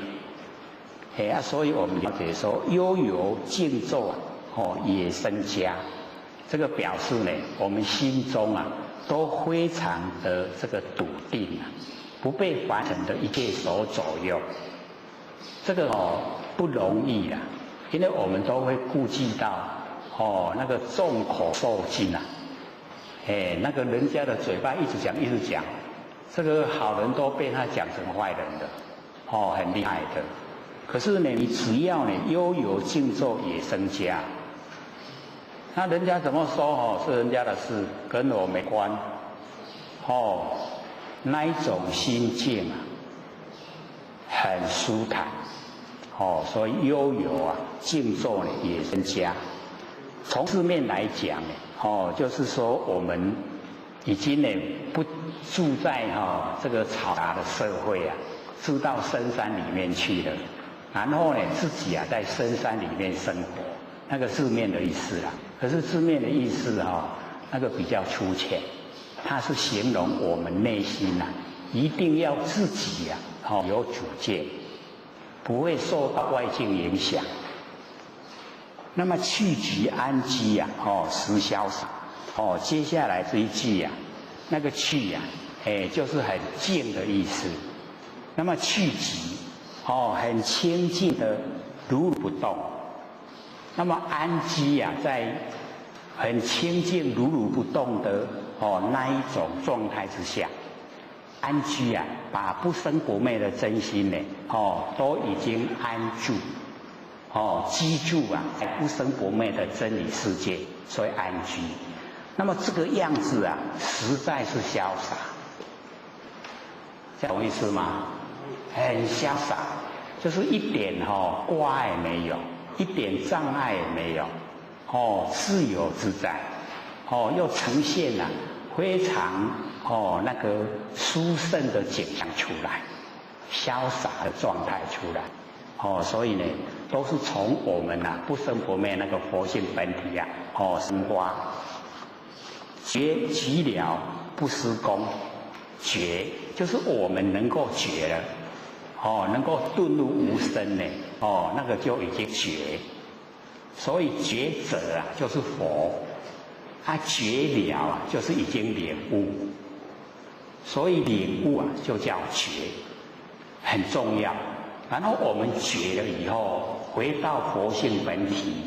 那回到佛性本体呀，已经了掉所有的一切，所以觉局了。没有了，已经没有了，所以叫天下本无事啊，庸人呢自扰之。这个觉已了，觉已经没有事了，所以才会阶底下呢不施功，这样有意思吗？就是我们进入不生不灭的佛性本体呀，所有的一切行为。都已经到达不了不生不灭的佛性本体，所以我们在努力修道。各位学贤，我们是把我们佛性本体所没有的那一些负面的毛病脾气去掉，是修掉我们自己呀那个后天的习性，那把习性都去除，恢复呢原来。不生不灭的自性的光明，是这样叫修了，这样懂意思吗？那佛性本体呀，我们都着力不得，它呢不会被我们染污了，我们也不用去修它，这样懂是吗？我们再怎么染污都染不得。各位浅显，为什么染不得？因为它没有形象，我们要在虚空之间油漆呀，记得上吗？我们不管用什么颜色来油漆虚空，虚空会被你油漆吗？不会。那我们佛性呢，也就是这个样子。你要把它染上五颜六色染不得，你袂丢了。你有咱的习性，我们习性已经染了五颜六色了，所以我们就要受苦。这样了解意思吗？所以我们要了解说，我们在凡尘所作所为，都落入我们的四神，就是习性。所以这个有一个修道者讲。说修道之人不是真，只为从来认是神，无始时来生死本。痴人唤作本来身，有没有说过？有没有印象？好像没有很水所以就鼓励嘛，各位要时常听啊，要一直听都会背的。修道之人不是真，不认识真啊，只因为从来我们认识神，那个是神啊，就是我们的那个生活习惯，那一些习惯就是是神。我们呢不生不灭呢是元神，那是神啊是我们在生活之中用，那我们都认识神当成元神，所以错误了。无始以来我们的生死都是这个是神，那我们痴人都把它换成了本来身，就是我们的根源。所以呢，我们就是要了解到这个是错误的认知啊。所以我们在生活之中呢，要了解说，我们觉极了，能够觉悟，能够回到不生不灭的佛性本体，时时刻刻你去这个保持它，那所有的罪业都消灭，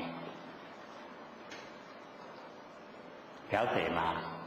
因为进入不生不灭的佛性本体所有罪沾而不得，就无去啦。所以呢，我们要了解说，一旦你领悟了以后，进入佛性罪业都消灭。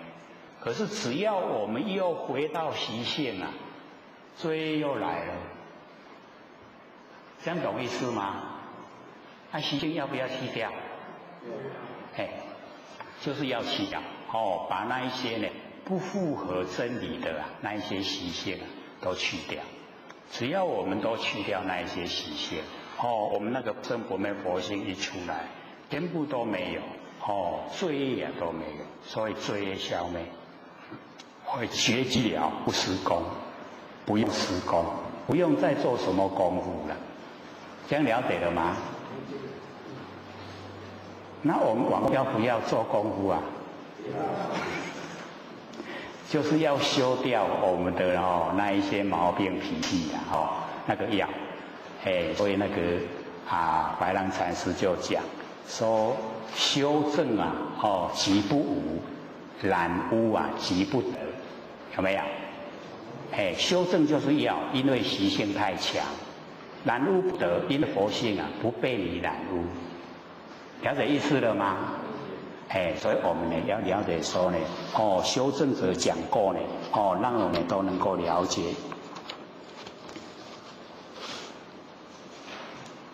一切呢有为法不同，这个自相布施生天福，这个觉极了不施功呢，接下来就是一切的有为法不同，一切呢所有的作为有为。跟呢这个我们佛性不生不灭完全都不一样，所以一切有为法都不同。那我们呢要了解说，这个有为法跟无为法，各位有听过无为法吗？有没有？这么陌生有为法有听过吗？什么叫有为法？有为法就是有所作为从我们起心动念有所作为，叫做有为法。那无为法就是无所作为。那无所作为就是从佛性本体生发，从佛性本体生发以后我们按照佛性的智慧去做，那个叫无为法。这样了解吗？那我们在凡尘要培养。我们无为从有为入手，就是这个是好事，然后我要养成习惯，从有为然后去做，有为法入手去做，做到很习惯的时候就不用起心动念就可以。像说我们开车我们学开车的时候一定呢要这个头脑跟手脚全部都是要并用，有没有？头脑告诉脚说采离而气，头脑告诉手去排挡，有没有？那个是不是有为法？对不对？有所作为嘛，然后呢，开始啊，这个离合器慢慢的放，踩油门，然后车就走了。车走了有1.4度啊，20-30了，赶快换挡，都是有为法，对不对？都是有所作为。那我们已经学会开车了，已经开了一段时间了，那时候还要不要？要不要再头脑来指挥？要不要？我们开了几年的车以后啊，甚至于问你说你怎么排到4档的？不知道。那个不知道就是无为啦，自然而然，这样懂意思吗？所以无为从有入手一定要了解说符合真理的。这个开车啊，有开车的理，我们符合。像我们吃饭啊，小孩子生下来会不会自己吃饭？不会，对不对？所以我们父母都要有为他吃，让他呢能够这个生存，然后呢慢慢的叫他自己吃，爱甲伊教，叫伊捧碗，然后叫伊汤匙啊，卡，摆嘴内底，一半伫个嘴内底，一半伫个嘴外口。你不要觉得不好，因为那个过程啊，必须要的。你唔通逐项你直直甲饲啊，饲啊伊都足大汉，还阁袂晓食，对不对？所以你要让他学，学到后来你就甲伊教，讲你即摆若安尼直直落，迄饭粒啊拢落喺外口。后日啊你若娶某，你的某迄面真歹迄囡仔为着要娶某面较水的迄饭粒啊拢够捡起来食。循循善诱，然后慢慢的现在会晓吃换用箸，我们这个中国用筷子叫他学筷子，开始一样，也是一半在里面，一半在外面，没关系，慢慢教导，不要溺爱啊！现在父母亲都很溺爱，小孩子又生得少，大项拢做得好好啦，甲穿衫，甲穿鞋，甲吃饭。甲一大汉啊，大项拢袂晓，生活变白痴啊，有没有？所以我们是害他，不是爱他。爱他的话就是要教导，爱甲伊教，你甲伊教迄个都有为。即马教伊大项会晓的，都无为，这样了解吗？所以我们有为跟无为都要认识，爱知影。咱自然而然拢做啊足熟的，都有为，拢为佛先出来啊。你袂用的都要学，迄都有为啊。这样懂了吗？所以我们就已经不会再文字就无带伫个文理内底啦。所以我们了解说，一切有为法不同，跟无为不同，懂了没？所以要了解这个真理。住相布施呢，生天福。我们住相布施的时候啊，就是有想得到果报，那个就叫住相。我们一般的凡人啊，也都是这样的。我们当义工都希望以后有好的果报会当来，对不对？那个叫住相。住相布施啊，我们住相在做好事啊，就是生天福。可以到天道去有那个福报可是，在修持方面，在真心佛性不生不灭的真理方面这个呢就不是我们要追求。所以呢，我后面才讲说有如养箭射虚空，好像呢我们拿着箭来射虚空。那个射虚空以后势力尽箭呢还坠。那个势力一死以后它就会坠落下来，对不对？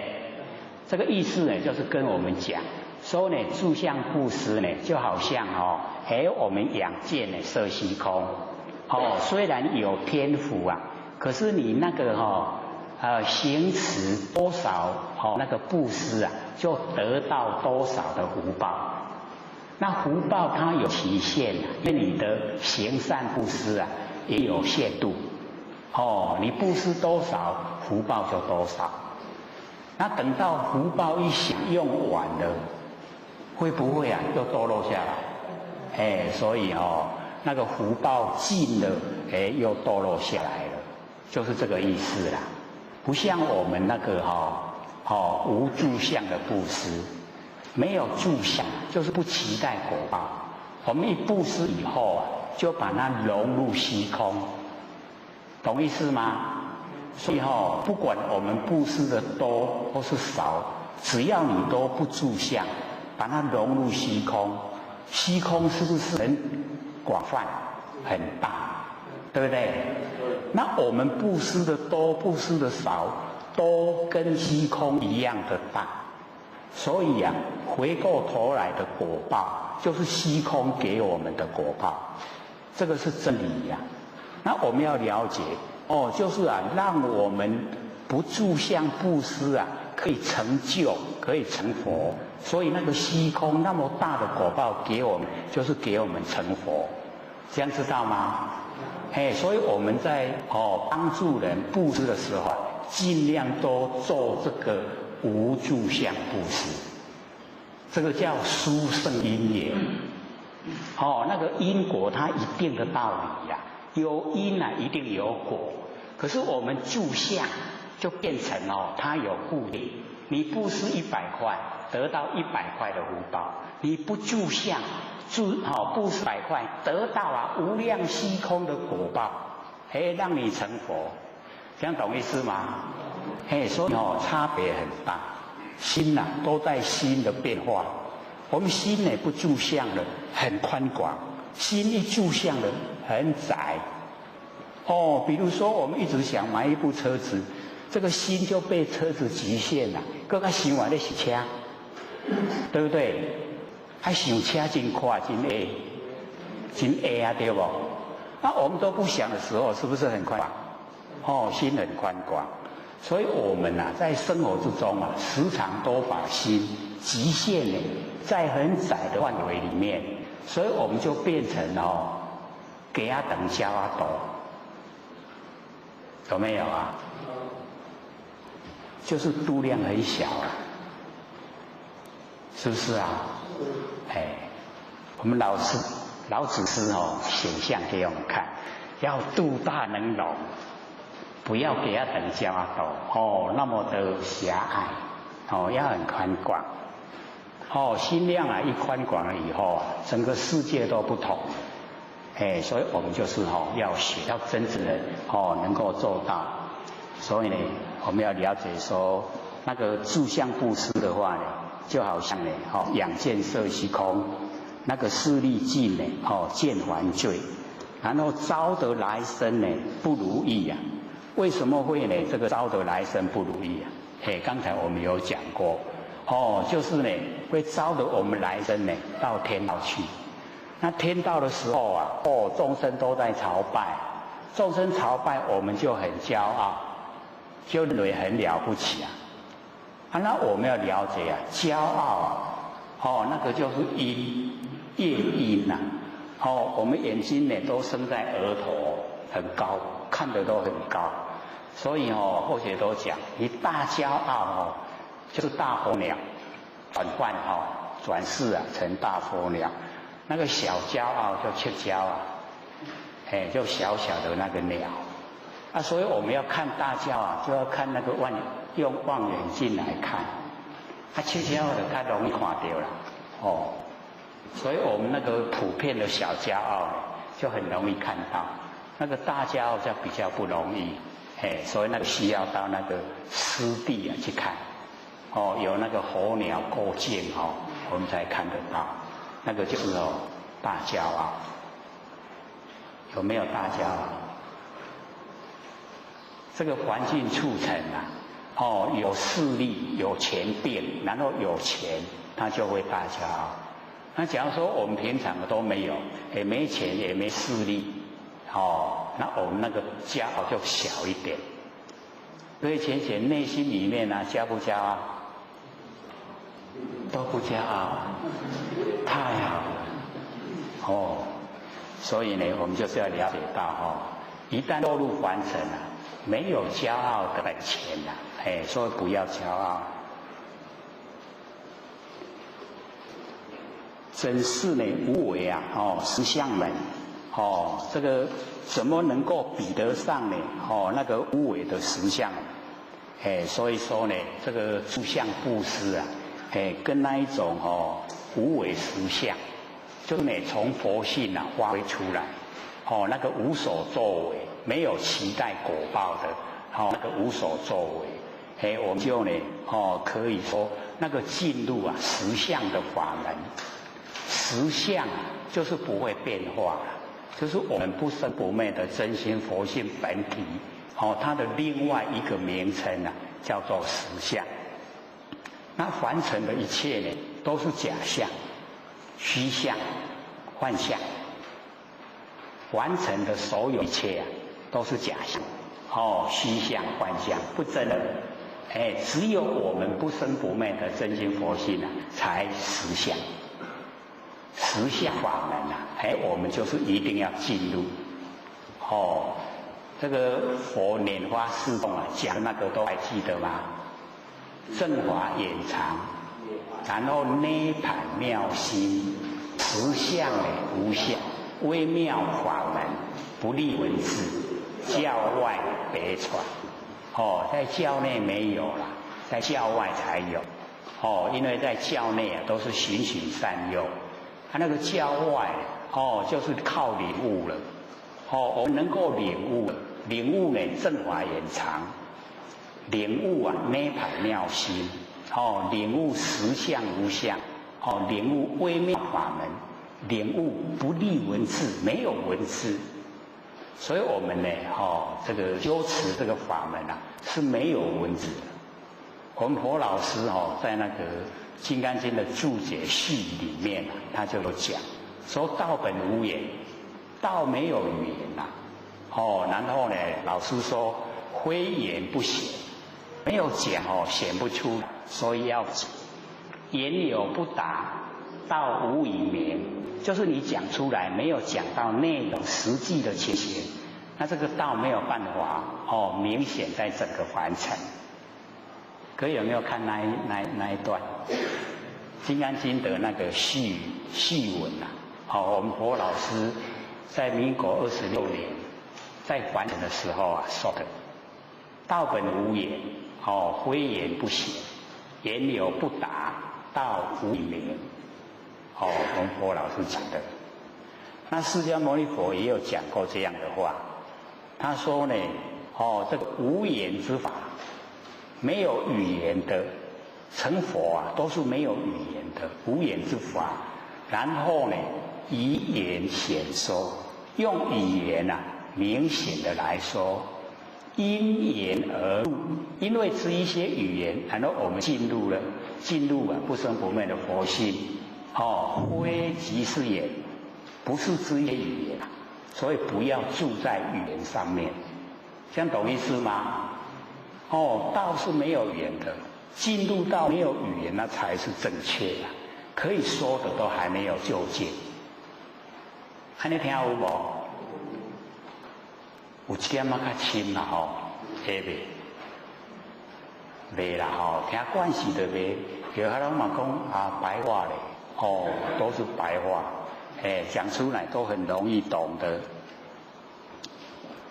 一抄直入呢，如来地呀，这个实相法门一抄呢就直入啊如来地，所以我们这个就很直接的可以进入啊不生不灭那个佛性本体，就是真理世界，所以我们一定呢要努力啊到达一抄呢直入啊如来地，但得本啊莫愁梦。只要我们得到啊不生不灭佛性本体那个本，你只要得到本啊，莫愁梦，不要忧愁啊，那一些那个功能作用，所有的神通那也都没来，不用忧愁，它自然都会有。所以但得本，就怕我们没有得到不生不灭啊，那个佛性本体没有得到神通都没有。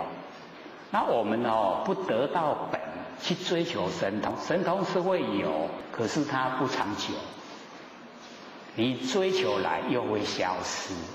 那只要我们是从根源不生不灭的佛性本体努力，然后呢去启发让它呢能够呢呈现，然后我们培养让它茁壮长大，它久了自然而然那个般若妙智慧就有，般若妙智慧有啊，那一些神通啊又具备，全部也会都呈现，都会有。那个时候啊，我们就会知道说，原来本体就有这么多的那个功能作用。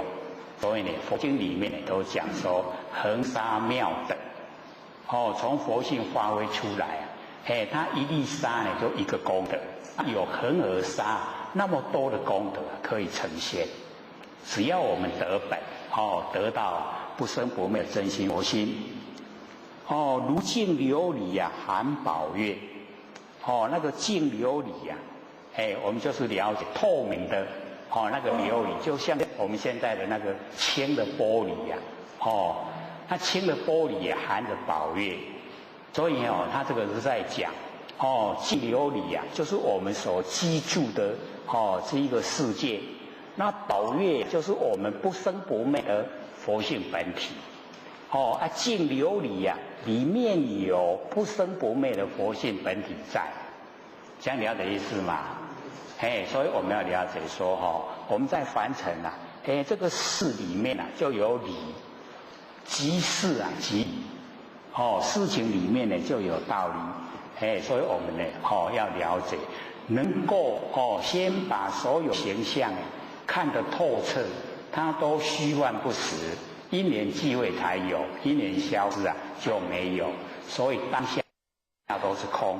只要我们进入这一种认知，这个认知以后，我们再回过头来看万象万事，这个时候的万象万事啊，全部呢都包含真理，所以全部啊整个万象万事啊都是真心佛性，所以叫一真呢一切真啊，听懂吗？因为你要修的时候要解所有一切都是假，不能要修的时候就把它看成一切都是真啊，把它看一切真我们修持就不会成就，就没有成功的时候，因为看成真就住相一住相以后我们就不会变化，让它当作真的所以我们就会人分颠倒。你看我们人这个不是有时候呈现非常漂亮潇洒的时候吗？会不会有？会当我们那个很好看的形象呈现喜不喜欢？我们当好看的时候住不住？变不变化？所以我们就是要了解，当那个非常美好形象一呈现我们没有先了解它的真理所在，我们已经被那个形象迷得神魂颠倒了。吃嘛吃不累，困嘛困不起啦，一直要看那个形象多，对不对？我们大概都是过来人嘛有没有过来人这个年岁一大的都过来人都有经过那个阶层所以我们了解都会变化，更较水都会变薄所以或者都讲唔免化妆啦，跟阿婆大家面拢同款。每个年纪年岁一大的竟然分不出来他们这个面孔到底哪里差别，一不一样？阿婆面拢同款爱化妆免，所以你看，听我们这个课可以省钱呢。为什么？因为以后你要去买化妆品的时候啊，就想说，好要拢赶快，那个可以省很多钱，化妆品都很贵，画起来又是叫做妖怪，不是妖怪嘛，一看起来都不像人呢，像不像人啊？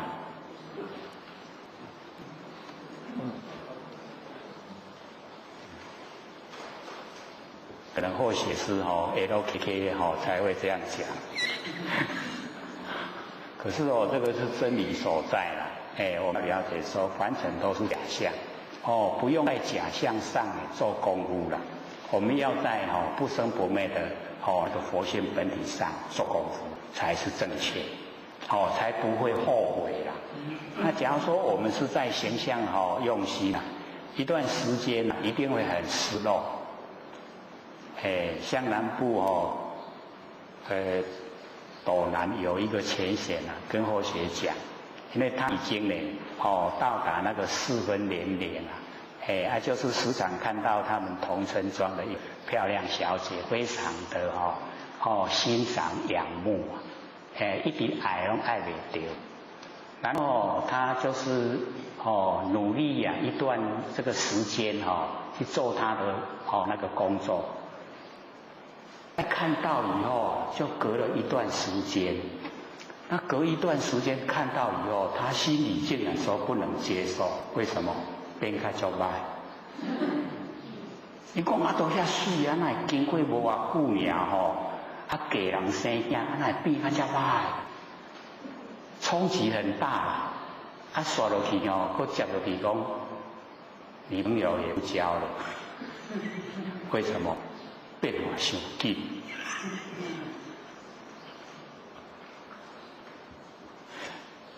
所以我们就是了解到我们那个住相的那一些弊病很容易都可以自己看到了。你假如说都不住相不管这个他长得是很美很丑都没关系只要他会动，伊目睭会看人，脚骨会行路。有没有佛性那我们就见到佛性就好了。佛性是不是平等都是平等，是不是没有那一种喜欢讨厌的心？是不是很平缓、平常、平淡、平实？对不对？是不是已经在道之中？喜不喜欢？这么喜欢的事情竟然这么平常就已经呈现在我们生活之中。所以我们不用另外求，就是只要回光返照，只要我们心都回来了，照顾自己，那个不生不灭的佛性就可以，时时刻刻呢，都保持这个觉。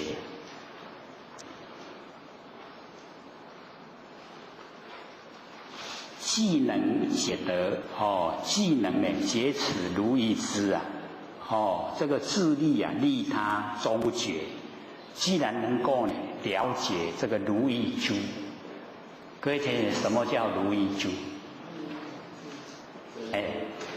对，就是我们呢不生不灭的真心佛性那个就是如意珠。我们既然能够领悟了，能够了解了这个真心佛性能够自利又能够利他，就是自利利他呢终不绝。不会有用尽的时候我们真心佛性会有用尽的时候吗？会不会？用不完的，对不对？我们越用越多了就好像那个井水高级水各位有没有见过那个水井？我们南部多了北部就不容易见到所以那个水井水我们越打它是不是吃水越快越清？我们都不打的话，也满会满出来高真靠不会所以我们就是要了解那你再怎么用呢？都是在永远在我们那个不生不灭佛性就是这样可以自利又可以利人，用不完的所以呢，才讲说自利利他呢终不绝，江月照啊，松风吹。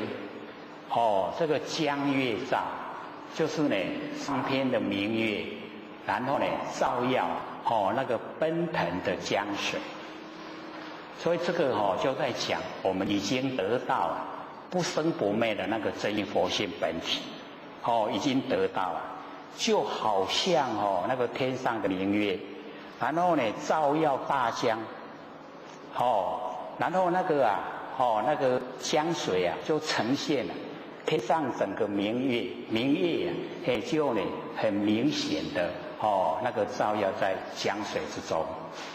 所以我们要了解说，他在讲，就是只要呢我们不生不灭的佛性本体一在，那所有千江有水就千江月，它都会呈现那个月亮。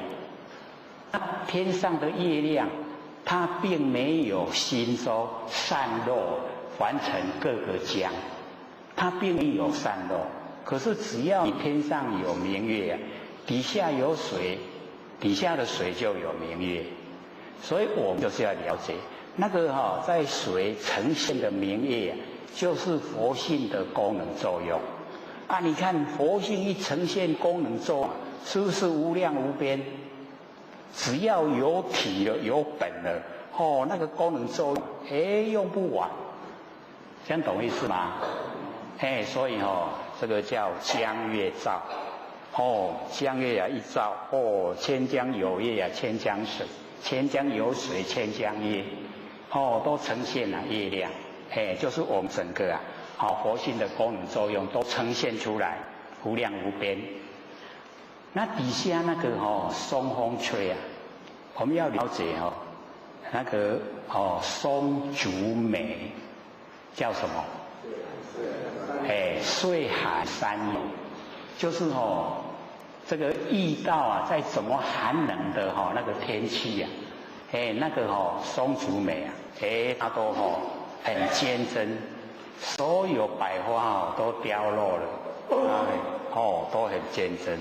这个是比喻我们这个金子那一种气节气度这个一寒不改，遇到什么艰困的环境都不会变化它的那个气质，它的品质都能够呈现。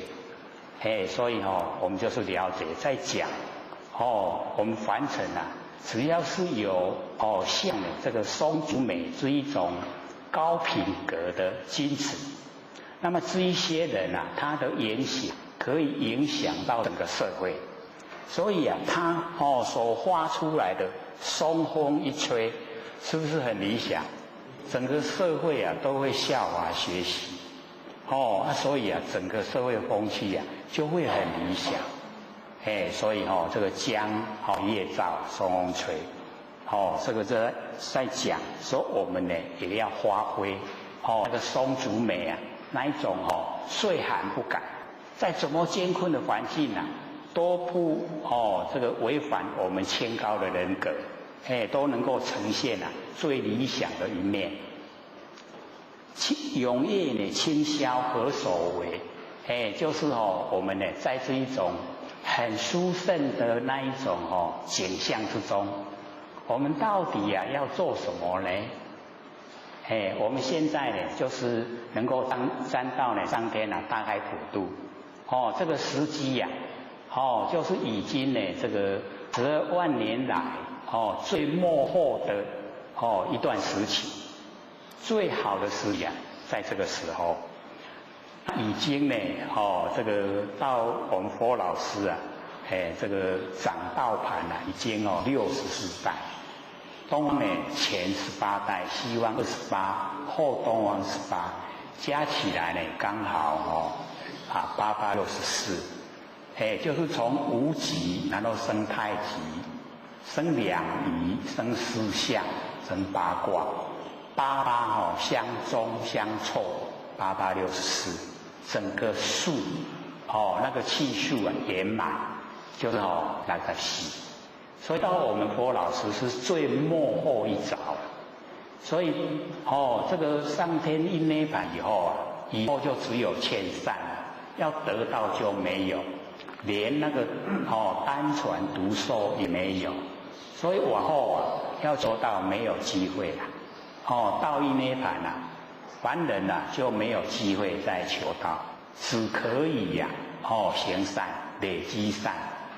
那我们这个在凡尘也只能够切化为善，要传道就没有了。所以在这一个时期还没涅盘前，就是要大力的能够度化我们周遭的亲朋好友，要他们改求道。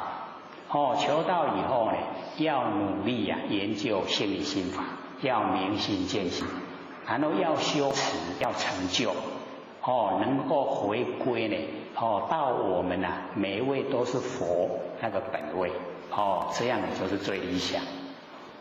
假如说时间来不及，那也没关系，先让他能够求道，让我们种子不灭。我们有求道没有修，就是我们那个佛性的种子不会灭掉。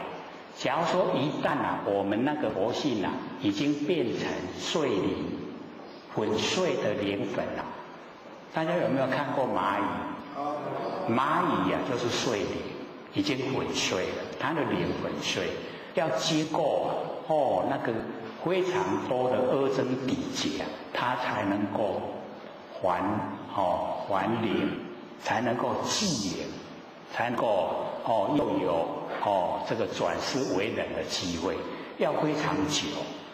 所以我们就是要了解说，纵然你还没有时间来修道，那也要先求道，让我们的佛性种子不灭，能够下一个缘会又来修持。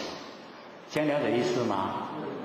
当然我们是说能够求，能够修，能够证，那是最理想。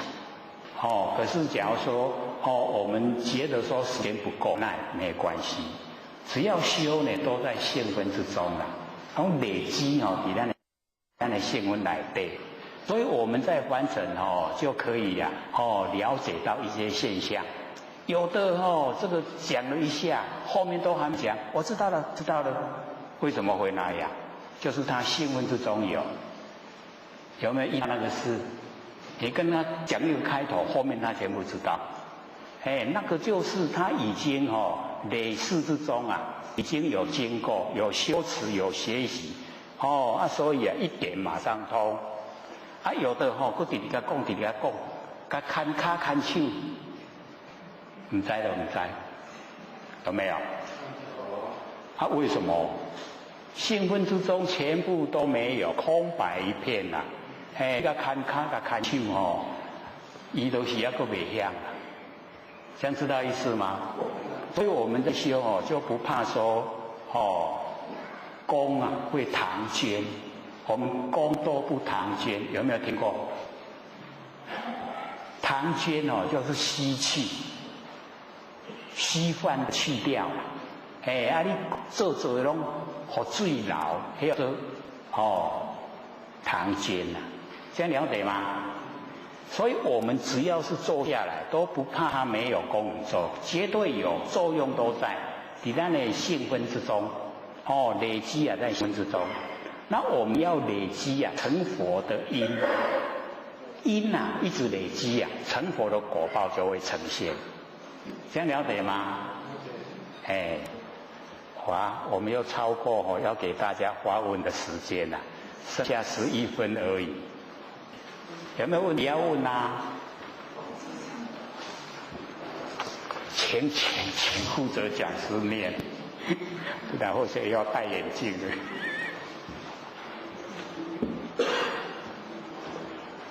是作耳根圆通，是听而不闻，对声音的内容不起作用，还是声音完全听不见？问得很好这个周耳根圆通各位前贤，我们一定要了解说这个耳根圆通是观世音菩萨的修持法门，那借着用耳根修道。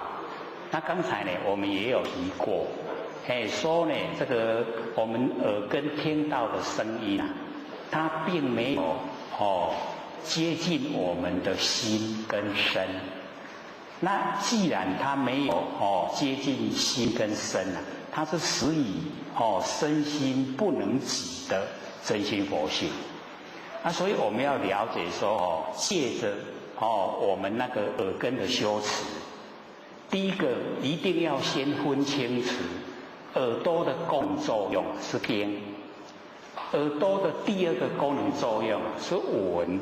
那闻的时候啊，是我们听到声音加入我们的心意识，就变成闻。所以我们呢平常都用第二个了，那个闻。那第三个叫闻性。那闻性我们就是了解那个听到声音的是谁，已经呢是进入佛性，进入不生不灭的佛性本体。所以我们在修持的时候啊，我们不是说去分辨声音的内容，也不是把声音排斥，去分辨声音的内容呢。我们有讲说，这个历代祖师啊，在讲烦恼即是菩提，因为烦恼是从那个佛性本体生发，那生发烦恼，我们去回光返照。看到它生花，那个是菩提，可是一旦已经进入生发烦恼的内容，那个就变成恶法，善恶的恶法，因为那个恶法造业所以我们用耳根圆通去听声音，去分别声音的内容，那变成呢进入第二个闻，不是闻性，这样懂意思吗？所以我们听到声音，那个能够听到声音的就是佛性的，所以不排斥声音，可是也不进入声音的内容。可是我们要了解，听到声音就是听到声音，一定会知道它的内容。那这个知道，各位浅显，我们保持了了分明，这样了解意思吗？了了分明是知道说话声音的内容，声音的内容知道，可是我们本身不参与，这样懂意思吗？就是在尘不染尘，那在声音不染声音。假如说我们进入那个声音的内容去分辨，我们会有喜欢讨厌。那喜欢讨厌一产生又回到第二个闻的程度，就是加入心意识那加入心意识我们会造业。那假如说我们是用闻性只放在能听声音的那个觉性上，那就正确。这样有没有印象？听到声音的内容了了分明，不要进入，不要取舍这样懂吗？有一点困难因为我们都有时候会取舍，就是尽量的去努力，所以我听到声音的那个就是我不生不灭的佛性，保持这样，你能够保持这样，就正确了。那假如说我们进入内容了，那就回归到第二个闻，就会造业了。造业那个是我们要修那个修道学习的，这样了解意思吗？这一定要透彻了解，做起来才不会偏我们要了解说离开身离开心那个觉了了分明对声音了了分明只要我不取舍，重点就不取舍，一取舍叫染，我们感染成垢了，已经完成的污垢我们都感染。那我们不感染，知道不染，不进入喜欢讨厌，你有了解不？还不了解？还有吗？好。或中午学做耳根圆通约15分钟，先听各方声音，做到进入快睡着，可是没有真正睡着状态，有回无故突然惊醒，还有一次依稀听见声音说保持倾听本体，每次做耳根圆通后精神饱满。请问后学这样做耳根圆通是对的，是做对还是不对？大致的方向是不错了。那因为努力做就会马上有功效呈现了，所以在阐释那个会有一个突然惊醒那个叫恍惚状态。恍惚各位了解吗？恍惚状态。那恍惚状态我们就是要知道，我们在凡尘很清醒的时候，我们都会保持两边两边知道吗？善恶两边那个朦胧状态就是要合成一体。所以我们要见到那个佛菩萨显现给我们看，一定要在这一种状态，叫做朦胧状态，佛菩萨才会显现。你很清醒你这两只眼睛看，佛菩萨绝对不会呈现。所以那个是很好的一个前兆，能够朦胧，可是不能有意追求啦。有意追求会变有魔境出现，让它自然就好。能够你做到下做就不想做的时候，会精神很饱满，很正确啦。你就会觉得很疲累，那个就方法不对。这样了解吗？所以只要我们有心做都会有功效出来。那对不对？就要赶快问一些有经验的人。只要他有经验，他会跟我们说。了解吗？还有没有？还有3分钟。好，请说。那我们在安养分析佛性的时候，我们分析佛性本体的能力，慢慢就会被培养出来。那刚刚就是说，有时候我们预测到有一些事情的时候，请问这个时候该不该讲，会不会讲，这样会不会是有点？好，请坐。所以或许有刚才有讲过，只要我们培我们自己那种不生不灭的真性佛性本体一直培养，可是不要臆设。各位浅浅不要臆设，臆设我要有第六感的，臆设我要有什么事情，那不可以那已经偏离了那个叫做幻也没有放下。不能臆设。那没有臆设的状态之下，有第六感来，那个才我们佛性本体的功能作用。那个它已经接近般若妙智慧。有般若妙智慧，它会呈现一些灵敏、不可思议的那一些境，那一些话。那一些东西会呈现。这个时候我们只有保持了了分明，不要参与，袂使去甲伊参详懂意思吗？不要参与，你知道就好。然后呢，你去体会你所预先灵感的跟现实的它相结合有什么差别？去体会。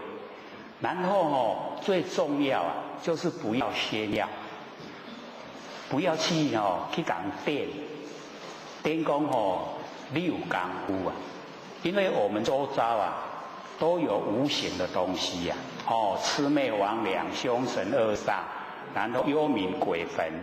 他假如说听到我们有能耐，他会想要我们帮助他，所以这个时候被他一缠到，我们就糟糕了，脱不了身了。那我们又帮不上忙，这样了解意思吗？所以在那一种状态之下，我们就保持就是知道就好，你不要参与所有的那个灵敏的感觉一来，你也知道就好。然后呢，静观，静静的来观察事情真的呈现的时候，跟你的预感有没有符合？自己去体会。它慢慢会茁壮长大。这个是一个初步的效验啦，只是效验。所以我们不要就住在那一些还没有呈现的虚幻的那个境上面，这样了解吗？很重要哦，不能你预设立场，预设说我第六感要强了，不可以哦，那已经会偏了，会走回头路。下课。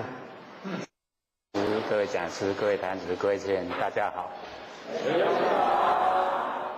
学到天师德、老千见大德，以及感谢各位先贤给或学机会学讲。我们接着讲这个永嘉大师正道歌。各位先贤会不会讲得太慢？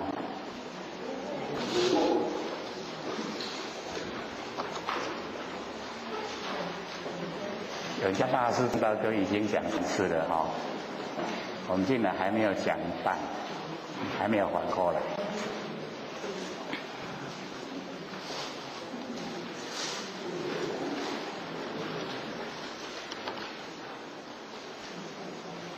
上个礼拜呢，我们讲到江夜照松风吹，永夜清宵何所为。讲到这边对不对？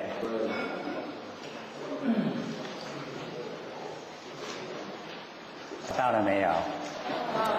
到了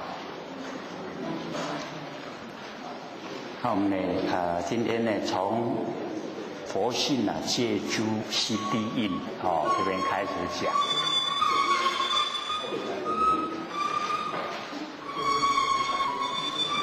不够吗？讲义不够。那稍微先这个隔壁公家看公家看，等一下马上这个影印就有了。我们也要了解说这个佛性借诸心地印。那这个佛性我们就是要了解到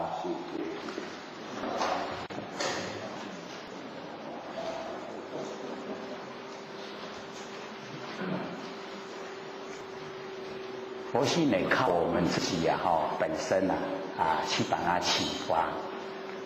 我们在第一次的时候就有讲当我们万念都放下，一念不生的时候那一个觉。那个就是我们不生不灭的真心佛性本体。我们一定要把它启发，我们用那一个来修道，才会成。各位有没有多有没有？体会了没有？还有生疏吗？会不会？对自己的佛性有没有认识的？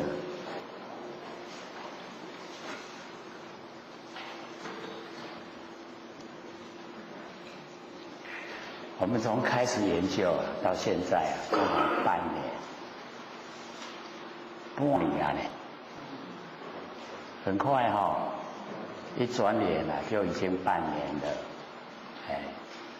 因为我们这边比较专注，所以这个要求比较高。像北部大部分要1年才能够领悟，才能够听得懂。那我们这边大概半年就可以听得懂。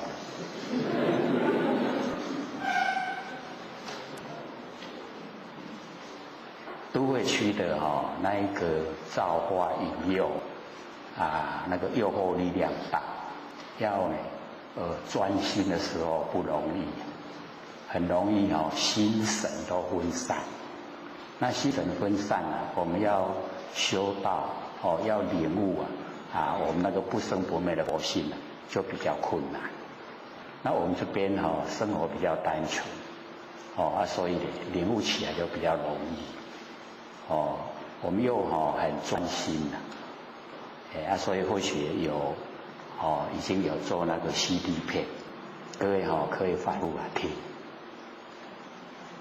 反复听呢更容易进入。只要我们能够进入我们不生不灭真心佛性的本体，那很多很奥妙的不可思议的一些现象都会让我们自己本身去经历。所以自己本身呢一定要用心，凡尘事都是虚幻不实在，一直在变化，都是假的。只有我们不生不灭的佛性才是真的。所以我们一定要把它启发出来，启发出来修正的，让它恢复光明，就成佛了。各位这样听得懂吗？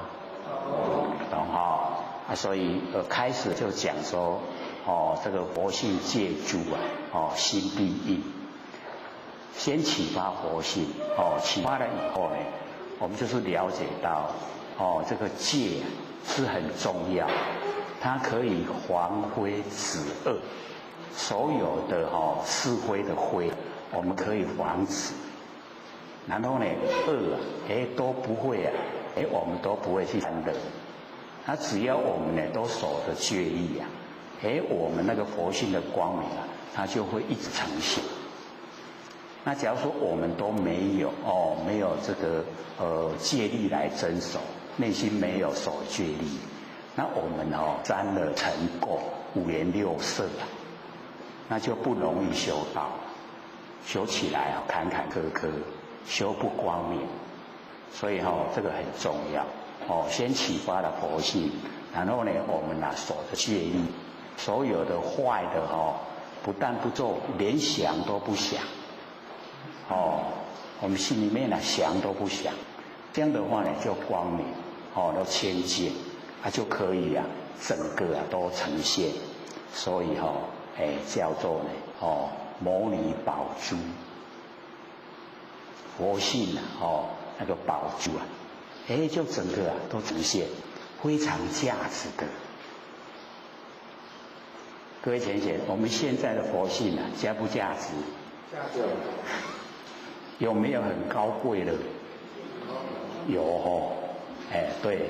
所以我们呢要自己本身呢这个守着很清高的人格使我们自己那个佛性真的就是呈现了摩尼宝珠那个价值整个都呈现出来。所以佛性借诸，然后心地印，就是呢要从我们自己那个心来印证。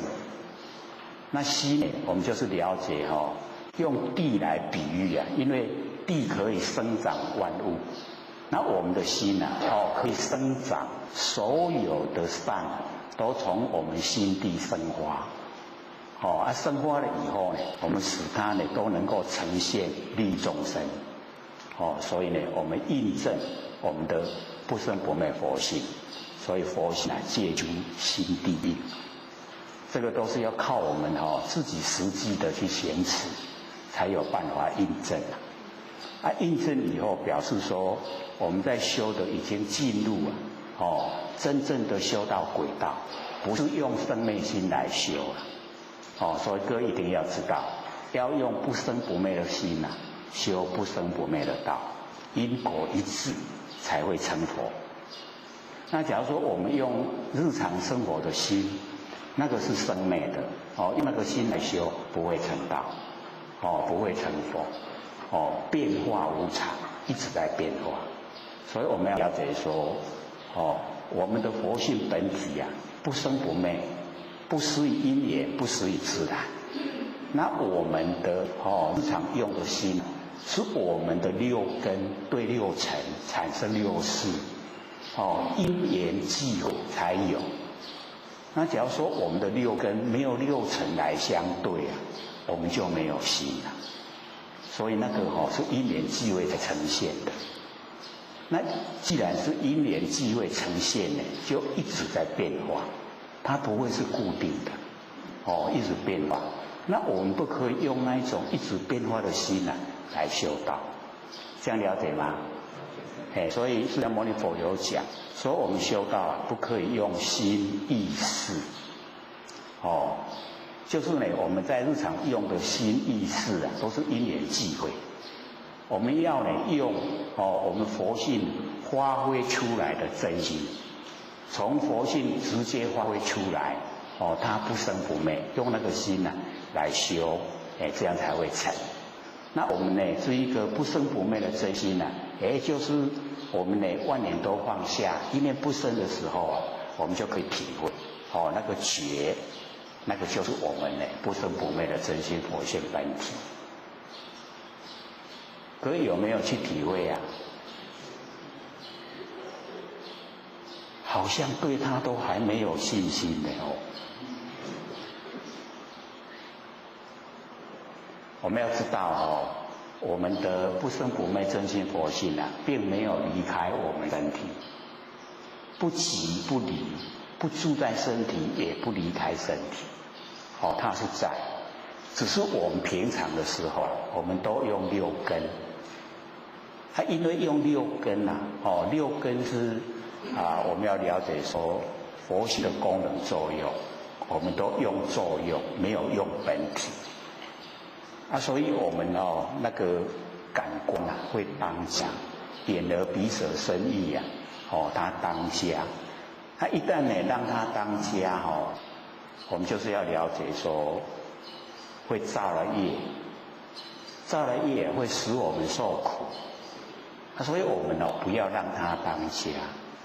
已经它当下这么久，所以我们呢先了解，了解说我们有一个真不灭的真心佛性。我们六根当下的时候那个佛性呢它很委屈它修养很好，它都退隐，不出来争了。所以如来不与世间共争，世间与我争。我们有讲过有没有？还记得吗？那个如来不与世间共争那个如来就是我们不生不灭的真心佛性。不是在讲释迦牟尼佛，是讲我们的真心佛性。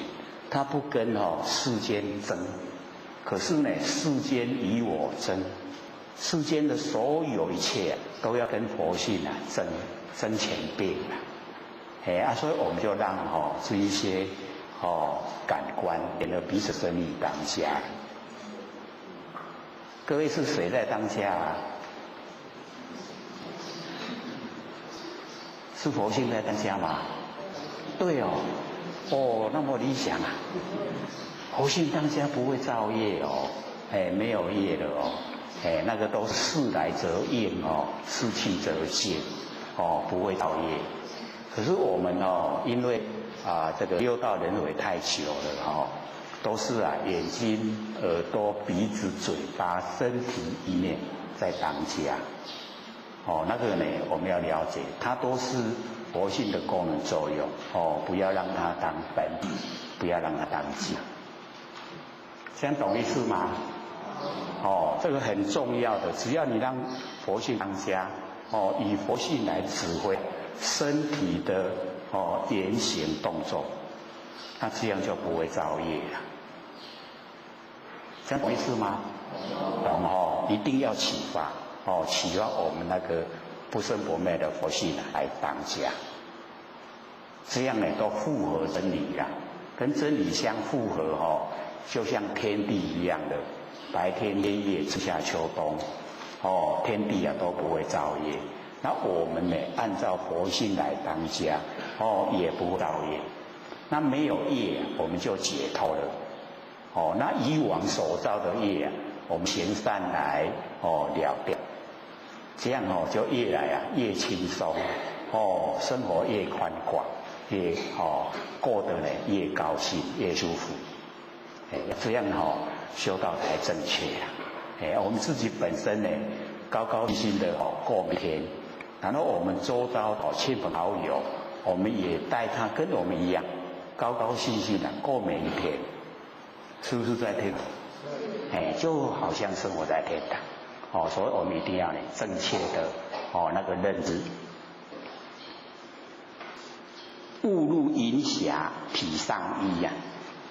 这个呢就讲这个完成所有呈现的这一些现象，有雾有露云霞，都是我们身体这个穿的衣服。意思也就是讲，整个山河大地，所有一切都是我们真心佛性。我们真心佛性这么宽广，法身我们这个法身非常宽广，那所有天地的所有一切都是我们的穿的衣服。了解这个意思吗？因为我们以往从来也没有说山河大地就是我的真心没有听过了有没有？从来都没有听过。因为这个是最上乘佛法是整个宇宙整个天地都是我们的真心佛性。那呈现的现象是从我们的真心佛性呈现出来。各位有没有听过那个如来藏？有没有？没有。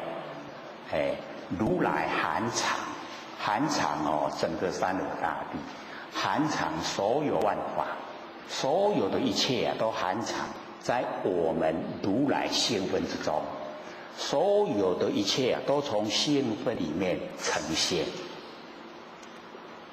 非常宽广。所以我们呢能够到达我们佛性本体以后，就没有相对待。那没有相对待我们就不用分别心，因为我们有分别心我们才成为众生。假如说我们已经体悟到是一个绝对体，那体会到绝对体以后我们是了解到说，原来都没有相对，没有相对没有善恶善恶是从我们佛性发挥以后来应对凡尘的事，做得好叫善，做得不好叫恶，那个时候才呈现才呈现相对。那我们要了解，回到本体以后是一个绝对体，懂意思吗？之前呢我们有讲说，修道之人不是真，只为从来认是神，有没有？还记得吗？记不记得？无始时来生死本，痴人唤作本来生。我们好像讲过很多次了，有没有？这个呢就是长沙和尚他说的句。那长沙和尚他有3个名号了，一个叫昭显大师，一个呢叫景澄禅师，一个叫长沙和尚。那么他讲的那个句倒是蛮多了，都是要帮助我们众生呢领悟真心佛性。所以他讲说呢，我们修道之人不认识真，就是呢不认识我们那个真心佛性只为从来认识神，就是我们在凡尘用的那个认识是神，是神就是生灭元神就不生不灭我们都认那个生灭当成我们的本体所以这个样子才让我们六道轮回。所以他讲说，无始时来没有开始已经很久了无始时来我们那个生死的根本就是是神我们只要说了解原来都是用生灭才一直六道轮回，然后我们生灭不用了，轮回就可以去掉了我们因为不知道痴人唤作本来生这个呢是我们比较会常引用的。那么它里面呢有蛮多都是要我们启发我们佛性里面的般若妙智慧。那么在佛经里面呢，代表那个智慧第一是哪一位菩萨？是哪一位菩萨？文殊文殊菩萨。那有这个僧人就问呢，这长沙和尚说何谓文殊？说什么是文殊啊？长沙和尚说墙壁瓦砾是。墙壁知道吗？墙壁瓦砾，瓦就是瓦片砾就是小石头，奇不奇怪？墙壁瓦砾是。那么僧人又问长沙和尚何谓观音？他说音声语言是。音声语言就是观音。那何谓普贤？他说众生心是，众生的心那何谓佛身？说众生的色身是。各位姐姐，从这一些答案我们可以了解到全部呢都回到我们最平常见到的这一些现象。看到墙壁，看到瓦砾，是不是容易？竟然那是文殊嘞，懂意思吗？懂不懂意思？也就是说我们眼睛所看到的，我们不要落入形象。我们眼睛就是文殊的妙智慧，这样懂事吗？咱的手都是文殊，所以看到的拢是智慧，不是看到形象。这样懂吗？有一点较深可是这个就是告诉我们，我们都容易住相，住相错了，因为我们眼根它就是有文殊的智慧。那以后我们用眼睛的时候我们就要想说，我在用文殊的智慧，这样提升的高不高？高，就很高了，对不对？就不会被形象左右，不会被它影响。然后呢这个观音观世音，观世音呢，他说音声语言是，只要呢我们耳朵在听我们就是观世音菩萨。所以我们听到声音不要进入声音的内容。我们能够听到声音，我们本身就是观世音菩萨，可以寻声救苦，是不是不一样的？那个普贤普贤呢，就是重视实行。那重视实行实践就是我们的众生的心。只要你心要去做，你就可以把那个事情做出来。所以普贤就是我们众生的心。要见佛见佛呢，我们众生的色身就是佛，了解意思吗？只要我们认识身体是天地的物质，水有风土，众缘际会皆有用。水有风土的本身没有知觉性，那身体有知觉性，那个知觉性就是佛。所以见到众生的身就是见到佛，高不高？是不是整个都不一样？所以我们之前有讲说河沙之佛体皆同，有没有？记不记得？就在那个说通心通那个地方有没有？各位可以看一看，有没有一句说河沙之佛体皆同？有没有？有没有？你也不看才有，用有。所以那个地方就已经有永嘉大师有讲出来。说河沙之佛体皆同，这个所有的佛啊，体都是相同，十方之佛同一个法身，拢同款的，都一样的。那有僧人就问这个长沙和尚，说既然是河沙之佛体皆同，为何有种种的名称？名字都不同。那长沙和尚就讲说，从眼根还原，名为文殊。从我们的眼根返回到根源，叫做文殊菩萨，文殊。从耳根还原，叫做观音，观世音菩萨。那从心还原，叫做普贤。所以三圣就是佛的妙用。那佛就是三圣的真体。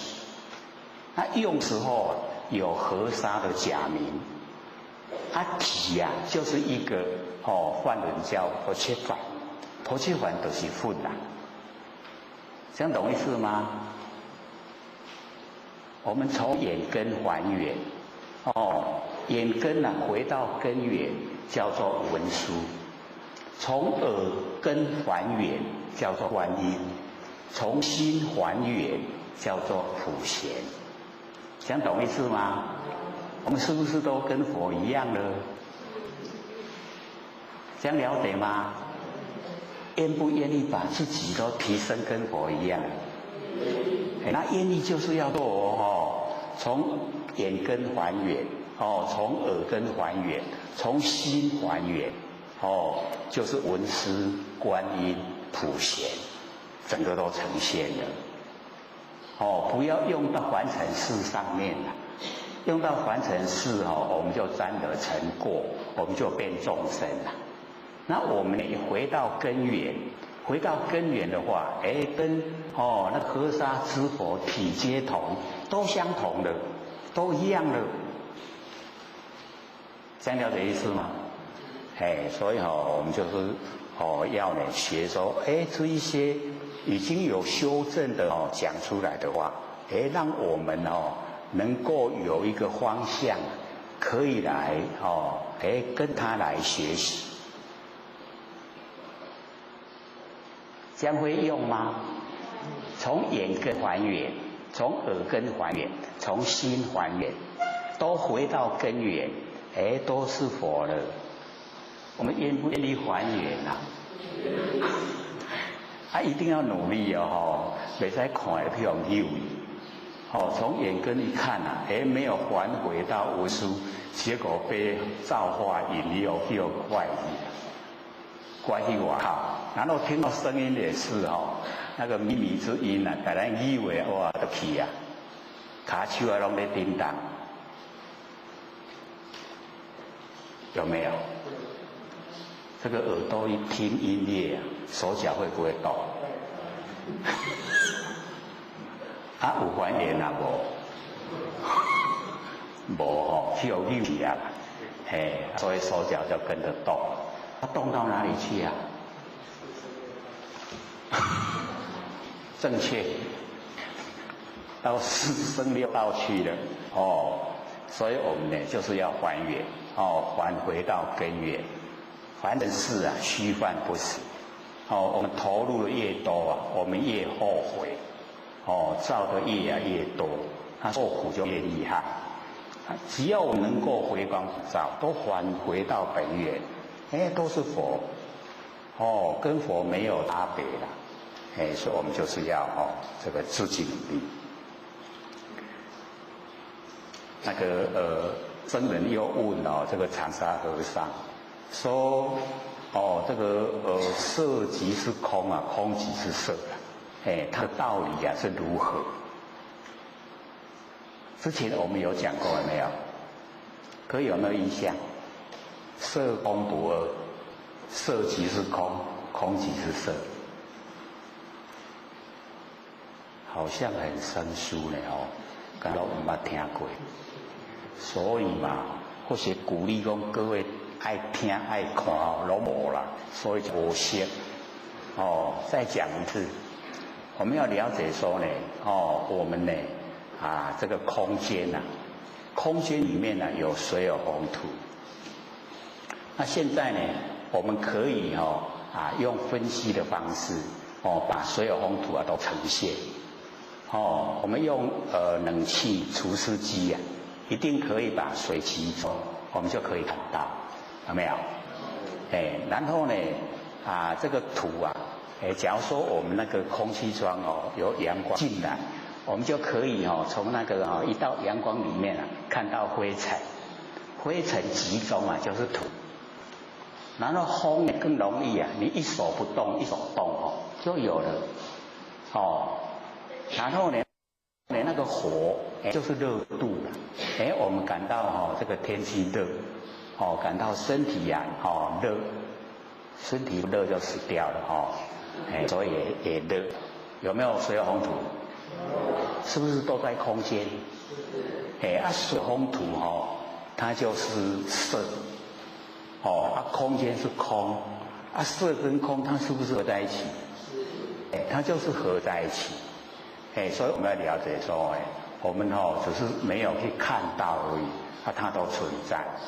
说这个色空不二不是天马行空讲假的啦，都是实际我们可以证验出来的这个色空不二。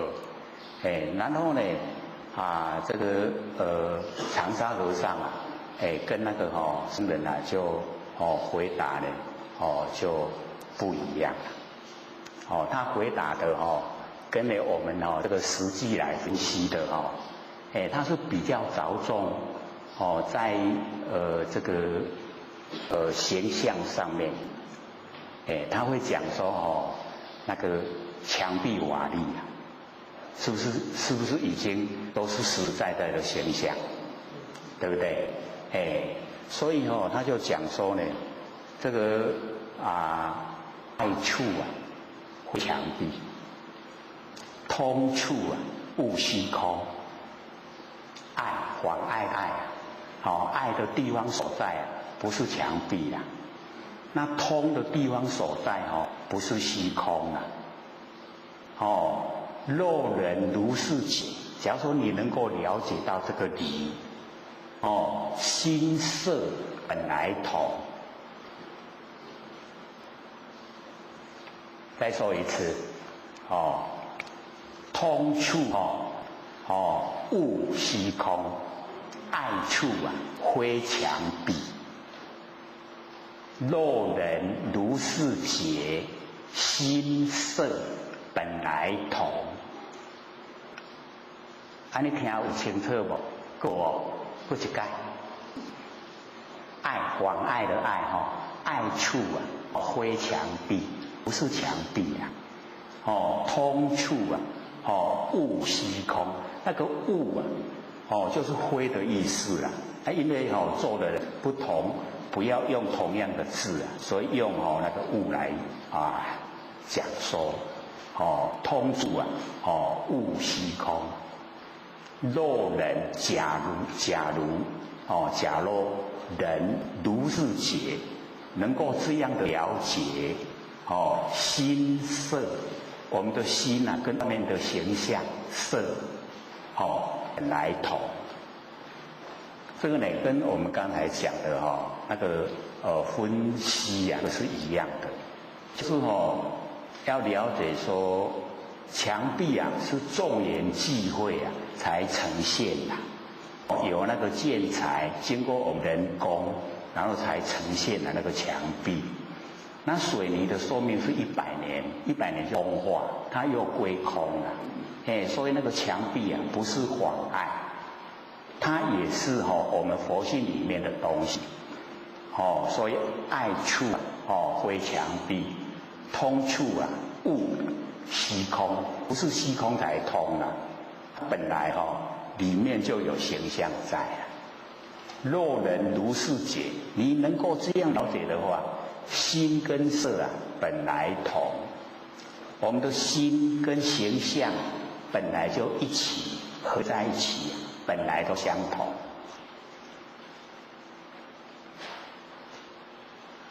很浅显，这样听懂了没？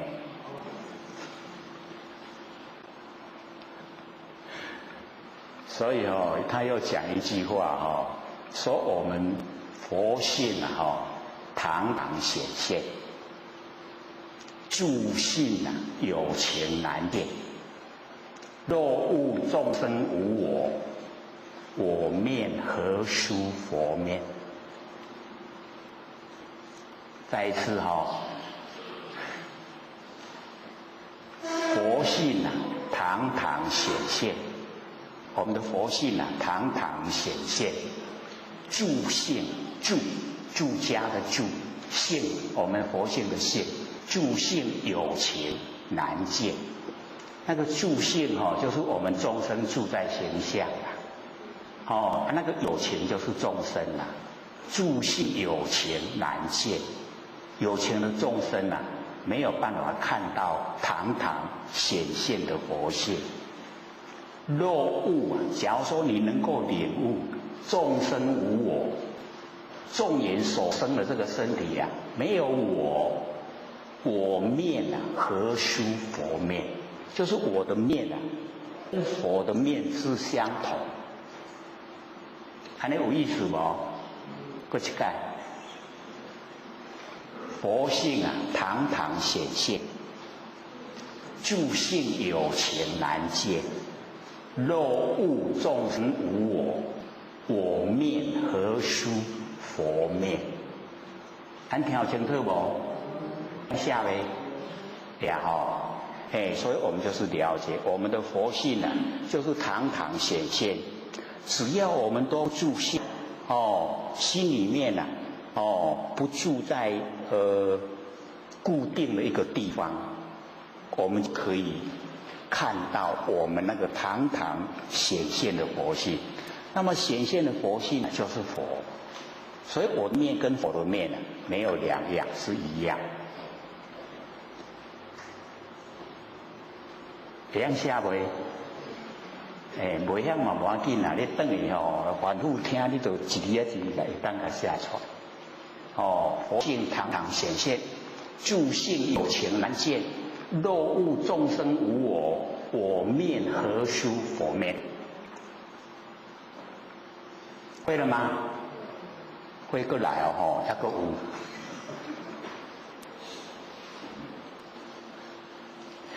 因为这个唐山和尚他很喜欢说这个让我们进入很殊胜的境界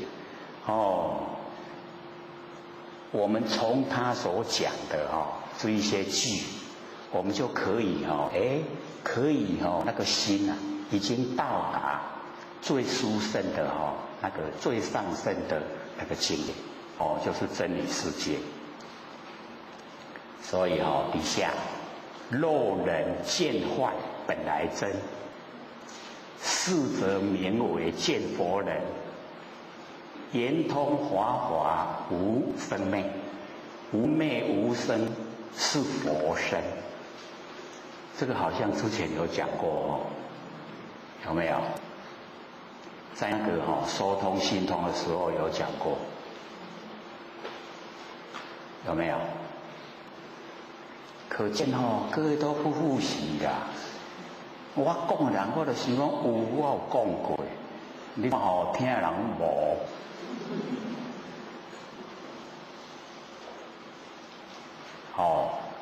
若人见幻，假如说我们看到凡人所有万象都是幻，虚幻不实在。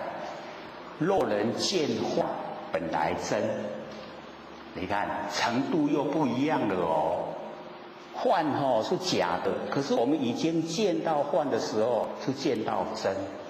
若人见幻本来真，是则名为见佛人。已经见到佛了，为什么？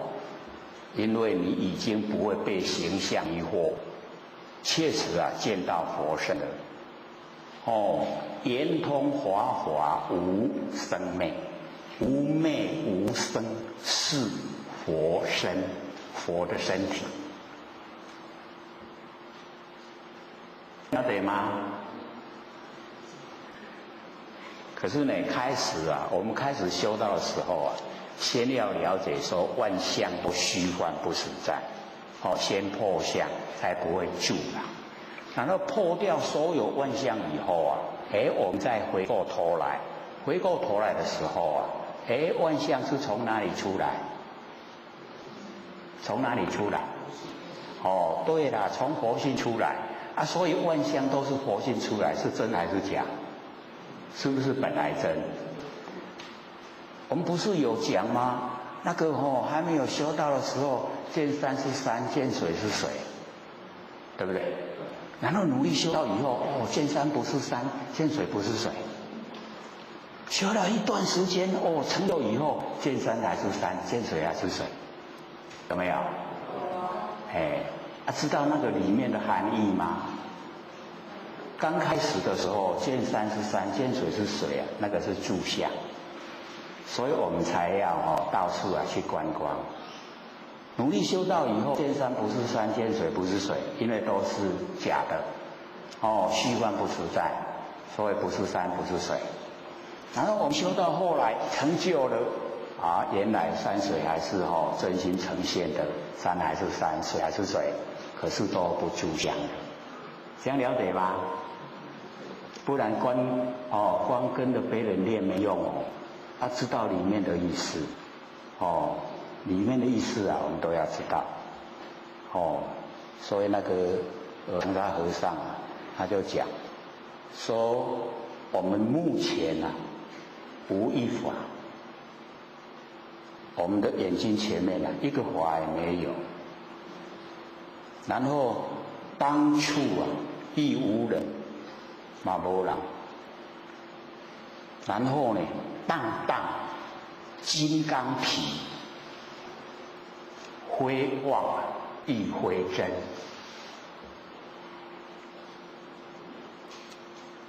长沙和尚真的都告诉我们那个最殊胜的、最高的那个程度了。我们的目前无一法，当处亦无人，没有法也没有人，没有我相也没有法相，荡荡金刚体。我们那个不生不灭的真心佛性本体就是金刚体，非妄亦非真。这样懂不懂啊？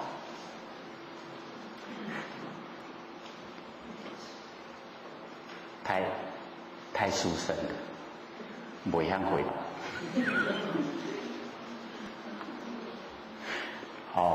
所以我们了解说，这个修持的法门它有很深的那个内涵，可以让我们去追求。那我们一进入以后，宽广无比，非常殊胜跟凡尘整个都不一样。所以呢，就会努力的来修持我们不生不灭佛性本体，让它恢复光明，回到本位。安尼有一点印象很沉重的沉不沉重啊？不沉重，不承认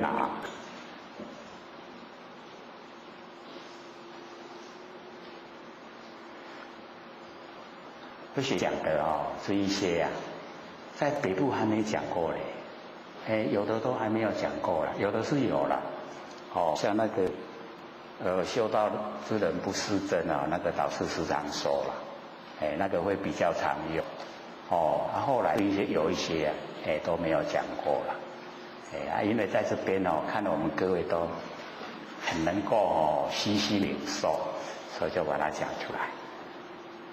大家互相勉励啦，或许也没有做到我们大家互相勉励进步才会快。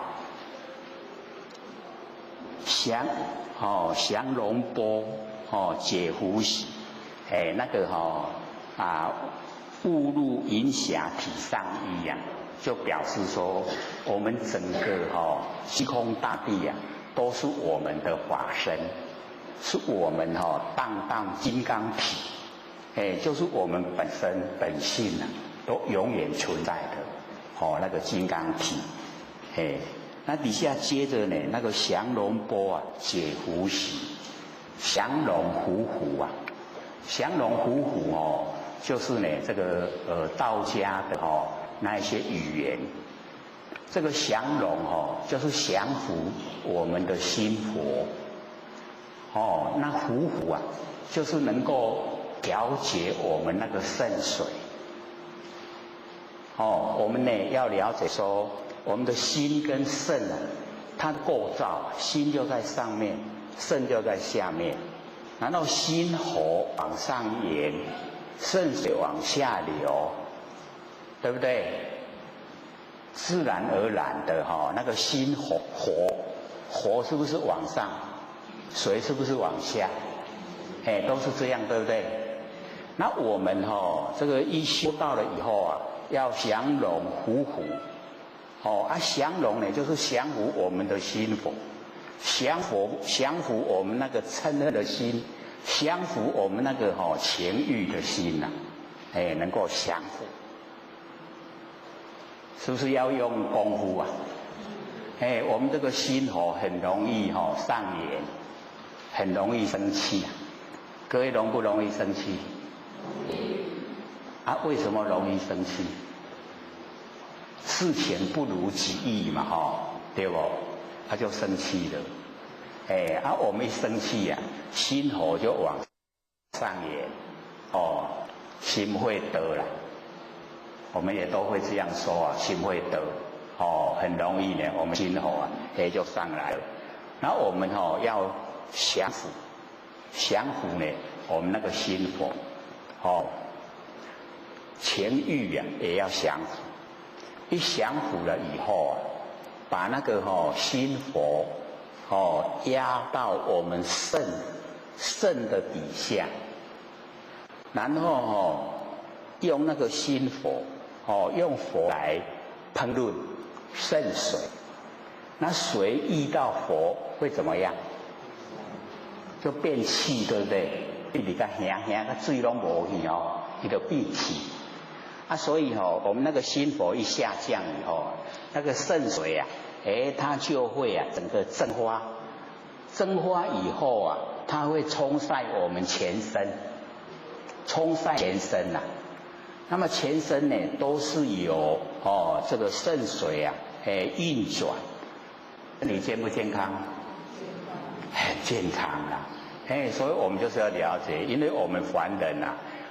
心会多心水降，心火一直让它自然发展，咱真紧的老了，真紧的爱也奇怪啊，对不对？迄就是心火直直多，心水直直老，所以爱真紧也乖啊。所以有时候我们看外面啊，那个年纪稍微大一点他在上下车啊，有没有看过？咱想讲那唔好啊，行来创啥？其实他已经身不由主了，已经没有那个那个能力呀。迄真好行一步伊就安尼偏得真久啊。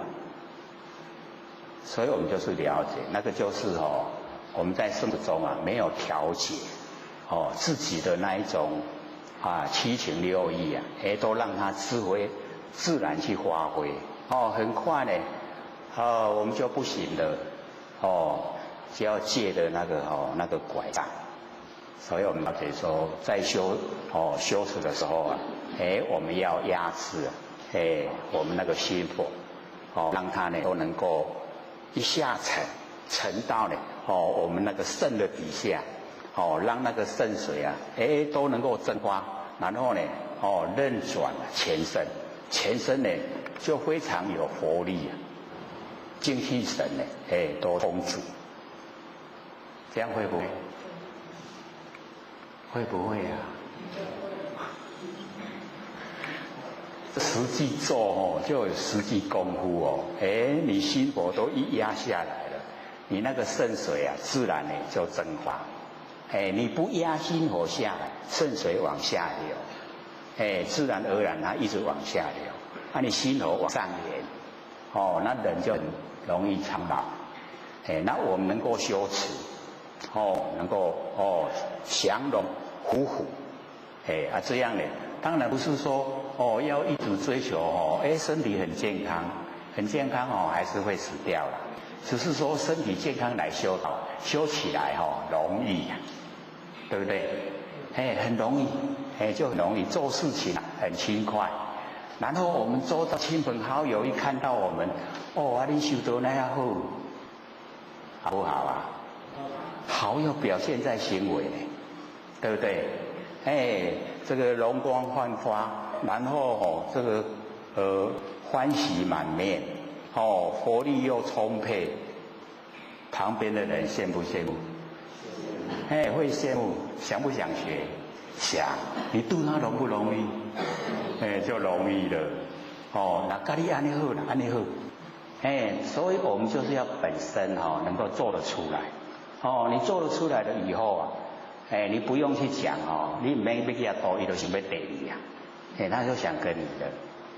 我们度人就容易，然后呢就可以引进他走路那个性的修持，修身然后养性，真正的最起码人格都很健全，很清高，做出来的事都是要利益别人，不会自私自利，这样好不好？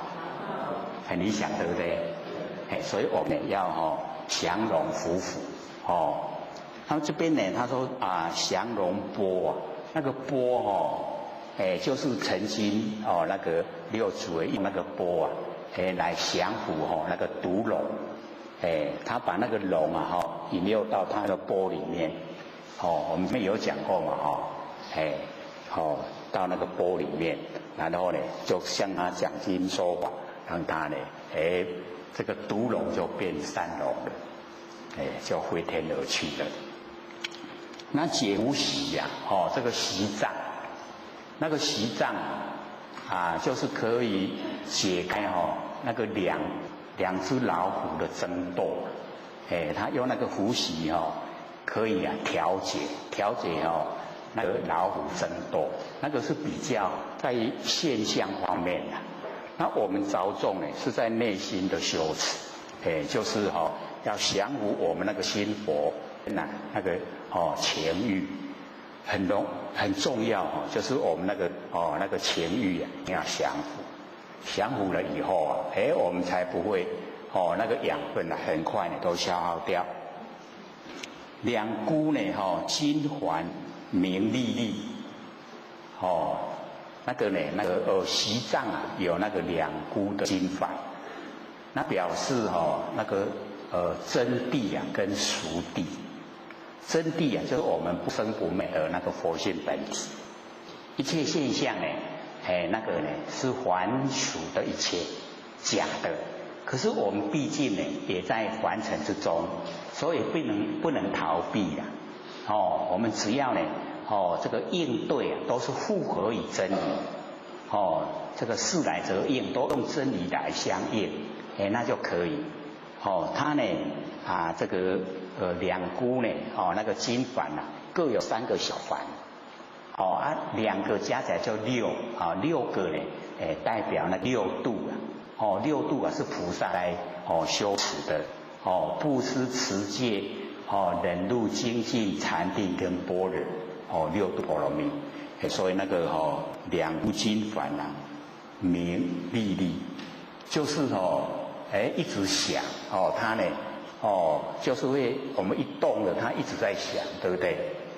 表示说以真理能够阐扬，然后所有的一些邪魔外道它就消失了，消遁了，不见了，所以要名利利，就是要让它很响亮，就是要真理呢要能够传播很响亮。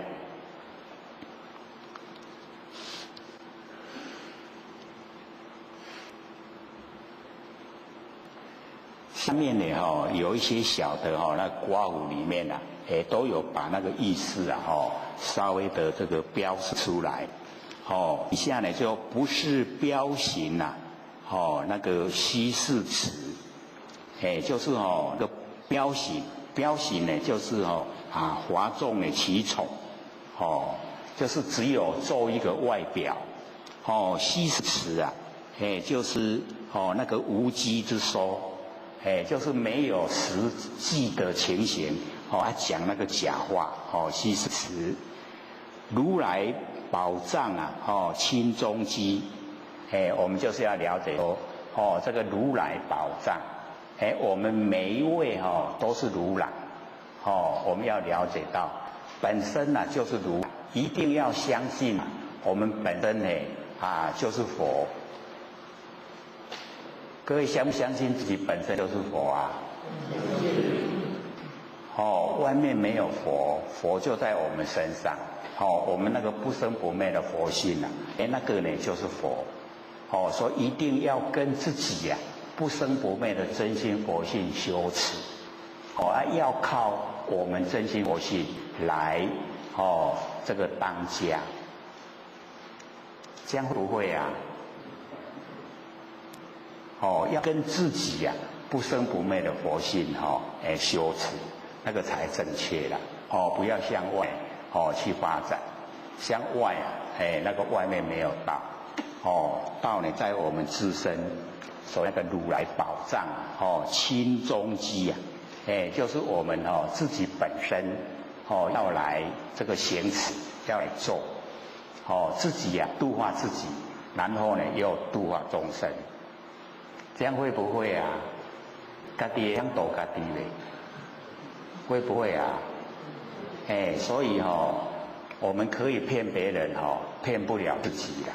所以自己要诚实的面对，然后老实的念佛。那个佛就是我们自己本身不生不灭的佛性。我们要老老实实的把这个佛拿出来念，那会晓袂？会晓念会？外面的名号借外面的那个佛的名号那个是降伏我们的妄心妄心一旦降伏了以后就按照我们自己那个不生不灭真心佛性然后指挥我们身体的言行动作，这样呢就是跟自己不生不灭的佛性修就已经是正确的正确的修道方法。再有问题我们就问我们佛老师了，会不会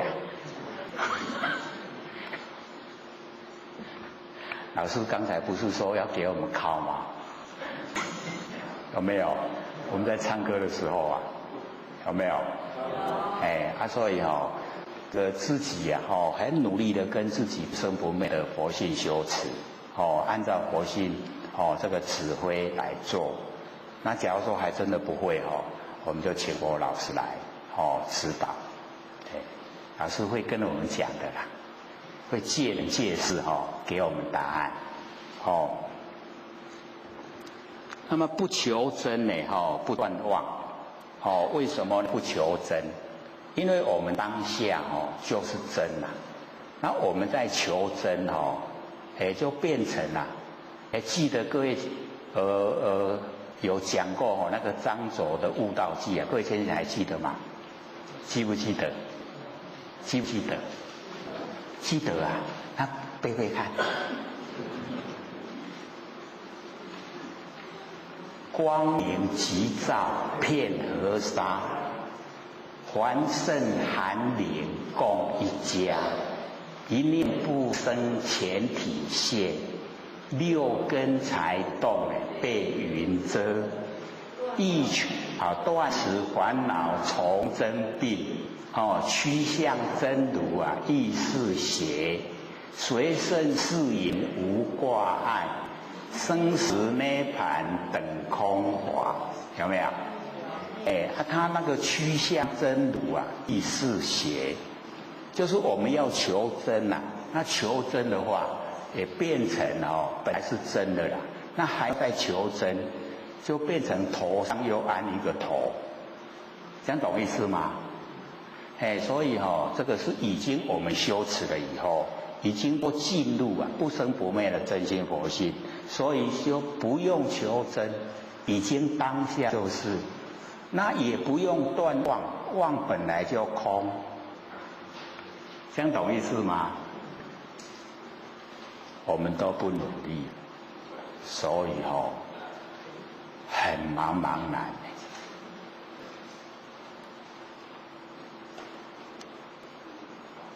一定要自己努力。这个自己努力呀，走不走入真呢，自己才会知道。走入真了没有？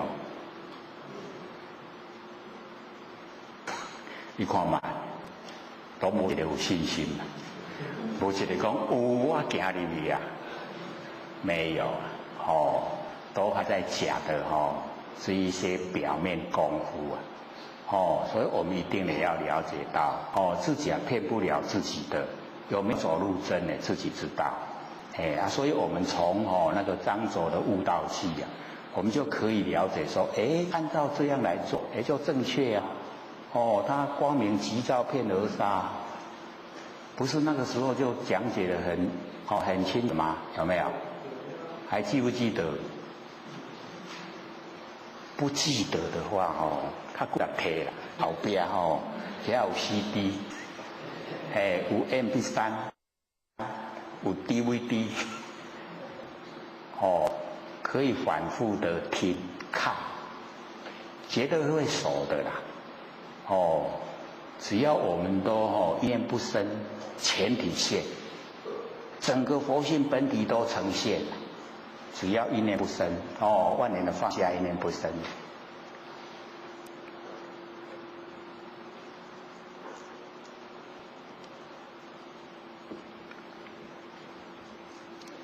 不求真不断妄，因为这个妄本来就空，真本来就有，所以呢，我们已经呢一进入了不生不灭佛性本体就不用求真，也不用断妄，了知呢二法空无相，我们就是了解到这个二法是真是妄是两个法，它呢空无相。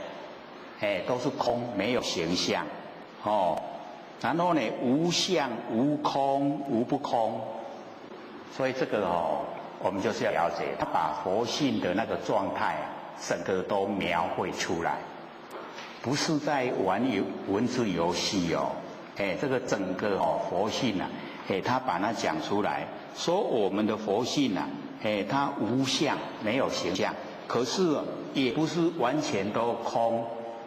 不是完空，无相无空呢，无不空，这样懂意思吗？佛性呢是真空妙有，空中不空，空中有佛性在，所以叫真空。妙有有没有形象，所以叫妙有，真空妙有。所以用呢无相无空无不空，这样呢把佛性整个描绘出来，安尼听有无？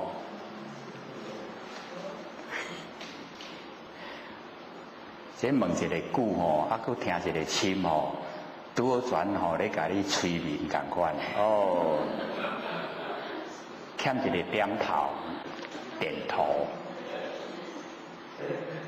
差一个点头，所以殊胜的佛法，各位就是要了解到，我们根基缘分都够了，才有办法坐在这边共同来研究呢，最上升的佛法，这个都很不容易听到。各位浅显容不容易听到？真的就是不容易听到。我们呢就是要有一点心。一投入呢，我们那个真心，能够投入真心呢，它就会跟我们相应，一相应了以后哇，就会欢喜充满，就可以脱离真正的那个所有的无常变化。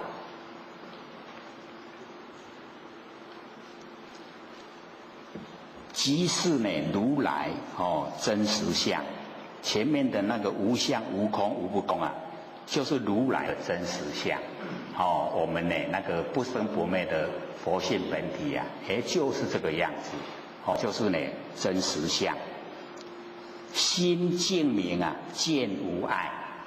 只要我们都不染尘垢，那我们就可以心净啊，都很光明。各位心净光明了没？有没有心里面放很多的凡尘事？心里面假如说放很多凡尘事，那个就没有办法心净啊，光明，因为已经都是尘垢了。各位有没有心里面放很多尘事、凡尘的事啊？放在心里面。各位浅显，心里面都放什么？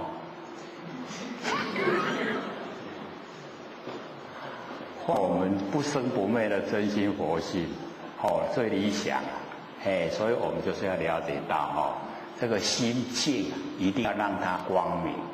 所以那个神秀的那个深如菩提寺啊，明净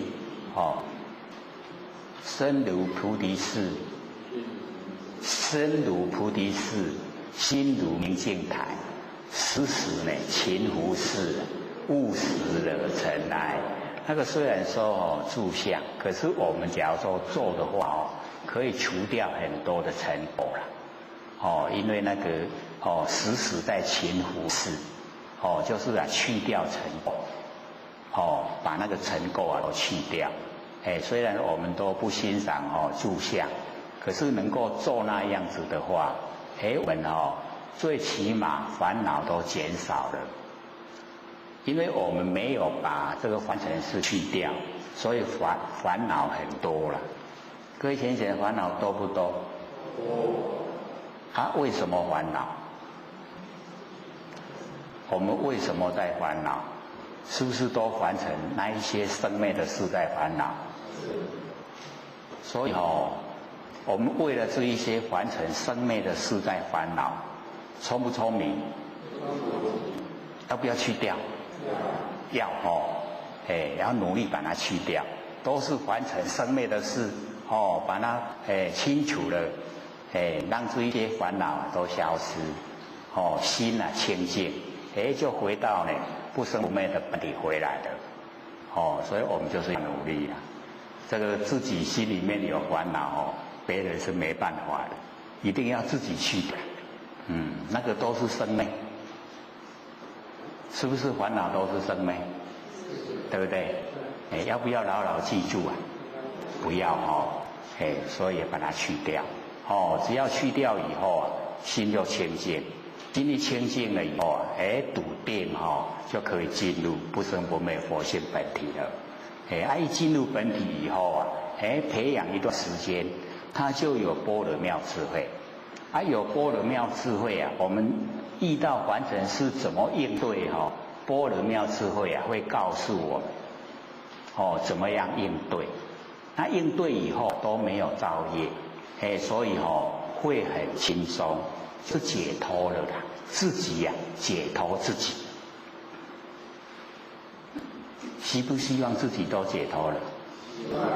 对，都要解脱了。自己解脱自己，不要自己加框在自己身上，自己呢能够这个解脱，能够这个心见都很光明，就能够见无碍，能够见定。那个时候更了解了凡尘呢都是虚幻不实在，更透彻知道，更不住相，那更快乐了。所以那个时候见无碍，阔然迎彻周沙界。那个时候阔然，就是无量无边的广阔，那么的宽广阔然，然后呢迎彻周沙界，那个迎就是玉的光明，就是我们佛性整个很光明，然后呢照彻整个周遍沙界，丽沙一个世界了。所有的3000大千世界都被我们的佛性光明照彻，这样理不理想？很理想好像手又太高了。我讲啊遐快，我眼前都乌暗暗。可是呢，我们要了解到，只要我们把所有尘垢都去除，都了解它是无常变化，不要呢记在心上，那它就去掉。去掉以后我们那个佛性的光明，它自然会发挥。所以那个光明急照遍河沙，那个张左那个句语没有骗我们的，它非常光明。那个急就是佛性本体不变的之体，照是随缘之用。有不变之体，有随缘之用。它整个所有佛世界都照遍光明。然后他底下就讲凡圣含灵共一家，凡人圣人的灵性本来就是相同的啦，没有分别，是我们众生自己分别啦，所以才成众生。假如说没有分别了，就成佛了。所以我们在生活之中努力不要分别。各位先生，分别心浓不浓厚？很浓厚自己都可以感受到分别心很浓厚。那我们呢就是要了解说，因为我们肉对打，所以有强烈的分别心。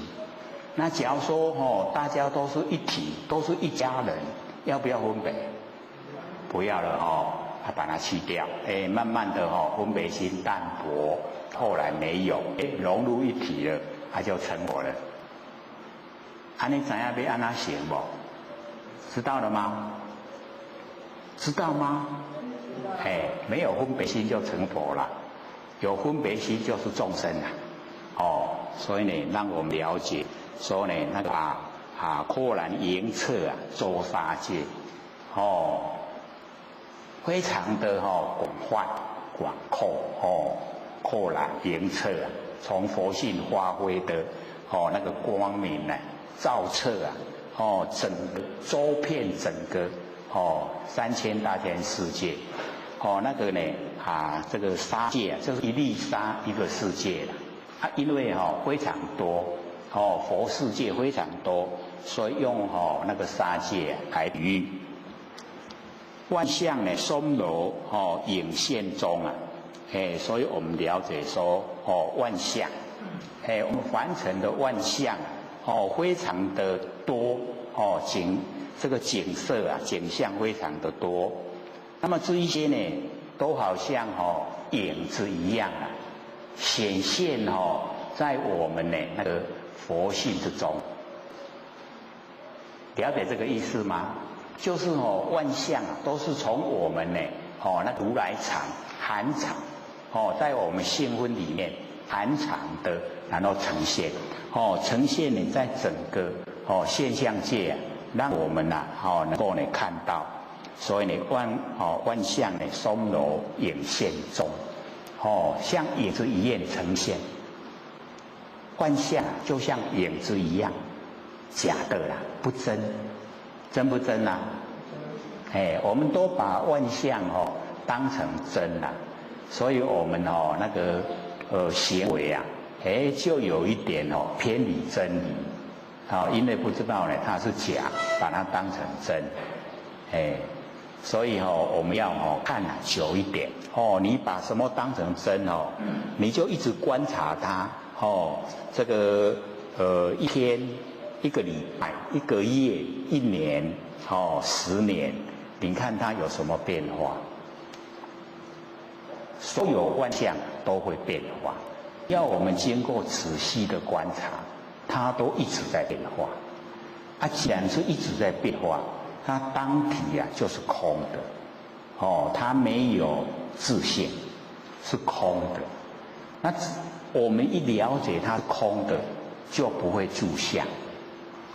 我们是把它当成实在的才会住相知道它是空的，那我们心就会抽离就会离开呢形象。那心一离开啊，心就很宽广，很自在。那我们住在相心不住在，这样了解意思吗？我们习惯我们那个习性啊，都是心住在形象，形象当成真，所以就有喜欢讨厌。那喜欢讨厌呢，我们就有取舍，取舍就造业，这样懂意思吗？所以业啊是我们自己造的，自己去受苦。那我们了解到真理以后，我们没有喜欢讨厌，没有喜欢讨厌，没有取舍，没有取舍不造业，不造业不受苦，是不是解脱了？所以了解真理很重要。我们都是因为不研究不了解，所以才会自找麻烦，找了很多苦来吃啊。我们在现实生活啊，有没有在吃苦啊？都蛮苦的苦不苦啊？所以才叫苦海嘛苦海无边啊。我们要怎么样？回头是岸。只要我们肯回头了，马上到清净的彼岸。所以那个回头就是回光返照啊，就是把注意力收回来，不要去注意外面的万象，注意我们不生不灭的佛性，这个叫做回头。能够这样已经到达清净的彼岸，已经到了啦。所以我们到那个寺庙有时候他都用4个字回头是岸，对不对？时常会看到了他或许以前的以为啦那个小时候迄个把迄个罗马咧坑迄个罗马叫那个流氓不要当了啦要回头是岸，是不是这样？那个也是就是有那个含义在只是它的意思比较狭隘一点，看然后我们研究心理心法以后原来回头是岸是回光返照，到达清净彼岸，是不是一体通用？大家都会使用对吧？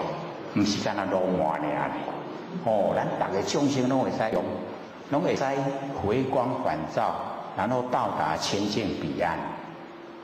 所以只要我们金光收回来，回头是岸，已经到清净彼岸，理不理想？很理想肯不肯啊？我们肯回光返照吗？肯不肯？所以各位贤贤，我们现在在佛前讲话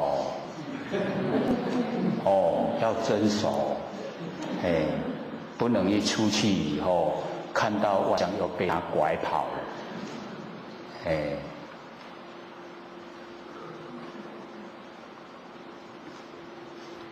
一颗圆光辉内外，我们了解说，我们那个真心佛性本体就好像摩尼宝珠一颗圆光，它呢照耀整个山河大地，非常光明，它没有内没有外，这样了解意思吗？就是我们那个金刚之体，那个法身充塞整个宇宙虚空。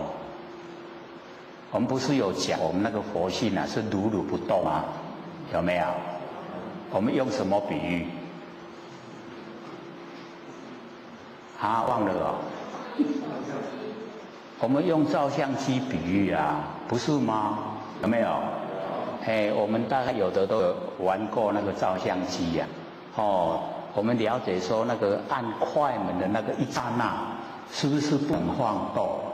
那个相机不能晃动，对不对？我们稍微一动那个相片一洗出来模糊清，就表示说不能动，要如如不动，要定点我们的佛性也是一样，假如说哦，他是住在我们玄关的话，我们玄关是不是时时在动？那时时在动，像那个照相机一照出来，是不是整个都模糊不清？那我们看到现象啊，当然我们头转得很快，看的现象也很清晰，对不对？就是说我们那个啊，那个佛性本体啊，如如不动。动的是我们身体，佛性本体如如不动，所以你转得再怎么快，看得都很清晰。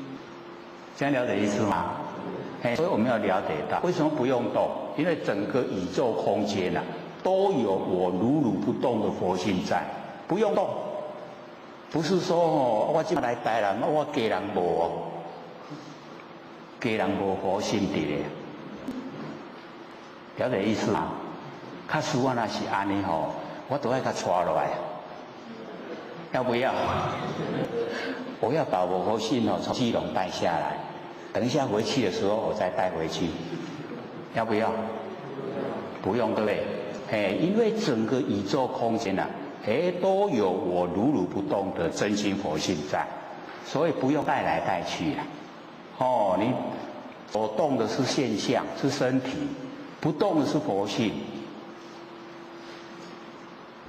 所以我们一定要研究才会知道的，不研究的时候不知道的，不知道哦。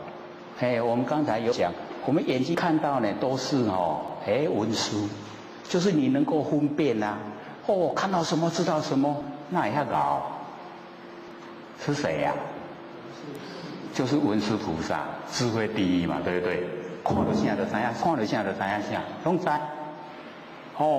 然后呢，听到声音了，就是观世音。有没有观察世间的音声？有没有？是不是观世音？我们就本身就已经是了啦，只要会用，这样了解吗？所以我们转那个凡夫的观念，把它转到圣贤，这样会不会？会不会转啊？不容易，愿不愿意啊？看我们愿不愿意只要我们愿意啊，生活就不同了我们整天这个大部分可以说了10之8九都是愁眉苦脸，因为刚从那个厕所出来，所以大家那个脸都臭臭的啦，不会都很好看。那我们一转念了以后啊，就会很好看那个小孩子都喜欢接近。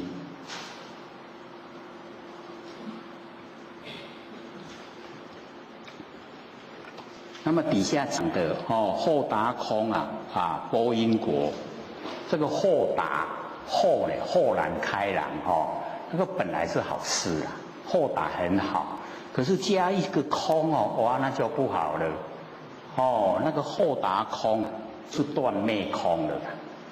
那断灭空各位听听，断灭空好不好？断灭好不好？所以我们要了解一进入断灭那个自杀的人他就是进入断灭都拢无希望啊，都拢无啊，什么拢无啊，那个叫断灭。那断灭空他那个救都救不起来现在他在自杀，你去救他你不见的时候他又自杀了，所以很难去救了，因为他后达空就已经断灭了，断灭空都没有希望，他认为是一了百了，了不了啊？我们要了解到不了我们到凡尘来是来还债，业把我们推到凡尘来不是我们自己愿意来是业把我们推来。各位愿不愿意到凡尘来很苦不愿意来，年岁越大越知道这个凡尘很苦不愿意来。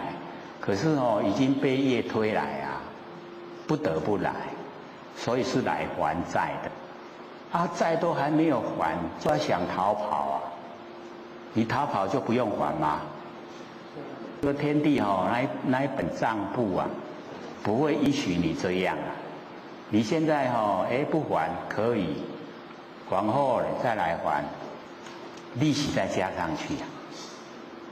所以到了王死城去关多的，那算利息呀。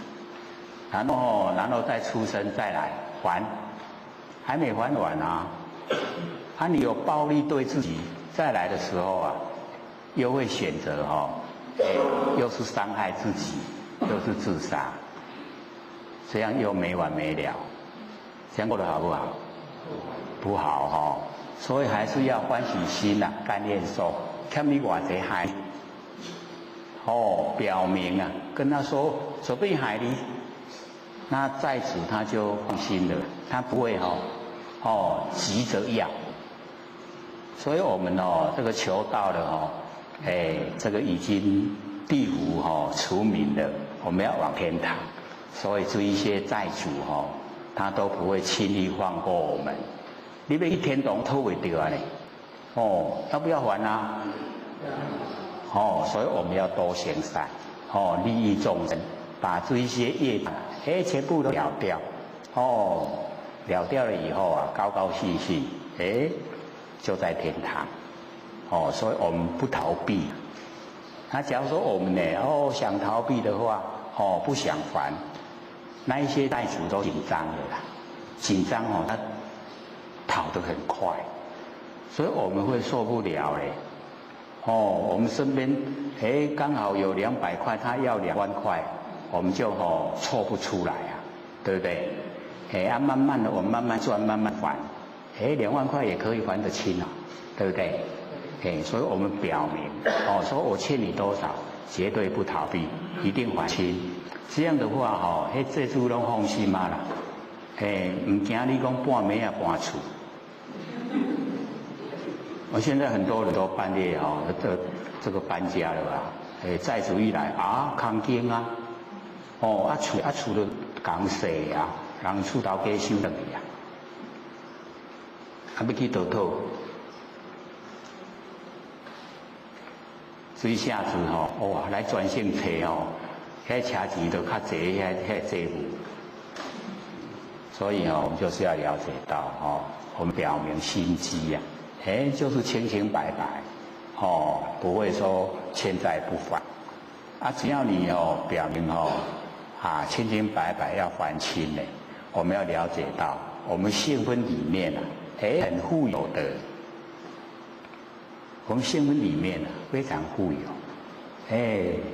这个一下子差不多了10之7、8都还清了，我们都不知道后面会有说。那么接着那个拨因果，那个拨就是拨开了因果是一定的道理，你把因果拨开，就是不相信因果。各位浅浅，凡尘有没有因果？有。不但有，还决定不是说你不研究它就没有了这个不管研不研究因果都存在所以我们要了解，在凡尘就是因果果。我们为什么会想吃饭？肚子饿肚子饿因吃饭就会饱嘛，对不对？有没有因果？就是有，一定有。我说那个不相信因果的人他也不用呼吸。为什么？因为呼吸就是要生活你在活你若无相信，你免呼吸嘛你就免活，这样了解意思吗？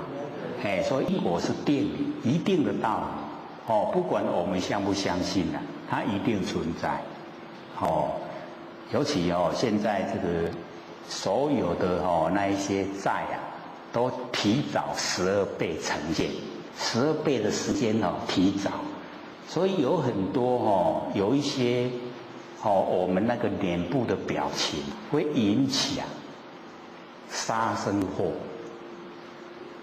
了解吗？你把手讲赢的人给你抬，为什么？因为那个就是那个烟签啊已经找上来，啊拄好拄着，啊你个表情，那个表情一个出来就促成人家动手。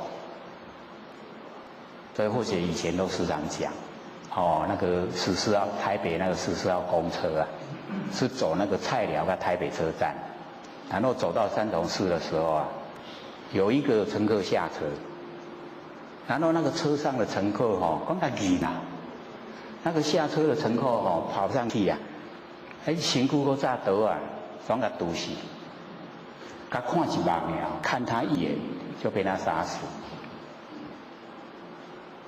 所以我们往后啊，老师也不能随便看人不过看人没关系啊，你笑脸就好了。莫讲银，那个银各位先生，咱若去用银咱来安啊，很难过，对不对？那讲银，我是安那都唔对，很难过，对不对？所以我们不要有那个动作，那个都不友善。那我们不要有，自己众人吃亏也不要去讲赢，没有用的啦，招有一些无谓的麻烦，所以我们要了解现在这个金子是容易黄，小人就不容易了，然后我们要防小人所以这个不要呢，这个播因果一定你要相信因果尤其我们修道绝对有因果茫茫荡荡遭这个殃祸茫荡讲台湾的话比较贴神对啦，懵懂很传神讲国语比较没有那么讲台湾话来的传神茫荡我们茫茫荡荡呢会遭殃祸，会遭呢灾难呢临到我们身上来，汽油呢着空啊病亦然所以我们要了解说，我们呢可以在有形有相的这一个世界里面，我们可不住相，可是我们呢汽油不住相了以后，却着空，着空比着有还要来得厉害。所以我们要了解那个释迦牟尼佛呢那个时候示现的时候讲说，宁可着有如须弥山不可着空如芥子许。芥子就是菜稷我们有看过菜池嘛有没有？非常细，对不对？一粒仔仔尔剪出来一张菜，那个菜池一点点所以不要着空一点点，因为没有药救，着有很容易医治了，着空就没有救了所以不要汽油着空那个病易了那个比那个着有的病更厉害。还如呢避逆呢而投火我们要避开这个比喻啦，说还如呢避逆我们呢好像在水中沉溺了，有要沉落去紧走，莫去这个水淹死，然后投入火堆啦。水淹死较艰苦是去火烧死较艰苦？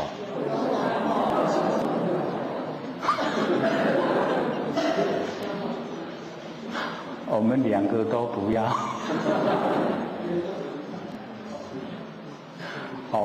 也不要去水淹死嘛，不要会休息所以两个呢我们都不要这两个呢它都相同灾难。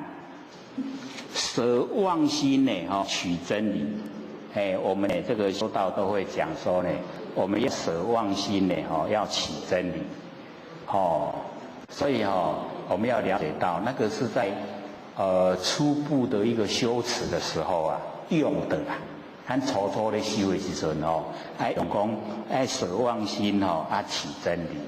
可是我们真正的一进入状况了，进入我们不生不灭那个佛性本体以后就不能再有这个动作因为那个舍妄心起真理已经有取舍之心那取舍之心哦，我们就是了解，就是造业啦。这样了解吗？嘿，袂使有取舍，就是要事来则应啊，事去则静，符合真理。那我们有取舍，表示有喜欢讨厌。那有喜欢讨厌，不管我们做出来的事是好是坏，都是业。哦，好事的话是善业啦，它坏事就恶业，都是业。哦，一定要接受果报，所以我们不要有取舍之心，这样懂意思吗？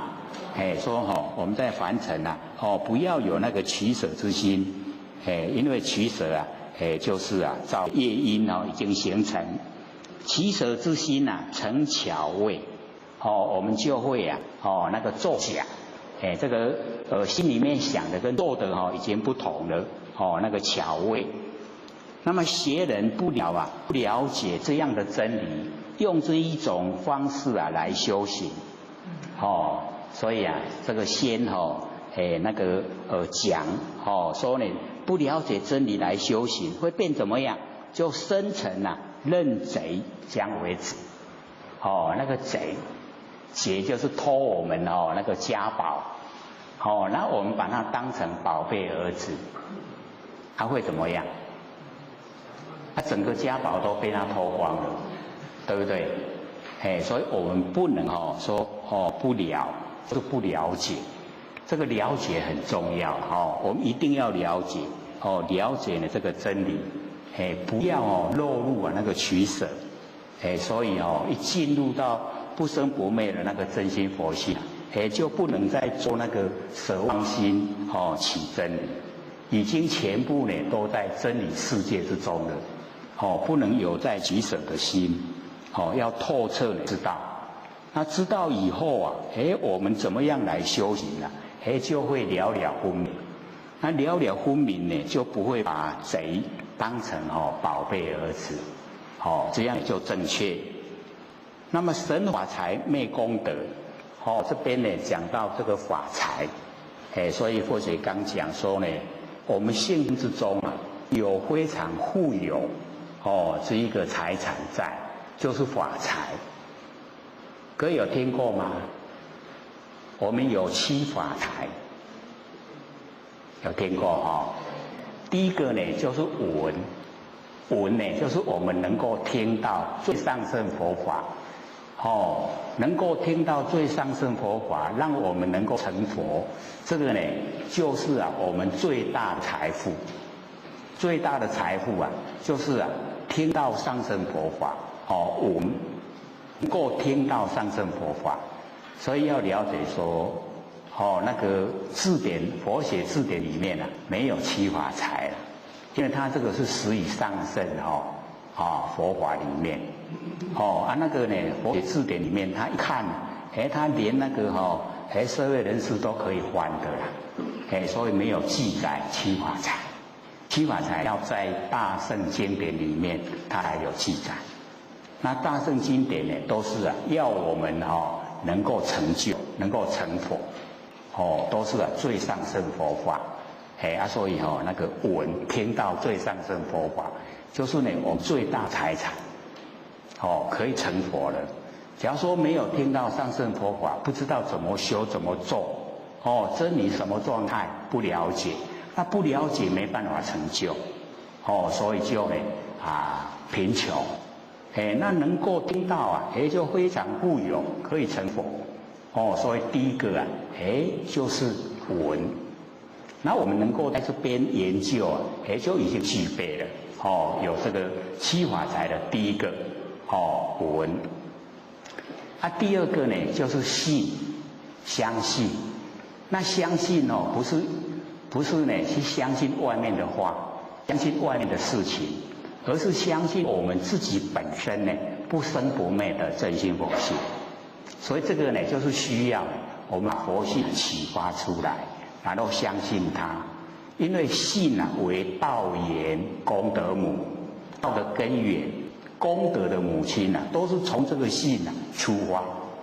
相信自己的佛性发挥出来，力道啊才无量无边。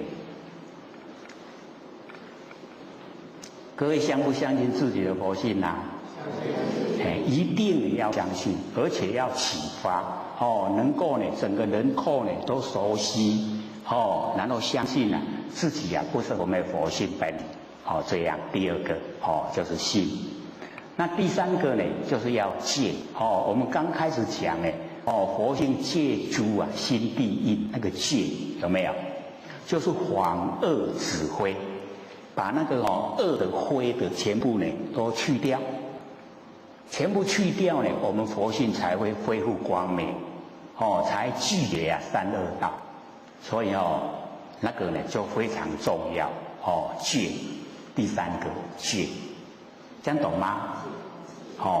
戒律概论啦，就是不能做的你就是不要做，连想都不要想我们内心要有那个戒律自己遵守，自己遵守呢那一道那个墙那个就是等于是说灭火器我们那个欲望要来了，好像火要燃烧了赶快把戒拿出来，咻把那一些都喷灭了啦，把那一些那个蠢蠢欲动的那一些不好的那个要分散我们精神的那一个分子都把它扑灭，这样会不会？所以第三个就是戒。第四个呢，就是从我们佛性呈现的定从佛性本身呢生发的定力不是从后天学来的啦。我们后天的那个定假如说我要努力学那个禅定，那个很容易被这个现象破坏。那从佛性出来的定它那个定很坚强。我们儒家时常在讲那个可以富贵不淫，贫贱不移，威武不屈，然后泰山崩于前，刀继家以后，不动声色，定不定？真的是大定那个定力真够，不会被外境影响，就是呢从佛性本身发挥出来所以这个第四个就是定。那我们已经有了有闻有信有戒有定，接着就要精进，就是要使自己成就精进很勤快很精进，正确的朝着方向目标精进这样会不会精进？然后第六个舍，舍就是布施啦，舍就是我们什么都不执着，都可以给人像释迦牟尼佛他呢成佛的果位都可以舍，不是说他舍了我们就不称呼他佛了，我们还是称呼他佛对不对？可是他就是把佛的果位也舍掉，也不住在心中了，这样懂意思吗？所以我们就是要舍，越舍是你的就是你的啦，你再怎么舍还是你的啦，不是你的你再怎么去拥抱你还是抱不住啦，对不对？所以我们越舍越舍越舍你就越得，就是要了解我们要舍，一舍了心中就很宽广，没有局限在小格局里面很宽广舍。那最后一个就是惭愧。惭愧惭愧知道吗？我们要惭愧我都要没做佛的要个众生，因为有惭愧我们不会骄傲。假如说没有惭愧我们前面那一些一有了就会骄傲，一骄傲就是造业了，一造业我们要记入三恶道。骄傲的罪我们就要了解到。各位先生，骄傲的话，以后变什么？对，就是天上飞的火鸟。各位有没有看过火鸟？它飞得很远，可以从一洲飞过一洲，很远，那个火鸟。假如说哦那个骄傲不大，就变什么？切骄啊，对，就是切骄啊。哦，他骄傲小小的，就变得切骄，就畜生道了。所以我们就是修道啊，最忌讳骄傲。上惊咱骄傲了。所以内心一定要能够降止，不能骄傲。这样了解吗？不容易哦，尤其我学有那个经验啦，一听这个心理心法，然后一领悟了以后啊，他会不知不觉骄傲，知影比人较济啊，骄傲，这个最难去除的嘞，所以我们要先了解，不能骄傲，一骄傲啊，就落入三恶道。这样了解吗？我们复习一下，第一个什么？第二个呢？第三呢？解。第四呢？第五？第六？舍。第七？对，这个叫七法财。我们所要追求呢，就是追求这个七法财。七法财有了，我们最富有了。那个凡尘的那一些有形有相的那个财产，那个都虚幻不实在。这个七法才是实在的，就在我们性分之中，所以非常富有。那个外在的一口气不来，什么都不是我的啦，1毛钱也带不走。可是这个七法财就依附在我们性分之中，我们要拥有它，最难的第一个我们已经得到了最上乘佛法，那成佛，我们都已经有研究了啊。只要我努力，只要我想成佛，我按照这样去做就可以达到啊。这样了解吗？他想不想做啊？我剩下40分钟给各位问问题，各位有问题吧？好，请说。拿那个麦克风。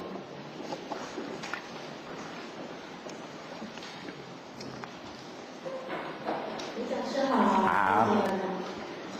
候选的那个题目问有讲师啊，结果又被刘讲师讲解。这叫心有灵犀一点通。但是呢，还是要稍微就是说再补充一下，就是说。如果说我们在妄念放下的时候啊，然后呢，现一个怎么讲？影像人头影像。那之前有讲就说，收束于我们的眼睛里面就是无心嘛。然后呢，我就不仅是想说，是要收束回来，不要再去执着那一个相，然后呢，实在还需要念经，需要回向。好，请坐。因为大前提呀，就万缘放下。那我们这个有呈现影像，我们去注意影像，那个变成那个缘啊，万缘里面的一个缘没有放下。所以那个心啊还没有到清净啊，所以记得要做万缘放下的时候啊，全部啊集中精神在万缘放下，不要让心啊有事来割，有事来变成缘的一份子啦，那我们变成没有放下了，变成又进入那个缘的里面，那这样的话不容易让我们不生不灭的佛性本体呈现。那我们现在最主要是要让它呈现，所以不能不管有什么景象，不管有什么声音，不管有怎么样，都放下，才彻底呀，才会有功效出来，我们才会把那个不生不灭佛性啊，整个轮廓都能够很清楚的，让我们能够掌握到，这样修道来才会踏实。那个另外再讲的，说我们眼跟梵眼是文殊，耳跟梵眼是观，那个是今天才讲的你马上就把它应用。还真快哦。那个是在我们生活之中，在生活之中的时候，我们要想到，哎，我为什么看到什么都知道什么，那么的清清楚楚？那个就是我们的智慧，智慧就是无私。然后我们听到声音，听到了啊，哦，那个听到是佛性听到啊，那个就是观音、观世音，啊，不去分辨的内容，你去分辨内容，烦恼就来了啊。哎啊，你能够掌握到那个，哎，我佛性这么灵敏，哎，那个能够听到的，能够看到、知道的就可以。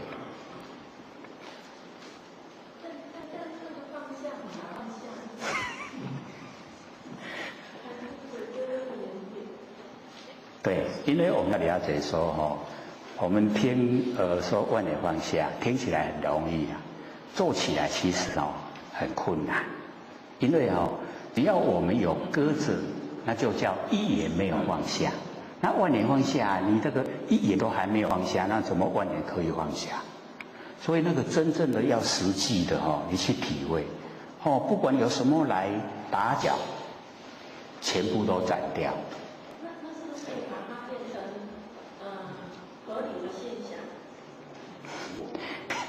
你要进入合理的现象那是在另外做法门不做万年放下，把它分开。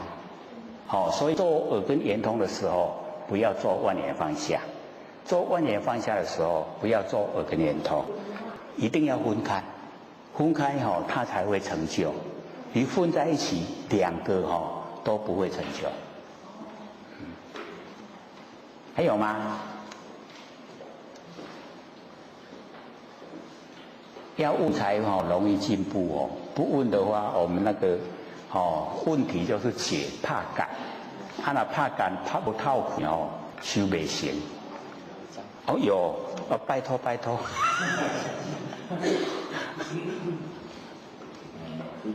问题这样子，或许从小不挑食很好养，可是这一周来一反常态，每天看到食物想吃，只想吃水果。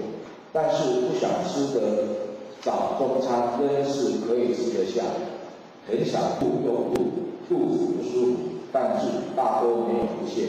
请问这些症状是否和后学正在听做耳根圆通听有含经及金刚经有关系？如果这个生病，应该每天都会疲倦软弱，但是后学没有疲倦软弱。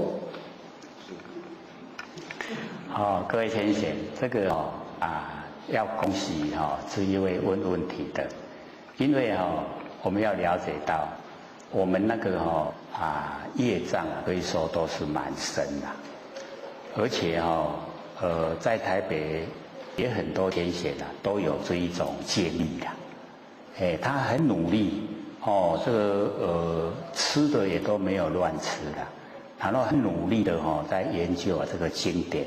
然后也很专注的回光返照，可是就会一直就是遇到一直呕吐的现象滴滴吐，然后他这个看医生，医生都找不到症状了。然后我说我们修道出来的问题医生是没办法的，我们自己要了解。然后我跟他讲说你这个是非常那个殊胜的一个现象呈现。那个一般当这个比丘比丘尼都大概要10几年以后才会有那一种呕吐的现象产生。那个是把所有的我们那个佛系里面的那个误会全部都吐出来了。所以那个需要很努力的修，而且要10几年。我说你都还没才多久的时间怎么这个现象呈现？他说安尼我都很紧张遇到这种现象很紧张那也必然呢都是真真切切的在这个修持在生活都没有乱吃没有别的事那就只有这样。那我跟他讲说哈，非常恭喜，这个把你的那个那个佛系的误会啊，整个都吐掉。那个是要10几年那个和尚尼姑啊，10几年努力的功才做得到的。啊，你竟没有几年的时间啊，也就可以做到，非常殊胜啊。所以那个不用怕，那个是好事。按那一种情景之下，也找医生，医生也没办法了。你放松心情，不想吃的话就不要吃，然后呢渴的话喝一点开水，这样了解吗？我们很努力可能也都会遇到了，遇到绝对是好事，不过也不用强求，这个也强求不来了，能够有那一种情形出现了，绝对是好事。咱才半年尔呢，迄拢都要足久的时间才会嘞，可见他很努力在做，才有这个现象呈现啦。这样了解吗？我们先知道比较好，遇到的时候啊就不会紧张了。还有吗？